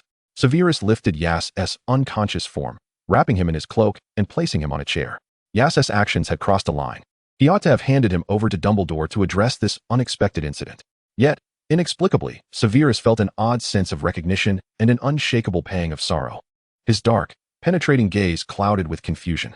At that moment, a knock sounded at the door. Severus turned to open it, revealing Potter. The familiar green eyes filled him with a sense of unease. He had never imagined he would inadvertently cause harm to a childhood companion. "What brings you here, Mr. Potter?" Severus harbored no fondness for the boy, yet he did not intend to target him specifically, striving to maintain an air of indifference. Harry sensed the professor's disdain for him. Though he did not understand the reason, he politely inquired, "I saw my friend Aias nearby, and I believe he may have wandered into the wrong place." Upon hearing Aias's name, Severus furrowed his brow and carried the unconscious boy out, stating, "I was conducting potion research in my office. That potion, if the lacewing flies are not administered prior to brewing, can induce a deep slumber. He will awaken in an hour. Do you require assistance in carrying him back, Mr. Potter?" "I apologize on Aias's behalf. His curiosity often gets the better of him. Please do not hold it against him. I can carry him back myself." Harry looked up at the potions professor. Though a bit intimidated, he stood resolute. Considering it is your first day at Hogwarts, I could easily have Dumbledore reprimand you for your friend's behavior," Severus replied, suppressing his internal conflict as he relinquished Aias into Harry's care. Then shut the door with a heavy thud. Once behind closed doors, Severus found himself at a loss, seated in his chair, absent-mindedly caressing the vial of Felix Felicis. This potion had remained with him since he assumed the role of potions master. Although he could easily craft it himself, it was distinct from other potions. It had been created by his predecessor, Horace Slughorn. He recalled serving a powerful dark wizard, whose knowledge of potions was unparalleled. Severus vaguely remembered studying potion lore with someone before he became a student, but no recollection surfaced. Following that formidable dark wizard, he had merely sought answers that ultimately eluded him. This Aias seemed to know something. Severus gripped the vial of Felix Felicis tightly, the darkness in his eyes as impenetrable as ink. Chapter 45, Friends. Aias was light, and Harry found it easy to carry him. As his gaze fell upon the black cloak enveloping Aias, Harry frowned, but he refrained from unwrapping it for the sake of warmth. On their way back to the Great Hall, they encountered the Gryffindor and Ravenclaw prefects escorting the first years to their dormitories, prompting Harry to follow behind them with Aias in his arms. Ron and Hermione noticed their presence and caught up, inquiring about the situation. Harry merely shook his head, indicating, "There was a slight incident. Aias has fainted but will awaken in an hour. Do you need help carrying him? Or should we lift him together?" Ron kindly offered. "No, I can manage to bring Aias back," Harry asserted, quickening his pace as they followed Percy, the Gryffindor prefect, back to their dormitory. Harry placed Aias gently onto the clean, soft bed, pulling off the cloak and laying it at the foot of the bed before heading to an adjacent bed to tidy up his belongings. The other boys had already fallen asleep, yet Harry found it impossible to rest. Quietly, he rose and approached the large window, where moonlight draped over him like a delicate veil, enveloping him in a sense of unacknowledged solitude. He retrieved a clean handkerchief, now devoid of its owner's scent. Noticing movement from the bed, Harry quickly tucked the handkerchief away as Aias approached and sat beside him, the familiar fragrance of roses revealing his identity. Harry, did you carry me out from the potions office? Harry remained silent, gazing at the luminous moonlight, his green eyes dimmed. Yas sighed, not intending to conceal the truth, but unsure of where to begin. Sensing Yas's inclination to confess, Harry turned to face him earnestly. The Travers family is cursed. We cannot die. Yet we cannot live normally. I have been to Hogwarts. I attended classes and made friends here, but the curse caused me to vanish during that time. And no one remembers a boy named Yas Gutter Travers ever existed. The curse will manifest before I turn 50, though the exact timing is uncertain. The last time I disappeared was at around 20 years old, and then I found myself here. Perhaps you find this absurd, Yas continued, but before he could finish, he was enveloped in a warm embrace. I believe you, Yas. I'm sorry, you must feel so distressed. Harry buried his face in Yas's neck, his voice muffled. He had borne too much already. Harry averted his gaze, realizing he should not compel him to revisit painful memories. I went to the potions office for that vial of Felix Felicis. It was a gift from Professor Slughorn when I last substituted for him. I thought it might prove beneficial for the future. No need to elaborate, Yas. Whatever you wish to do, I will support you. Harry felt elated that Yas had opened up to him, yet he couldn't shake the concern for that wretched curse. Yas ruffled the unruly black hair of the young boy beside him, fully aware of the weight of his words. Do not worry, Harry. I will find a way to break the curse. Now, we ought to retire for the night. Tomorrow morning is Professor McGonagall's class. And you wouldn't want to be tardy and face her reprimand, would you? Harry nodded, reluctantly releasing Yas and climbing into bed. As Yas reclined on his bed, he noticed a black cloak at the foot of his bed, strikingly familiar. It seemed to be the very one he had seen when he fainted in the potions office. Reflecting on it now, could it not be the one belonging to Severus? He picked it up and neatly set it aside, contemplating secretly returning it after washing it clean the following day. A shadow gradually morphed into a hazy figure, approaching Yas and gently caressing the slumbering boy. This presence lingered by his side until the first light of dawn, only to vanish thereafter. Having stayed up late the previous night, Yas and Harry nearly arrived late for class, but they managed to drag a drowsy Ron along, reaching the classroom just in time. Professor McGonagall cast them an irritated glance, but ultimately chose to remain silent. Only Draco Malfoy offered Yas a smug smile, filled with provocation. During the break, an owl delivered parcels and letters to the students, with a black owl from Hagrid bringing the daily news to Harry and Yas. The report detailed the robbery at Gringotts.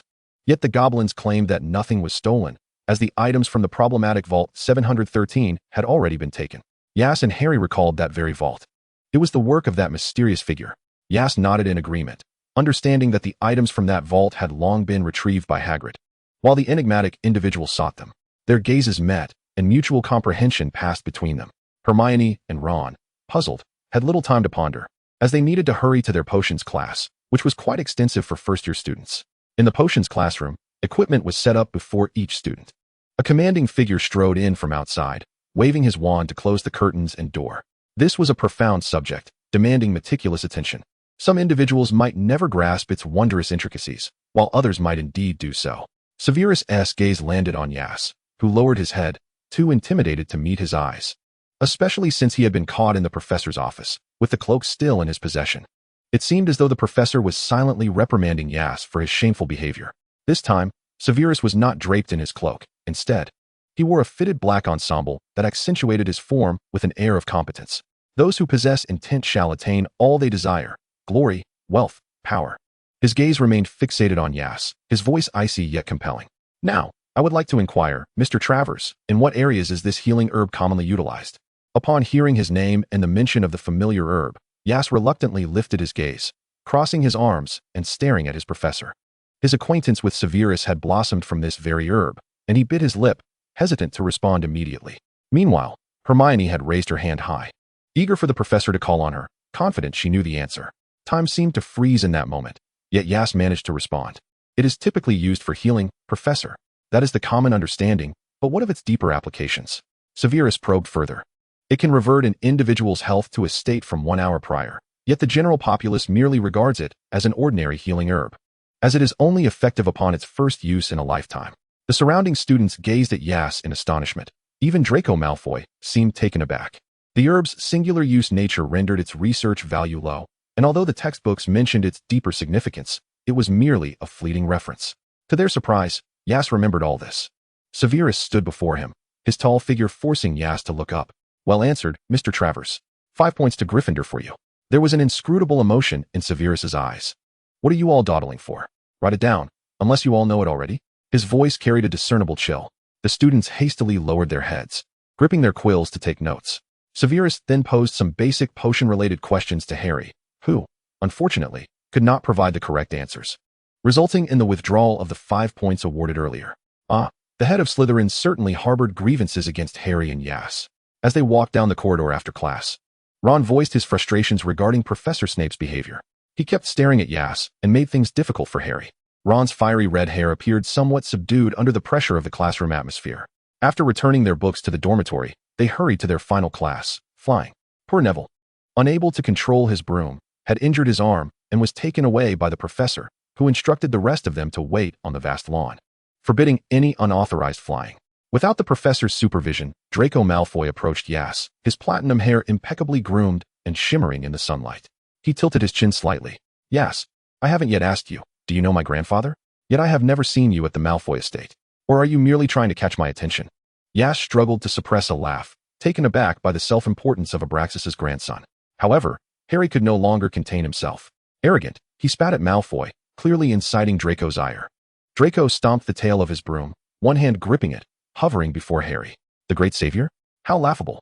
Why not compare who is more adept? Let us fly to that point over there and back. Draco pointed at the flag fluttering atop the teaching building. Although he was addressing Harry, Draco remained mounted on his broom, positioned near Aias. Gazing at Draco's long, curled lashes, which fluttered like butterfly wings, a tingling sensation crept into his fingertips, compelling him to reach out and touch. Harry stepped forward, grasping Draco's hand, saying, "Your opponent is me. Do not touch my friend." Hermione tugged at Aias's sleeve, her bright, curious eyes tinged with anxiety as she leaned closer to his ear. "Aren't you going to intervene? The professor just said no unauthorized flying." Draco's disdainful gray eyes turned towards Hermione. "Isn't Gryffindor renowned for its bravery? I never expected." Hermione shot a fierce glare at Draco in response to his provocation. "Do not worry, Hermione. They are quite talented." Aias observed the two who were now ready, striking poses amidst the crowd of onlookers, until a shout of "begin" rang out.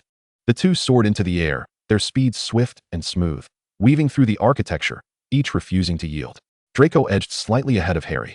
Delighted, Draco beamed at the sight of Harry trailing behind him. He had been trained in flying from an early age, his instructor praising his innate talent, ensuring he would not be outdone by Harry. He sought to prove himself superior to this Potter. Aias's choice to forego the esteemed Malfoy was indeed a grave error. However, as they approached the turn at the teaching building, Harry executed a flawless drift, overtaking Draco. Professor McGonagall, witnessing the spectacle, removed her glasses to observe the aerial contest between the two youths. Seeing Harry catching up, Draco felt a surge of urgency, increasing his speed. It was indeed a surprise that Potter possessed some skill. After another lap around the tower, both reached the finish line simultaneously. Noticing the sweat on Harry's brow, Aias offered him a handkerchief, which Harry grasped tightly, not moving. His crystalline green eyes met Aias's, reminiscent of a pup yearning for praise from its master. Aias recognized his imagination was running wild, yet he felt genuine joy for Harry. "Harry, you truly excel. Your talent in flying is remarkable." What is there to praise? We reached the finish together." Draco's forehead glistened with sweat, his meticulously styled platinum hair slightly disheveled, yet it was not unappealing. It merely lent him an air of defiance. "This time it's even. There will be no next time, Potter." It was rather peculiar that Potter was summoned by him. Harry could discern a jealousy within Draco that he himself was oblivious to. Nonchalantly, Draco produced the handkerchief that Aias had used to wipe his sweat, uttering, "Thank you, Aias," while flashing a joyful smile at his companion. Suddenly, Professor McGonagall strode over, calling Harry away, confused by the abruptness of the situation. Harry waved goodbye to Aias and followed McGonagall. Consequently, the students on the playground were left to await the end of class in boredom. Yet Draco felt a certain relief at seeing Harry being led away. He raked a hand through his flamboyant platinum locks, pulling Aias away from Ron and Hermione. Addressing the two indignant individuals, "Aias and I merely have a slight family matter to discuss. After all, none of us possess the nobility of the Malfoys or the enigma of Travers."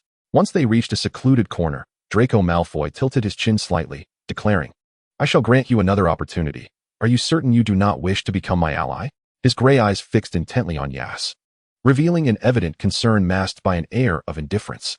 Aias suppressed the urge to laugh. He had not anticipated that the cunning, aristocratic, and profit-driven Malfoy family would produce such a naive and proud child as Draco.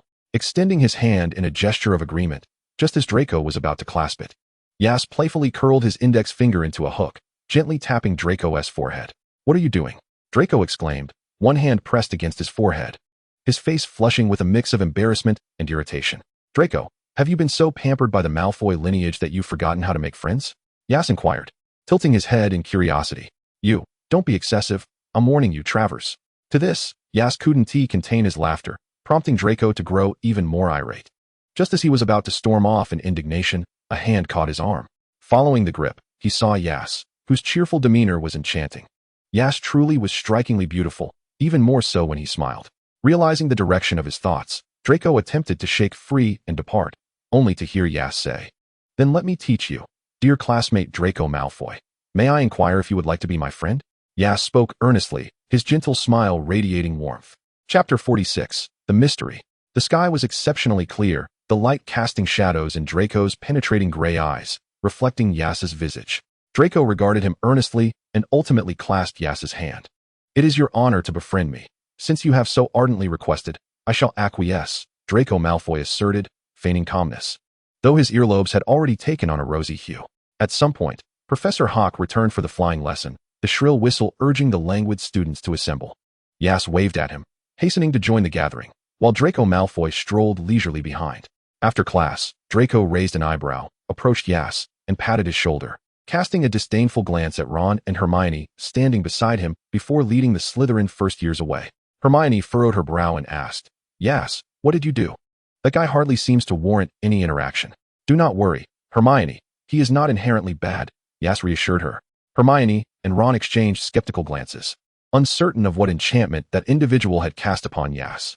Just then, Harry dashed over, brimming with excitement and enthusiasm, announcing to the trio, "I've been selected as the seeker for Gryffindor's Quidditch team." On the way back to the Gryffindor common room, Harry recounted to Aias and Ron, "Professor McGonagall introduced me to the older student Wood, recommending me to him. I have yet to experience Quidditch." At that moment, Aias recalled the James Potter who had once stood next to Sirius, and though that brief match had concluded hastily, James had later led Gryffindor to victory in the school tournaments. "Do not fret, Harry, we all believe in you." "Indeed," Hermione interjected, "Potter, you possess a familial talent." After stating this, she guided them to a spot where the trophies from past Quidditch championships were displayed. There, Harry spotted his father's name inscribed on one of the trophies, and he chuckled, instinctively glancing at Aias, who responded with a thumbs up. For a child who had never met his parents, discovering their youthful accomplishments always stirred excitement within him. Harry cradled their books in one hand while holding Aias's hand with the other. As they ascended the staircase with light footsteps, Hermione struggled to keep pace, while Ron, panting, exclaimed, "Harry, could you slow down? I truly don't understand how you possess so much energy." Hearing this, Harry paused on the staircase, looking back at Aias to ensure he wasn't too fatigued, while his bright green eyes carried an apologetic glimmer as he asked, "Aias, am I walking too fast?" Before Aias could respond, Ron scrambled to their side. "Indeed, if you go any quicker, you might take flight." Suddenly, the staircase beneath them began to shift, transforming the previously known entrance to Gryffindor's dormitory into an unknown portal. The rickety wooden door creaked open on its own, and the four exchanged glances before Aias boldly stepped inside first. Despite having spent considerable time at Hogwarts, he was uncertain of what awaited them, quietly gripping his wand concealed within his sleeve. Once they all entered, only to find nothing inside, Aias was about to retreat when a cat blocked the exit. Hermione recognized it as Filch's cat, stating, "We've entered the third floor's forbidden zone." Ron pointed towards the depths of the corridor, and the four raced inside, discovering yet another locked door. Hermione shoved Ron aside, brandishing her wand, Alohomora. The door swung open, and as Harry, Hermione, and Ron peered outside through the gap, Aias finally understood why this door had been locked. A massive, three-headed dog lay sleeping soundly within, yet it seemed to catch their scent, its nose twitching as it prepared to awaken. The other three turned to look, and in an instant, they cried out as the creature opened its lantern-like eyes, growling at them, poised to attack. Aias swiftly drew his wand, sleep. The three-headed dog's body stiffened, appearing unconscious. Yet Aias understood that such a creature would not remain subdued for long. "Let us go." The four hurriedly exited the room, locking the door behind them. After the series of events, Hermione parted ways with them in the Gryffindor common room. Ron expressed his dissatisfaction with Hermione's attitude. "Why is she like this? It's not like we intended to trespass into the forbidden area. It was merely an accident." "Yes, Harry, don't you agree?" "Enough, Ron," Harry replied, organizing his class notes, uninterested in Ron's complaints. Ron, making a face at Harry's back, went off to organize his own belongings, leaving Aias with the least to do. However, upon noticing the neatly washed and folded robes, Yas's mind flashed back to Severus standing before him in class. No, I must return it to him. Unable to withstand the inner reproach, having previously cared for Severus Snape, he was now intending to retrieve something from his office only to be discovered. As Yas clutched the black robe of the potions professor, preparing to leave, Harry inquired, Yas, are you heading out? May I accompany you? Yas quickly waved his hand. No need, I'll return it shortly. Are you truly certain? That professor seems rather grim, Harry remarked, watching the door close behind Yas while gripping his quill tightly, writing with such force that it seemed he could pierce the paper. He lowered his gaze, meticulously striking through the errors he had made. Seemingly indifferent, yet harboring a profound restraint. The quill slipped from his fingers, leaving him momentarily bewildered. What was happening to him? Could it be that friends could possess such a formidable sense of possessiveness? Confusion enveloped his heart until Ron approached, retrieving the quill and handing it back to him. What's the matter? Has it only been a moment since Yas and you parted ways, and you're already struggling? You two have such a close relationship. Unlike my twin brothers who constantly bully me. Harry accepted the quill in silence, his emerald eyes now shadowed with an array of inscrutable emotions. It was not yet curfew, and outside, a few scattered students engaged in conversation, though the potions classroom remained unusually tranquil. Even after washing, a faint herbal scent still clung to his black robes, an aroma that was not unpleasant yet impossible to ignore, much like the grown Severus Snape he had come to know. As he reached the office door, Yas inhaled deeply. This door was all too familiar, having crossed its threshold countless times. He rapped softly on the wood. Inside, Severus paused in his writing, his voice rich and magnetic as he called out, Enter. Yas stepped inside, his gaze cautiously drifting toward the cauldron, while Severus observed him with keen interest. Do not fret, this time I am not concocting any potions that would induce unconsciousness. I merely did not anticipate that the potion would yield an unexpected catch. A little mouse, he remarked, a hint of amusement in his tone, realizing he had been caught. Yas dared not look around any longer and presented the robe. I apologize for my previous actions, Professor. This outer robe belongs to you. I have cleaned it and returned it. Severus rose and approached Yas, lifting his chin with his wand, his voice cold and laced with menace. Perhaps you could enlighten me as to why you sought my office? Was it for that vial of Felix Felicis? Severus donned a black shirt. Around his neck hung a green gem pendant, an artifact of his own making. Yas's intense focus naturally drew Severus's attention, particularly as he noticed the young man's gaze fixated on the pendant. It seems you are harboring many secrets. Snape narrowed his eyes. So, Mr. Travers, did you speak of it yourself, or are you aware that certain spells compel truthfulness? The threat in his words was unmistakable, yet Yas faced him unflinchingly. Professor Snape, some matters are best left unexplored. You may not uncover the answers you seek. With a mocking smile, Severus retorted, You are not yet worthy of challenging me. With a flick of his wand, Yas found himself bound. You are still quite young. Mr. Travers may not realize that there exists a superior magic known as legilimency, capable of reading thoughts and memories, he said, the tip of his wand glowing blue. After a moment of astonishment, Severus turned to Yas. A brain-locking spell? Who exactly are you, and what brings you to Hogwarts? I harbor no ill intentions toward Hogwarts. Initially, I intended to return your belongings, but now I wish to speak with Professor Dumbledore, and I shall disclose everything to him. Severus snorted, seating Yas in a chair and igniting a piece of parchment. Let us see how you explain this. Soon, Dumbledore arrived, having been informed of the situation through Severus's missive.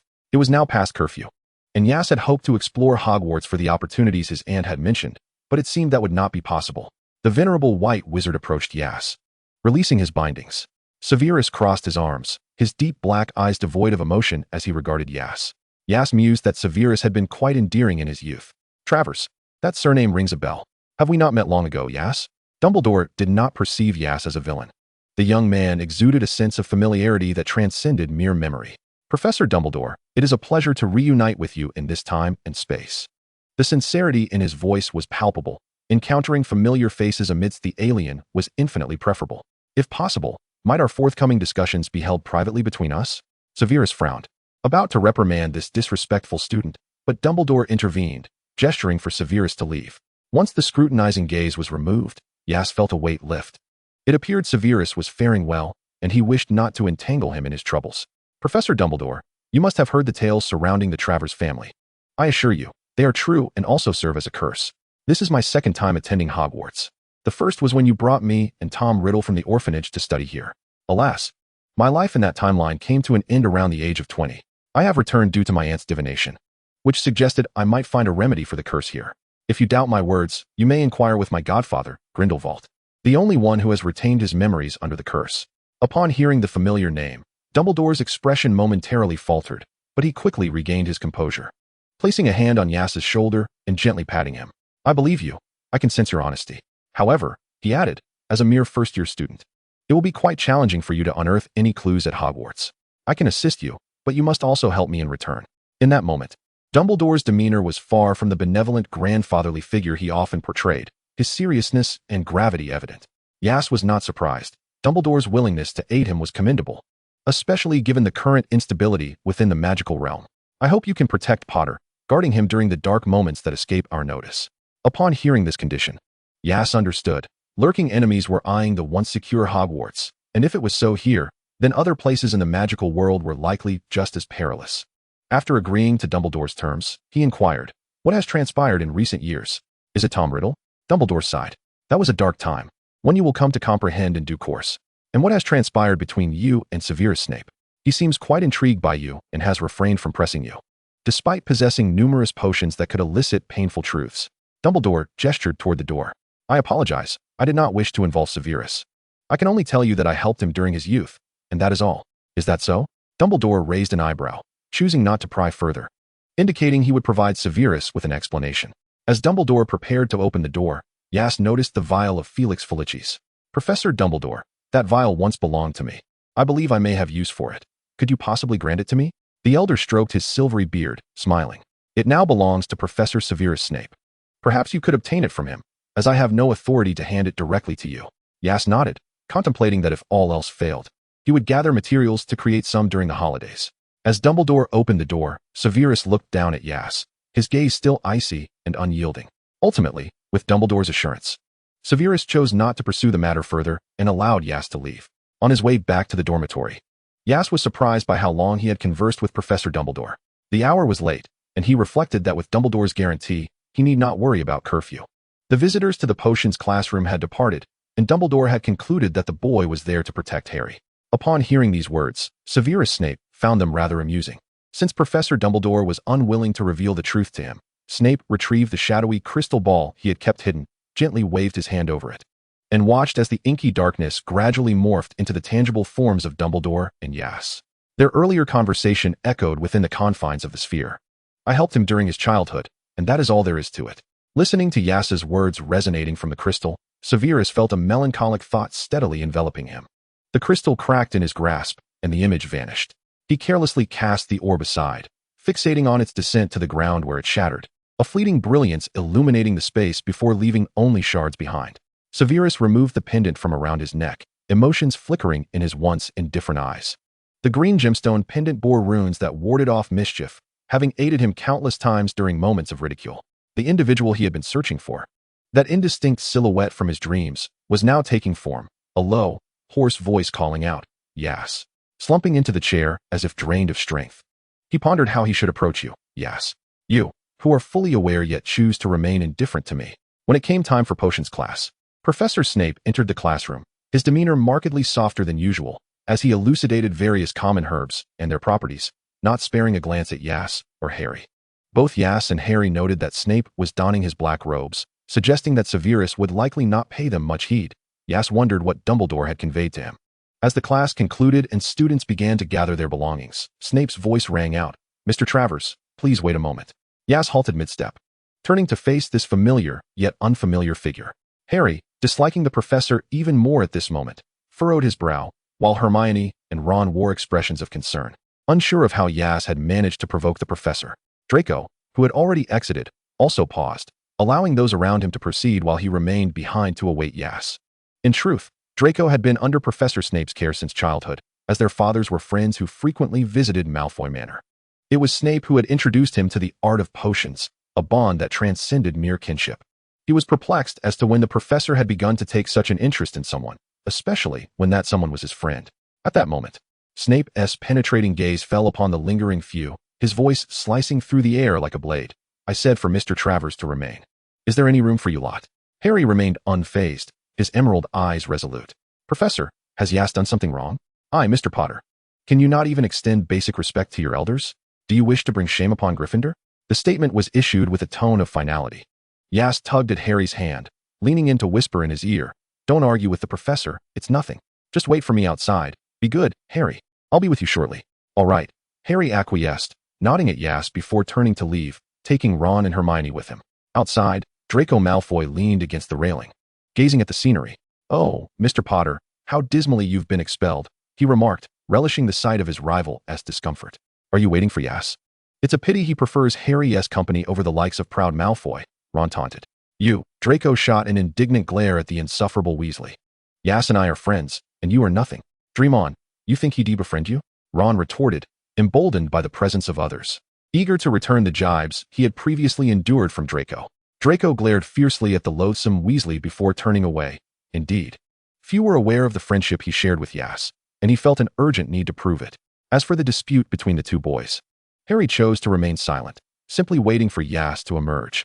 Hermione reassured him, "Don't worry, Professor Snape won't harm Yas. Besides, he hasn't done anything wrong." Inside the classroom, Yas watched as Snape approached him, the professor's hand revealing a vial of Felix Felicis. Yas looked up in surprise. The once small boy had grown tall, and the man before him seemed to read his thoughts. Leaning down, their eyes locked, Snape's voice devoid of its usual chill. "This is yours." "Huh." Yas momentarily faltered, but Snape remained patient, scrutinizing him intently, as if unwilling to overlook a single detail. Even without the return of his memories, his soul recognized this man unequivocally. Realizing Snape was earnest, Yas cautiously reached out to accept the vial. Though unaware of why Snape would gift him such a treasure, he expressed his gratitude. "Thank you, Professor Snape." Upon uttering these words, Snape rose, maintaining his stoic demeanor, yet Yas could sense a hint of displeasure emanating from him. Why was that? Was it reluctance to part ways? Yas tightened his grip on the vial, about to inquire further when Snape gestured, "You may leave now, Mr. Travers." With a perplexed expression, Yas exited. Snape drew back the curtains, allowing the blinding light to wash over him. "Snape, have I ceased to be your Severus?" Yas conveyed to Harry that Professor Snape had simply gifted him a vial of Felix Felicis, revealing nothing more. Harry understood that this potion rightfully belonged to Yas, a secret they shared, which lightened his spirits a fraction. In the Great Hall, students were enjoying their lunch when owls arrived with parcels. Among them, Hedwig, the white owl, swooped down with a conspicuous package that landed before Harry. The shape resembled a broomstick. "I've never received a parcel from someone before," Harry remarked as he began to unwrap it. It was a Firebolt 2000, the latest model of broomstick, a true work of art. Its aerodynamic design promised unparalleled speed. "Whose gift is this?" Ron exclaimed, admiring the new broom. Harry was overjoyed and turned to Yas, who nodded and leaned in to whisper, "I had my aunt buy it for you. I'm glad you like it." "Thank you," Harry replied, embracing Yas, the soft strands of his hair tickling Yas's neck.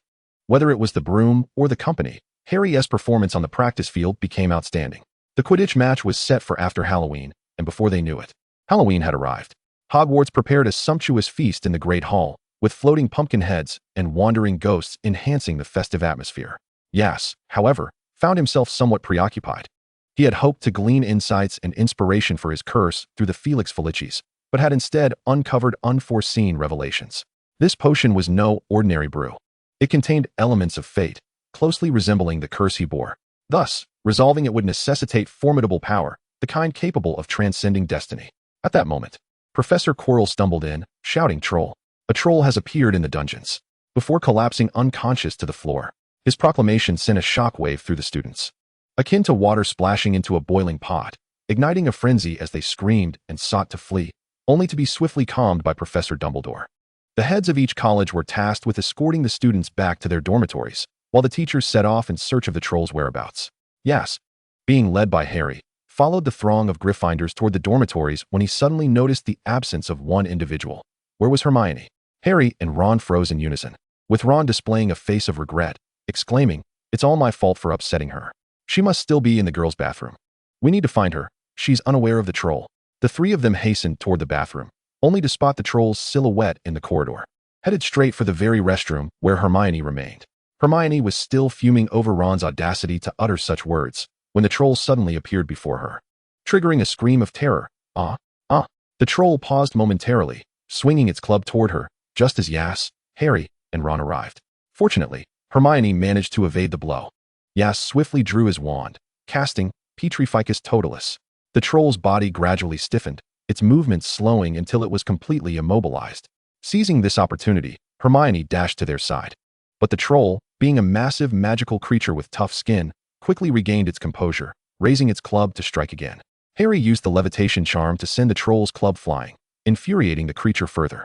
It seized Harry's leg and swung him toward them. In a moment of desperation, Ron recalled the incantation he had struggled with, Wingardium Leviosa, and Harry was saved. With his inhibitions cast aside, Aias unleashed a powerful spell, dealing a crushing blow to the troll, sending the colossal creature crashing against the wall, where it fell unconscious. Only then did they breathe a sigh of relief. The commotion had attracted Professors McGonagall, Snape, and Quirrell, who stared in astonishment at the fallen troll and the disheveled quartet. Merlin's beard. You four had better explain yourselves. McGonagall admonished, patting her racing heart. This is all my fault, Professor. I am familiar with these trolls and believed I could handle it. I'm truly sorry, Hermione mumbled. Her head bowed in contrition. It was Aias, Harry, and Ron who saved me. Miss Granger? The three professors regarded her with puzzled expressions.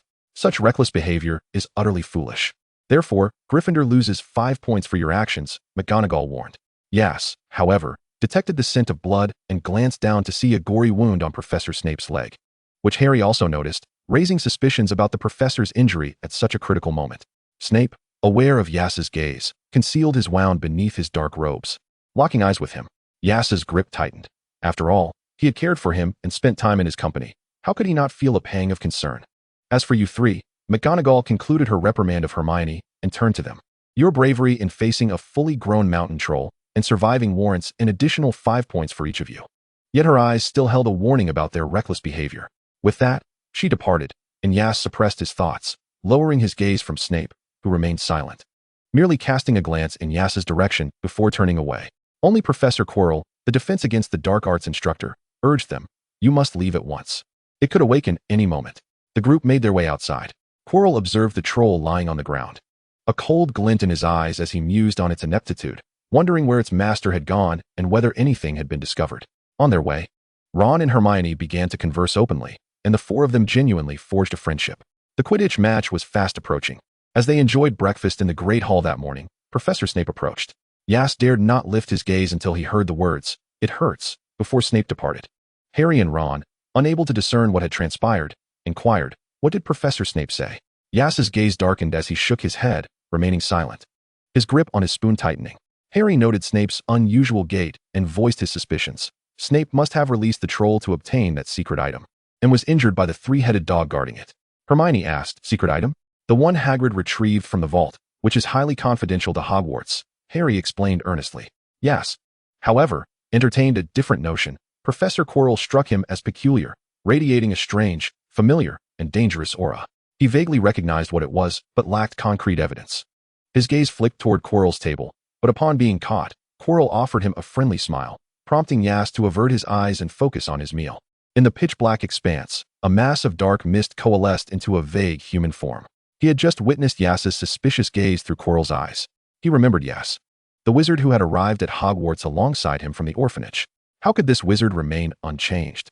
He seemed to grasp the answer, yet the memories were hazy. Was it a consequence of a fractured soul? The powerful dark wizard's soul had been splintered for too long. If his memories were to falter, it would seem that upon his resurrection, he would need to collect the scattered fragments of his soul. Harry departed, declaring, we need to change, as Oliver would beckon him, flanked by several Gryffindor Quidditch players. Go on, good luck, Harry. We'll be watching from the stands, Aias encouraged, gesturing a sign of support, to which Harry nodded before taking his leave. As Aias, Ron, and Hermione prepared to find a good vantage point, they spotted Draco approaching, clad in his Slytherin Quidditch uniform. I'm competing too. Are you not going to cheer for me? Draco Malfoy challenged, a hint of dissatisfaction etched on his features. Aias smoothed out the creases in his uniform and replied with a smile, then best of luck, young master. Draco remained unsatisfied with this response, stepping closer until he caught sight of his own reflection in Aias's dark eyes, asking, so, do you wish for me to win, or for Potter to triumph? Aias was momentarily taken aback, but fortunately, Draco seemed uninterested in hearing the answer, waving him off as he strode toward the Slytherin team. Chapter 48, The Friendship Ring. Ron and Hermione exchanged bewildered glances at Draco's retreating figure, but there was no time for questions. They needed to secure a good spot to watch the match. The trio jogged a short distance and fortunately found a decent open space. Once seated, Aias realized he was sandwiched between Ron and Hermione, who turned to him with puzzled expressions, asking, have you become friends with Malfoy? He is not a good companion, Aias. Are you sure you want to associate with him? Both voices chimed in unison from either side. Yas rubbed his head and replied, There's no need to worry. I've conversed with him. Draco's just a bit difficult due to his family, but at heart, he's not bad. Hermione listened to Yas's explanation, though her expression remained troubled. While Ron struggled to comprehend, he interrupted Yas, declaring, Once the match is over, I'm telling Harry. He'll be so jealous. Jealous? Yas echoed. Indeed, Ron retorted, dismissing Yas as the members of both teams began to take the field. The Gryffindor players donned their vibrant red uniforms, adorned with dazzling golden trims, each bearing the Gryffindor crest, a majestic lion, symbolizing courage and strength. They soared on their broomsticks, their figures blurring into a fiery blaze, igniting the atmosphere of the match. On the other side, the predominant hue of the uniforms is a deep, verdant green. In contrast to Gryffindor's flamboyance, they exude a more composed demeanor, akin to the emblem emblazoned upon their chests, a silver serpent. They are born hunters, for only those possessing cunning and resourcefulness can reap the fruits of victory on the field. Greetings, and welcome to the inaugural Quidditch match of the season at Hogwarts, featuring the Slytherin team against Gryffindor. As the host's introduction resonates, the students in the stands become increasingly animated, their cheers and screams igniting the atmosphere. With the rules fully elucidated, the quaffle is tossed into the air, and the players spring into action. Gryffindor seizes the quaffle first, sprinting towards the hoops. Gryffindor scores, but Slytherin is not to be outdone, and the score remains fiercely contested. At that moment, the golden snitch darts past Harry at an astonishing speed. Harry leans down, striving to minimize wind resistance, and begins his pursuit, while Draco Malfoy, noticing the chase, follows suit. The two engage in a fierce competition, but suddenly, Harry's broom goes haywire, bucking as if determined to unseat him. Although Draco is unaware of the cause, he can't help but smirk at Harry's misfortune before continuing his pursuit of the snitch. Hermione, peering through her binoculars towards the professor's viewing area, notices Professor Snape fixated on Harry, muttering incessantly. She lowers her binoculars and anxiously informs Yas and Ron, It's Professor Snape. I must interrupt him. Without hesitation, she starts to rush over, but Yas holds her back, saying, I'll handle it. You focus on Harry. All right, Hermione consents. Observing Snape, while keeping an eye on Harry, Yas quickly descends from the Gryffindor stands, climbing to the rear of the professor's seating. Having just seen through his binoculars that not only Snape, but also Professor Quirrell is casting silent spells, he squints through the gap, scrutinizing Quirrell's every move. Meanwhile, he notices Harry struggling. He is nearly dislodged from his broom, clutching it with one hand to prevent a fall. With no time to spare, Yas takes a fire charm and affixes it to the hem of Quirrell's robes. The nearby professor, catching a whiff of something burning, looks down and hastily nudges Quirrell, who has been engrossed in the match. Professor Quirrell, your robes. Quirrell reacts with alarm, slapping at the flames, and just like that, Harry's broom steadies itself, allowing him to realign and resume his pursuit of the snitch. It is indeed Quirrell's mischief at play, Yas thinks as he prepares to leave, but his gaze inadvertently meets Snape's, who appears to have caught on to his antics. Yas freezes, and Snape, placing a finger to his lips, gestures towards the exit. Understanding the implication, Yas dashes away, unaware of the slight curve of Snape's lips. Before long, the moment of reckoning arrives. The golden snitch plummets towards the ground, with both competitors trailing closely behind, neither willing to yield. As they hurtle towards the earth, neither shows any inclination to retreat. The snitch suddenly veers to the side, prompting the two to split apart. They pursue it from opposite directions, and as the snitch hesitates for a split second, both extend a hand, simultaneously grasping one of its wings. With the referee's whistle signaling the end of the match, both teams are awarded 150 points for catching the snitch. But Gryffindor emerges victorious by virtue of scoring an additional goal with the quaffle. The Gryffindor house erupts in jubilant celebration, and Yas, caught in the infectious spirit, smiles while witnessing Harry's victorious raised arm, genuinely happy for him. In stark contrast, Slytherin remains subdued, and Yas takes note of the despondent Draco, who drags his broom as he departs the pitch with the Slytherin team. At that moment, Harry bursts forth from the exit, lifting Yas into the air and spinning him around in a surge of excitement. Yas reciprocates the embrace, and soon Ron approaches with a quip. Harry, is there only room for Yas in your eyes? What about us? Hermione, with a furrowed brow, interjects, we need to focus on another matter. Harry, we must find someone trustworthy.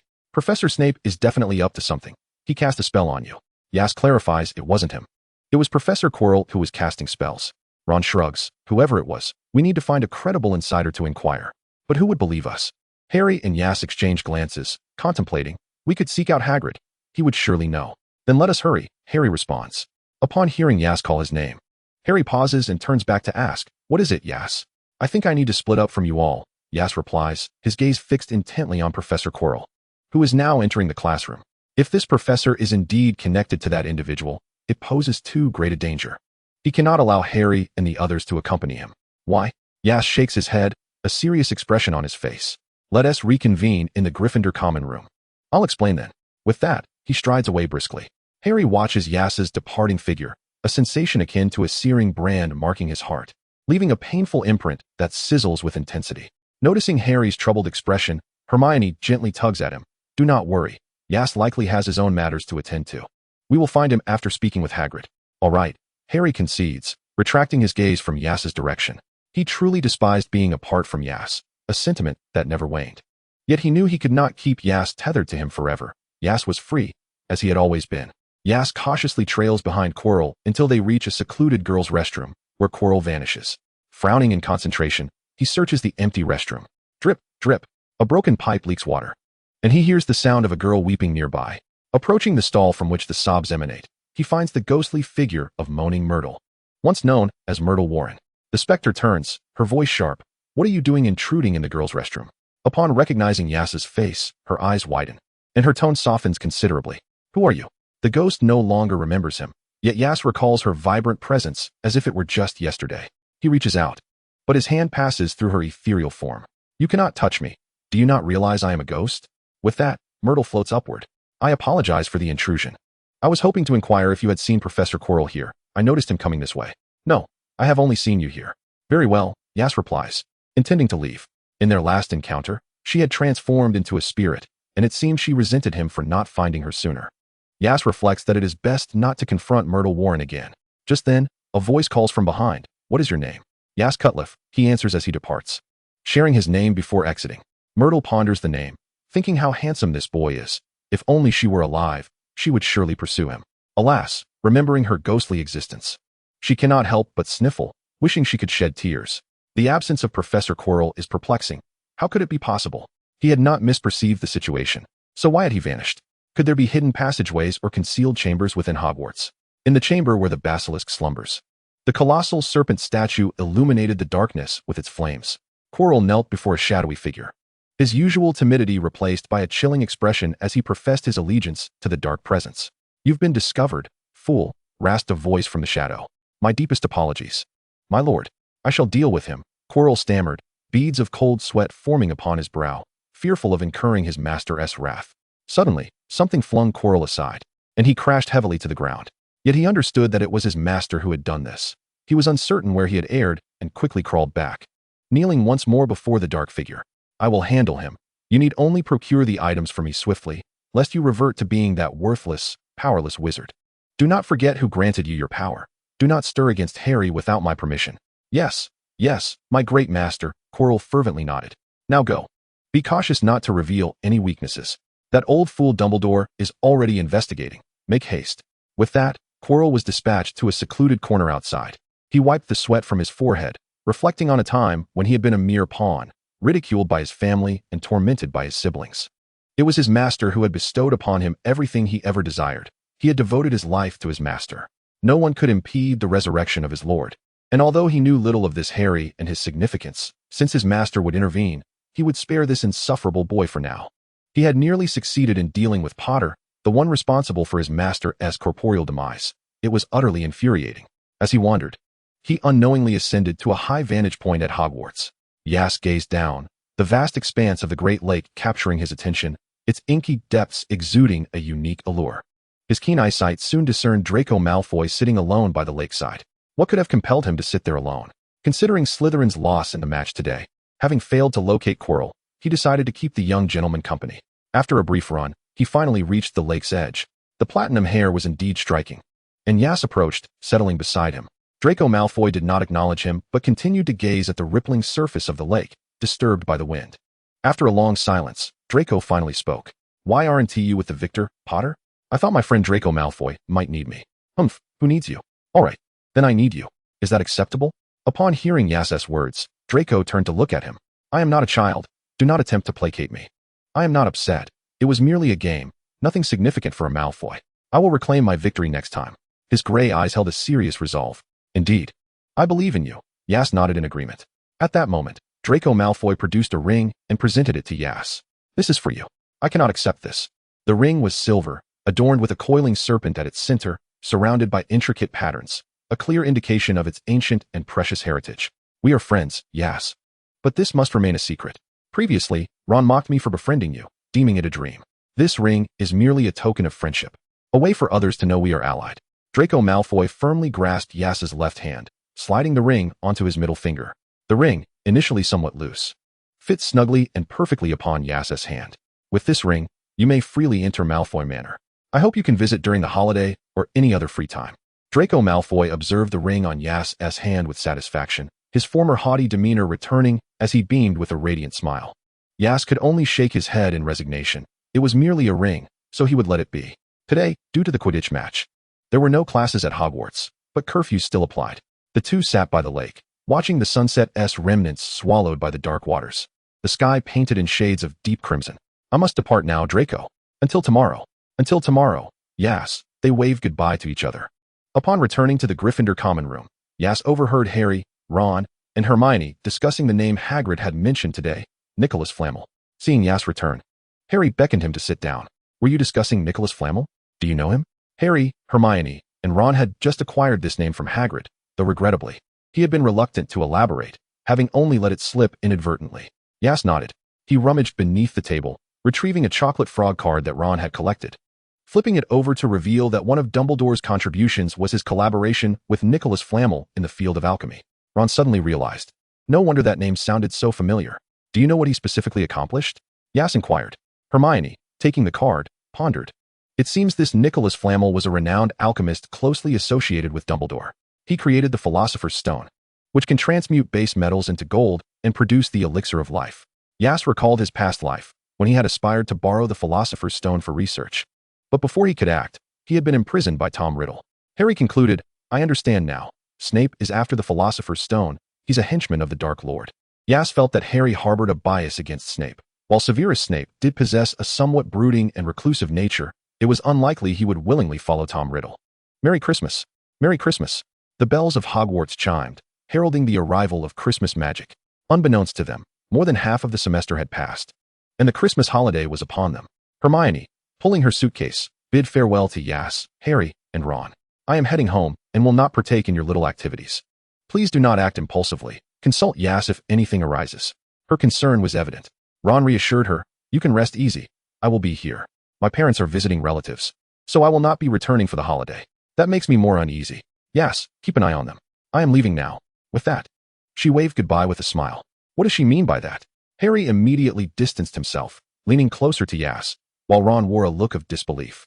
On a bright Christmas morning, Ron picked up a gift placed beneath the Christmas tree, a brand new sweater, calling out to Yas and Harry, Hey, mates, gifts.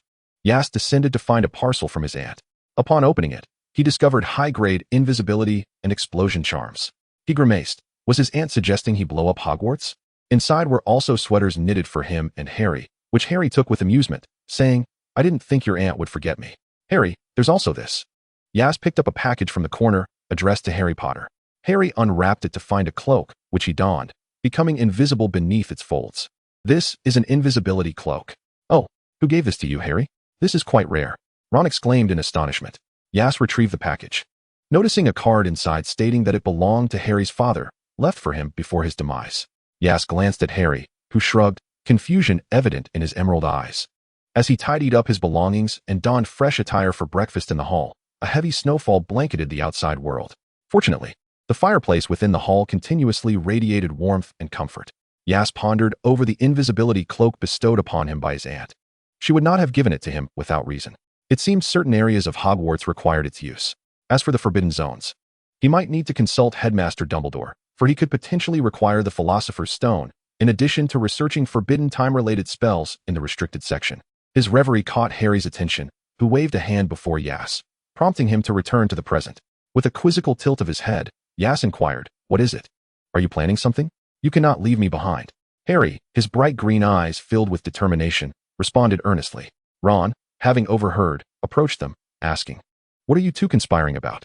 We are a team. We do not abandon one another, understand? Reluctantly, Yas acquiesced, stating, I intend to visit the restricted section tonight to seek out books on time magic. To his surprise, Ron smirked and remarked, I can't believe it. Hermione even told you to keep an eye on us. Grinning, he took hold of Harry's hand with one and Yas's with the other, declaring, count me in. That evening, Yas adorned himself with the high-level invisibility cloak, while Harry and Ron draped themselves in the invisibility cape.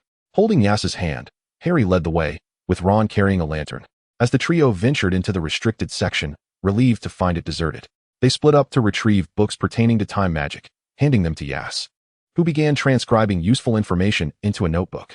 Suddenly, the sound of a cat's meow alerted the trio, and they hastily returned the books to their original places. However, Harry and Ron's clumsy movements caused the lantern to topple to the ground. This commotion drew a figure from outside, and Yas, positioned slightly farther out, recognized it as Snape entering to investigate, causing a wave of anxiety to wash over him. Trespassing in the restricted section could lead to expulsion for students. A fate he did not dread for himself, but Harry and Ron would face dire consequences. He regretted allowing them to accompany him. Snape strode directly toward the source of the noise, seemingly sensing something, as he reached toward Harry and Ron's location. Just as he was about to make contact, Yas instinctively threw his notebook away and sprinted toward the exit. Snape quickly reacted, turning to pursue Yas's fleeing figure. Harry and Ron seized the opportunity Yas had provided, retrieving his notebook and escaping. Despite Yas's swift escape, he was no match for an adult wizard, and soon he felt himself ensnared from behind. The moonlight illuminated Snape, enveloping Yas in the bittersweet aroma of potions. What are you doing here? Snape's voice whispered in his ear, and Yas understood that concealment was no longer necessary. He tore off the invisibility cloak, which disintegrated into ashes in his grasp, revealing his reflection in Snape's deep black eyes.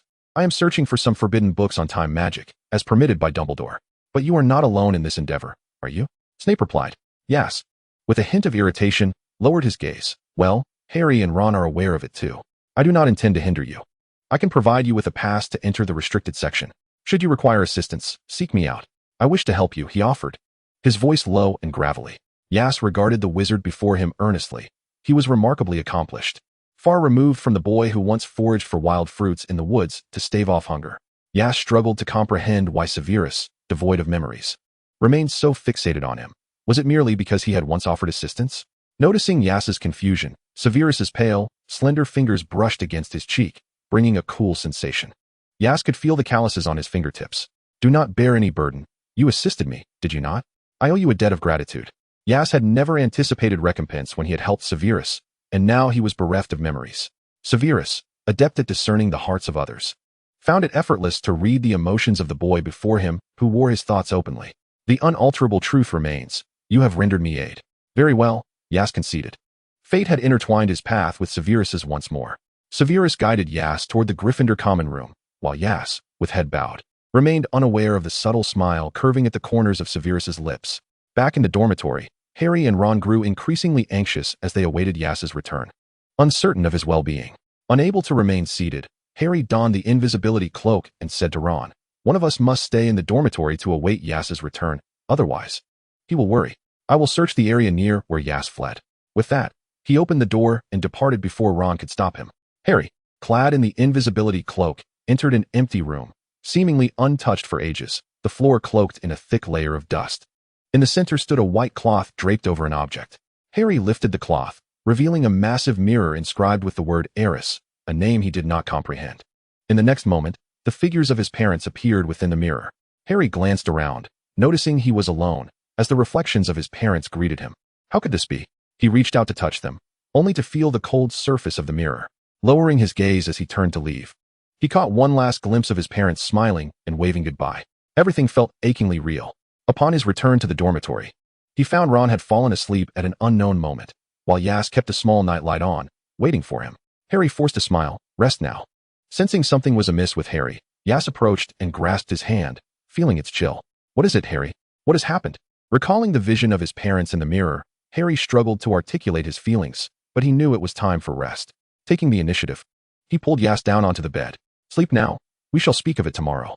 As Harry tucked Yas in, he turned to return to his own bed, only for Yas to grasp his arm. Let us sleep together. Since you are unwilling to share your burdens, at least allow me to accompany you, Harry. Harry fell silent and, after a moment, climbed onto Yas's bed, wrapping his arms around him. Inhaling the scent that brought him comfort, and soon drifted into a deep slumber. Aias stroked his hair and succumbed to sleep as well. It was not until they missed breakfast that the trio finally awoke, having slept far too late. Aias retrieved some bread and offered it to Harry and Ron, who were engaged in a game of wizard chess. Ron bit into his bread and mumbled, "Harry, what's wrong? Your chess skills have deteriorated. They say practice makes perfect, yet you seem to be regressing. Is that so?" Harry replied, his mind clearly elsewhere as he contemplated the mirror. He planned to take Ron and Aias to see it that very evening. Aias, sitting to the side and organizing his notes, cast a glance back at Harry, curious about the events of the previous night. As night fell, Harry led his companions back to the mirror. A smile graced his face as he said, "Look, my parents are in the mirror." Ron stared in astonishment. "Oh, I have become the student council president, holding the Quidditch championship trophy. How splendid. Is this a mirror that foretells the future?" He turned to ask the others. Harry visibly stiffened, expressing his disappointment. "No, it is not that. I saw my parents in the mirror, but they have long since passed." Upon hearing this, Aias took Harry's hand, concern etched across his face. Harry then asked Aias, "Do you know what this is?" Aias gazed into the mirror, witnessing the dissolution of his curse, living as a typical wizard. Was this mirror a reflection of one's innermost desires? He shook his head, for he had not delved deeply into such illusory creations. As the trio departed, Aias noticed Harry casting a wistful glance at the mirror, stirring an unsettling premonition within him. Indeed, another night found Aias awakening to find Harry absent from his bed. He donned his clothes and sought him by the magical mirror. "You've come," Harry remarked without turning, well aware of Aias's concern for him. "I was worried you weren't in bed," Aias replied, reaching out to pat Harry's head, only to realize how much Harry had grown. As he raised his hand, Harry bent down to allow the touch.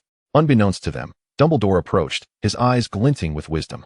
He addressed the two youths. "You have discovered the mirror of Ariste, a mirror that reflects one's deepest joy. Do you understand, children? Only the happiest of individuals will see themselves when gazing into it." Harry gazed at the mirror, stating, "It allows me to see what I desire, whatever that may be." "That is both true and false," Dumbledore replied. "It reveals our most fervent longings. Yet, Harry, it cannot grant you what you seek. Wisdom, power, and courage cannot be derived from it. Therefore, tomorrow, the mirror shall be moved elsewhere. I hope you will refrain from seeking it, for an obsession with illusions may cause you to neglect those around you." With that, Dumbledore departed, and Harry cast one last look at the mirror before pulling Aias away. Upon returning to their dormitory, Harry apologized to Aias. "I'm sorry for worrying you." Aias embraced Harry, understanding the pain of losing parents. "It's all right, Harry. I know. I'm here, and I will stay by your side." Harry closed his eyes, clutching Aias tightly, as if grasping the last lifeline. The end of the Christmas holiday heralded the approach of finals, a source of immense distress for all students, including Harry and Ron, while Aias and Hermione appeared comparatively at ease. In contrast to Harry's diligent revision, Ron was busy counting his chocolate frog cards. Hermione, unable to contain herself, queried, "Still playing with your cards? What will you do about the finals?" Ron, resting his chin in his hand, dismissed her concern. "I've already studied." "Then what are the 3 key ingredients for the forgetfulness potion?" Ron hesitated. I forgot." Aias, sipping water, nearly choked at Ron's response. Chapter 50, The Forbidden Area. Neville bounced into the hall, looking rather disheveled. Ron noted, "This must be the work of Slytherin's Malfoy, poor fellow." "Indeed. Is someone going to lift the curse on me?" Neville nodded in affirmation. Hermione analyzed Aias's discussion of the Sorcerer's Stone, whispering to Aias and Harry, "I suspect the stone is hidden beneath the trapdoor guarded by the 3-headed dog. We need to find an opportunity to speak with Hagrid." Harry responded, "Yes." Ron, completely oblivious to their discussion, continued to listen to Neville's complaints. Suddenly, Neville stumbled and fell, eliciting laughter from those around him. Aias drew his wand and cast a spell to free Neville's leg from its bindings. As Neville stood and brushed himself off, he expressed heartfelt gratitude. "Thank you, Aias. You're the best." The daylight hours meandered slowly through their revision. As night enveloped Hogwarts, most students, constrained by curfew, retired early. Yet Harry, Ron, Hermione, and Aias stealthily made their way to Hagrid's hut. Knock, knock, knock. Hagrid opened the door, regarding the group with concern. "It's late, children. You should be resting." As he attempted to close the door, Harry's voice piped up, "Sorcerer's Stone." Reluctantly, Hagrid opened the door wider, donning an apron and thick gloves. Turning his back to them as he approached the roaring fireplace. "How do you know about the stone?" he inquired. Harry, brimming with anticipation, replied, "Someone is trying to get it. We suspect Professor Snape or Professor Quirrell." "Oh, you still suspect Professor Snape? He is one of the guardians of the stone, whereas Quirrell seems perpetually timid," Hagrid said dismissively as he retrieved something from the hearth. It was a Norwegian Ridgeback dragon egg, and Aias, seeing it for the first time, was filled with curiosity. How did you find it, Hagrid? He asked. It's blackened, but you can still tell, Ron remarked. Just then, the egg began to tremble and crack, revealing a blue dragon covered in slime. Hagrid, unfazed, wiped it down with his apron. Hogwarts doesn't allow dragons, does it? Ron questioned. Hagrid stiffened momentarily but quickly replied, I won it from a pub. The fellow seemed eager to give it to me. I believe that after some training, Dumbledore will allow me to keep Norbert. Norbert? Ron exclaimed, clearly fond of the little creature, as his brother was a dragon researcher. Yes. I named him after Norbert the Norwegian Ridgeback. Dumbledore initially opposed my keeping him, but he was borrowed to guard the Sorcerer's Stone. Norbert? The three-headed dog? Hermione gasped, astonished that the fearsome creature-esque guardian was Hagrid. So rest assured, no one can retrieve anything from under its watch. Only I and Professor Dumbledore can pass by it, he said, tending to the hatchling. Suddenly sensing something, he shouted towards the window, Who is there? The shadowy figure flinched, but was soon recognized as Draco Malfoy. Draco straightened his clothing and knocked on the door, which Hagrid opened for him. It was peculiar for this Slytherin serpent to be here. Draco's gaze swept over Harry, Hermione, and Ron before settling on Aias, as he moved closer to him, deriding the others. Out after curfew. Do you wish to be expelled? And bringing Aias along. How unruly. Ron retorted without hesitation, And you? What are you doing here? Draco lifted an eyebrow, his gray eyes laced with disdain. Had I not seen Aias with you? I should have been watching you during Professor McGonagall's punishment. Harry furrowed his brow, wanting to pull Draco away from Aias' side, irritated by his boldness. Aias frowned, pulling them apart. I think we should return. You two need to settle down. Aias Cutlavis. Both Harry and Draco called simultaneously, leaving Aias feeling exasperated. He had never anticipated that their meeting would ignite such friction. Ron sat aside, observing the unfolding drama, having previously warned Aias against befriending Draco Malfoy. Upon learning of their friendship, Harry was nearly beside himself with rage. For 3 whole days, Harry maintained a low mood, an unusual sight for someone known for his good temperament. Aias worked diligently to soothe him, and only after removing the Malfoy ring did Harry's ire begin to dissipate. The two stood in a standoff, which appeared rather silly. Aias stifled a laugh, guiding them away while gesturing for Hermione and Ron to follow. On their way back, they unfortunately encountered Mr. Filch, who was holding a lantern. He turned them over to Professor McGonagall, who deducted 50 points from each of them and sentenced them to confinement in a small dark room. Initially, it was intended for Hagrid to supervise them, but due to his need to investigate certain matters in the Forbidden Forest, they were compelled to accompany him. Young Master Draco Malfoy's complexion turned pale at the thought of the forest's eerie darkness. Noticing this, Aias took the initiative to grasp his hand, and Draco held on tightly, finding some solace in Aias's warmth. The half-moon hung high in the night sky, casting a silvery glow like flowing water, while the Forbidden Forest appeared particularly sinister under the moonlight. The trees within were grotesque, their shadows elongating and twisting into unsettling forms. Occasionally, the chilling howls of wolves and rustling sounds reached their ears. Soon, Hagrid halted by a puddle of silvery liquid on the ground, noticing it was smeared on his hands. It's unicorn blood, he stated gravely. A unicorn has died in the Forbidden Forest these past few days. This is the second one. Its blood is here, meaning the creature must be nearby. We'll split up. I'll take Hermione and Ron. Aias, you take Harry and Draco. Aias nodded, his expression turning serious. Draco held the lantern to illuminate their path, grumbling, I can't fathom why you persist in following Potter. He has nothing but trouble, causing us to lose points and now searching for unicorns in this wretched forest. Before Harry could retort, Aias furrowed his brow and released Draco's hand. Draco, how can you say that? We are friends, and so are Harry and I. Have you ever considered my feelings? I am genuinely upset.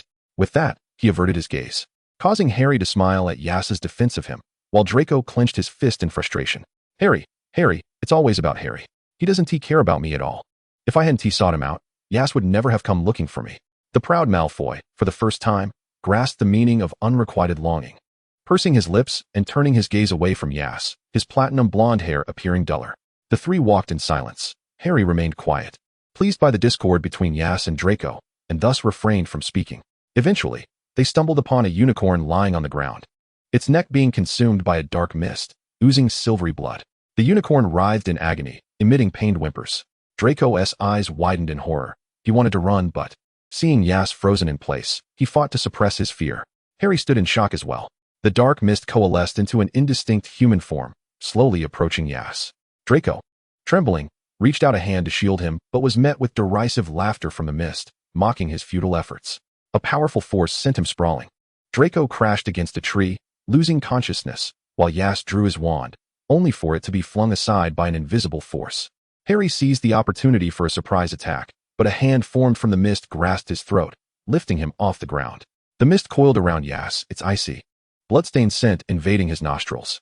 The voice was hauntingly familiar. It was Tom Riddle's voice, a name he could never forget. "Hello, Aias. You seem to harbor many secrets. I remember we met at the orphanage, but what transpired afterward? I cannot recall. Could you enlighten me?" Aias pressed his lips together, feeling the mist gently caressing his ears, turning them crimson, like ripe berries beckoning to be tasted. He sensed the mist tightening around his body. The more he struggled, the more constricted it became. Meanwhile, Harry's face flushed, and Draco lay unconscious, as the mist morphed into chilling tendrils that wrapped around him. As they spiraled upward, when they brushed against his lips, the tendrils became frenzied. A gasp escaped Aias as he was choked, and in desperation, he bit down on the mist-like tendril. He heard a faint chuckle, deriding his futile resistance. More mist gathered, enveloping his face and mouth. Just then, Aias seemed to hear a resounding bark. Suddenly, a blinding white light flashed, and Aias fell to the ground, with Harry also collapsing beside him, gasping for breath. The mist dissipated, and the barking ceased. Only Draco lay unconscious. The unicorn sprawled on the ground, and the purple bruises around Harry's neck bore testimony to the recent events. At that moment, Hagrid and Hermione arrived, visibly shocked at the scene before them, uncertain if danger would strike again. Hagrid hoisted Draco and Harry, while Hermione and Ron supported the exhausted Aias, and they hurriedly left the area. Upon returning to Hagrid's hut, he retrieved a medical kit and brought out a vial of green liquid, shaking it under Draco's nose. A pungent aroma assaulted their senses, stirring Draco awake. Upon recalling the eerie dark mist, he turned to survey his surroundings, finally relaxing upon seeing Aias unharmed. Hagrid, noticing Draco had regained consciousness, applied a healing salve to Harry's gruesome bruises. "That was Voldemort," Harry asserted, his voice hoarse from the injury to his throat. Hagrid's hand visibly trembled. After all, every wizard who had endured that dark era feared the name. What transpired? Does anyone still remember? Hermione's face was clouded with concern. Harry shook his head, for he had nearly suffocated, his vision blackening, and he remembered nothing. "Indeed, Tom Riddle, he is the Voldemort you speak of. I was bound, and when the mist enveloped me, I heard the barking and then a blinding light. That is when you arrived to find the scene as it was." Upon hearing Aias mention the barking, they all instinctively looked at the faithful dog Fong, who was crouched by the fireplace, lowering his head and emitting pitiful whimpers. "It couldn't have been Fong," Hagrid interjected. "He is a coward, and besides, he hasn't left our side." "Ron, Hermione, don't you recall?" Hermione focused on the name Aias mentioned. "Tom Riddle? You know Voldemort's name?" "Yes, it is not a secret. I believe Hagrid is aware as well." Hagrid pressed his lips together, having not heard that name in a long time. "It's too late. We should return," Aias suggested, to which the weary Ron eagerly agreed. As they departed, Hagrid mentioned that a man in the pub, who had a dragon egg, had inquired about the behavior of the three-headed dog. It was known that many wizards who favored peculiar creatures existed, and he had thought little of it at the time. And that three-headed dog, Fluffy, loves music. It calms him. Back in the dormitory, Ron collapsed onto his bed and fell asleep, while Aias and Harry pondered the implications of Voldemort's actions. It seemed Voldemort had discovered how to bypass Fluffy. Harry was perplexed as to why Voldemort would seek to kill a unicorn. While Aias elucidated, unicorns are the purest creatures in existence. Their blood can prolong life, even when on the brink of death. However, there is a price. When immense benefits are at stake, countless costs lurk behind. Drinking unicorn blood leads to a state of half-life, necessitating continued consumption while enduring excruciating pain. Tom, or rather Voldemort, is currently weak. The Philosopher's Stone could restore his strength. Aias was still unaccustomed to uttering that name. "Do you know him?" "Indeed, Harry. I grew up in an orphanage with him, and later we both entered Hogwarts." "I never anticipated that he would." Aias lowered his gaze, sitting on the bed and hugging himself. Harry's throat ached. Each word felt as if it were being seared by scalding coals. He embraced Aias, remaining by his side. As dawn broke, they resolved to inform Professor Dumbledore of the situation. He was the most powerful wizard and would resolve the matter. The group approached Professor McGonagall to request an audience with Dumbledore, only to be met with the news that the Ministry of Magic had summoned him, and he had just departed from Hogwarts. "Is there something you need?" she inquired. "The Philosopher's Stone. It could be perilous." Chapter 51, The Philosopher's Stone. "Although I am unsure how you learned of the Philosopher's Stone, I assure you it is secure, so you may return to your dormitory," McGonagall stated earnestly, genuinely hoping these young ones would refrain from causing further trouble. Observing McGonagall's skepticism, the four could only depart in resignation. As they exited, they encountered a tall figure in the corridor. It was Professor Snape, who glared at Harry with an unfriendly expression. Do not be so reckless. Your actions could endanger those around you, Mr. Potter, he admonished, placing particular emphasis on the surname. He then turned to Aias, saying, should you require assistance, you know where to find me. I shall always be here. After all, the holidays are rather long, are they not? His voice always carried a note of elegant gravitas. With that, Professor Snape strode away, leaving Harry, Hermione, and Ron exchanging puzzled looks. Aias rubbed his forehead, offering no explanation, simply stating, let us devise a plan. We must consider how to protect the Philosopher's Stone. Harry hesitated, yet ultimately resolved to address the imminent concern of the stone first. They decided to venture beneath the deck that night, and as darkness descended, while everyone else slumbered, Harry, Aias, Ron, and Hermione stealthily exited the dormitory. Just as they were about to leave, Neville emerged in his pajamas, frowning. You can't go out. You'll get Gryffindor house points deducted. Hermione swiftly drew her wand, casting a petrification spell that rendered Neville immobile, leaving the other three in shock. Aias, too, was taken aback by Hermione's decisiveness, but since they were allies, they merely bypassed Neville and continued on their way. They hurried to the forbidden third-floor chamber, opening the door to reveal a room guarded by a three-headed dog, where melodious harp music floated through the air, indicating that someone had already entered. Seizing the opportunity, they descended, only to fall into the devil's snare, the dark tendrils ensnaring them tightly. Hermione quickly recalled that struggling only made the bindings tighter. Aias, aware of this, calmed Harry and Ron, who quickly regained their composure, while Ron remained in a state of panic. As the three managed to settle down, it was only Ron who remained trapped, shouting for help. This fool. What else is the devil's snare afraid of? Hermione fretted. Aias suddenly remembered. The devil's snare fears light and heat. He produced a blasting charm and hurled it aside, the resulting brilliance and warmth loosening the grip of the devil's snare on Ron. Ron tumbled to the ground, dazed but unharmed. Just then, a buzzing sound emanated from within the chamber. Upon entering, Aias and the others beheld numerous winged keys, with a flying broomstick resting below. Clearly, they needed to ride it to catch one of the keys. This task posed no difficulty for Harry, who swiftly retrieved the correct key. They pressed onward, encountering a massive statue. Is that wizard's chess? Ron exclaimed, gazing down at the checkered board below. This was a challenge Ron was adept at, for confidence often illuminates a person's abilities. He directed the three to stand in their respective positions as pieces while he mounted the knight statue. However, this was no ordinary game of wizard's chess. It was far more brutal. When a piece was captured, the opposing statue swung a giant stone axe, shattering the statue beside Harry. Debris grazed Harry's face, leaving a mark, and cold sweat trickled down Ron's brow as Aias clutched a blasting charm tightly. Unwilling to watch his friends face death, he understood that violating the rules would prompt all statues to attack them.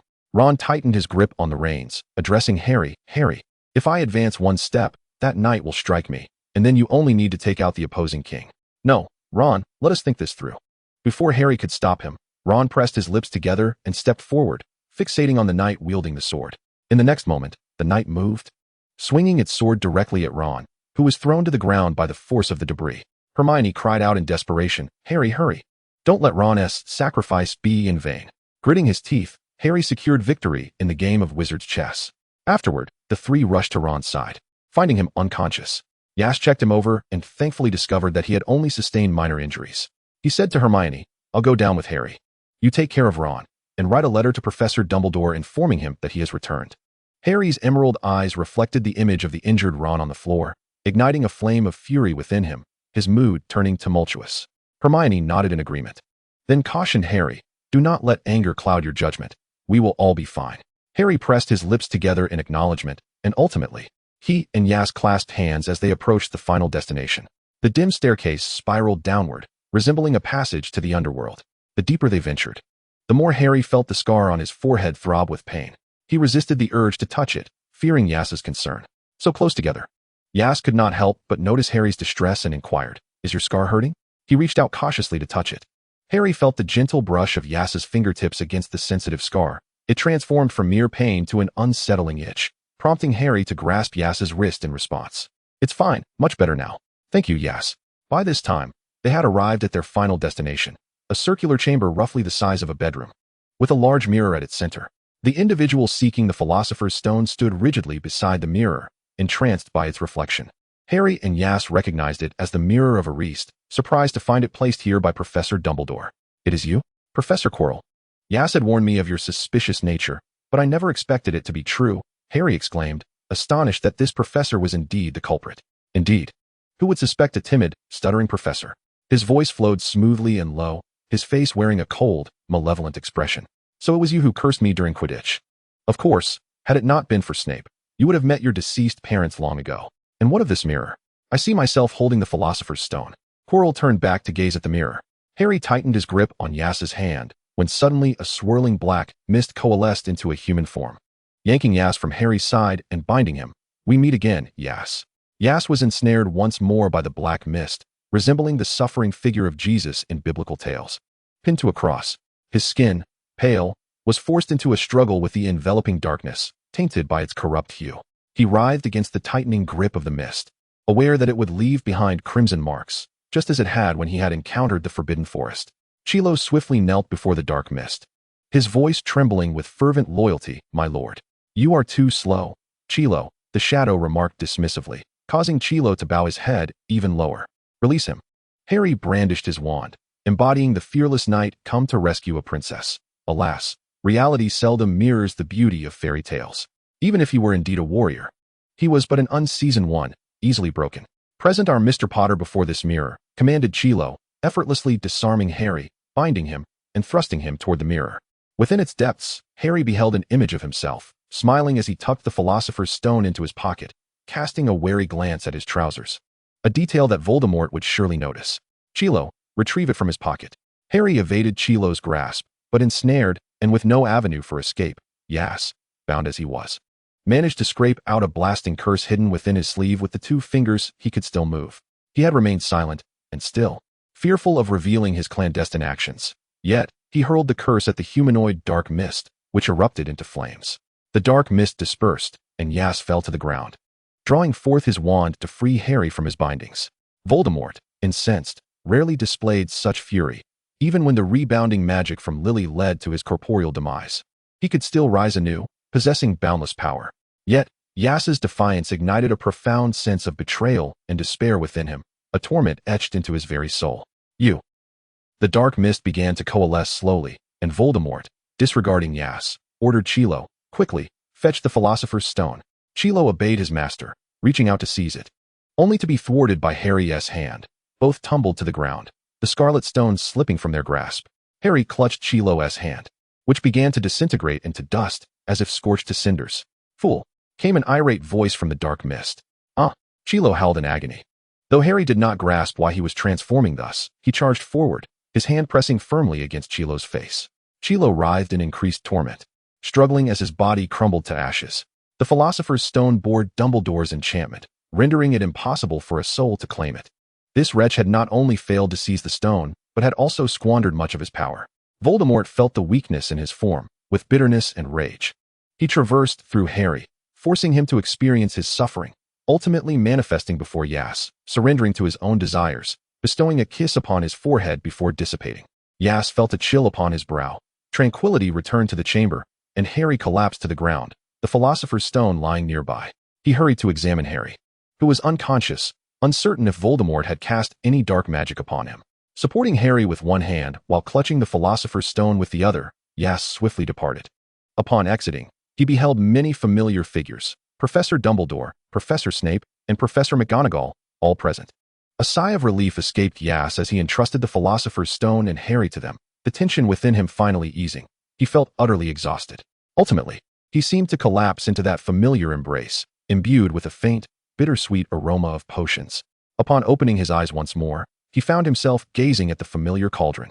Resting upon a soft sofa, just as he was about to rise, he noticed a familiar black robe draped over him. This was Snape's office. How had he arrived here? At that moment, the black-haired, dark-eyed professor approached him, bearing a cup filled with a liquid that exuded a strange, pungent aroma. "Severus? How did I end up here? What about Harry and the others?" "You have too many questions," Severus Snape replied, placing the specially concocted restorative potion before Yas. "Then let me ask just one. What is this?" "A restorative. Your body is exceedingly weak. I recall only sustaining a minor bruise." Severus remained silent, his gaze fixed upon Yas, who met his eyes in a lingering stare until Yas ultimately faltered, accepting the potion, determined to gulp it down in one go.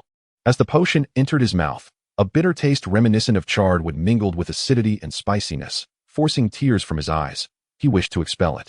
Yet with Severus watching, he could only swallow in silence. Once he finished, Severus displayed a satisfied smile, reclaiming the empty cup. Your friends are unharmed.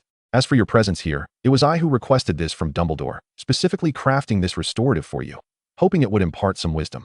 You did this on purpose? He had not anticipated Severus had taken a turn for the worse. Do not say that. At least it proved effective. A knock echoed through the room, causing Severus's smile to vanish. Upon opening the door, he found Dumbledore nodding to him as he entered. I am grateful for your assistance this time, Aias expressed. Dumbledore approached him, patting his shoulder. It is the least I could do. After all, Harry is my friend. At that moment, Dumbledore produced the Philosopher's Stone, placing it in Aias's hands. You may find this useful. My friend Nicholas no longer requires it. Initially, I intended to destroy it, but considering the curse upon you, I wondered if it might serve a purpose. I will publicly declare it destroyed. Thank you, Professor Dumbledore. Aren't you concerned I might misuse the Philosopher's Stone? Dumbledore stroked his long white beard thoughtfully. Perhaps you have yet to realize it yourself, but your kindness attracts many. Aias was puzzled, and Dumbledore offered no further explanation. Nevertheless, he felt immense gratitude towards Professor Dumbledore. With a gentle smile, Dumbledore tousled Aias's hair, asking, Harry is in the infirmary. Would you like to see him? Yes. In the infirmary, Harry gradually regained consciousness, every part of him aching. He found himself in a hospital bed, surrounded by numerous gifts, yet Aias was nowhere in sight. Furrowing his brow, an unsettling fear gripped him.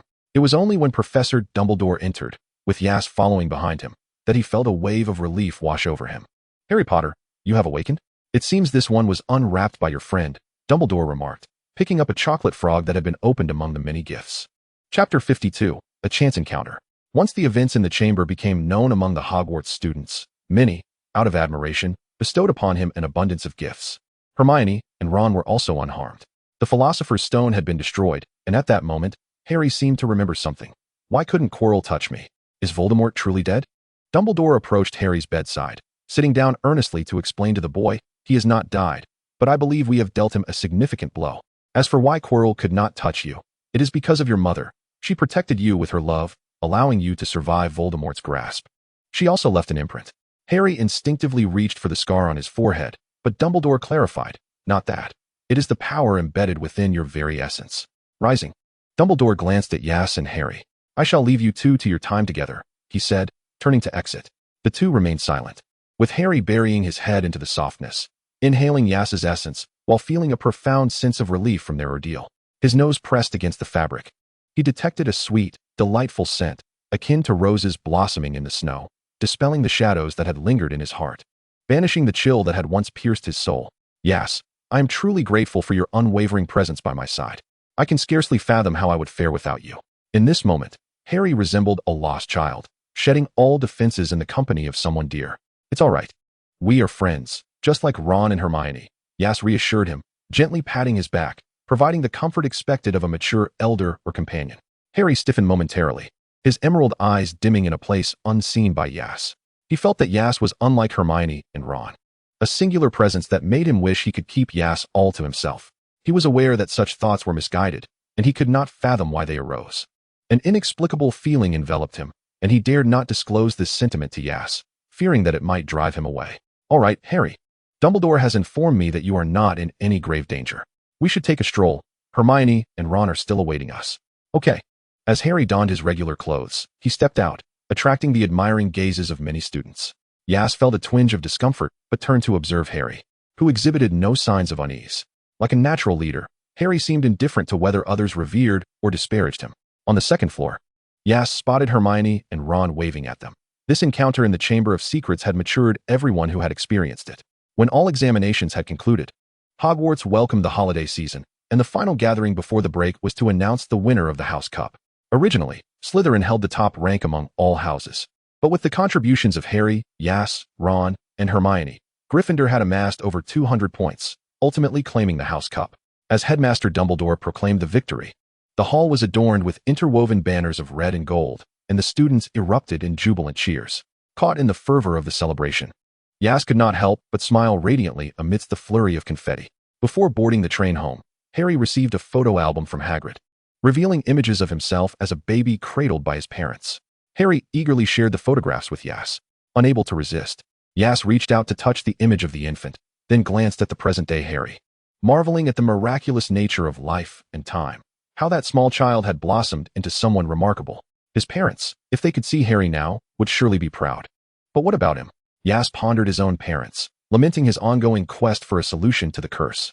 As such thoughts consumed him, Yas clenched his fist, prompting Harry to envelop Yas's hand with his own, the warmth drawing Yas back to the moment. The scenery outside grew familiar. They were returning home. Upon arriving at the familiar house, Aunt Petunia greeted them at the door. Harry cast a glance at the neighboring Dursley residence, his heart filled with indifference. Sometimes, those bound by blood felt less like family than true friends. The dining table was laden with Aunt Petunia's culinary creations, as she, like any caring parent, inquired about the boy's experiences at Hogwarts. Yas, how was Harry at Hogwarts? Harry animatedly recounted the adventures he shared with Yas, while Aunt Petunia listened attentively, her eyes reflecting curiosity and surprise, much to Harry's delight. Only after dinner, as they prepared to rest, did Yas inform Aunt Petunia of his need to depart for a few days, having made new progress regarding the curse. Harry, overhearing this, was evidently unaware of Yas's decision. His eyelids flickered, and he fell silent, helping Aunt Petunia tidy the table before retreating to the room he shared with Yas, collapsing onto the soft bed. Yas observed all of this, feeling a pang of guilt for not consulting Harry beforehand. After sharing his discoveries at Hogwarts and his intent to seek assistance, Aunt Petunia expressed no objections, yet her gaze remained worryingly fixed on Harry upstairs. Yas reassured her, "It's all right. I will discuss it with Harry. I know what I'm doing." "I understand, Yas. You have always been the most decisive. I only hope you two do not have a falling out. In life, one encounters countless individuals, yet only a few truly become friends." "I know, Aunt," Yas replied before ascending the stairs. He opened the door to find Harry sitting on the balcony, gazing at the rose garden below, the very place of their fateful encounter. Yas approached him. "I apologize for not informing you sooner. You know I must resolve the curse." "I understand, Yas. I support and respect all your decisions. I only wish for you to be candid with me." Harry continued, "I am not truly angry. I merely fear you might abandon me for an unknown place. The enigma that surrounds you unsettles me." Yas remained silent, embracing Harry as the pure moonlight enveloped them in a delicate veil. "I promise you, Harry, I will not abandon you. I will return each day, even at night. And Harry, do not center your world around me. You have friends. You should relish your rare holiday, even as we grow up together." Harry offered no rebuttal, and Yas breathed a sigh of relief. For a fleeting moment, Yas saw a reflection of the former Tom Riddle, yet they were fundamentally different. Yas tousled Harry's soft black hair. After their evening routines, they lay in bed, acknowledging that they had outgrown it. When Yas accidentally brushed against Harry again, he considered suggesting they sleep apart, but Harry spoke first, his breath warm against Yas's ear. "Yas, I think we should sleep separately. This bed is too small. Is there another room in Aunt Petunia's house? If not, I could return to the Dursleys." The warmth of his breath tickled Yas's ear, causing a slight itch, yet he refrained from moving, mindful of Harry's presence. "Yes, there are other rooms on the second floor. Aside from the one we currently occupy, the others are empty, so you may choose whichever you prefer." "All right." Before Harry even awoke, Yas had departed with the Philosopher's Stone, heading first to Diagon Alley and Nocturne Alley to procure some special materials. Upon arriving at Diagon Alley, Yas, armed with a lengthy list and the magical ring Aunt Petunia had given him for carrying items, checked off his newly acquired purchases. At that moment, Yas, lost in thought, collided with two passers-by. "I'm so sorry. I wasn't watching where I was going," he quickly apologized. "Look who it is." A familiar voice chimed. Yas looked up to find the Weasley twins, Ron's brothers, grinning at him. "You remember us?" "Good morning. It's a pleasure to see you both," Yas greeted them. The twins exchanged glances surrounding Yas. One feigned disappointment. "Come on, Yas, we're in the same house, and you often play with my silly brother. You don't recall our names?" The other picked up Yas's dropped quill and held it in his palm. "Yas, think of our names. If you recall them, we'll let you go. Otherwise," he flashed a mischievous grin. "All right, Fred, George, I know your names. I must be on my way. You actually remember us?" Fred raised an eyebrow, placing the quill back into Yas's pocket. "Of course. Meeting you two is truly unforgettable. Especially during Christmas when Professor Flitwick was setting up the holiday lights." These two mischievous rascals stealthily swapped the colorful lights, transforming the vibrant ribbons inside into a dye that could turn a person green. Upon witnessing this, Yas discreetly reverted them back to their original state. As Fred and George awaited the unsuspecting students to be dyed green, they were met with the sight of the normal ribbons instead. This prompted them to investigate the matter further, ultimately directing their suspicions towards Yas. However, due to Yas's constant companionship with Harry, Hermione, and Ron, they found themselves unable to engage in a private conversation with the one who had thwarted their plans. As fate would have it, their unintentional entanglement bore unexpected fruit. "Wish to depart?" You must first apologize for your misdeeds. Yes, are you aware? We exerted considerable effort to procure that die. George approached him, his imposing height radiating an undeniable pressure. Clearing his throat, Yas recognized the necessity of evading these two relentless pranksters. He had heard Ron speak of their penchant for mischief. Indeed, they were notorious for their antics. Yas's jet-black eyes darted around, feigning profundity as he remarked, "Your pranks are rather pedestrian. I find them beneath my notice. Do you not perceive how tedious they are?" Fred and George exchanged glances, unfazed by his words, and turned their gaze back to Yas, demanding an explanation. "Tedious and uninspired indeed. I had heard of your notorious talents for mischief even before my enrollment, and I held admiration for you. Yet, witnessing such trivial pranks, I find they merit no more than these two words," he retorted. "You admire us?" Fred inquired.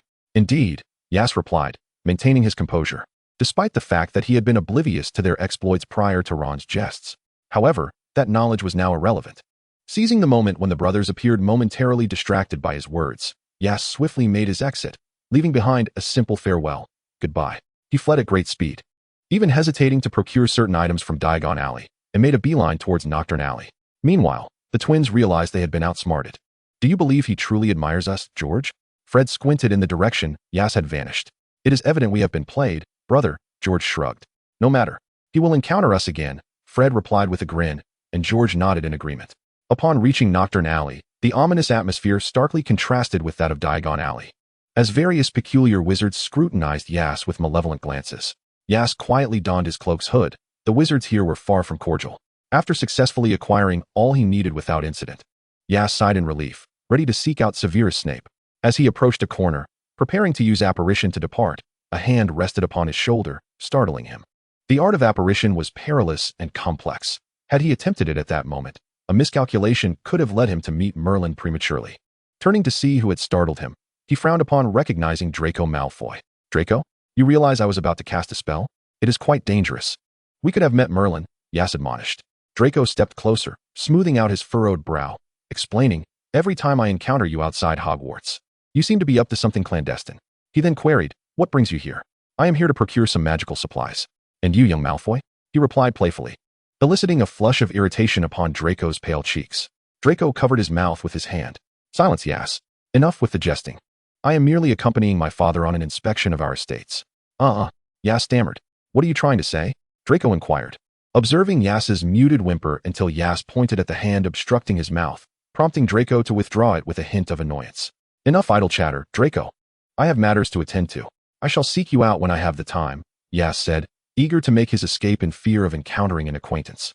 "Who would care for your company, Malfoy? The Malfoy family is not one that just anyone can approach. Yet, with that ring, I suppose you may manage," Draco added, finally allowing Yas to depart. Once Yas had been gone for a considerable while, Draco finally stirred. He lifted the hand that had covered Yas's mouth, his fingers still tinged with the soft warmth of contact, and in the morning light, he noticed a trace of a transparent liquid. Drawing closer, he caught a faint whiff of rose fragrance, and suddenly, realization struck him. Draco slapped himself, incredulous at his own thoughts. Rubbing his hand against his robe, he left the area with a sense of embarrassment. Chapter 53, Research. Upon arriving at the familiar door of Nocturne Alley, Yas hesitated. Among those who could assist him with his research, Severus Snape was undoubtedly the most suitable. With this in mind, he gently knocked on the door, which was promptly opened. Severus Snape appeared unsurprised by Yas's arrival, as if he had anticipated it. "You have made the right choice, Yas," he stated, his deep black eyes glimmering with a hint of amusement. "Come in, and tell me what you wish for me to do for you." His voice was enticing. Yas did not respond immediately but instead surveyed the room, which, though somewhat dim, was impeccably tidy. The most captivating feature was the array of books. Various tomes on magic lined the shelves, and a faint aroma of herbs lingered in the air. Severus gestured for Yas to take a seat, then opened the curtains, allowing bright sunlight to dispel the shadows. A steaming cup of red tea was placed before him. "Thank you," Yas said, taking a sip. The bitter yet fragrant brew revealed a subtle sweetness, and he set the cup down to meet Severus's gaze. Placing the Philosopher's Stone on the table between them, Yas spoke. "You mentioned you would assist me. I wish to ascertain whether the stone can eliminate the curse afflicting me." "A curse?"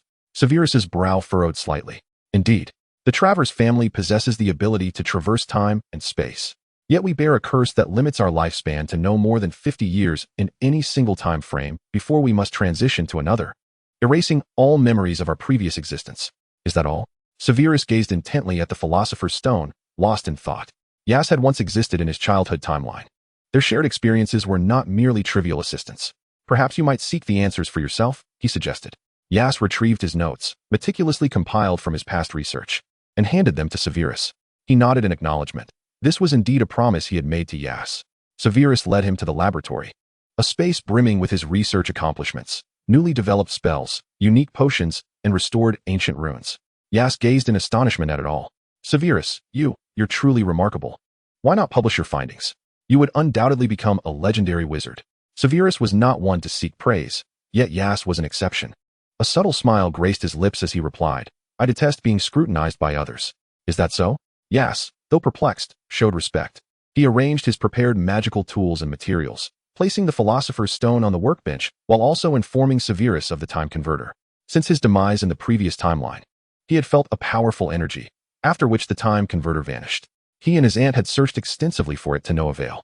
I require a sample of your blood, Aias, Severus stated, as if faced with a challenge. Aias was not surprised. He extended his arm for Severus to draw from. Seeing him remain still, Aias retrieved a knife from his ring to make a small incision on his hand, only to be stopped by Severus, who sternly asked, What are you doing? Drawing blood, of course? In my previous research, I utilized blood in this manner. Aias's voice grew increasingly faint as he perceived that Severus seemed to be angered. Shouldn't I still be your professor? Yes, indeed. As a professor witnessing his student so carelessly neglecting his own health, I feel justified in administering a punishment, don't you think? Just as Aias sensed danger and was about to flee, he was magically pinned against the wall. He wished to speak but could not muster a sound, only glaring at Severus with resentment, trying to decipher his intentions. To his surprise, Severus merely took a thorn from a plant and pricked it against Aias's wrist. There was little sensation, yet blood flowed forth, captured in a test tube by Severus, who removed it after filling only a third. Blood trickled from Aias's wrist. His complexion was pale, as white as snow, while the droplets resembled crimson plum blossoms blooming amidst the snow, a testament to resilience flourishing in the harshest of winters. Yet, driven by personal desire and marked by a flamboyant banner of allure, Severus felt an intense thirst, his atoms apple-bobbed, deep obsidian eyes mingling with undisclosed emotions. Ultimately, he merely wiped away the blood and applied a bandage to the wound, which soon healed. However, Aias remained suspended in place. Severus donned gloves and chipped away at a piece of the Philosopher's Stone, stating, You will be released in an hour. I hope you learn to cherish your body. Aias inwardly lamented how his once affectionate little darling had transformed from a compliant child to a chilling dark lord. Yet, despite his complaints, the blood drawn had indeed been devoid of sensation. He surmised that the plant possessed properties to numb pain and prevent coagulation. Once Aias was released, he immersed himself in research with Severus, leading them to discover something remarkable. The Philosopher's Stone held immense power, and Aias's blood contained a similar essence. In his previous life, Aias was certain that his blood bore no resemblance to the stone's power. Just as they contemplated experimenting to see if their blood could merge with the stone, Aias noticed that night was drawing near. I'm sorry, Severus, but I must return home. He frowned. You may stay here. There are guest rooms that have been prepared. Severus found it perplexing that Aias chose to leave amidst progress. The daily commute would undoubtedly hinder their advancement. It's a promise I made to a friend. I do not wish to be untrustworthy. Is that so? Then go, Severus replied, feeling an inexplicable surge of emotions, primarily anger. Intertwined with a hidden sense of grievance he was reluctant to acknowledge. Yet, he merely displayed irritation at Aias's departure from their research. Unbeknownst to Severus, Aias could only sense the weight in his tone, perhaps a reflection of his displeasure at the experiment being interrupted. Deciding not to further disrupt his mood, Aias exited the room. Such an ungrateful little creature, Severus muttered, observing Aias's departing figure, his expression darkening, though Aias did not glance back. Suddenly, a paper crane fluttered toward him, which Severus caught, noticing the message, See you tomorrow, accompanied by a poorly drawn smiley face. This prompted thoughts of Aias's enchanting smile. What an endearing yet oblivious soul, Severus mused, convincing himself that since Aias had cared for him, it was only reasonable to keep an eye on the little one. Meanwhile, Aias used apparition to arrive at Privet Drive, finding solace in a stroll after a day confined to the dreary laboratory. The sky had fully darkened, yet the luminous moon illuminated the path home. Suddenly, peculiar sounds emanated from the bushes. Aias tensed, wondering if a wild animal had ventured into the residential area. He tightened his grip on his wand. The Ministry of Magic strictly prohibited the use of magic in the Muggle world, but for a young and adventurous wizard, as long as one remained undetected, it was permissible. The rustling intensified, and it seemed an animal was about to pounce. Yas approached the bushes with his wand drawn, and out sprang a large black dog.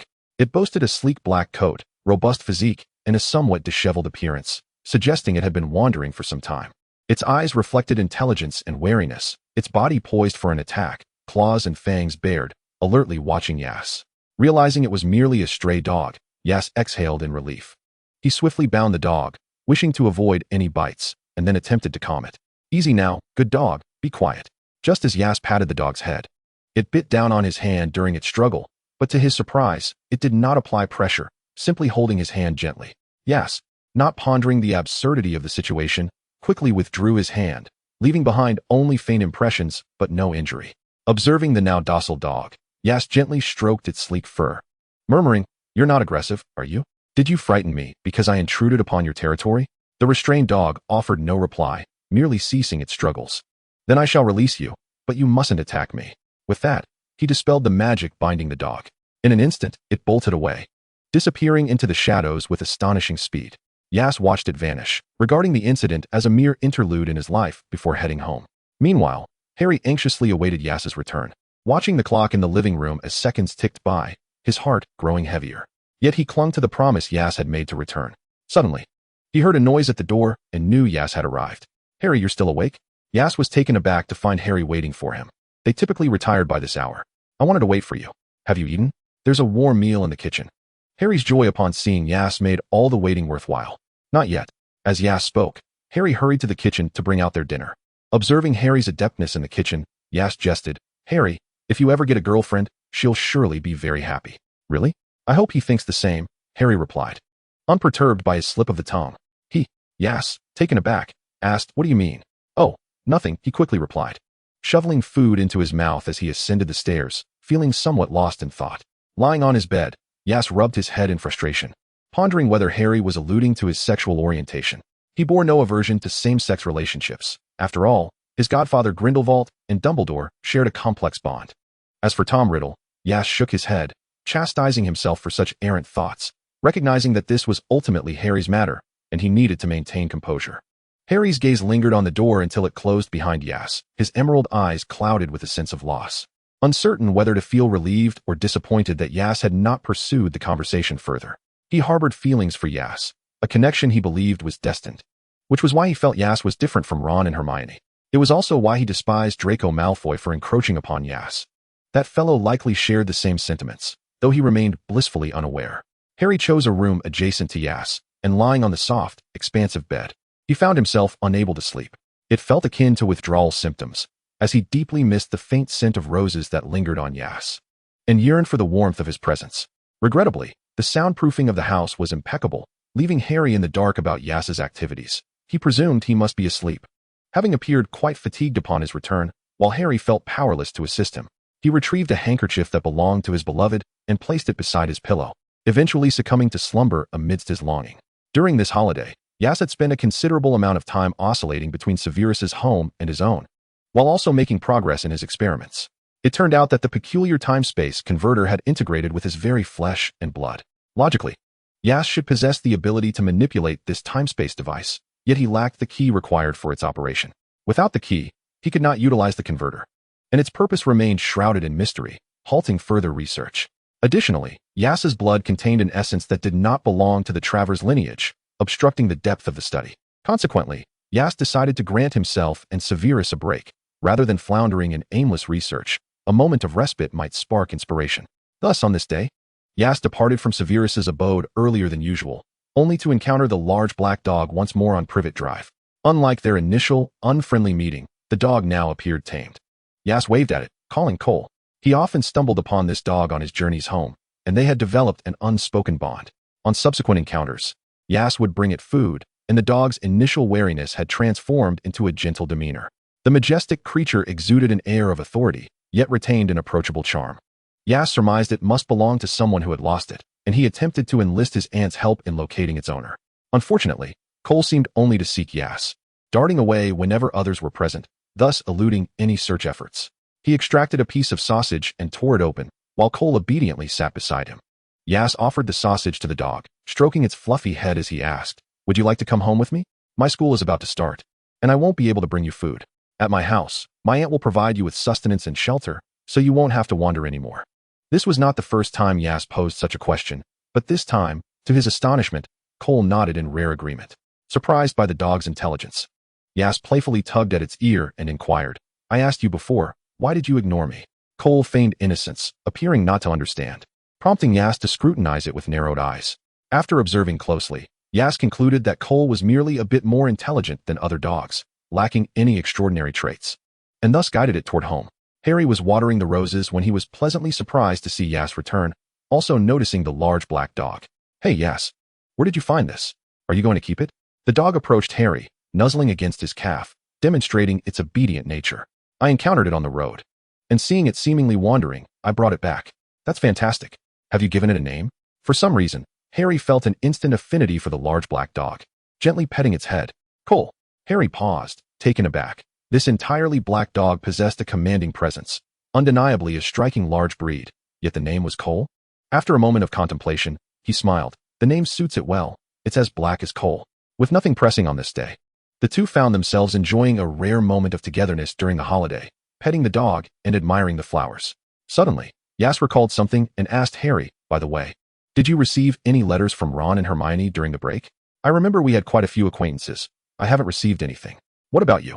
At the mention of this, Harry's emerald eyes were partially obscured by his lowered eyelids, making his expression difficult to discern, but the tightness of his lips suggested discontent.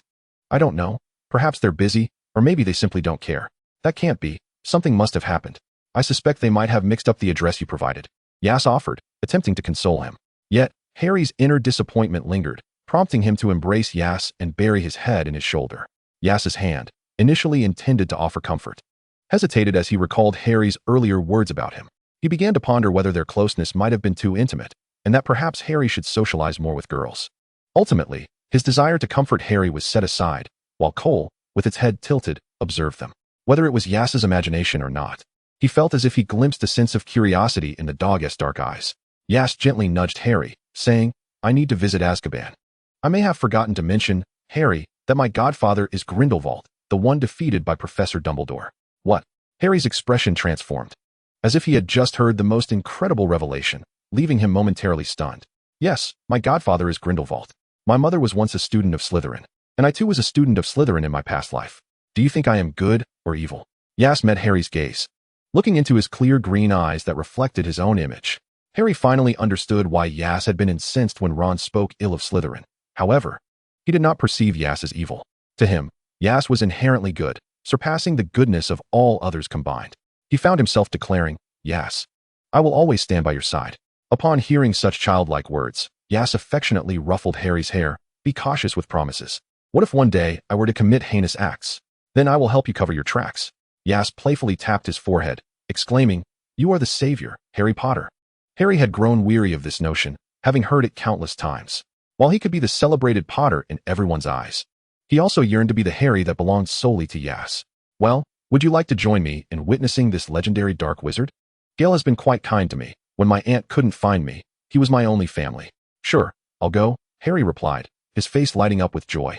The following day, accompanied by his aunt, who served as his guardian, they underwent numerous security checks before arriving at the location where the dark wizard was imprisoned.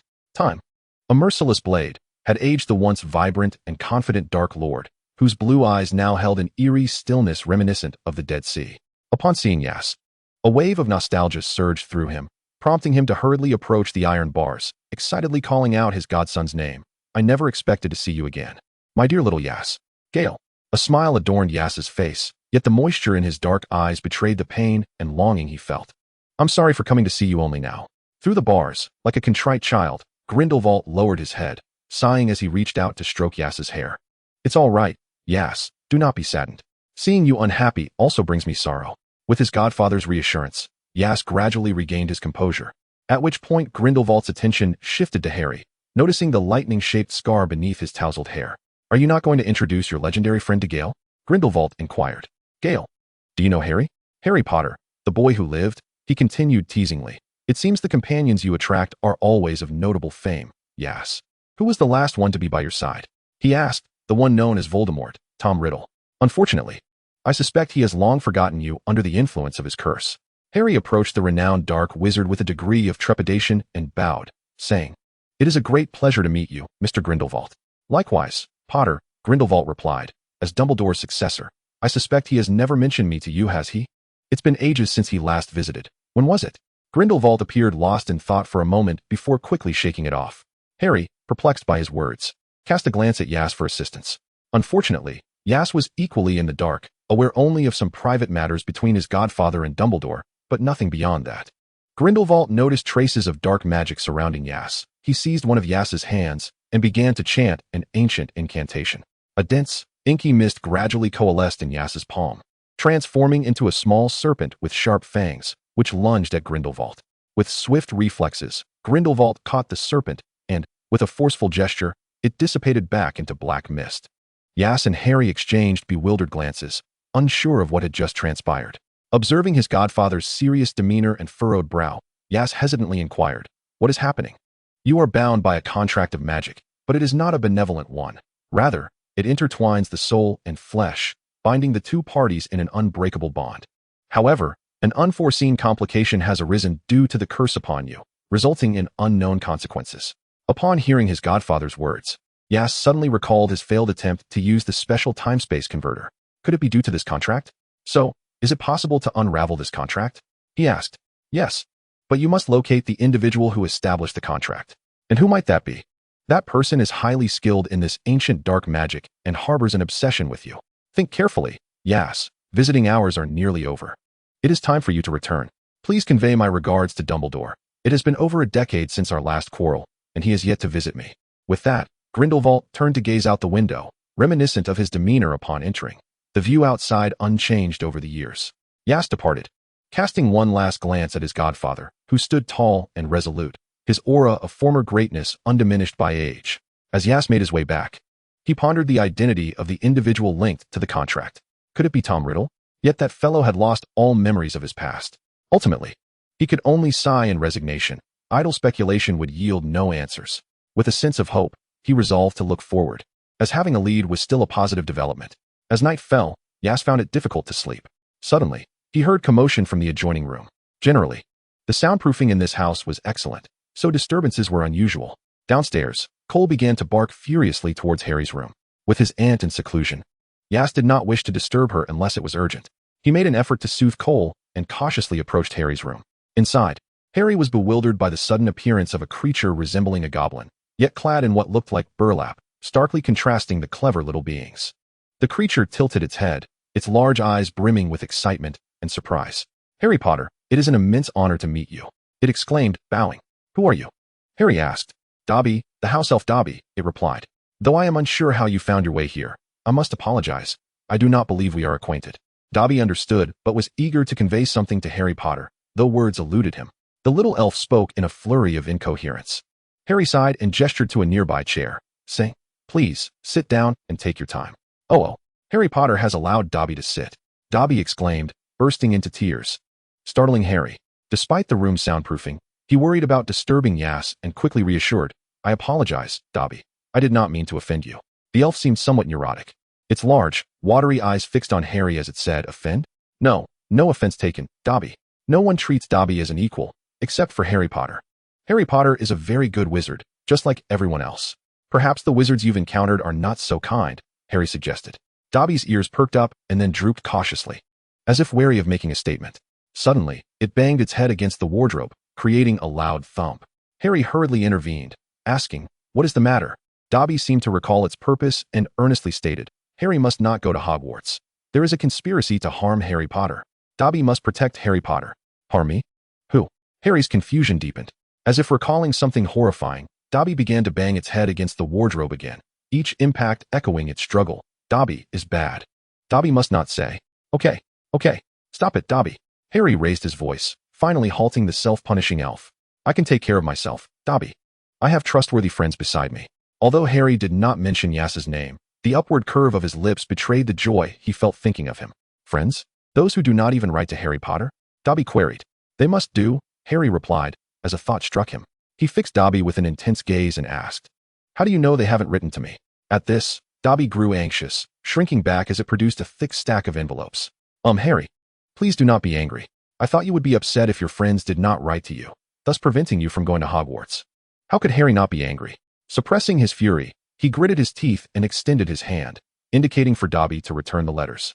Dobby shook its head and retreated, clutching the letters tightly. Harry attempted to seize Dobby, but the elf was nimble, and a chase ensued around the room until Yas opened the door.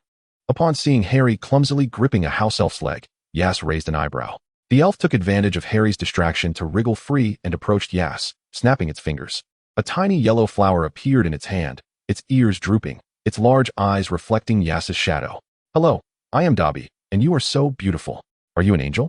Yas calmly accepted the flower from the house elf, tilting his head towards Harry and then back to Dobby, asking, could one of you explain what just transpired? In response, Dobby turned to Harry and declared, Dobby will not allow Harry to go to Hogwarts. With that, it snapped its fingers and vanished. Harry leaned against his forehead apologetically, saying, I am truly sorry to disturb your rest, Yas. I have no idea what is going on with this house elf. It intercepted our friend's letters to prevent me from attending Hogwarts. It's quite all right, Harry, Yas replied, accustomed to the peculiarities that seemed to follow him. Just then, a loud honking sound echoed from outside, accompanied by flashing lights.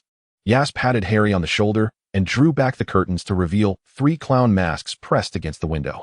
With an impassive expression, Yas observed as the trio, realizing their folly, removed their masks, revealing the Weasley twins and Ron. Ron cheerfully greeted them, inviting them to visit his home.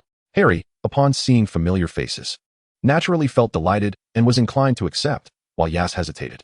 However, George and Fred began to banter. Mr. Travers probably does not wish to play with you, Ron. You've always been the boring one, brother. Fred, George. Ron was filled with a desire to confront his 2 odious brothers. All right, I have no objections, he thought. With a spirited leap, Yas was the first to jump out of the window and into the magically modified car, closely followed by Harry as they both settled into the back seat. Fred, beaming with delight, took the wheel and exclaimed, let us go. The vehicle soared higher and higher. Yas gazed out the window, reaching out as if he could touch the moon. George turned his head, a knowing smile on his lips, and remarked, I told you we would meet again. Chapter 55, Weasley. As dawn broke, their car began its descent, revealing a rather unconventional house that stood at least 4 stories tall. Its structure decidedly askew. Under Fred's exceptional driving skills, everyone fervently prayed for a smooth landing as they neared a pig pen, but fortunately, the brakes engaged just in time. Yas, trailing behind, curiously observed everything. Fred opened the door to the house, gesturing for them to enter, and they were greeted by traces of magic everywhere. Dishes washing themselves in the sink and scarves knitting themselves. A platter of pastries adorned the table, and Ron eagerly grabbed a piece, stuffing it into his mouth as he urged Yas and Harry, you must try this. My mom made it especially for you. At that moment, a woman emerged, her vibrant red hair mirroring Ron's, her plump figure clad in an apron, exuding a warm and kind demeanor. As she beheld Yas and Harry, a smile illuminated her face. Harry Potter and Yas Guttleifus, you've both arrived. Welcome. Her gaze shifted to her 3 sons, and she continued, I asked you to invite your friends over, not to sneak off with your father's flying car, and without leaving a note. How dare you? Do you have any idea the trouble that could cause if Muggles discovered it? What if you crashed and got hurt? She chastised her children with hands on her hips, but her tone softened as she looked at Yas and Harry. But you 2 are good boys, she added, her eyes crinkling into crescent shapes. The twins and Ron were already accustomed to such lectures. Now, since breakfast is still a little while away, would you prefer to snack on pastries first? Or would you like to rest a bit? There is a guest room next to Ron's, she suggested. Fred and George exchanged glances and, eager to speak before Yas and Harry could, declared, Mom, I'll take them to rest first. With that, Fred took Yas by the hand, and George led Harry upstairs. Ron, perplexed, wondered when his 2 brothers had become so close with Yas and Harry. Scratching his head, he followed, holding a plate of pastries. Fred and George shared a room, which was the largest in the house, but it appeared somewhat cluttered with an assortment of peculiar magical objects. Harry, unsure of the situation, picked up a small ball from the floor and remarked, you have so many little trinkets in your room. Fred smirked, do we? George chimed in, Harry, you should give it a squeeze. Complying, Harry squeezed the ball just as Ron, unable to intervene in time, watched in horror as it exploded, showering him with a burst of spider silk that covered his face. Oh, Harry exclaimed, pulling the sticky strands away, but they clung to his hands. The twins erupted into laughter as Yas approached, carefully picking the remnants of webbing from Harry's hair. Don't be upset, Harry. Fred and George's room is filled with prank items. Ron explained, his mouth full of pastry. Harry shrugged, while a mischievous glint danced in Yas's dark eyes. He picked up another identical ball from the floor, discreetly cast a spell, and presented it to Fred and George. They exchanged amused glances and asked, "Are you planning to use our toy to get back at Harry? Want to give it a try? I've improved it." Yas feigned innocence. Intrigued, the twins grasped the ball tightly, and with a sudden release, a massive spider web shot out, ensnaring them firmly against the wall. Ron dropped the pastry he was chewing, stunned, while Harry burst into laughter. Yas stepped closer, gently patting their faces and said, "How about that? Consider it my little enhancement. A surprise, right?" Though Fred and George were stuck and unable to move, they were not angry. Instead, they regarded Yas with newfound interest, which caught him pleasantly off guard as he raised an eyebrow. He let Ron take them to rest, thoughtfully closing the door behind him while informing the twins, "This will loosen up in 15 minutes. Once the door clicked shut, George retrieved his brother's wand from his pocket and freed them, one of them remarking, "Yas Guttlefiss is quite amusing. Wouldn't you agree?" "No need for you to say."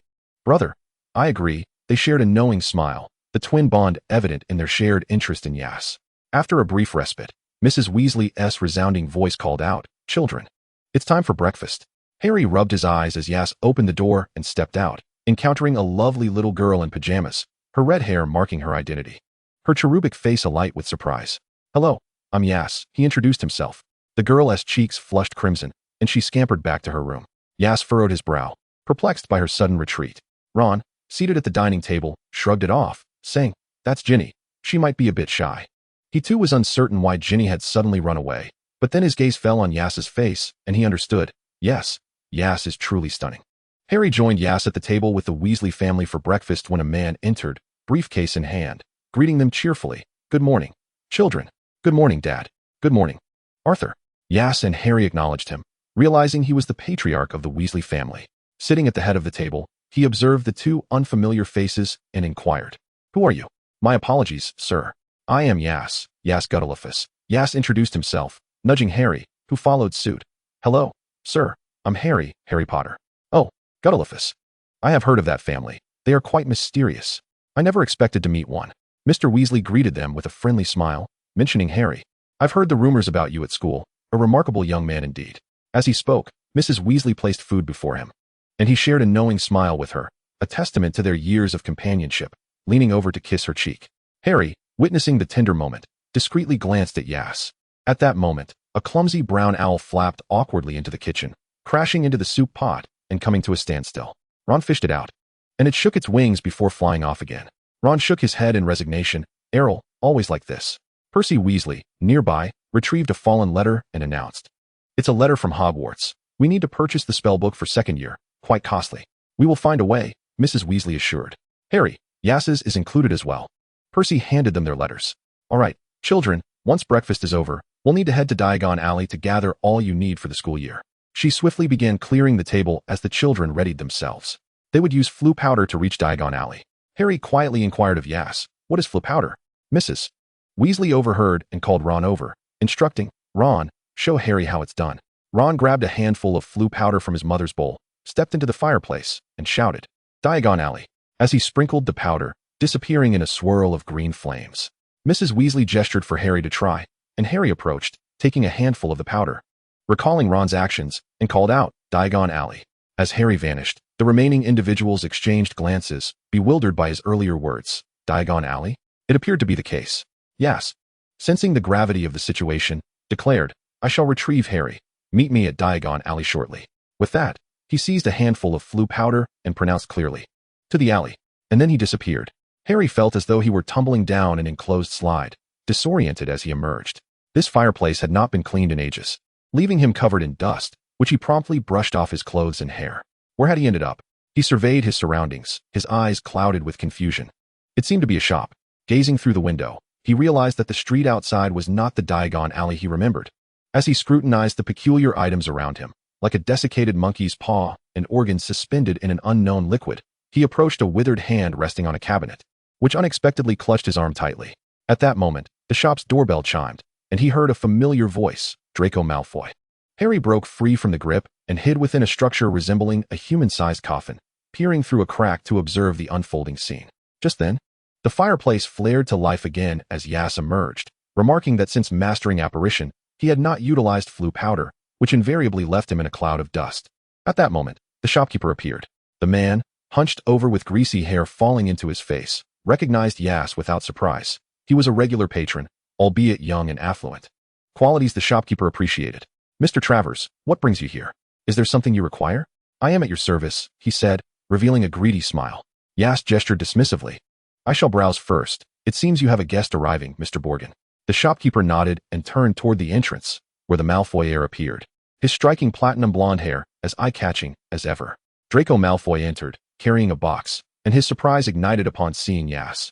Aias, what are you doing here? Clearing his throat, Aias replied softly, just came to have a look, while scanning the room for Harry until his gaze fell upon the coffin-like structure. At that moment, a tall figure strode in, and Borgin greeted him with respect. Mr. Malfoy, it is a pleasure to see you. His gaze lingered momentarily on Draco before he added. And you too, young Malfoy. Let us dispense with pleasantries. I am here to sell something, Draco. Hearing his father call him, Draco reluctantly placed the box in front of Borgin. It was then that the elegant patriarch of the Malfoy family seemed to notice Aias's presence. Lucius Malfoy approached Aias, scrutinizing the handsome youth. His gray eyes, reminiscent of Draco's but tinged with a hint of aloofness, flickered with recognition. Aias, from the Travers family. Then, as if struck by a thought, he offered a faint smile. You Travers are the most enigmatic among the pureblood families. When might we have the pleasure of your company at Malfoy Manor? Thank you for your kind invitation. It would be an honor, but with the school term approaching, I must regretfully decline. Not a problem. My son Draco is busy as well. He mentioned that you two enjoy each other's company. Though it is a pity you were not sorted into Slytherin. Aias pursed his lips, choosing silence. Lucius was indifferent to the child's thoughts. If it were an adult from the Travers family, it would matter, but a child was of little consequence. He had assumed the Travers family had long ceased to exist. Nevertheless, being a pureblood family, Aias was worthy enough to associate with his son. As Lucius turned to converse with Borgin, Draco pinched Aias's cheek, exclaiming, What is the matter with you? Do you have no heart? Over the holidays, I wrote you so many letters, yet you failed to reply to a single one. Noticing the reddening marks on Aias's face, he quickly released his grip, stammering, I didn't mean to squeeze hard. It's fine, my skin easily bears marks, such is my constitution. As he spoke, he cast a furtive glance toward the coffin behind Draco, noting the earlier polite exchange that had created an opening. Just as Draco was preoccupied with his own face, Aias glimpsed a crack in the coffin opening, revealing a pair of sorrowful eyes gazing at him. A wand slowly extending toward Draco. Aias swiftly pulled Draco back against the coffin, and amid Draco's confusion, Aias hastily diverted the conversation. No, it's not that I ignored your letters. A house elf broke into my home and took all the messages from my friends. Draco's expression darkened, clearly skeptical. Can't you come up with a better excuse? It's my fault. I should have reached out to you when I noticed your silence, Aias murmured softly. The pressure from the coffin lid behind him subtly reminding him of the presence within.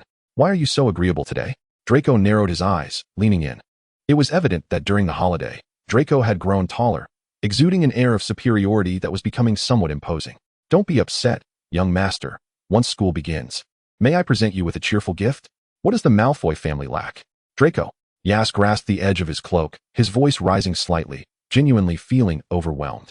At that moment, Lucius Malfoy concluded his conversation with Borgin and observed the intimate exchange between his son and Aias with mild surprise. Draco was typically proud and rarely formed genuine friendships. He hadn't anticipated that he would find camaraderie with a member of the Travers family.